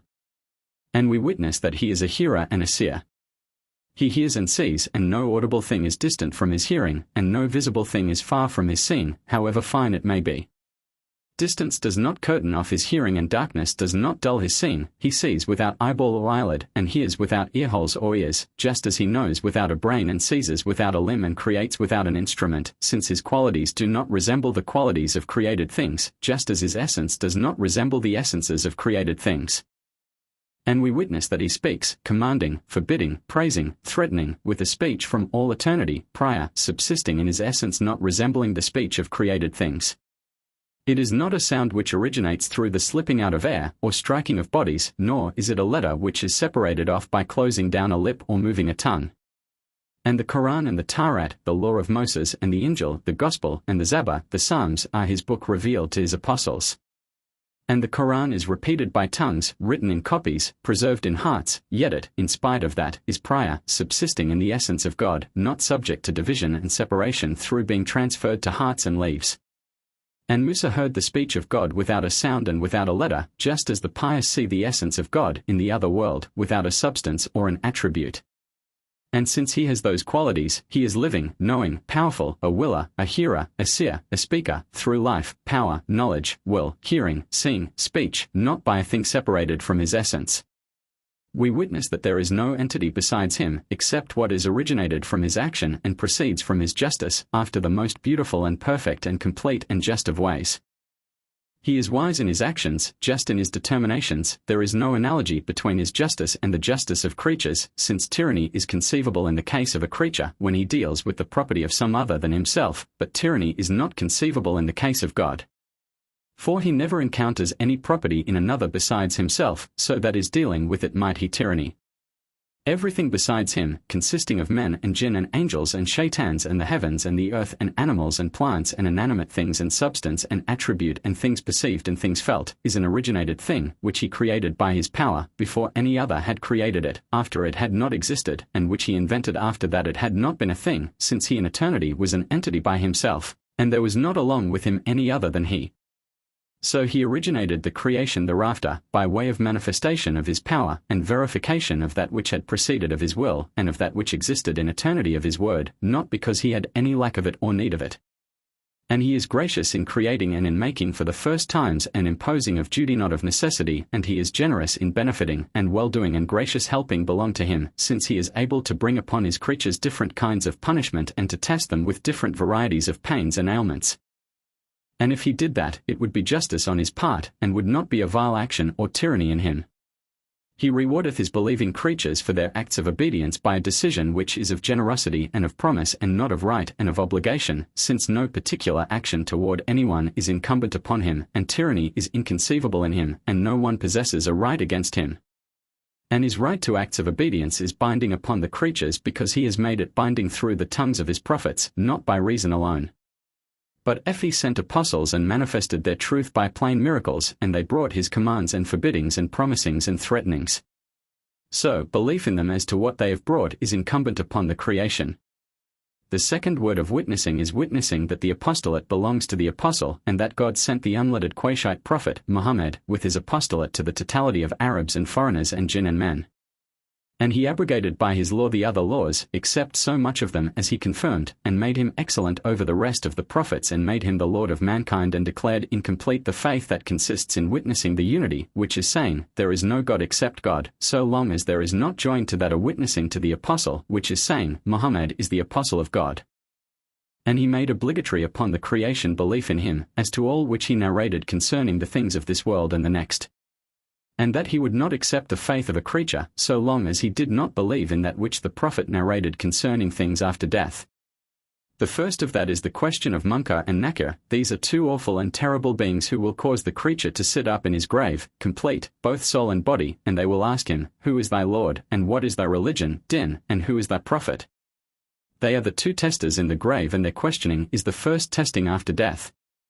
And that he should believe in the punishment of the grave, that it is a verity, and that its judgment upon the body and the soul is just, according to what God wills. And that he should believe in the balance it with the two scales and the tongue, the magnitude of which is like unto the stages of the heavens and the earth. In it, deeds are weighed by the power of God Most High, and its weights in that day will be of the weight of motes and mustard seeds, to show the exactitude of its justice. The leaves of the good deeds will be placed in a beautiful form in the scale of light, and then the balance will be weighed down by them according to the measure of their degree with God, by the grace of God. And the leaves of the deeds will be cast in a vile form into the scale of darkness, and the balance will be light with them, through the justice of God.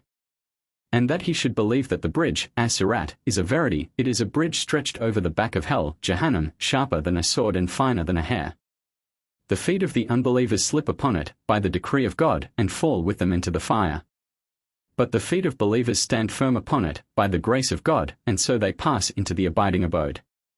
And that he should believe in the tank, horde, to which the people shall go down, the tank of Muhammad, from which the believers shall drink before entering the garden and after passing the bridge. Whoever drinks of it a single draught will never thirst again thereafter. Its breadth is a journey of a month, its water is wider than milk and sweeter than honey, around it are ewes in numbers like the stars of heaven, into it flow two canals from Al-Kawthar, Cure. 108. And that he should believe in the reckoning and in the distinctions between men in it, him with whom it will go hard in the reckoning and him to whom compassion will be shown therein, and him who enters the garden without any reckoning. These are the honored, Mukarrab. God Most High will ask whomsoever he will of the prophets concerning the carrying of his message, and whomsoever he will of the unbelievers concerning the rejection of the messengers, and he will ask the innovators, Mubtadis, concerning the Sunnah, and the Muslims concerning works.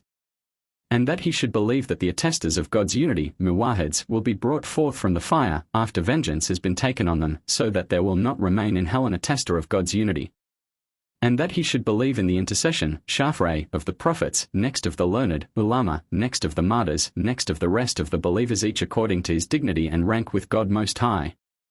And he who remains of the believers and has no intercessor shall be brought forth of the grace of God, whose are might and majesty. So there shall not abide eternally in the fire a single believer, but whoever has in his heart the weight of a single grain of faith shall be brought forth therefrom. And that he should confess the excellence of the companions, may God be well pleased with them and their rank, and that the most excellent of mankind, after the Prophet, is Abu Bakr, next Umar, next Uthman, next Ali, may God be well pleased with them.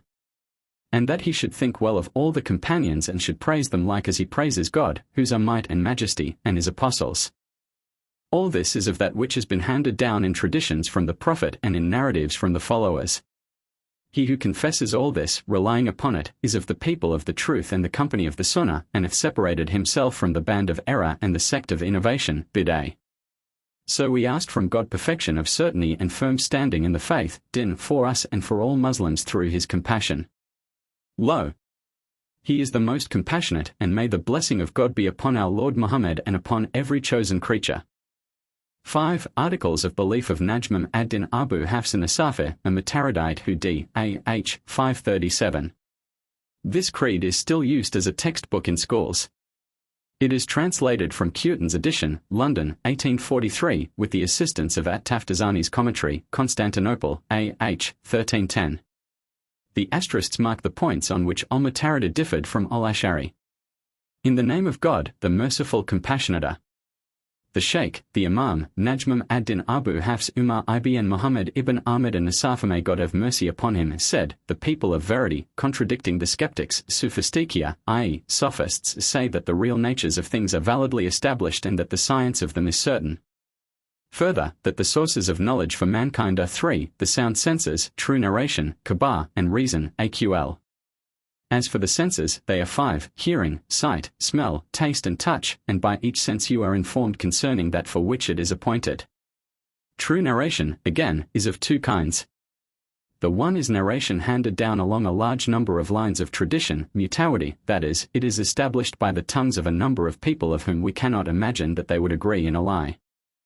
It compels a knowledge which is of necessity, dayui, such as the knowledge of departed kings in past times and of distant countries. And the second is narration by the Apostle, Rasul, aided by miracle, i.e., Muhammad, and it compels deduced knowledge, istidlali, and the knowledge established by it resembles in certainty and fixity the knowledge established by necessity. Then as for reason, it is a cause of knowledge also, and whatever is established by intuition, badaha, is of necessity, as the knowledge that everything is greater than its parts, and whatever is established by inference is acquired knowledge, iktisabi, as the existence of fire from the appearance of smoke. And the inner light, ilham, with the people of verity is not one of the causes of knowledge as to the soundness of anything. 5. Further, the world in the totality of its parts is a thing originated, mudath, in that it consists of substances, ains, and attributes, arads. The substances are what exist in themselves, and a substance is either a compound, that is a body, jism, or not compounded like an essence, johar, namely a division that is not further divided. And the attributes are what do not exist in themselves but have a dependent existence in bodies or essences, such as colors, tastes, conditions, corns, odors. The originator, mudath, of the world is God Most High, the One, the Eternal, the Decreeing, the Knowing, the Hearing, the Seeing, the Willing. He is not an attribute, nor a body, nor an essence, nor a thing formed, nor a thing bounded, nor a thing numbered, nor a thing divided, nor a thing compounded, nor a thing limited, and he is not described by quiddity, mahia, nor by modality, kafia, and he does not exist in place or time, and there is nothing that resembles him and nothing that is out with his knowledge and power. He is qualities, sifat, from all eternity, azali, existing in his essence. They are not he nor are they any other than he. They are knowledge and power and life and strength and hearing and seeing and doing and creating and sustaining and speech, kalam. And he, whose majesty is majestic, speaks with a word, kalam. This word is a quality from all eternity, not belonging to the genus of letters and sounds, a quality that is incompatible with coming to silence and that has no weakness. God Most High speaks with this word, commanding and prohibiting and narrating.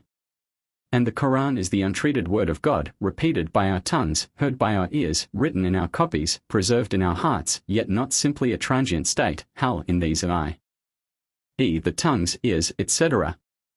And creating, takwin, is a quality of God Most High from all eternity, and it is the creating of the world and of every one of its parts at the time of its becoming existent, and this quality of creating is not the thing created, according to our opinion. And willing is a quality of God Most High from all eternity, existing in His essence. And that there is a vision, of God Most High is allowed by reason and certified by tradition, naql. A proof on authority has come down with the affirmation that believers have a vision of God Most High in paradise and that He is seen, not in a place or in a direction or by facing or the joining of glances or the placing of a distance between him who sees and God Most High. And God Most High is the creator of all actions of His creatures, whether of unbelief or belief, of obedience or of rebellion, all of them are by the will of God and His sentence and His conclusion and His decreeing. And to His creatures belong actions of choice, ikhtiyar, for which they are rewarded or punished, and the good in these is by the good pleasure of God, reader, and the vile in them is not by His good pleasure. And the ability to do the action, istidare, goes along with the action and is the essence of the power, kudra, by which the action takes place, and this word ability means the soundness of the causes and instruments and limbs. And the validity of the imposition of the task, taklif, is based upon this ability, and the creature has not a task imposed upon him that is not in his power. And the pain which is found in one who is beaten as a consequence of being beaten by any man, and the state of being broken in glass as a consequence of its being broken by any man, and such things, all that is created by God Most High, and the creature has no part in its creation, and a slain man is dead because His appointed time, ajal, has come, and death exists in a slain man and is created by God Most High, and the appointed time is 6. And that which is forbidden, haram, is still sustenance, rizq, and each one receives his own sustenance whether it consists of permitted or of forbidden things, and let no one imagine that a man shall not eat his sustenance or that another than he shall eat his sustenance. And God leadeth astray whom He wills and guideth aright whom He wills, and it is not incumbent upon God Most High to do that which may be best, for the creature.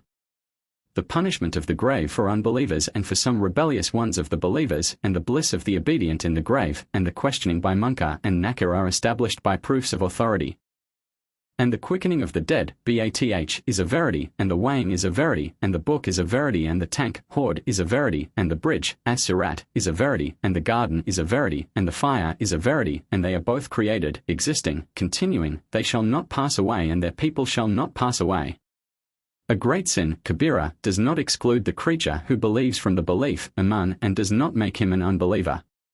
And God does not forgive him who joins another with himself, but He forgives anything beneath that to whom He wills, of sin small, sagira, or great. And there may be punishment for a small and pardon for a great one, if it be not of the nature of considering lawful what is forbidden, for that is unbelief, kafir. And the intercession, shafre, of the apostles and of the excellent on behalf of those who commit great sins is established. And those believers who commit great sins do not remain eternally in the fire although they die without repentance. Belief, iman, is assent, tasdik, to that which comes from God and confession, ikrar of it. Then, as for works, amal, they are acts of obedience and gradually increase of themselves, but belief does not increase and does not diminish. And belief and al-Islam are one. And whenever assent and confession are found in a creature, it is right that he should say, I am a believer in truth. And it is not fitting that he should say, I am a believer if God will. The happy one sometimes becomes miserable and the miserable one sometimes becomes happy, and the changing is in happiness and misery, and not in making happy and making miserable, for those are both qualities of God Most High, and there is no changing in Him nor in His qualities. And in the sending of apostles, rasuls is an advantage, and God has sent apostles of flesh unto flesh with good tidings, warning and explaining to men the things of the world and of faith, of which they have need. And He has aided them with miracles, mujizat, which break the order of nature. The first of the prophets, Nabis, was Adam, and the last is Muhammad, upon both of them be peace. A statement of their number has been handed down in several traditions, but the more fitting course is that there should be no limiting to a number in naming them. God Most High has said, of them are those concerning whom we have recited to thee, and of them are those concerning whom we have not recited to thee.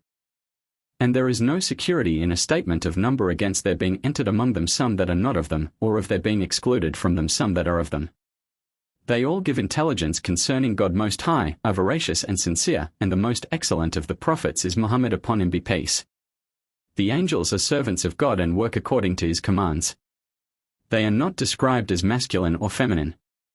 And God has books which he has revealed to his prophets, and in them are his commands and his promises. The night journey Miraj of the Apostle of God, upon whom be blessing and peace. While awake, in the body, to heaven, then to what place God Most High willed of the exalted regions, is a verity. The wonders, karamat, of the saints, walis, are a verity. And a wonder on the part of a saint appears by way of a contradiction of the ordinary course of nature, such as passing over a great distance in a short time, and the appearing of meat and drink and clothing at a time of need, and walking upon the water and in the air, and the speech of stones and of beasts, and the warding off of an evil that is approaching, and the guarding of him who is anxious from enemies, and other things of the same kind. And such a thing is to be reckoned as an evidentiary miracle, mu'jiza, on behalf of the apostle, followed by the saint on his part the wonder appears.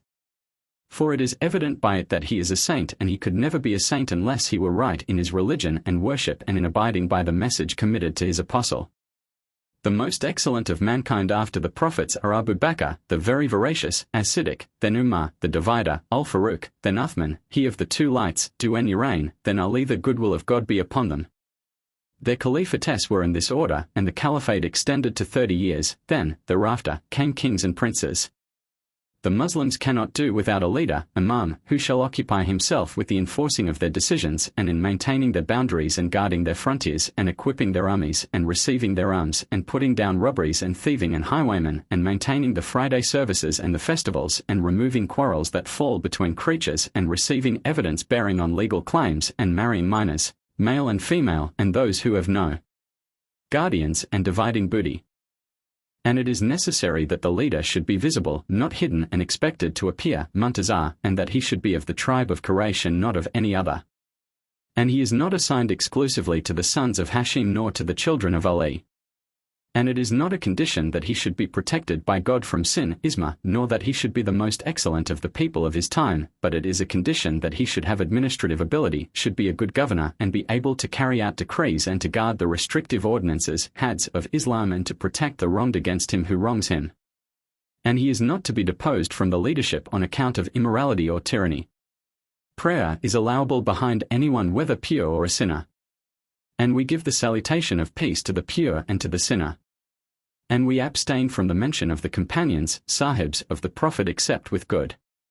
And we bear witness that paradise is for the 10 to whom the Prophet, God bless him and give him peace, gave good tidings of paradise, al-asharatu al-mubashra.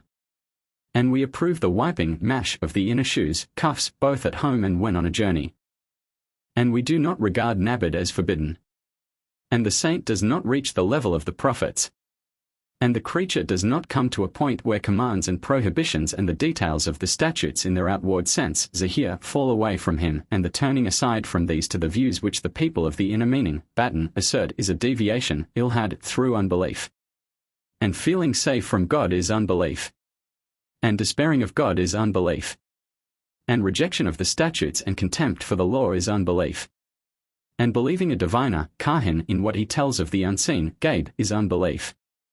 And what does not exist, madam, is known of God Most High just as what exists, mawjud, is known of him, and it, i.e., what does not exist, is neither a thing, shay, nor an object of vision, ma'an.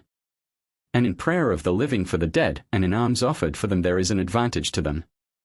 And God Most High answers prayers and supplies needs.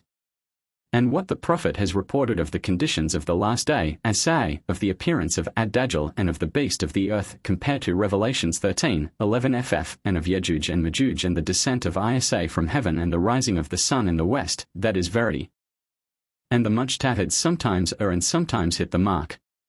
And the apostles of mankind are more excellent than the apostles of the angels, and the apostles of the angels are more excellent than the generality of mankind, and the generality of mankind of the true believers is more excellent than the generality of the angels. 6. The Creed called the Sufficiency of the Commonalty in the Science of Scholastic Theology, by Muhammad al-Fudali, translated from the Arabic text of Cairo, A.H. 1315, with the commentary of al-Bajuri. In the name of God, the merciful compassionate. Praise belongeth unto God who alone bringeth into existence, and blessing and peace be upon our Lord Muhammad, his family and companions, possessors of beauty and guidance.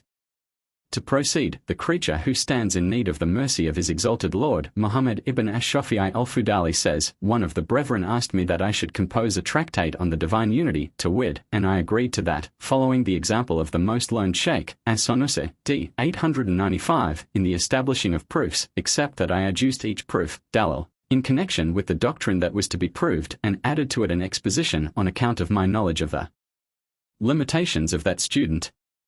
So, in the ascription of praise to God Most High, it became a tractate, useful and excellent for the establishing of that which is in it. And I called it, The Sufficiency of the People in That Which Is Necessary to Them of the Science of Scholastic Theology, Kalam. And I pray God Most High that He will make it useful, for He is my sufficiency, and excellent is the guardian. Know that it is incumbent upon every Muslim that he should know 50 articles of belief, aqidas, and for each article that he should know a proof, general, ijmali, or detailed, tafsili. Some say that it is required that he should know a detailed proof, but the common opinion is that a general proof suffices for each article of the 50. An example of a detailed proof is when someone says, what is the proof of the existence, wujud, of God, that the answer should be, these created things. That the asker should then say, do the created things prove the existence of God on the side of their possibility or on the side of their existence after non-existence, Adam, and that his question should be answered. And if the further question is not answered, but the only answer is, these created things, and the answerer does not know whether it is on the side of their possibility or of their existence after non-existence, then the proof is said to be general, but it is sufficient according to the common position.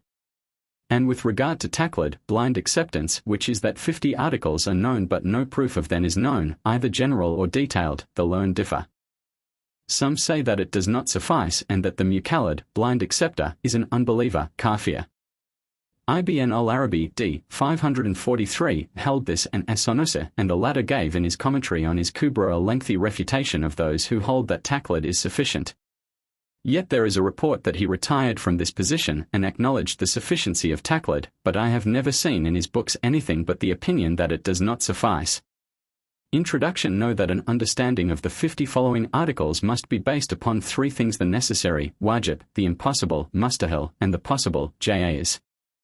The necessary is that the non-existence of which cannot be apprehended by the intellect, aql, that is, the intellect cannot affirm its non-existence as boundary to a body, germ, i.e., its taking up a certain measure of space, farah. An example of a body is a tree or a stone.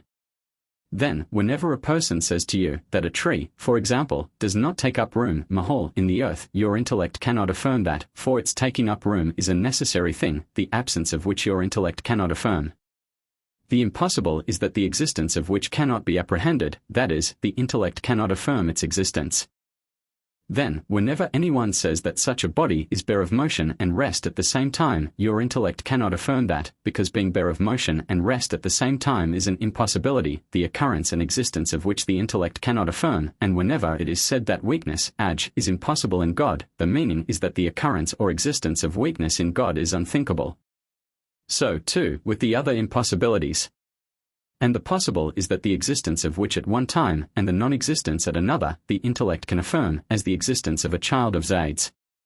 When, then, someone says that Zayd has a child, your intellect acknowledges the possibility of the truth of that, and whenever he says that Zayd has no child, your intellect acknowledges the possibility of the truth of that. So the existence and the non-existence of a child of Zayd is possible, the intellect can believe in its existence or in its non-existence. And whenever it is said that God's sustaining Zayd with a dinar is a possibility, the meaning is that the intellect assents to the existence of that sustaining, rizq, at one time and to its non-existence at another. On these three distinctions, then, is based the science of the articles of belief, and these three are necessary for every mukallaf, one who has a task imposed upon him, in this case of religious duty, male and female, for that upon which the necessary is based is necessary.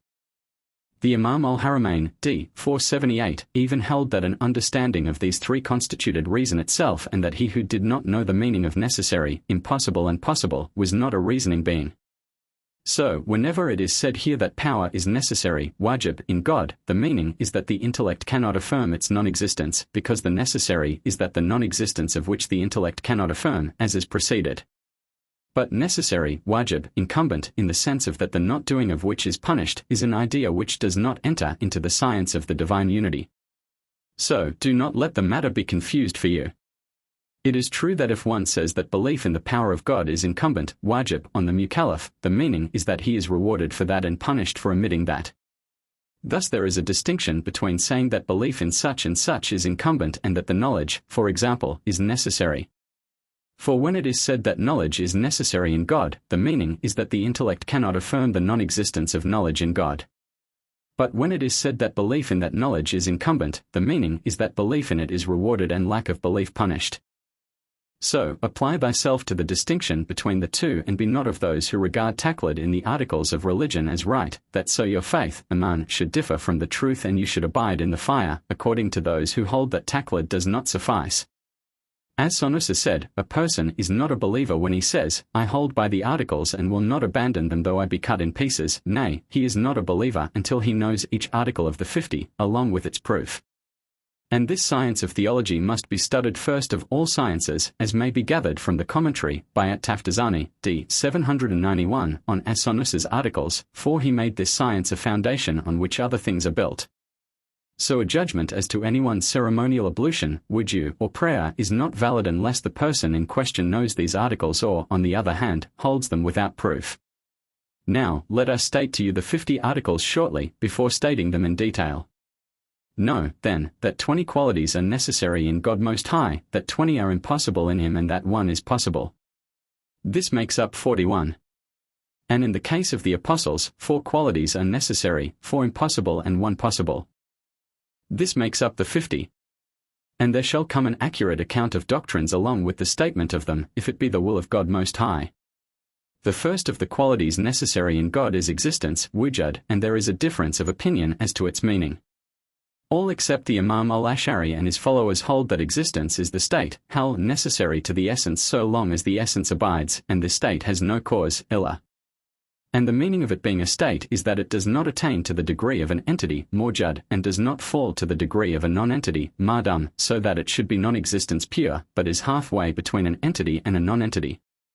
So the existence of Zayd, for example, is a state necessary to his essence, that is, it cannot be separated from his essence. And when it is said that it has no cause, the meaning is that it does not originate in anything, as opposed to Zayd's potentiality, qadi, powerful, for example, which originates in his power, qudra.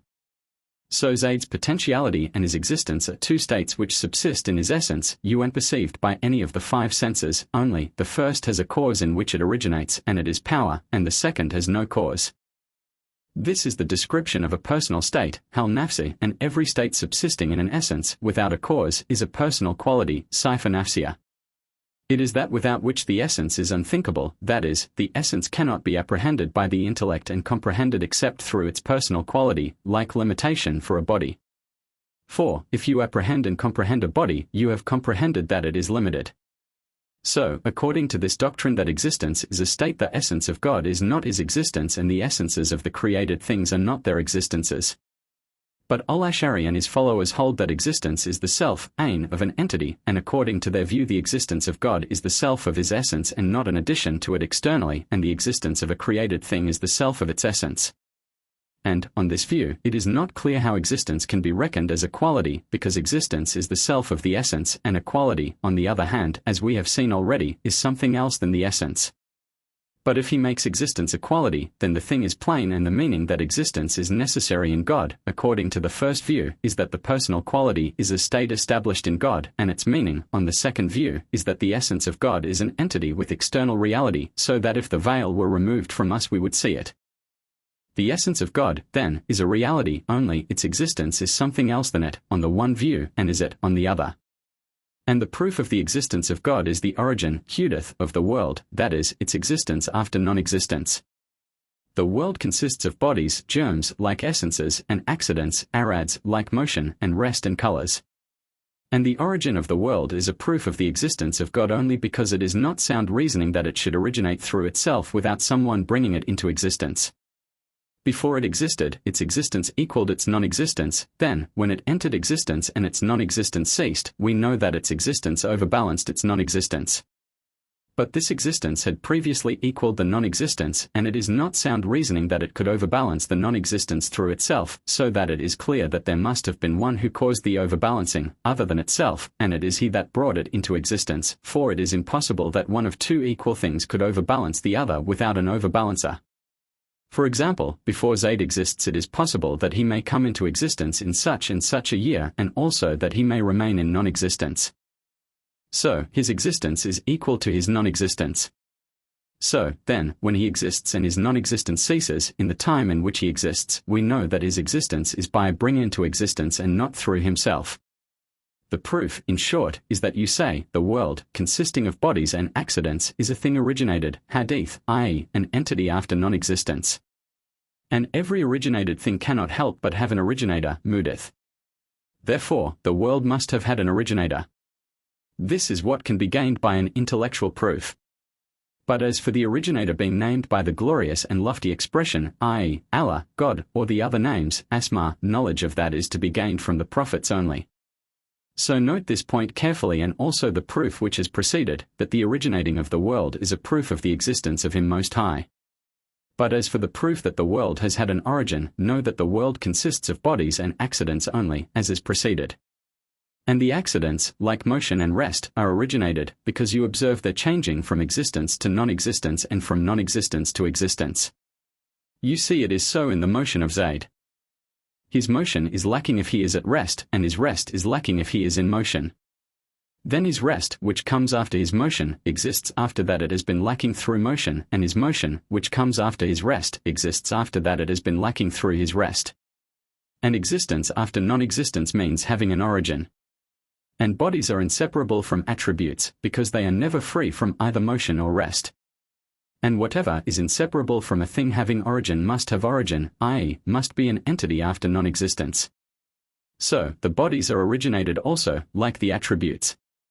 The proof, in short, is that you say, bodies are inseparable from attributes and these have an origin. Everything that is inseparable from that which has an origin, itself has an origin, therefore, bodies have an origin. And the origin of the two things bodies and attributes, that is their existence after non-existence, is a proof of the existence of Him Most High, because everything having an origin must have an originator, and there is no originator of the world save God Most High alone, who has no partner, sharik, as shall be shown in the proof of His unity. This, then, is the general proof, a knowledge of which is incumbent upon every mukallaf, male and female, according to the opinion of Ibn al-Arabi and as-Sanusi, who hold those who do not know it to be unbelievers. So, beware lest there be a contradiction in your faith. The second quality necessary in God is priority, qidam. Its meaning is lack of beginning. And the meaning of God's being prior, qadim, is that there was no beginning to His existence, as opposed to Zayd, for example. Zayd's existence had a beginning, and it was the creation from the drop from which he was created. And there is a difference of opinion whether prior and azali, eternal with respect to past time, mean the same or not. Those who hold that they mean the same, define them as that which has no beginning, and explain that which, by thing, shay. That is, prior and azali are the thing which has no beginning, so the essence of God and His qualities are included. And those who hold that their meaning is different define prior as the entity which had no beginning and azali as that which had no beginning, covering thus both entity and non-entity. So azali is broader than prior, but they both come together in the essence of God and His existential qualities. The essence of God is azali and His power, kudra, is azali. But only azali is said of the states, hals, like God's being powerful, in accordance with the doctrine of the states. For God's being powerful is called azali in accordance with that doctrine, and is not called prior, because in prior there must be existence, and being powerful does not rise to the level of existence to being an entity, but is only a state, hal. And the proof of God's priority is that if He were not prior He would be a thing originated, hadith, because there is no medium between the prior and the thing originated. To everything of which priority is denied, origin belongs. But if God were a thing originated, He would need an originator, and His originator would need an originator, and so on. Then, if the originators did not coincide, there would be the endless chain, tasalsul, that is a sequence of things, one after another to infinity, and the endless chain is impossible. And if the series of originators comes to an end by it being said that the originator of God was originated by Him, then we have the circle, door, and it is that one thing depends on another thing which again depends on the first. For if God had an originator, he would depend on this originator, but the hypothesis is that God originated this originator, and so the originator depends on him. But the circle is impossible, that is, its existence is unthinkable. And that which leads to the circle and to the chain, both being impossible, involves the originating of God. So, the originating of God is impossible, for what involves an impossibility is impossible. The proof, in short, is that you say, if God were other than prior, through being a thing originated, he would have need of an originator. Then the circle or the chain would be unavoidable, but they are both impossible. So, the originating of God is impossible and his priority is established, and that is what has been sought. This is the general proof of the priority of God, and by it the Mukallaf escapes from the noose of Taqlid, the Remainer in which will abide eternally in the fire, according to the opinion of Ibn al-Arabi and As-Sanusi, as is preceded. The third quality necessary in God is continuance, baqa. The meaning of it is lack of termination of the existence, and the meaning of God's being continuing is that there is no end to his existence.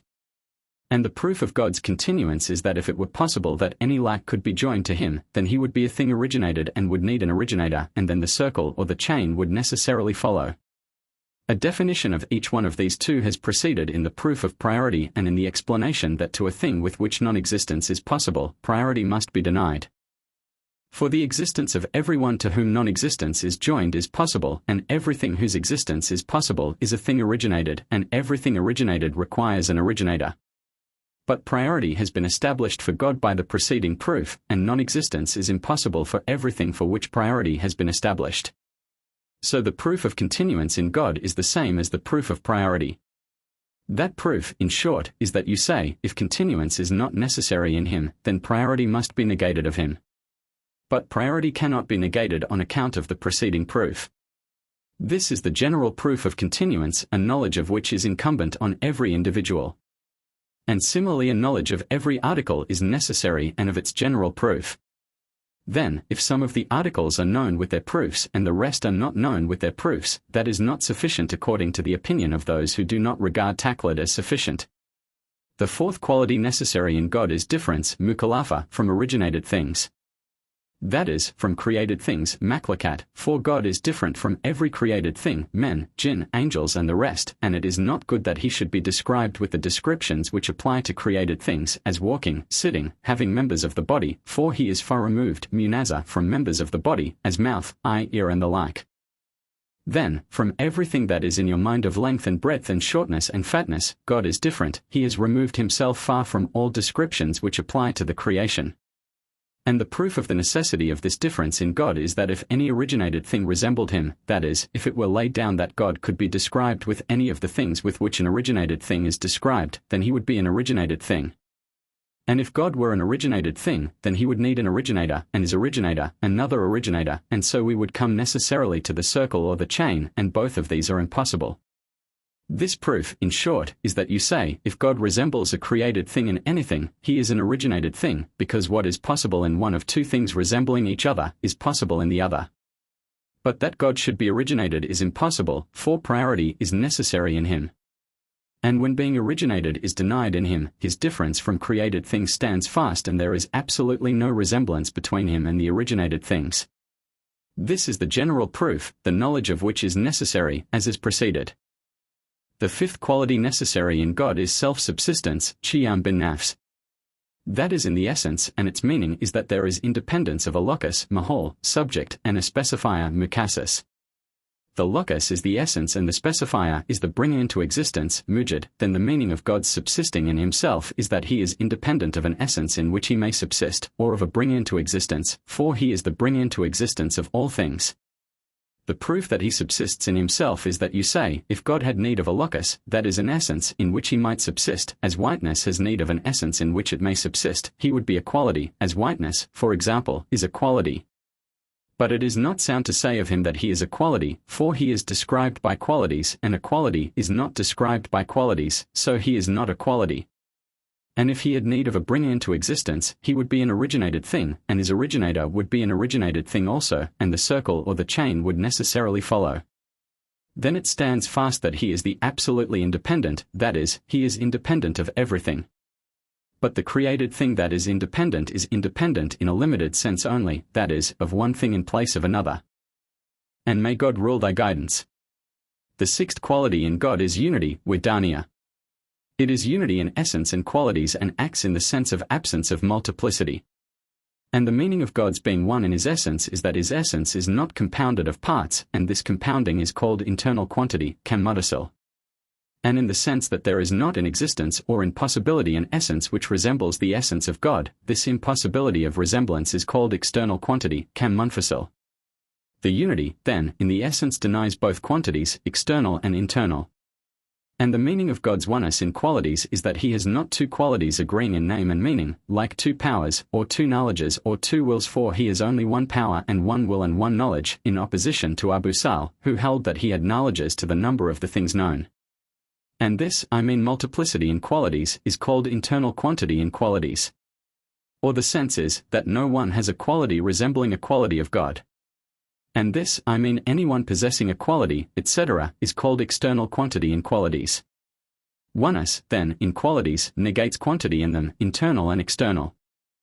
And the meaning of God's oneness in acts is that no created thing possesses an act, for God is the creator of the acts of created things, prophets, angels and the rest. And as for what happens when an individual dies or falls into pain on opposing himself to a saint, wali, that is by the creation of God, who creates it when the saint is angry with the man who opposes him. Do not then explain oneness in acts by saying that no other than God has an act like God's act, for that involves that some other than God has an act, but that it is not like the act of God. That is false. God it is who is the creator of all acts. What comes from you by way of movement of the hand, when you strike Zaid, for example, is by the creation of God. He has said, Cure. 37:99, God created you, and what do ye do? And another than God being possessor of an act is called external quantity in acts. So the unity necessary in God denies the five impossible quantities. Internal quantity in the essence makes the essence a compound of parts, external quantity means that there is an essence which resembles it. Internal quantity in the qualities is that God has two powers, for example, external quantity in the means that someone else has a quality which resembles one of his qualities. External quantity in acts means that some other than God possesses an act. These five quantities deny the unity necessary in God. The meaning of quantity is number, adad. The proof that unity is necessary in God is the existence of the world. If God had a partner, sharik, in divinity, uluhiyah, the case could not be in doubt. Either they would agree on the existence of the world, in that one of them would say, I will cause the world to exist, and the other would say, I will cause it to exist along with thee, that we may help one another in it. Or they would disagree, and one of them would say, I will cause the world to exist by my power, and the other, I will that the existence be lacking. Then, if they agreed upon the existence of the world in that both of them together caused it to exist, and it existed through their action, that would necessarily involve the coincidence of two impresses upon one impression, which is impossible. And if they disagreed, it is plain that the will of one either would be carried out or it would not be carried out. If the will of one, rather than the other, is carried out, then the other whose will is not carried out must be weaker. But our hypothesis was that he was equal in divinity to the one whose will was carried out. So whenever weakness is established in the case of the one, it is established in the case of the other, for he is like the other. And if the wills of both are not carried out, they are both weak. And upon every alternative, that they agree or differ, the existence of a single thing of the world is impossible, because if they agree on its existence, there necessarily follows the coincidence of two impresses upon one impression if their will is carried out, and that is impossible. So the carrying out of their will is not affected, and it is not possible that a single thing of the world should come into existence then. And if they disagree and the will of one of them is carried out, the other is weak. But he is his like.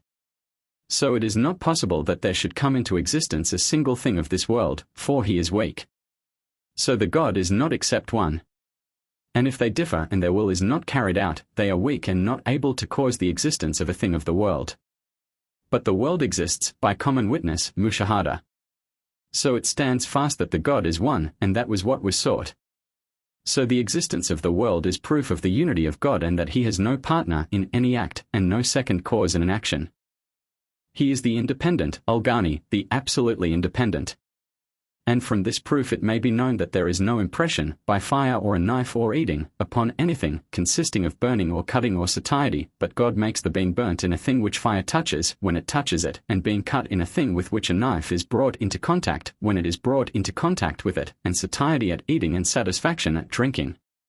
And he who holds that fire burns by its nature, tab, and water satisfies by its nature, and so on, is an unbeliever, kafir, by agreement, ijma. And he who holds that it burns by a power, qua, created in it by God, is ignorant and corrupt, because he knows not the true nature, hakika, of unity. This is the general proof and knowledge of which is incumbent upon every individual, male and female, and he who knows it not is an unbeliever, according to As-Sanusi and Al-Arabi. And may God rule thy guidance. And priority and continuance and difference from originated things and self-subsistence and unity are negative qualities, sifat salabia, that is, their meaning is negation and exclusion, for each of them excludes from God what does not beseem him. The seventh quality necessary in God is power, kudra. It is a quality which makes an impression on a thing that is capable of existence or non-existence. So it comes into connection, ta'alaka, with a non-entity and makes it an entity, as it came into connection with you before you existed. And it comes into connection with an entity and reduces it to a non-entity, as it comes into contact with a body which God desires should become a non-entity, that is, a not-thing, la shay.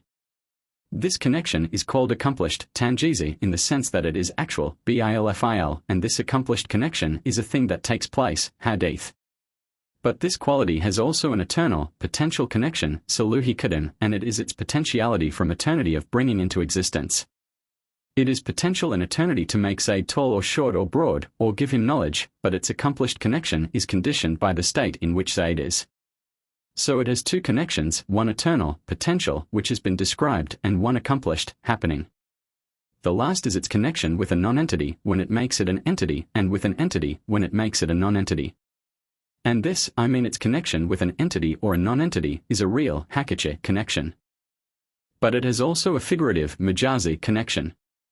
That is, its connection with an entity after it has become so and before it has become a non-entity, as it is connected with us after we have come to exist and before we have ceased to exist.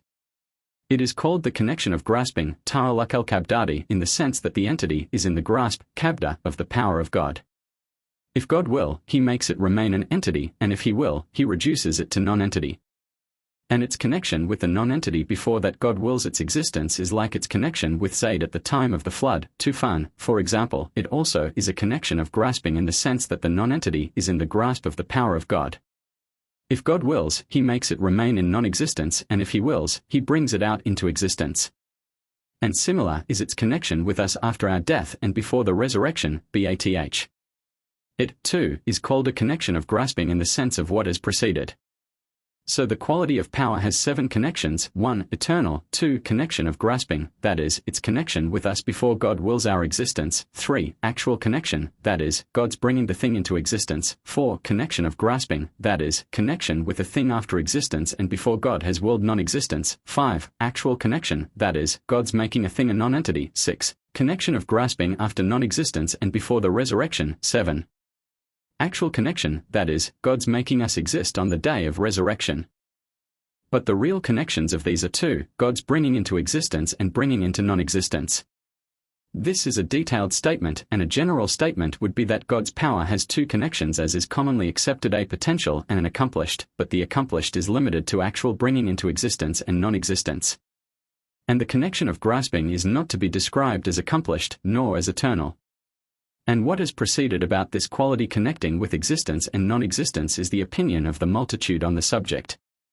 But some hold that it does not connect with non-existence, that whenever God desires the non-existence of an individual, he takes away from him the aids, imdadat, which are the cause of his continuance. The 8th quality necessary in God is will, iroda. It is the quality which specifies the possible with one of the things possible to it. For example, tallness and shortness are possible to Zayd, then will specifies him with 1, tallness, say. Power brings tallness out of non-existence into existence. So will specifies and power brings out. And the possibilities, mumkinat, with which power and will connect are 6, 1, existence; 2, non-existence; 3, qualities, like tallness and shortness; 4, times; 5, places; 6, directions. And the possibilities are called the mutual opposes mutakabalat, existence opposes non-existence, and tallness opposes shortness, and direction upward opposes direction downward, and one place, like Egypt, opposes another place, like Syria. And this, in short, means that it is possible in the case of Zayd, for example, that he should remain in non-existence and also that he should enter existence at this time. Then, whenever he enters existence, will has specified existence instead of non-existence, and power has brought out existence. And it would have been possible that he might have entered existence at the time of the flood, Tufan, or at some other time, so that which specifies his existence at this time instead of any other is will. And it is possible that he should be tall or short, then that which specifies his tallness instead of shortness is will. And it is possible that he should be in the direction upward, then that which specifies him in the direction downward is will. And power and will are two qualities subsisting in God's essence, two entities. If the veil were removed from us we could see them. They have connection with the possible only, but none with the impossible, such as a partner for God. He is far removed from that. Nor with the necessary, like the essence of God and his qualities. Ignorance is the saying of those who hold that God has power to take a son, while add, for power has no connection with the impossible and taking a son is impossible. But it should not be said that because he has no power to take a son, he is therefore weak. We say that weakness would follow only if the impossible were of that which is allotted to power. But power has not been connected with that, seeing that nothing is allotted to it except the possible. And will has two connections, one eternally potential, and it is its potentiality to specify from all eternity. So, in the case of the tall or the short Zayd, it is possible that he might be otherwise than what he is, so far as relationship to the potentiality of will is concerned. For will is potential that Zayd should be a sultan or a scavenger, so far as the potential connection is concerned. And will has also an eternal accomplished connection, and it is the specifying by God of a thing with a quality which it possesses. So God specified Zayd from all eternity by his will with the knowledge that he possesses. And is being specified with knowledge, for example, is eternal and is called an eternal accomplished connection. And the potentiality of will to specify him with knowledge, etc., in relationship to the essence of will, cutting off all consideration of actual specifying, is called an eternal potential connection. And some say that will has also a temporal, accomplished connection. It is, for example, the specifying of Zayd with tallness when he is actually brought into existence.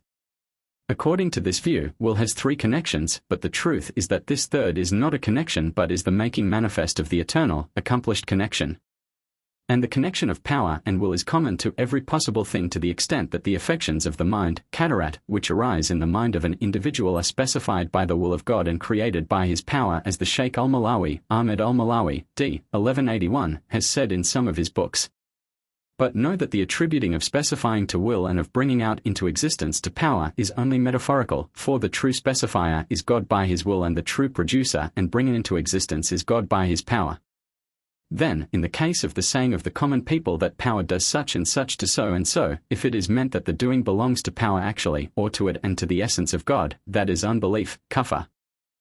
Rather, the doing belongs to the essence of God by his power. The ninth quality necessary in God is knowledge, ilm. It is an eternal quality subsisting in the essence of God, an entity by which what is known is revealed with a revealing of the nature of complete comprehension, ahada, without any concealment having preceded. It is connected with the necessary, the possible and the impossible. He knows his own essence and qualities by his knowledge. And he knows impossibilities in the sense that he knows that a partner is impossible to him and that, if one existed, corruption would accrue from it. And knowledge has an eternal, accomplished connection only. For God knows these things that have been mentioned from all eternity with a complete knowledge that is not by way of opinion, zan, or doubt, shak, because opinion and doubt are impossibilities in God. And the meaning of the saying, without any concealment having preceded, is that he knows things eternally, he is not first ignorant of them and then knowing them. But an originated being, hadith, is ignorant of a thing and then knows it. And God's knowledge has no potential connection in the sense that there is a potentiality that such and such should be revealed by it, because that involves that the thing in question has not been actually revealed, and lack of actual revealing of it is ignorance. The 10th quality necessary in God is life, haya. It is a quality which in him in whom it subsists validates perception, as knowledge and hearing and seeing, that is, it is valid that he should be described therewith.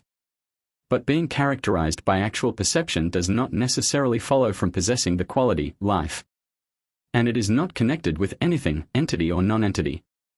The proof that knowledge and power and will and life are necessary is the existence of the created things. Because, if any one of these four is denied, why does the created world exist? So, since the created things exist, we know that God is to be described by these qualities. And the reason of the existence of the created things depending on these four is this. He who makes a thing does not make it except when he knows the thing. Then he wills the thing which he would make, and, after his willing, he busies himself with making it by his power. Further, it is known that the maker cannot but be living.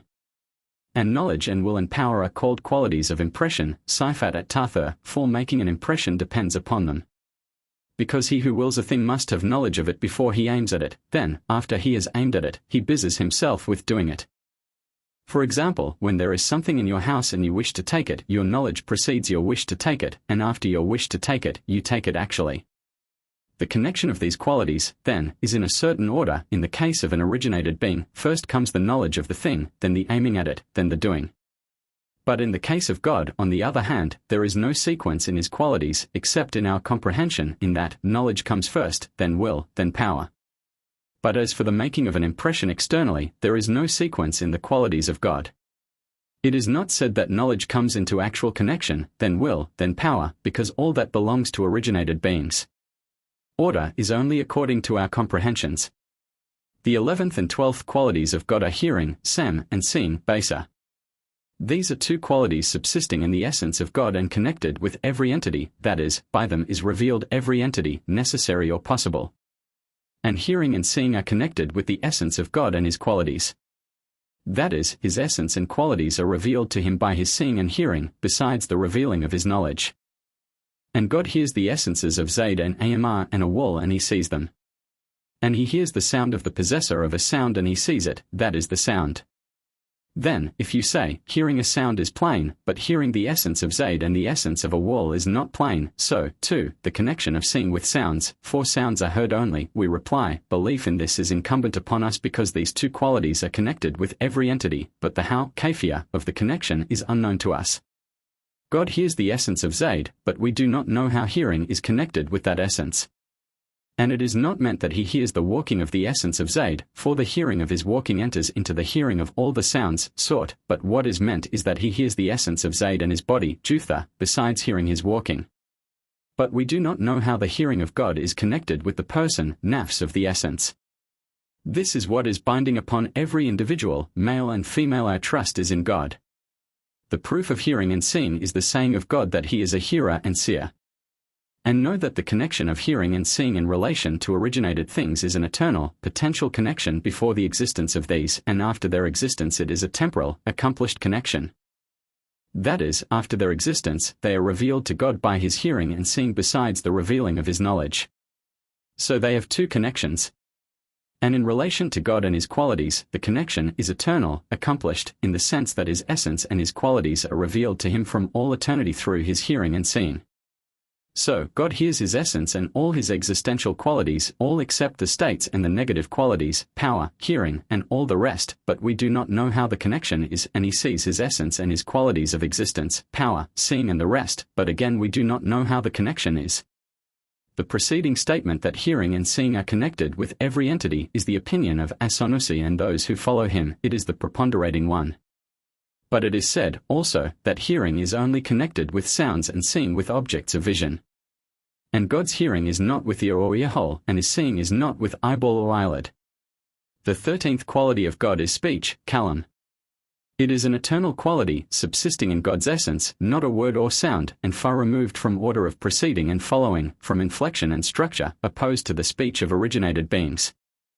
And by the speech that is necessary to God is not meant the glorious expressions, lafs, revealed to the prophet, because these are originated and the quality that subsists in the essence of God is eternal. And these embrace preceding and following, inflection and chapters and verses, but the eternal quality is bare of all these things. It has no verses or chapters or inflections, because such belong to the speech which embraces letters and sounds, and the eternal quality is far removed from letters and sounds, as is preceded. And those glorious expressions are not a guide to the eternal quality in the sense that the eternal quality can be understood from them. What is understood from these expressions equals what would be understood from the eternal quality if the veil were removed from us and we could hear it. In short, these expressions are a guide to its meaning, and this meaning equals what would be understood from the eternal speech which subsists in the essence of God.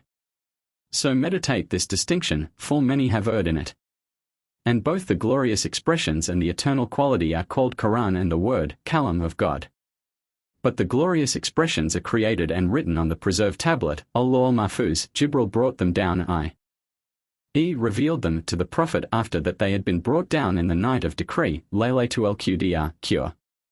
97, 1. To the mighty house, Baytul Izza, a place in the heaven nearest to the earth. It was written in books, Sahifas, and placed in the mighty house. It is said that it was brought down to the mighty house all at once and then brought down to the Prophet in 20 years, and some say, in 25. And it is also said that it was brought down to the mighty house only to the amount that was to be revealed each year and not all at once. And that which was brought down to the Prophet was expression and meaning. And it is said also that only the meaning was brought down to him. There is a conflict of opinion on this. Some say that the Prophet clothed the meaning with expressions of his own, and others, that he who so clothed the meaning was Jibril. But the truth is that it was sent down in expressions and meaning. In short, the quality subsisting in the essence of God is not a letter nor a sound. And the Mutazilites called in doubt the existence of a kind of speech without letters. But the people of the Sunnah answered that because thoughts in the mind, hadith and nafs, a kind of speech with which an individual speaks to himself, are without letter or sound, there exists a kind of speech without letters or words. By this the people of the Sunnah do not wish to institute a comparison between the speech of God and thoughts in the mind, for the speech of God is eternal and thoughts in the mind are originated. They wish to disprove the contention of the Mutazilites when they urge that speech cannot exist without letter or sound. The proof of the necessity of speech in God is his saving cure.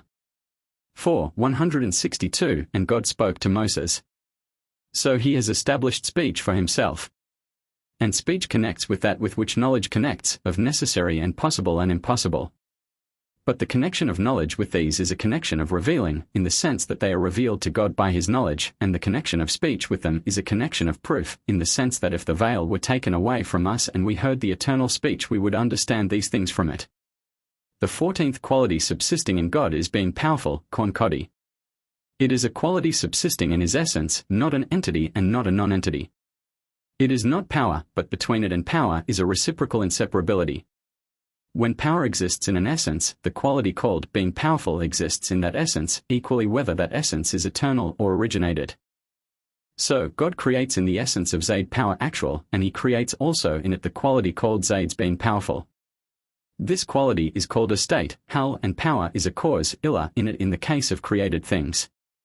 But in the case of God, power is not said to be a cause in his being powerful, it is only said that between power and God's being powerful there is a reciprocal inseparability.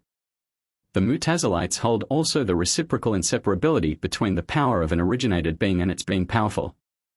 But they do not say that the second quality is by the creation of God, only that when God creates power in an originated being, there proceeds from the power a quality called being powerful, without creation. The 15th quality necessary in God is being a willer, Qur'an murid. It is a quality subsisting in his essence, not an entity and not a non-entity. It is called a state, hal, and it is not will, equally whether the essence is eternal or created. So, God creates in the essence of Zayd will actual, and he creates in it the quality called Zayd's being a willer. And what is said above, about the disagreement between the Mutazilites and the people of the Sunnah on being powerful, applies also to being a willer. The same thing applies exactly to qualities 16, 17, 18, 19 and 20, being a knower, alim, a living one, hay, a hearer, sami, a seer, basa, a speaker, mutakalim. Notice the qualities, power, will, knowledge, life, hearing, seeing, speech, which have preceded, are called qualities consisting of ideas, sifat al-ma'ani, thought qualities as opposed to active qualities, see below, on account of the connection of the general with the particular, idafatu al-mulkas, or the explanatory connection, al-idafatu al-bayaniya. And those which follow these, God's being powerful, etc., are called qualities derived from ideas, sifat ma'nawiya, by way of derivation, nisba, from the qualities consisting of ideas, because they are inseparable from them in a thing eternal and proceed from them in a thing originated, according to what has preceded. And the Mataridites added to the qualities consisting of ideas an 8th quality and called it, making to be, takwin. It is a quality and an entity like the rest of the qualities consisting of ideas. If the veil were removed from us we would see it, just as we would see the other qualities consisting of ideas if the veil were removed from us. But the Ash'arites opposed them and urged that there was no advantage in having a quality, making to be, besides power, because the Mataridites said that God brought into existence and out of existence by the quality of making to be. Then these replied that power prepared the possibility for existence, that is, made it ready to receive existence after it had not been ready, that thereafter making to be brought it into existence actually. The Ash'arites replied that the possible was ready for existence without anything further. And on account of their having added this quality, they said that the active qualities, sifat al-afal, such as creating, khalq, bringing to life, ihya, sustaining, razq, bringing to death, amata, were eternal, because these expressions are names of the quality making to be, which is a quality and an entity, according to them. But it is eternal, therefore these active qualities are eternal. But according to the Ash'arites, the active qualities are originated, because they are only names of the connections of power. So bringing to life is a name for the connection of power with life, and sustaining is a name for the connection of power with the creature to be sustained, and creating is a name for its connection with the thing to be created, and bringing to death, a name for its connection with death. And the connections of power, according to them, are originated. And among the 50 articles are 20 which express the opposites of the 20 above. They are non-existence, the opposite to existence. The second, origin, hudith, is the opposite of priority. The third, transitoriness, fana, is the opposite of continuance. The fourth, resemblance, mumathala, is the opposite of difference. It is impossible that God should resemble originated things in any of those things with which they are described. Time has no effect upon him, and he has not a place or movement or rest, and he is not described with colors or with a direction. It is not said with regard to him that he is above such a body, or on the right of such a body. And he is no direction from him. So it is not said, I am under God. And the saying of the commonalty, I am under our Lord, and my Lord is over me, is to be disapproved. Unbelief is to be feared on the part of him who holds the use of it to be an article of his faith.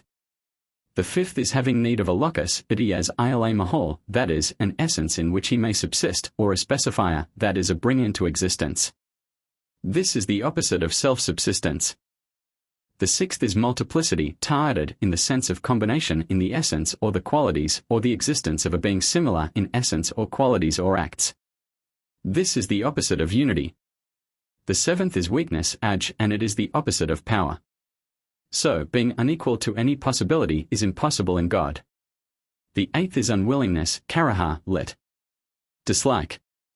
It is the opposite of will, and it is impossible in God that he should bring into existence anything of the world, along with unwillingness toward it, that is, lack of will. Entities are possibilities which God brought into existence by his will and choice, ikhtiyar. And it is derived from the necessity of will in God, that the existence of created things is not through causation, ta'lil, or by way of nature, tab.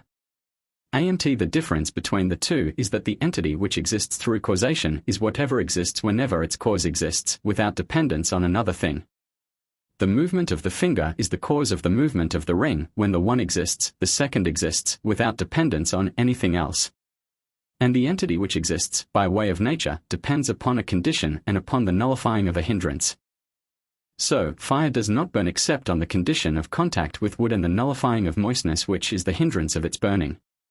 For fire burns by its nature according to those who hold the doctrine of nature, whom may God curse, but the truth is, that God creates the being burned in the wood when it is in contact with the fire, just as he creates the movement of the ring when movement of the finger exists.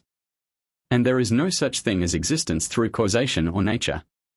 So it is an impossibility in God that there should be a cause in the world which proceeds from him without his choice, or that there should be a course of nature and that the world should exist thereby. The ninth is ignorance, jahl. Ignorance of any possible thing is impossible in God, equally whether it is simple, that is, lack of knowledge of a thing, or compound, that is, perception of a thing as different from what it really is. And inattention, gafala, and neglect, duhul, are impossible in God. This is the opposite of knowledge. The 10th is death, mort. It is the opposite of life. The 11th is deafness, samam. It is the opposite of hearing. The 12th is blindness, ama. It is the opposite of seeing. The 13th is dumbness, koraz. In it is the idea of silence, bakam, and it is the opposite of speech. The 14th is God's being weak, cornages. It is the opposite of his being powerful. The 15th is his being an unwilling one, corncari. It is the opposite of his being a willer. The 16th is his being an ignorant one, cornjahil. It is the opposite of his being a knower. The 17th is his being a dead one, cornmayat. It is the opposite of his being a living one. The 18th is his being deaf, asan. It is the opposite of his being a hearer. The 19th is his being blind, amar. It is the opposite of his being a seer. The 20th is his being silent, apkan. In it is the idea of dumbness, koras, and it is the opposite of his being a speaker. All those 20 are impossible in God. And know that the proof of each one of the 20 qualities necessary in God establishes the existence of that quality in him and denies to him its opposite, and the proofs of the 7 thought qualities are proofs of the 7 derived from these. Thus, there are 40 articles, 20 of them are necessary in God, 20 are denied in him, and there are 20 general proofs, each proof establishing a quality and annulling its opposite. Notice. Some say that things are 4 entities, non-entities, states and relations, itibarat. The entities are like the essence of Zayd which we see, the non-entities are like your child before it is created, the states are like being powerful, and so, too, the relations, like the establishing of standing in Zayd. This I mean that things are 4 is the view which As-Sanusi follows in his surah, for he asserts in it the existence of states and makes the necessary qualities to be 20. But elsewhere, he follows the opinion which denies states, and that is the right view. According to that view, the qualities are 13 in number, because the 7 derived qualities God's being powerful, etc., drop out. God has no quality called being powerful, because the right view is denial that states are things. According to this, then, things are 3 entities, non-entities and relations. Then when the 7 derived qualities drop out from the 20 necessary qualities, 7 drop also from the opposites, and there is no quality called being weak, etc., and there is no need to number these among the impossibilities. So, the impossibilities are 13 also, at least, if existence is reckoned as a quality. That it should be is the opinion of all except al-Ash'ari. But the opinion of al-Ash'ari was that existence is the self, ain of an entity. So, the existence of God is the self of his essence and not a quality. The necessary qualities, on that view, are 12. Priority and continuance and difference and self-subsistence expressed also as absolute independence and unity and power and will and knowledge and life and hearing and seeing and speech, and the derived qualities drop out, because their existence is based upon the view that there are things called states, but the right view is the opposite. And if you wish to instruct the commonalty in the qualities of God, then state them as names, asma, derived from the qualities just mentioned. So it is said that God is an entity, prior, different from originated things, independent of everything, one, powerful, a willer, a knower, living, a hearer, a seer, a speaker. And they should know their opposites. And know that some of the sheikhs distinguish between states and relationships and say of both that they are not entities and also not non-entities. But each has a reality in itself, except that a state has a connection with and a subsistence in an essence, and a relation has no connection with an essence. And it is said that a relation has a reality outside of the mind. But to this it is opposed. That a relation is a quality, and if it has no connection with an essence and has a reality outside of the mind, where is the thing qualified by it? A quality does not subsist in itself, but must needs have a thing which it qualifies. So the truth is that relations have no reality except in the mind. And they are of 2 kinds, the invented relation, idabara iktirai, it is that which has no ground in existence, as you're making a generous man niggardly, and second, the apprehended relation, intizai, claiming, it is that which has ground outside of your mind, as asserting the subsistence of Zayd, for that may be claimed from your saying, Zayd subsists, so the describing of Zayd as subsisting is existent outside of your mind. The 41st article is possibility in the case of God. It is incumbent upon every mukallaf that he should believe that it is possible for God to create good and evil, to create Islam in Zayd and unbelief in Amr, knowledge in one of them and ignorance in the other. And another of the things, belief in which is incumbent upon every mukallaf, is that the good and the bad of things is by destiny, qada, and decree, qadar.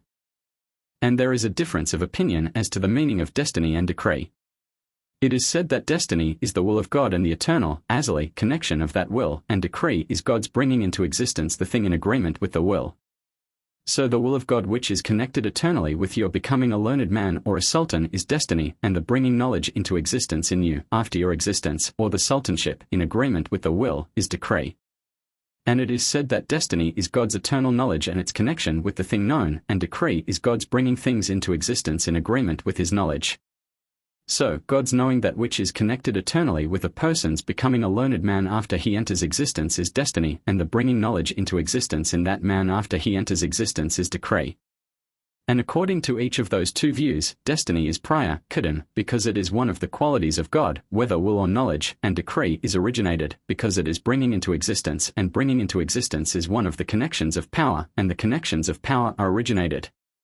And the proof that possibly things are possible in the case of God is that there is general agreement on their possibility. If the doing of any possible thing were incumbent upon God, the possible would be turned into a necessary thing. And if the doing of a possible thing were hindered from him, the possible would be turned into an impossible. But the turning of the possible into a necessary or an impossible is false. By this you may know that there is nothing incumbent upon God, against the doctrine of the Mutazilites, who say that it is incumbent upon God to do that which is best, salah, for the creature. So, it would be incumbent upon him that he should sustain the creature, but this is falsehood against him and a lie from which he is far removed. He creates faith in Zayd, for example, and gives him knowledge out of his free grace, without there being any necessity upon him. And one of the arguments which may be brought against the Mutazilites is that afflictions come upon little children, such as ailments and diseases. And in this there is not that which is best for them. So, if doing that which is best is incumbent upon him, why do afflictions descend upon little children?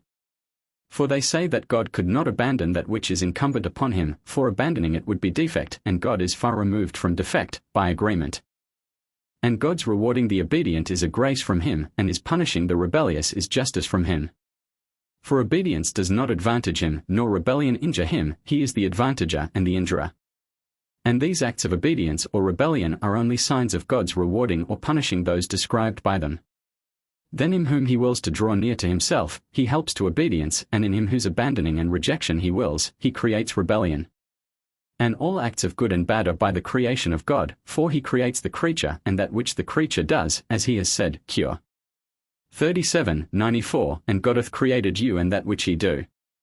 And the belief is also incumbent that God may be seen in the other world by believers, for he has joined the seeing, ruia, of him with the standing fast of the mountain in his saying, Cure 7:139, and if it standeth fast in its place, thou wilt see me.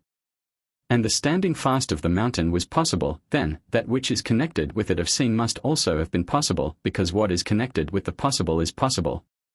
But our seeing God must be without inquiring how, bila kaifa, it is not like our seeing one another. God is not seen in a direction, nor in a color, nor in a body, he is far removed from that. And the Mutazilites, may God make them vile, deny the seeing of God. That is one of their perverse and false articles of belief.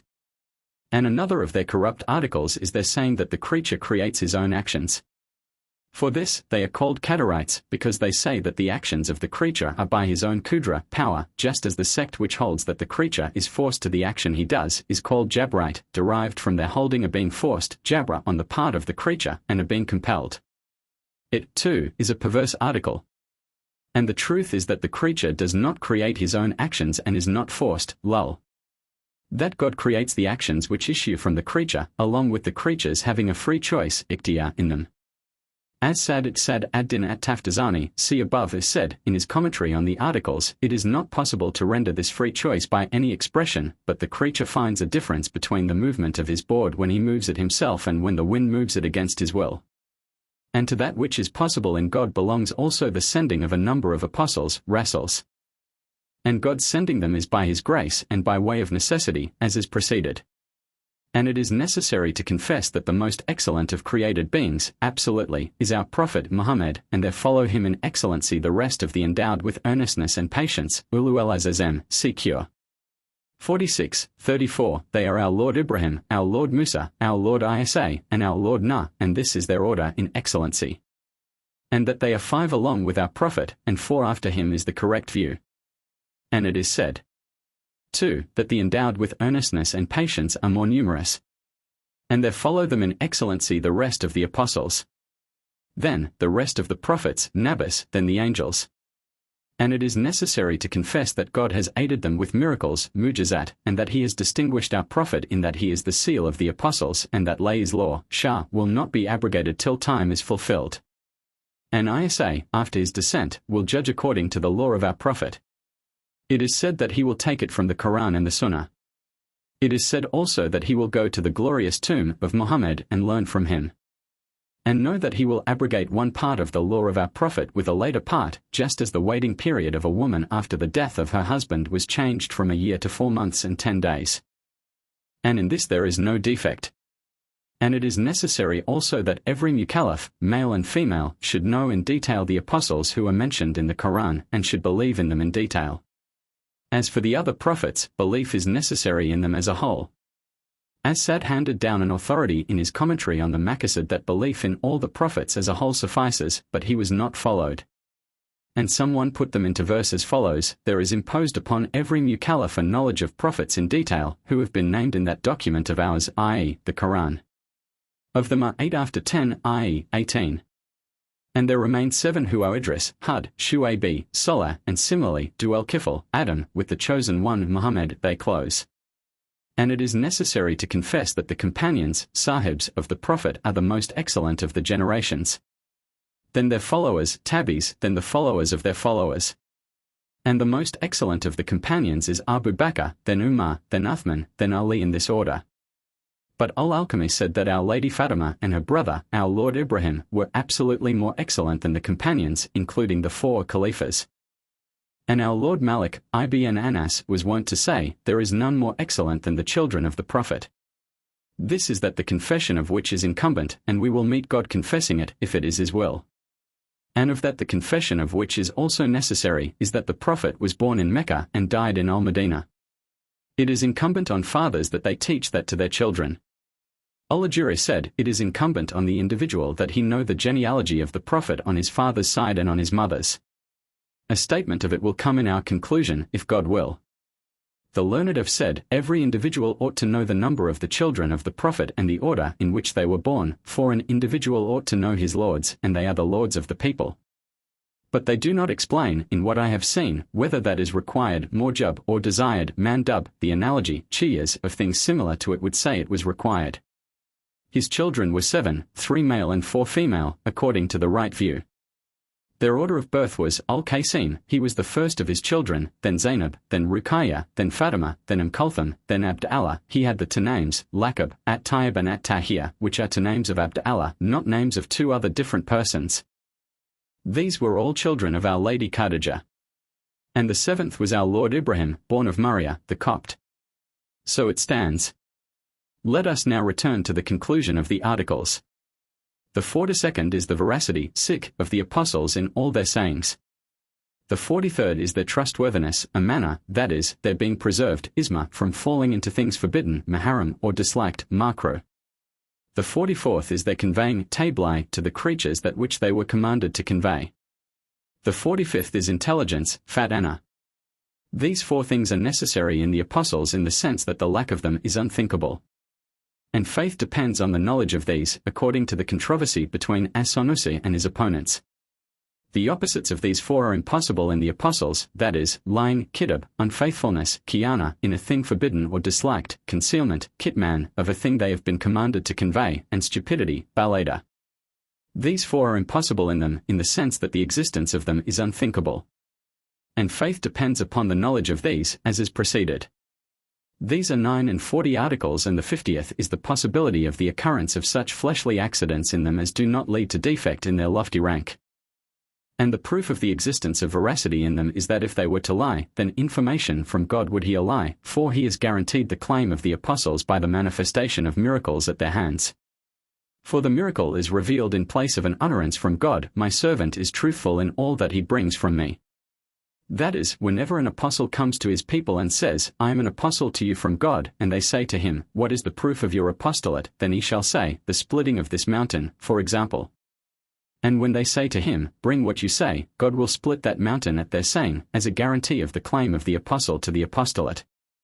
So, God splitting the mountain is sent down in place of an utterance from God, my servant is truthful in all which he brings to you from me. And if the apostle were lying, this information would be lying. But lying is impossible in the case of God, so lying on the part of the apostles is impossible. And whenever lying is denied in them, veracity is established. And as for the proof of the trustworthiness, that is, their being preserved internally and externally from forbidden and disliked things, if they were unfaithful in committing such things, we would be commanded to do the like. But it is impossible that we could be commanded to do a forbidden or disliked thing, for God does not command a vile thing cure. 7:27. And it is evident that they did nothing except obedience, whether required or desired, and permitted mubah things entered among their actions only to show, whenever they did a permitted thing, that it was allowable, jais. And as for the proof of intelligence, if it were failing in them, how would they be able to establish an argument against an adversary? But the Quran indicates in more than one place that they must establish arguments against adversaries. And such establishing of arguments is only possible with intelligence. And the proof that fleshly accidents do befall them is that they do not cease to ascend in their lofty rank, for the occurrence of such accidents is in them for increase in their lofty rank, for example, and that others may be consoled, and that the thoughtful may know that the world is not a place of recompense for the lovers of God, since if it were, why should aught of the defilements of the world befall the apostles? The blessing of God be upon them and upon their mighty head, our Lord Muhammad, and upon his family and companions and descendants, all. The 50 articles are completed with their glorious proofs. Let us mention to you now somewhat of that which must be held of the things whose proofs are authority. Sam, I know that it must be believed that our Prophet has a tank, hoard, and ignorance as to whether it is on one side or the other of the bridge, as-sirat, does not hurt. On the day of resurrection, Yom al-Qiyamah, the creatures will go down to drink of it. It is different from al-Qawda, which is a river in the garden. And it must also be believed that he will make intercession, Shafrae, on the day of resurrection in the midst of the judgment, when we shall stand and long to depart, even though it be into the fire. Then he shall intercede that they may depart from the station, Mawqif, and this intercession belongs to him only. And it must also be believed that falling into great sins, kabiras, other than unbelief, kufr, does not involve unbelief, but repentance, tawbah, from the sin is necessary at once, and if the sin be a small one, sagira, repentance is necessary to him who is liable to fall into it. And repentance is not injured by returning to sin, but for the new sin a new repentance is necessary. And it is incumbent upon the individual that he set aside arrogance, kibr, and jealousy, hasad, and slander, ghibah, on account of what the Prophet has said, the gates of the heavens have curtains which reject the works of the people of arrogance, jealousy and slander. That is, they prevent them from rising, and so they are not received. Jealousy is a desiring that the well-being of another should pass away, equally whether it is desired that it should come to the jealous one or not. And arrogance is considering the truth to be falsehood and rejecting it, and despising God's creation. And it is incumbent also upon him that he should not spread malicious slanders among the people, for a tradition has come down, a slanderer, katat, shall not enter the garden. And jealousy is forbidden, as is said above, when the well-being does not lead its possessor to transgression, and if it does, then desire that the well-being should pass away is allowable. It is necessary also to hold that some of those who commit great sins will be punished, though it is only one of them. Conclusion. Faith, iman, in the usage of the language, is acknowledgement that something is true, tasdik, in general. In that way it is used by God, when he reports the words of the sons of Yaqub, Qur. 12:17. But thou dost not believe us, art not a believer, mu'minat, in us. Legally, it is belief in all that the Prophet has brought. But there is a difference of opinion as to the meaning of belief when used in this way. Some say that it means knowledge, ma'rifah, and that everyone who knows what the Prophet has brought is a believer, mu'minat. But this interpretation is opposed by the fact that the unbeliever, kafir, knows, but is not a believer. Nor does this interpretation agree with the common saying that the muqallid is a believer, although he does not know. And the right view as to the interpretation of belief is that it is a mental utterance, hadith and nafs, following conviction, equally whether it is conviction on account of proof, which is called knowledge, or on account of acceptance on authority, taqlid. This excludes the unbeliever because he does not possess the mental utterance, the idea of which is that you say, I am well pleased with what the Prophet has brought. The mind of the unbeliever does not say this. And it includes the muqallid, for he possesses the mental utterance following conviction, though the conviction is not based on a proof. And of that which must be believed is the genealogy of the Prophet, both on his father's side and on his mother's. On his father's side he is our Lord, Muhammad, son of Abd Allah, son of Abd al-Muttalib, son of Hashim, son of Abd Manaf, son of Qusay, son of Kilab, son of Murrah, son of Kab, son of Luay, or Luay, son of Galib, son of Fur, son of Malik, son of Nadar, son of Kinana, son of Kazama, son of Mudraka, son of Olyas, son of Muda, son of Nizar, son of Ma'ad, son of Adnan. And the agreement, ijma, unites upon this genealogy up to Adnan. But after him to Adam there is no sure path in that which has been handed down. And as to his genealogy on his mother's side, she is Amina, daughter of Wab, son of Abd Manaf, son of Zurah. This Abd Manaf is not the same as his ancestor on the other line, son of Kilab, who is already one of his ancestors. So the two lines of descent join in Kilab. And it is necessary also to know that he was of mixed white and red complexion, according to what some of them have said. This is the last of that which God has made easy by his grace. His blessing be upon our Lord Muhammad and upon his family and his companions and his descendants, so long as the mindful are mindful of him and the heedless are heedless of the thought of him. And praise belongeth unto God, the Lord of the worlds. 7. Analysis of the Takrib of Abu Shuja al-Isbahani. C. in Bibliography, S. Kiza, Pracy, etc. Much help as to details of religious ritual and law will be found in Hughes's Dictionary of Islam, Sashaz Mohammedanish's Rect, Lane's Modern Egyptians and commentary to his translation of the Arabian Nights, Burton's Pilgrimage, and Sell's Faith of Islam. Book I. Of Ceremonial Purity, Tahara, 1. The water which may be used for ceremonial ablutions. 2. Legal materials for utensils, what can be purified and what cannot. 3. The use of the toothpick. 4. Description of the different stages of a ceremonial ablution, wudu. 5. On cleansing from excrement and its ritual generally. 6. The 5 things which require a fresh wudu. 7. The 6 things which require a complete ablution of the whole body, ghusl, and its ritual. 8. The 17 occasions on which a ghusl is prescribed. 9. When it is allowable to wash the inner shoes, cuffs, instead of the feet. 10. The conditions and ritual for the use of sand, tayammum, instead of water. 11. On uncleannesses, najasat, and how far they can be removed. 12. On ailments of women, duration of pregnancy and their conditions. Book 2. Of Prayer 1. The times of prayer, salat. 2. Upon whom prayer is incumbent, and 3. On what occasions. 4. The antecedent requirements of prayer. 5. The 18 essential parts of prayer. 6. The 4 things in which the prayer of a woman differs from that of a man. 7. The 11 things which nullify prayer. 8. A reckoning of the occurrences of certain frequently repeated elements in prayer. 9. On omissions in prayer. 10. The 5 occasions on which prayer is not allowable. 11. The duty and ritual of congregational prayer. 12. The prayer of a traveler. 13. The conditions under which congregational prayer is required and those under which it is lawful. 14. The requirements in congregational prayer. 15. The prayers of the 2 festivals and their ritual. 16. The prayers on occasion of an eclipse. 17. Prayer for rain. 18. Prayer in presence of the enemy. 19. What is forbidden of clothing. 20. The ritual of the dead. Book 3. Of rates for the poor, etc. 1. The condition of the rate, zakat, and of the rate pair, what it is levied on and consists of. 2. On camels. 3. On cattle. 4. On sheep. 5. How it affects partners. 6. On gold and silver. 7. On grainstuff. 8. On merchandise.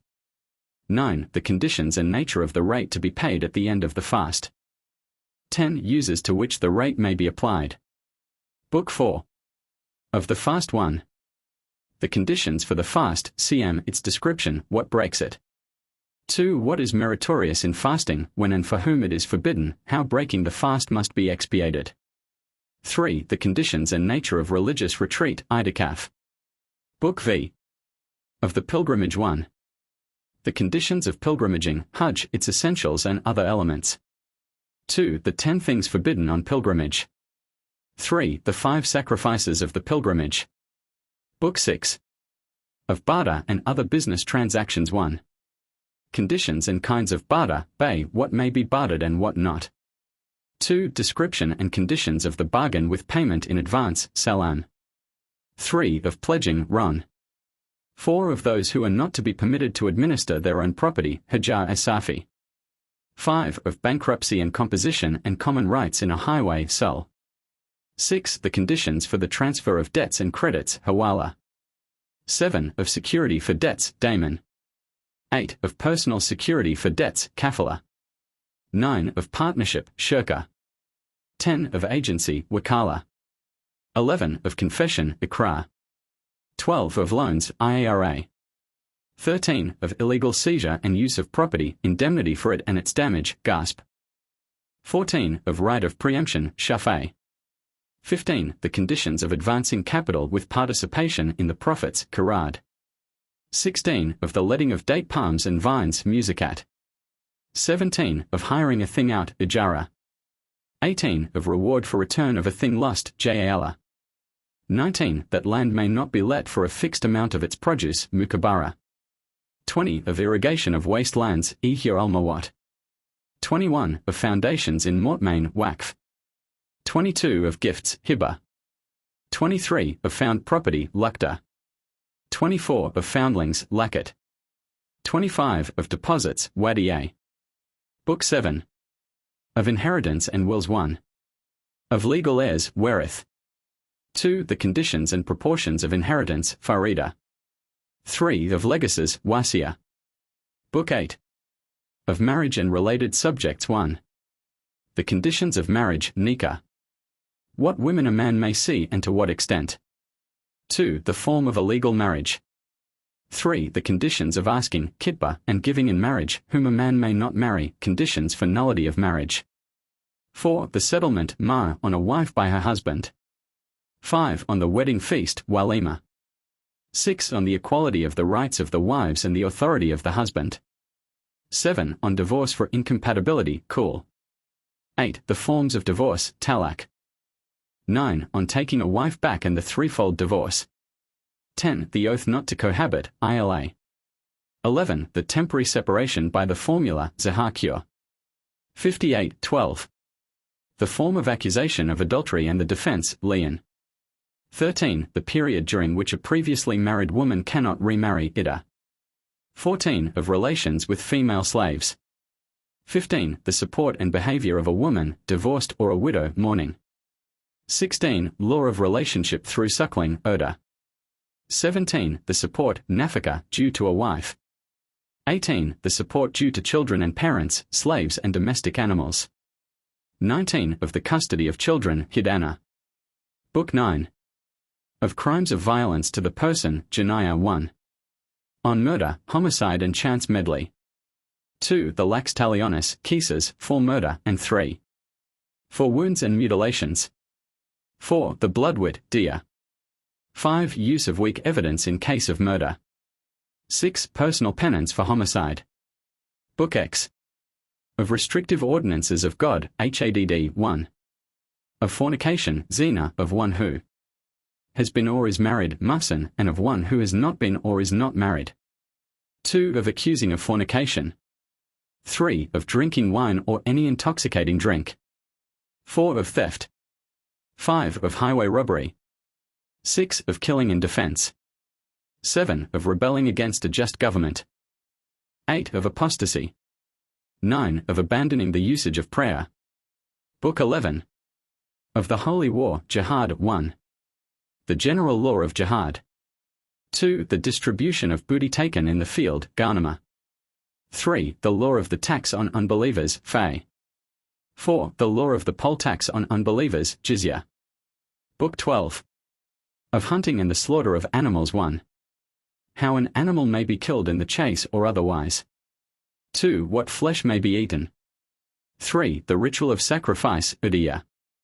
4 the ritual of sacrifice for a child, Akika. Book 13. Of racing and shooting with the bow, Book 14. Of oaths and vows, Yaman, Nada 1. What oaths are allowable and binding, how expiated. 2 lawful and unlawful vows. Book 15. Of judgments and evidence, Qada, Sha'ida 1. Of the judge, Qadi, and court usage. 2 the division, QASM, of property held in common. 3 of evidence and oaths. 4 the conditions of being a legal witness, Adil. 5. The difference of claims, haq, on the part of God and on the part of man and their legal treatment. Book 16. Of Manumission of Slaves 1. General Conditions of Manumission, ITQ. 2. The Clientship which follows, Wala. 3. The Freeing at Death, Tadbir. 4. Of the Slave buying his freedom, Kidaba. 5. Of the slave, Walad, that is born a child to her master or to another, and of her children. Appendix 2, Bibliography. 1. Books and articles, general and fundamental. For the study of Islam, the non-Arabist will gain much insight into Muslim life and thought by reading such translations as that of Ibn Khaldun by Deslane, Paris, London, 1843-71, the Persian Tabari, by Zotenberg, Paris, 1867-74, Ibn Battuta by Defremery and Sanguinetti, Paris, 1853-58, Marzudi by C. Barbier de Maynard and Pavet de Corte, Paris, 1861-77, Ibd Khaldun's Prolegomens by Deslane, Paris, 1862-68, Ad-Damishki by Mayron. Copenhagen, 1874, Al-Biruni's Chronology by Sachar, London, 1879. The translations and notes in de Saki's Chrestomathie Arabe, Paris, 1826, can also be used to advantage. Very many valuable articles will be found scattered through the Zeitschrift of the German Oriental Society, hereafter ZDMG, the Journal Asiatique, hereafter JA, the Journal of the Royal Asiatic Society, hereafter JIAS, and the Vienna Zeitschrift für die Kunde des Morgenlands, hereafter WZ. It is always worthwhile to consult the Encyclopaedia Britannica. The best translations of the Quran into English are those by E. H. Palmer, 2 volumes, Oxford, 1880, and J. M. Rodwell, London, 1871. The first more perfectly represents the spirit and tone, and the second more exactly the letter. The commentary added by Sale to his version and his introduction are still useful. The 1001 Nights should be read in its entirety in Arabic or in a translation by every student of Islam. English translation by Lane, incomplete but accurate and with very valuable commentary, Burton, last edition almost complete, 12 volumes, London, 1894. Pine's translation is complete, as is also Burton's privately printed edition, but, while exceedingly readable, Payne hardly represents the tone of the original. There is an almost complete and very cheap German version by Henning published by Reclaim, Leipzig. Madras' French version is inaccurate and free to such an extent as to make it useless. Galland's version is a work of genius, but it belongs to French and not to Arabic literature. R. P. A. Dozy, Essai sur l'histoire de l'islamisme. Leiden, 1879. A readable introduction. A. Müller, Der Islam im Morgen und Abendland. 2 volumes, Berlin, 1885, 1887. The Best General History of Islam. Stanley Lane Poole, The Mohammedan Dynasties, Chronological and Genealogical Tables with Historical Introductions. Westminster, 1894. An indispensable book for any student of Muslim history. C. Brockelmann, Geschichte der arabischen Literatur. 2 volumes, Weimar, 1898, 1899. Indispensable for names, dates, and books, but not a history in any true sense. T. B. Hughes, A Dictionary of Islam. London, 1896. Very full of information, but to be used with caution. Based on Persian sources largely. E. W. Lane, An Account of the Manners and Customs of the Modern Egyptians. First edition, London, 1836, 3rd, 1842. Many others. Indispensable. C. M. Dowdy. Travels in Arabia Deserta, 2 volumes, Cambridge, 1888. By far the best book on nomad life in Arabia. Gives the fullest and clearest idea of the nature and workings of the Arab mind. J. L. Burkhardt, Notes on the Bedouins and Wahhabis. 2 volumes, London, 1831. T. L. Burkhardt, Travels in Arabia. 2 volumes, London, 1829. R. F. Burton, Personal Narrative of a Pilgrimage to Al-Madinah and Mecca. 2 volumes, last edition, London, 1898. On the Hajj and Muslim Life, Thought and Studies generally in the middle of the 19th century. Readable and accurate to a degree. C. Snauk-Grunch, Mecca. 2 volumes and portfolio of plates. Hogg, 1888, 1889. Is somewhat dull beside Burton, but very full and accurate. W. Robertson Smith Lectures on the Religion of the Semites. First series. New edition, London, 1894. Kinship and Marriage in Early Arabia. Cambridge, 1885. Ignaz Goldziher, Mohammedanisch Studien. I. Halley A.S., 1889. 2. 1890. Epoch-marking books, as are all Goldziher's contributions to the history of Muslim civilization. Alfred von Kremer Geschichte der herrschenden Ideen des Islams. Leipzig, 1868. Alfred von Kremer Kulturgeschichte des Orients unter den Chalifen. 2 volumes Wien, 1875–77. Kulturgeschichtliche Streifzüge. Leipzig, 1873. Edward G. Brown, A Year Among the Persians. London, 1893. A most valuable account of modern Persian life, philosophy, and theology, and especially of Sufism and Babism. Edward G. Brown, A Literary History of Persia. New York, 1902. Really political and religious prolegomena to such a history. G. A. Herklotz, Kanuni Islam, or the Customs of the Mussulmans of India. London, 1832. 2 on Muslim History and on Present Condition of Muslim World August Müller, Die Beherrscher der Gläubigen. Berlin, 1882. A very brightly written sketch based on thorough knowledge. Gustav Weil, Geschichte der Chalifen. 3 volumes Mannheim, 1846–1851. Sir William Muir, The Caliphate, Its Rise, Decline and Fall. London, 1891.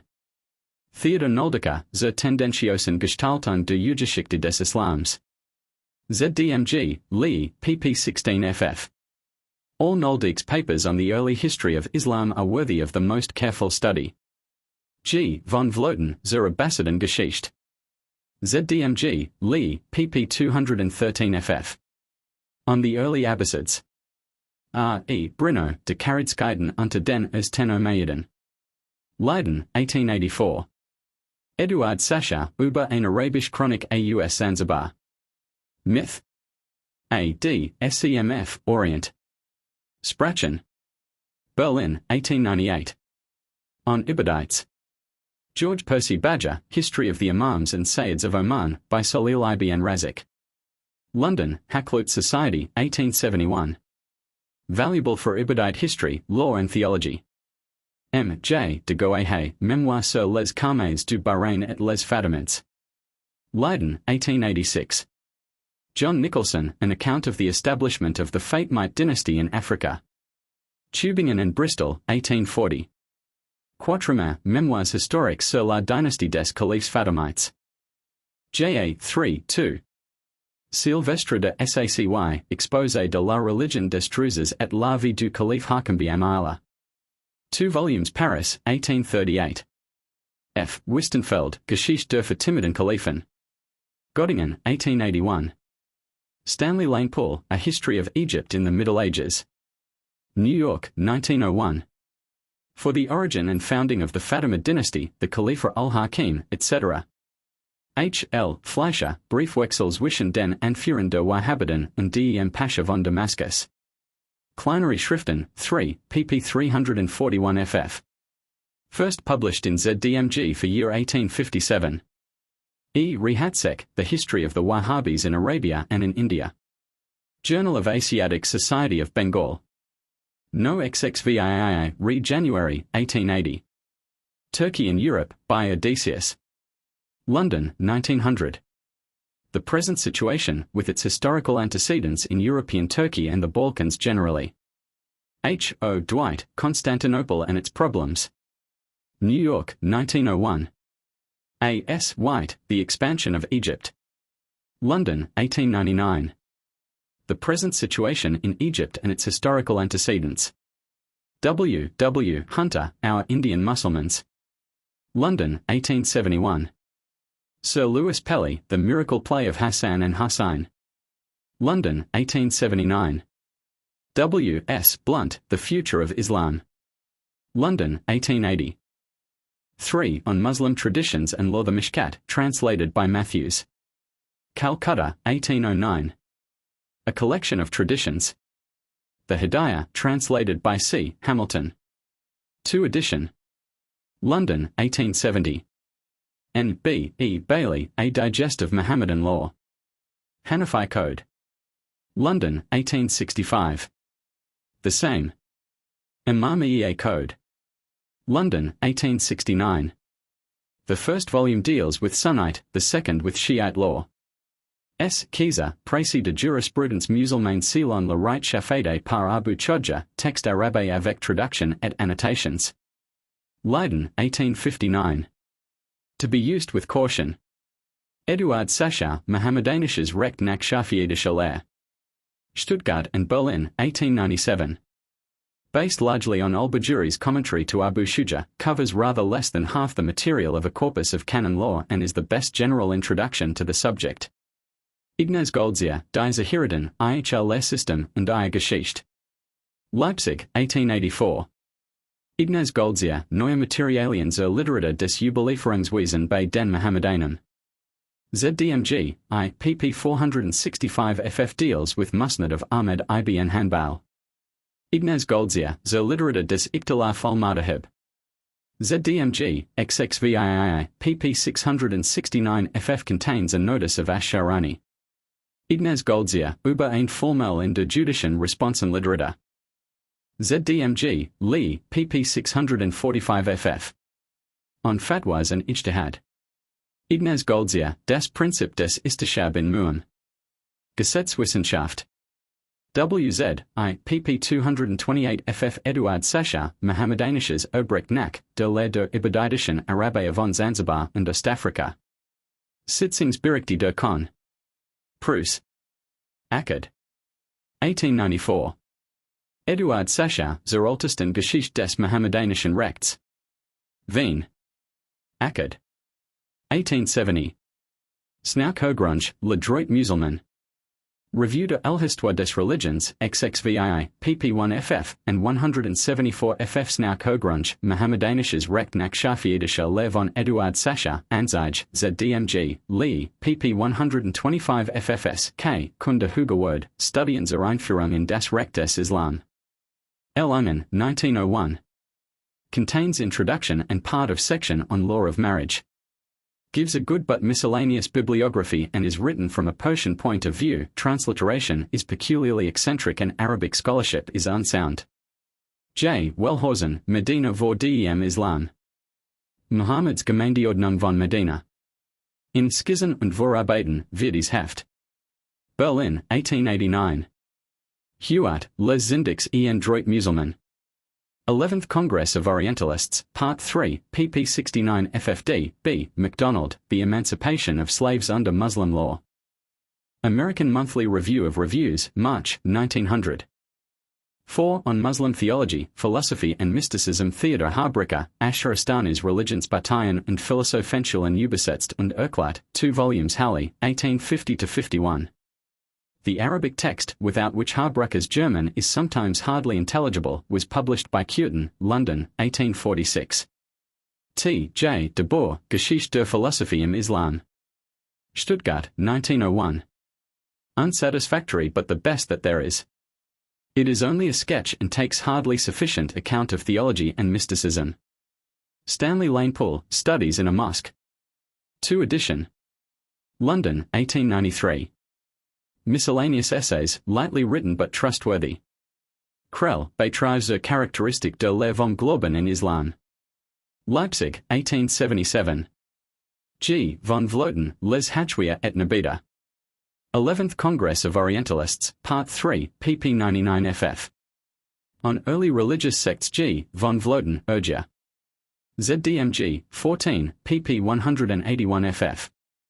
On the Mujits. Eduard Sachar, über die religiösen Anschauungen der Ibaditischen Mohammedaner in Oman und Ostafrika. Myth. A. D. SEMF, Orient. Sprachen. Berlin, 1899.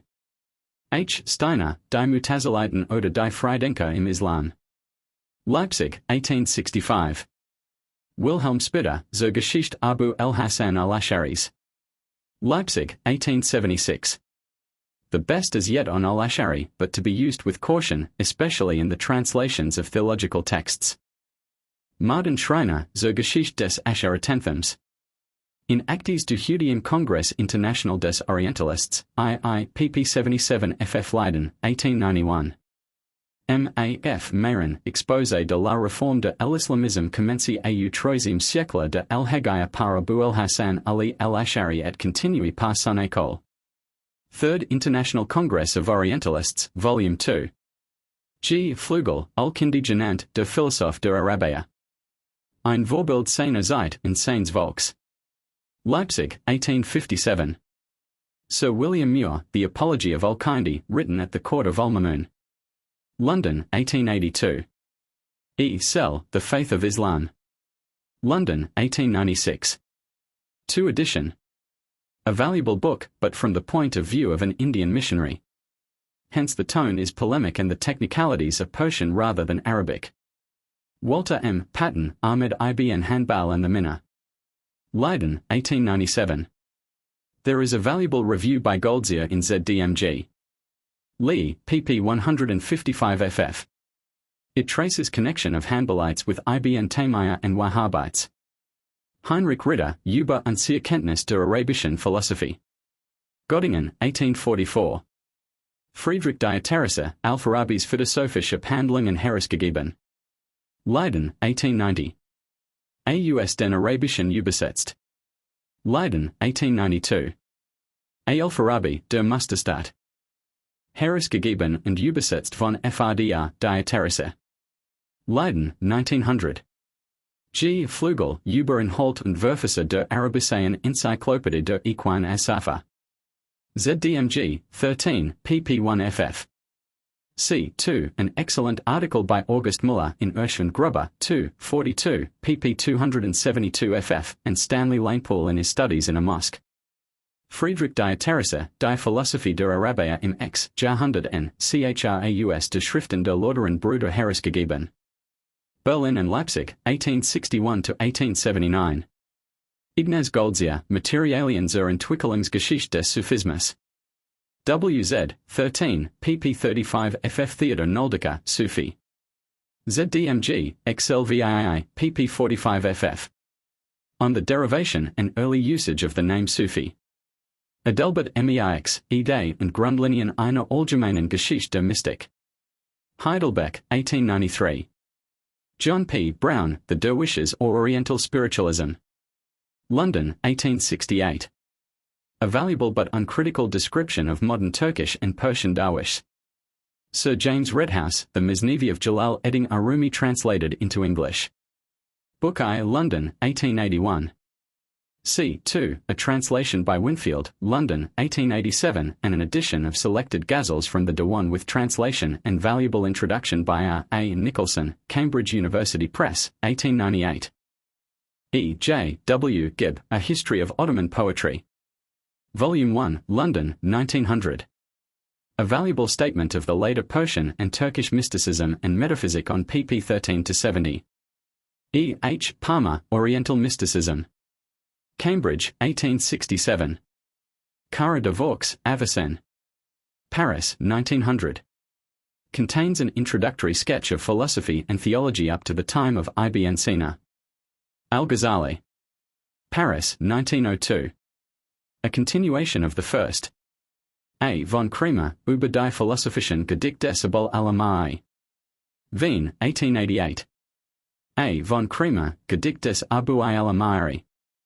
ZDMG, XXIA, 304, XXX, 40, XXX, pp 471 ff, XXVII, 499 ff. ABULALAALMARI, Letters Arabic and English, with notes, etc., edited by D. S. Margolith. Oxford, 1898. C. 2. Papers by R. A. Nicholson in JRAS, October, 1900, ff., and by Margolith, 4 April, 1902. E. Fitzgerald, The Rubaiyat of Omar Khayyam. With a commentary by H. M. Batson and a biographical introduction by E. D. Russ. New York, 1900. The biography by Russ is the only at all adequate treatment of the life and times of Umar which yet exists. Of the Rubaiyat themselves there are several adequate translations, e.g. by Winfield, Payne and Mrs. Cardale. Martin Schreiner, Zur Geschichte Polmix Zwischen Juden und Mohammedanum. ZDMG, Exley, pp 591 ff deals with Ibn Hazm and Farqa ad-Din Arazi. Martin Schreiner, Beitrag zur Geschichte theologischen Bewegungen in Islam. ZDMG, Lee, pp 463 ff, 513 ff, Lee, pp 51 ff.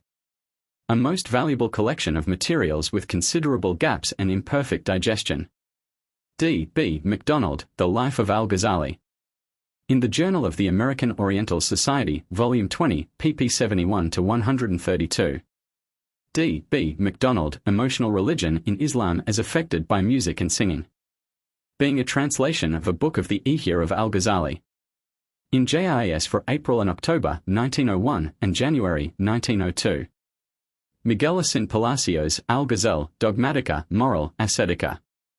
Zaragoza, 1901. C. Barbier de Maynard, Traduction Nouvelle du Trait de Ghazali, Intitule Le Preservative de l'Erreur. In JA 7, 9, pp 5 FFT, J. de Boer, Die Widersprach der Philosophie nach Al-Ghazali und IHR Ausgleich durch IBN. Ruscht. Strasbourg, 1894. A translation of Al-Ghazali's Tahafut has been begun by Cara de Vaux in Le Museen, XXVII, page 143, June, 1899. Ignaz Goldziher, Materialien zur Kenntnis des Almohadenbewegung in Nordafrika. ZDMG, XLI, pp 30 ff Ignaz Goldziher, Die Bekenntnis Vollmond der Almohaden.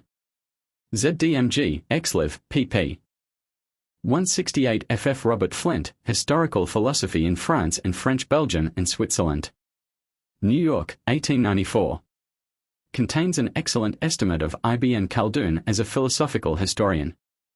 A. von Kremer, Ibn Cholden and Seine Kulturgeschichte der Islamischen Reich. Wien, 1879. Ernest Renard, Averroes et l'Averroisme. 3 edition. Paris, 1861. Reviewed by Dozy in JA 5, 2, pp 93 ff. This review contains a curious description of a parliament of religions at Baghdad about A.D. 1000. Philosophy and Theology von Averroes. AUSD im Arabischen Übersetzt von M. J. Müller. München, 1875. The Arabic text was published by Müller in 1859. Leon Gauthier, Ibn Thofail ben Yachten, Roman Philosophique. Texte Arabe. Et Traduction Française. Alger, 1900. There is an earlier edition of Ibn Tufail's romance by the younger Pocock with a Latin version. Oxford, 1671. M. A. F. Mayron, Correspondence to Philosophe Sufi Ibn Sabin Abd ul-Haq avec l'Empereur Frédéric II. De Hohenstaufen. In JA 7, 14, pp 341 ffs, Gaillard, Abd Arazok et son trait de la prédestination et du libre arbitre. In JA 7, 1, pp 125 ffa, de Kremer, Noda sur Sharani.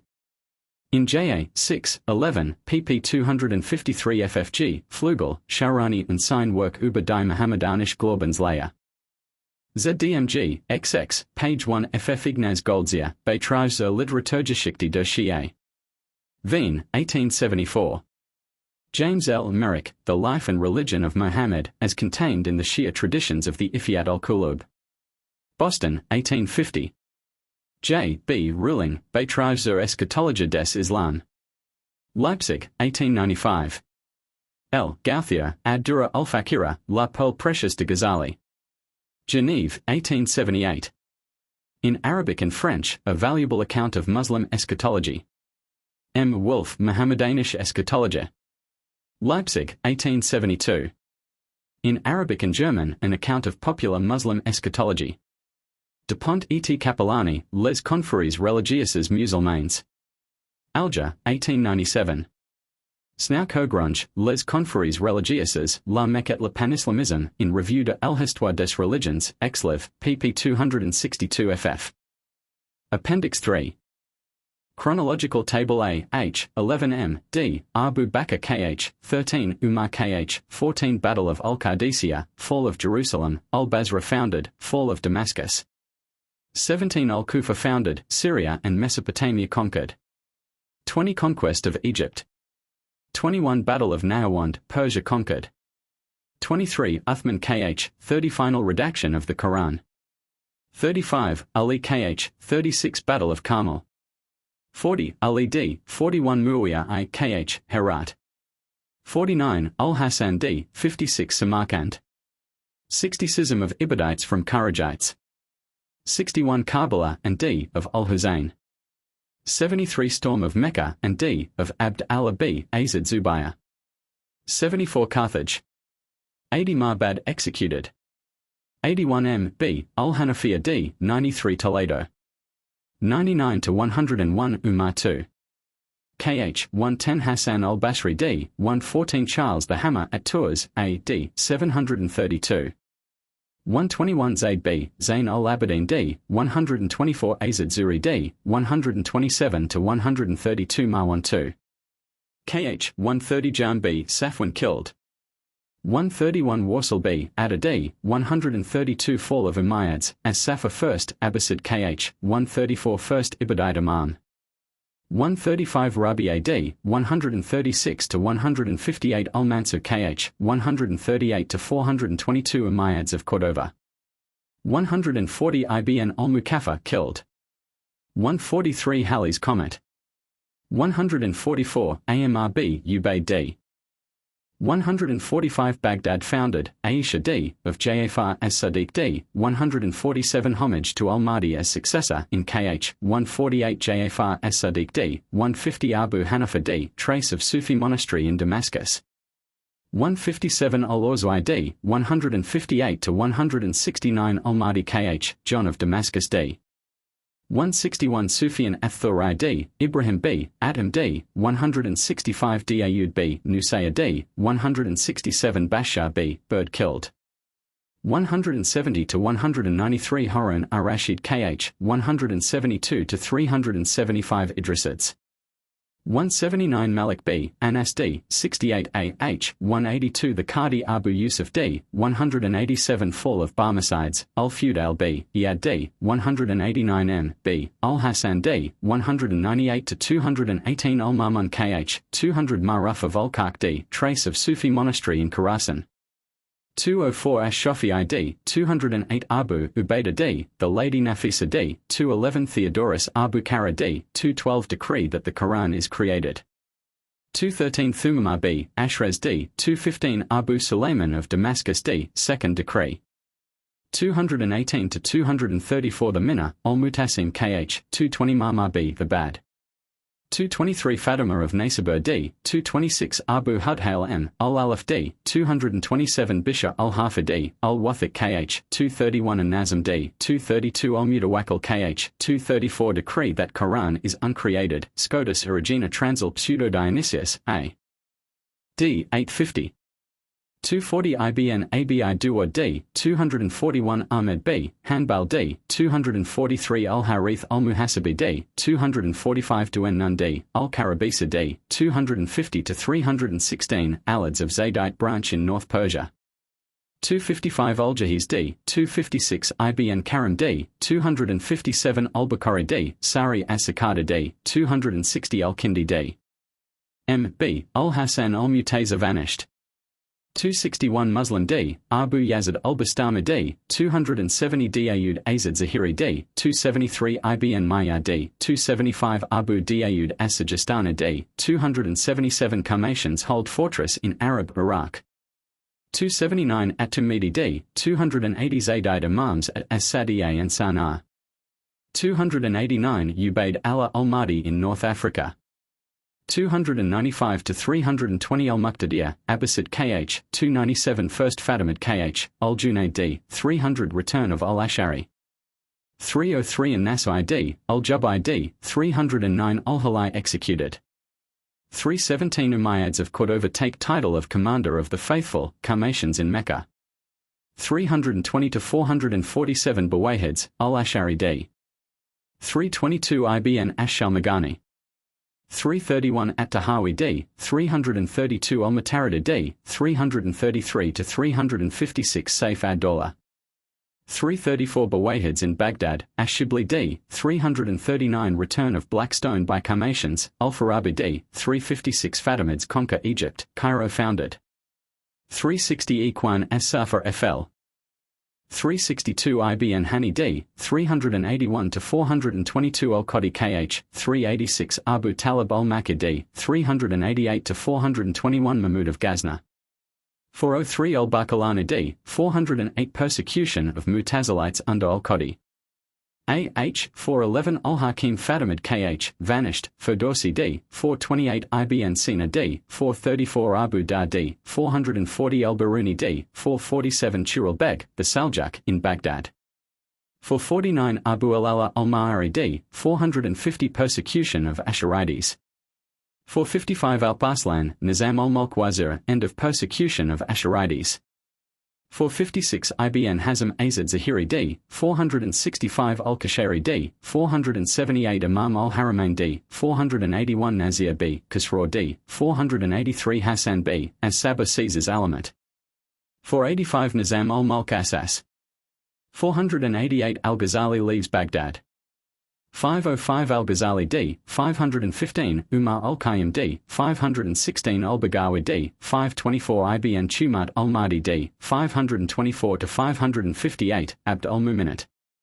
524 to 667 the Muwahhids.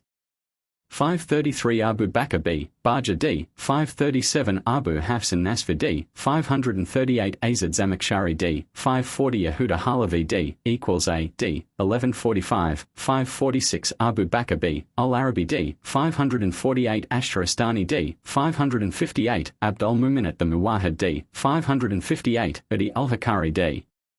558 to 580 Abu Yaqub the Muwahhid. 561 Abd al-Qadi al-Jilani, founder of Order of Darwish, d. 567 Conquest of Egypt by Saladin and end of Fatimids. 576 Order of Rifrits founded. 580 Abu Yaqub d. 580 to 596 Abu Yusuf al-Mansur. 581 ibn Tufail d. 587 as-Surawardi executed. 589 Saladin d. 590 Abu Shuja d. 595 ibn Rushd d. Abu Yusuf al-Mansur the Muwahhid d. 601 Maimonides d. equals a d. 1204. 606 Fakhr ad-Din ar-Razi d. 620 Abu al-Hajjaj b. Tumlis d. Fakhr ad-Din b. Asakir d. Saint Francis of Assisi d. equals a d. 1226. 625 to 941 Hafsids at Tunis. 630 to 640 ar-Rashid the Muwahhid. 632 Umar b. al-Farid. 638 ibn Arabi d. 648 Frederick II. D equals a d. 1250. 654 End of Assassins by Mongols, Ash-Adili, founder of Order of Darwish, d. 667 ibn Sabn d. End of Muwahhids. 672 Jalal ad-Din ar-Rumi d. 675 Ahmed al-Badawi, founder of Order of Darwish, d. 681 ibn Kalakan d. 685 al-Baydawi d. 693, 698 to 708, 709 to 741 Muhammad an-Nazir, Mamluk Sultan, Reg. 719 an-Nasr al-Manbija d. 724 ibn Rushd is still studied at Almeria. 728 ibn Taymiyyah d. Meister Eckhart d. equals a d. 1328, 730 Abd ar-Razzaq d. 756 al-Iji d. Heinrich Suso d. 791 at-Taftazana d. An-Naqshbandi, founder of Order of Darwish, d. A.H. 808 ibn Khaldun d. 857 Capture of Constantinople by Ottomans and Office of Sheikh al-Islam created equals a d. 1453. Thomas A. Kempis d. equals a d. 1471. 895 M. B. Yusuf as-Sanusi d. 907 Accession of Safavids. 922 Conquest of Egypt by Ottoman Turks. 945 Death of al-Mutawakkil, last Abbasid. 951 Beginning of Sharifs of Morocco. 973 Ash-Sharani d. 1201 Abd al-Wahhab d. equals a d. 1787, 1205 Sayyid Murtada d. al-Fudali Fluid circ 1220, 1252 Foundation of Brotherhood of As-Sanusi equals a d. 1837, 1260 Ibrahim al-Bajuri d. Decree of Port that apostate Muslims should not be put to death. 1275 Death of Founder of Brotherhood of As-Sanusi equals a d. 1859.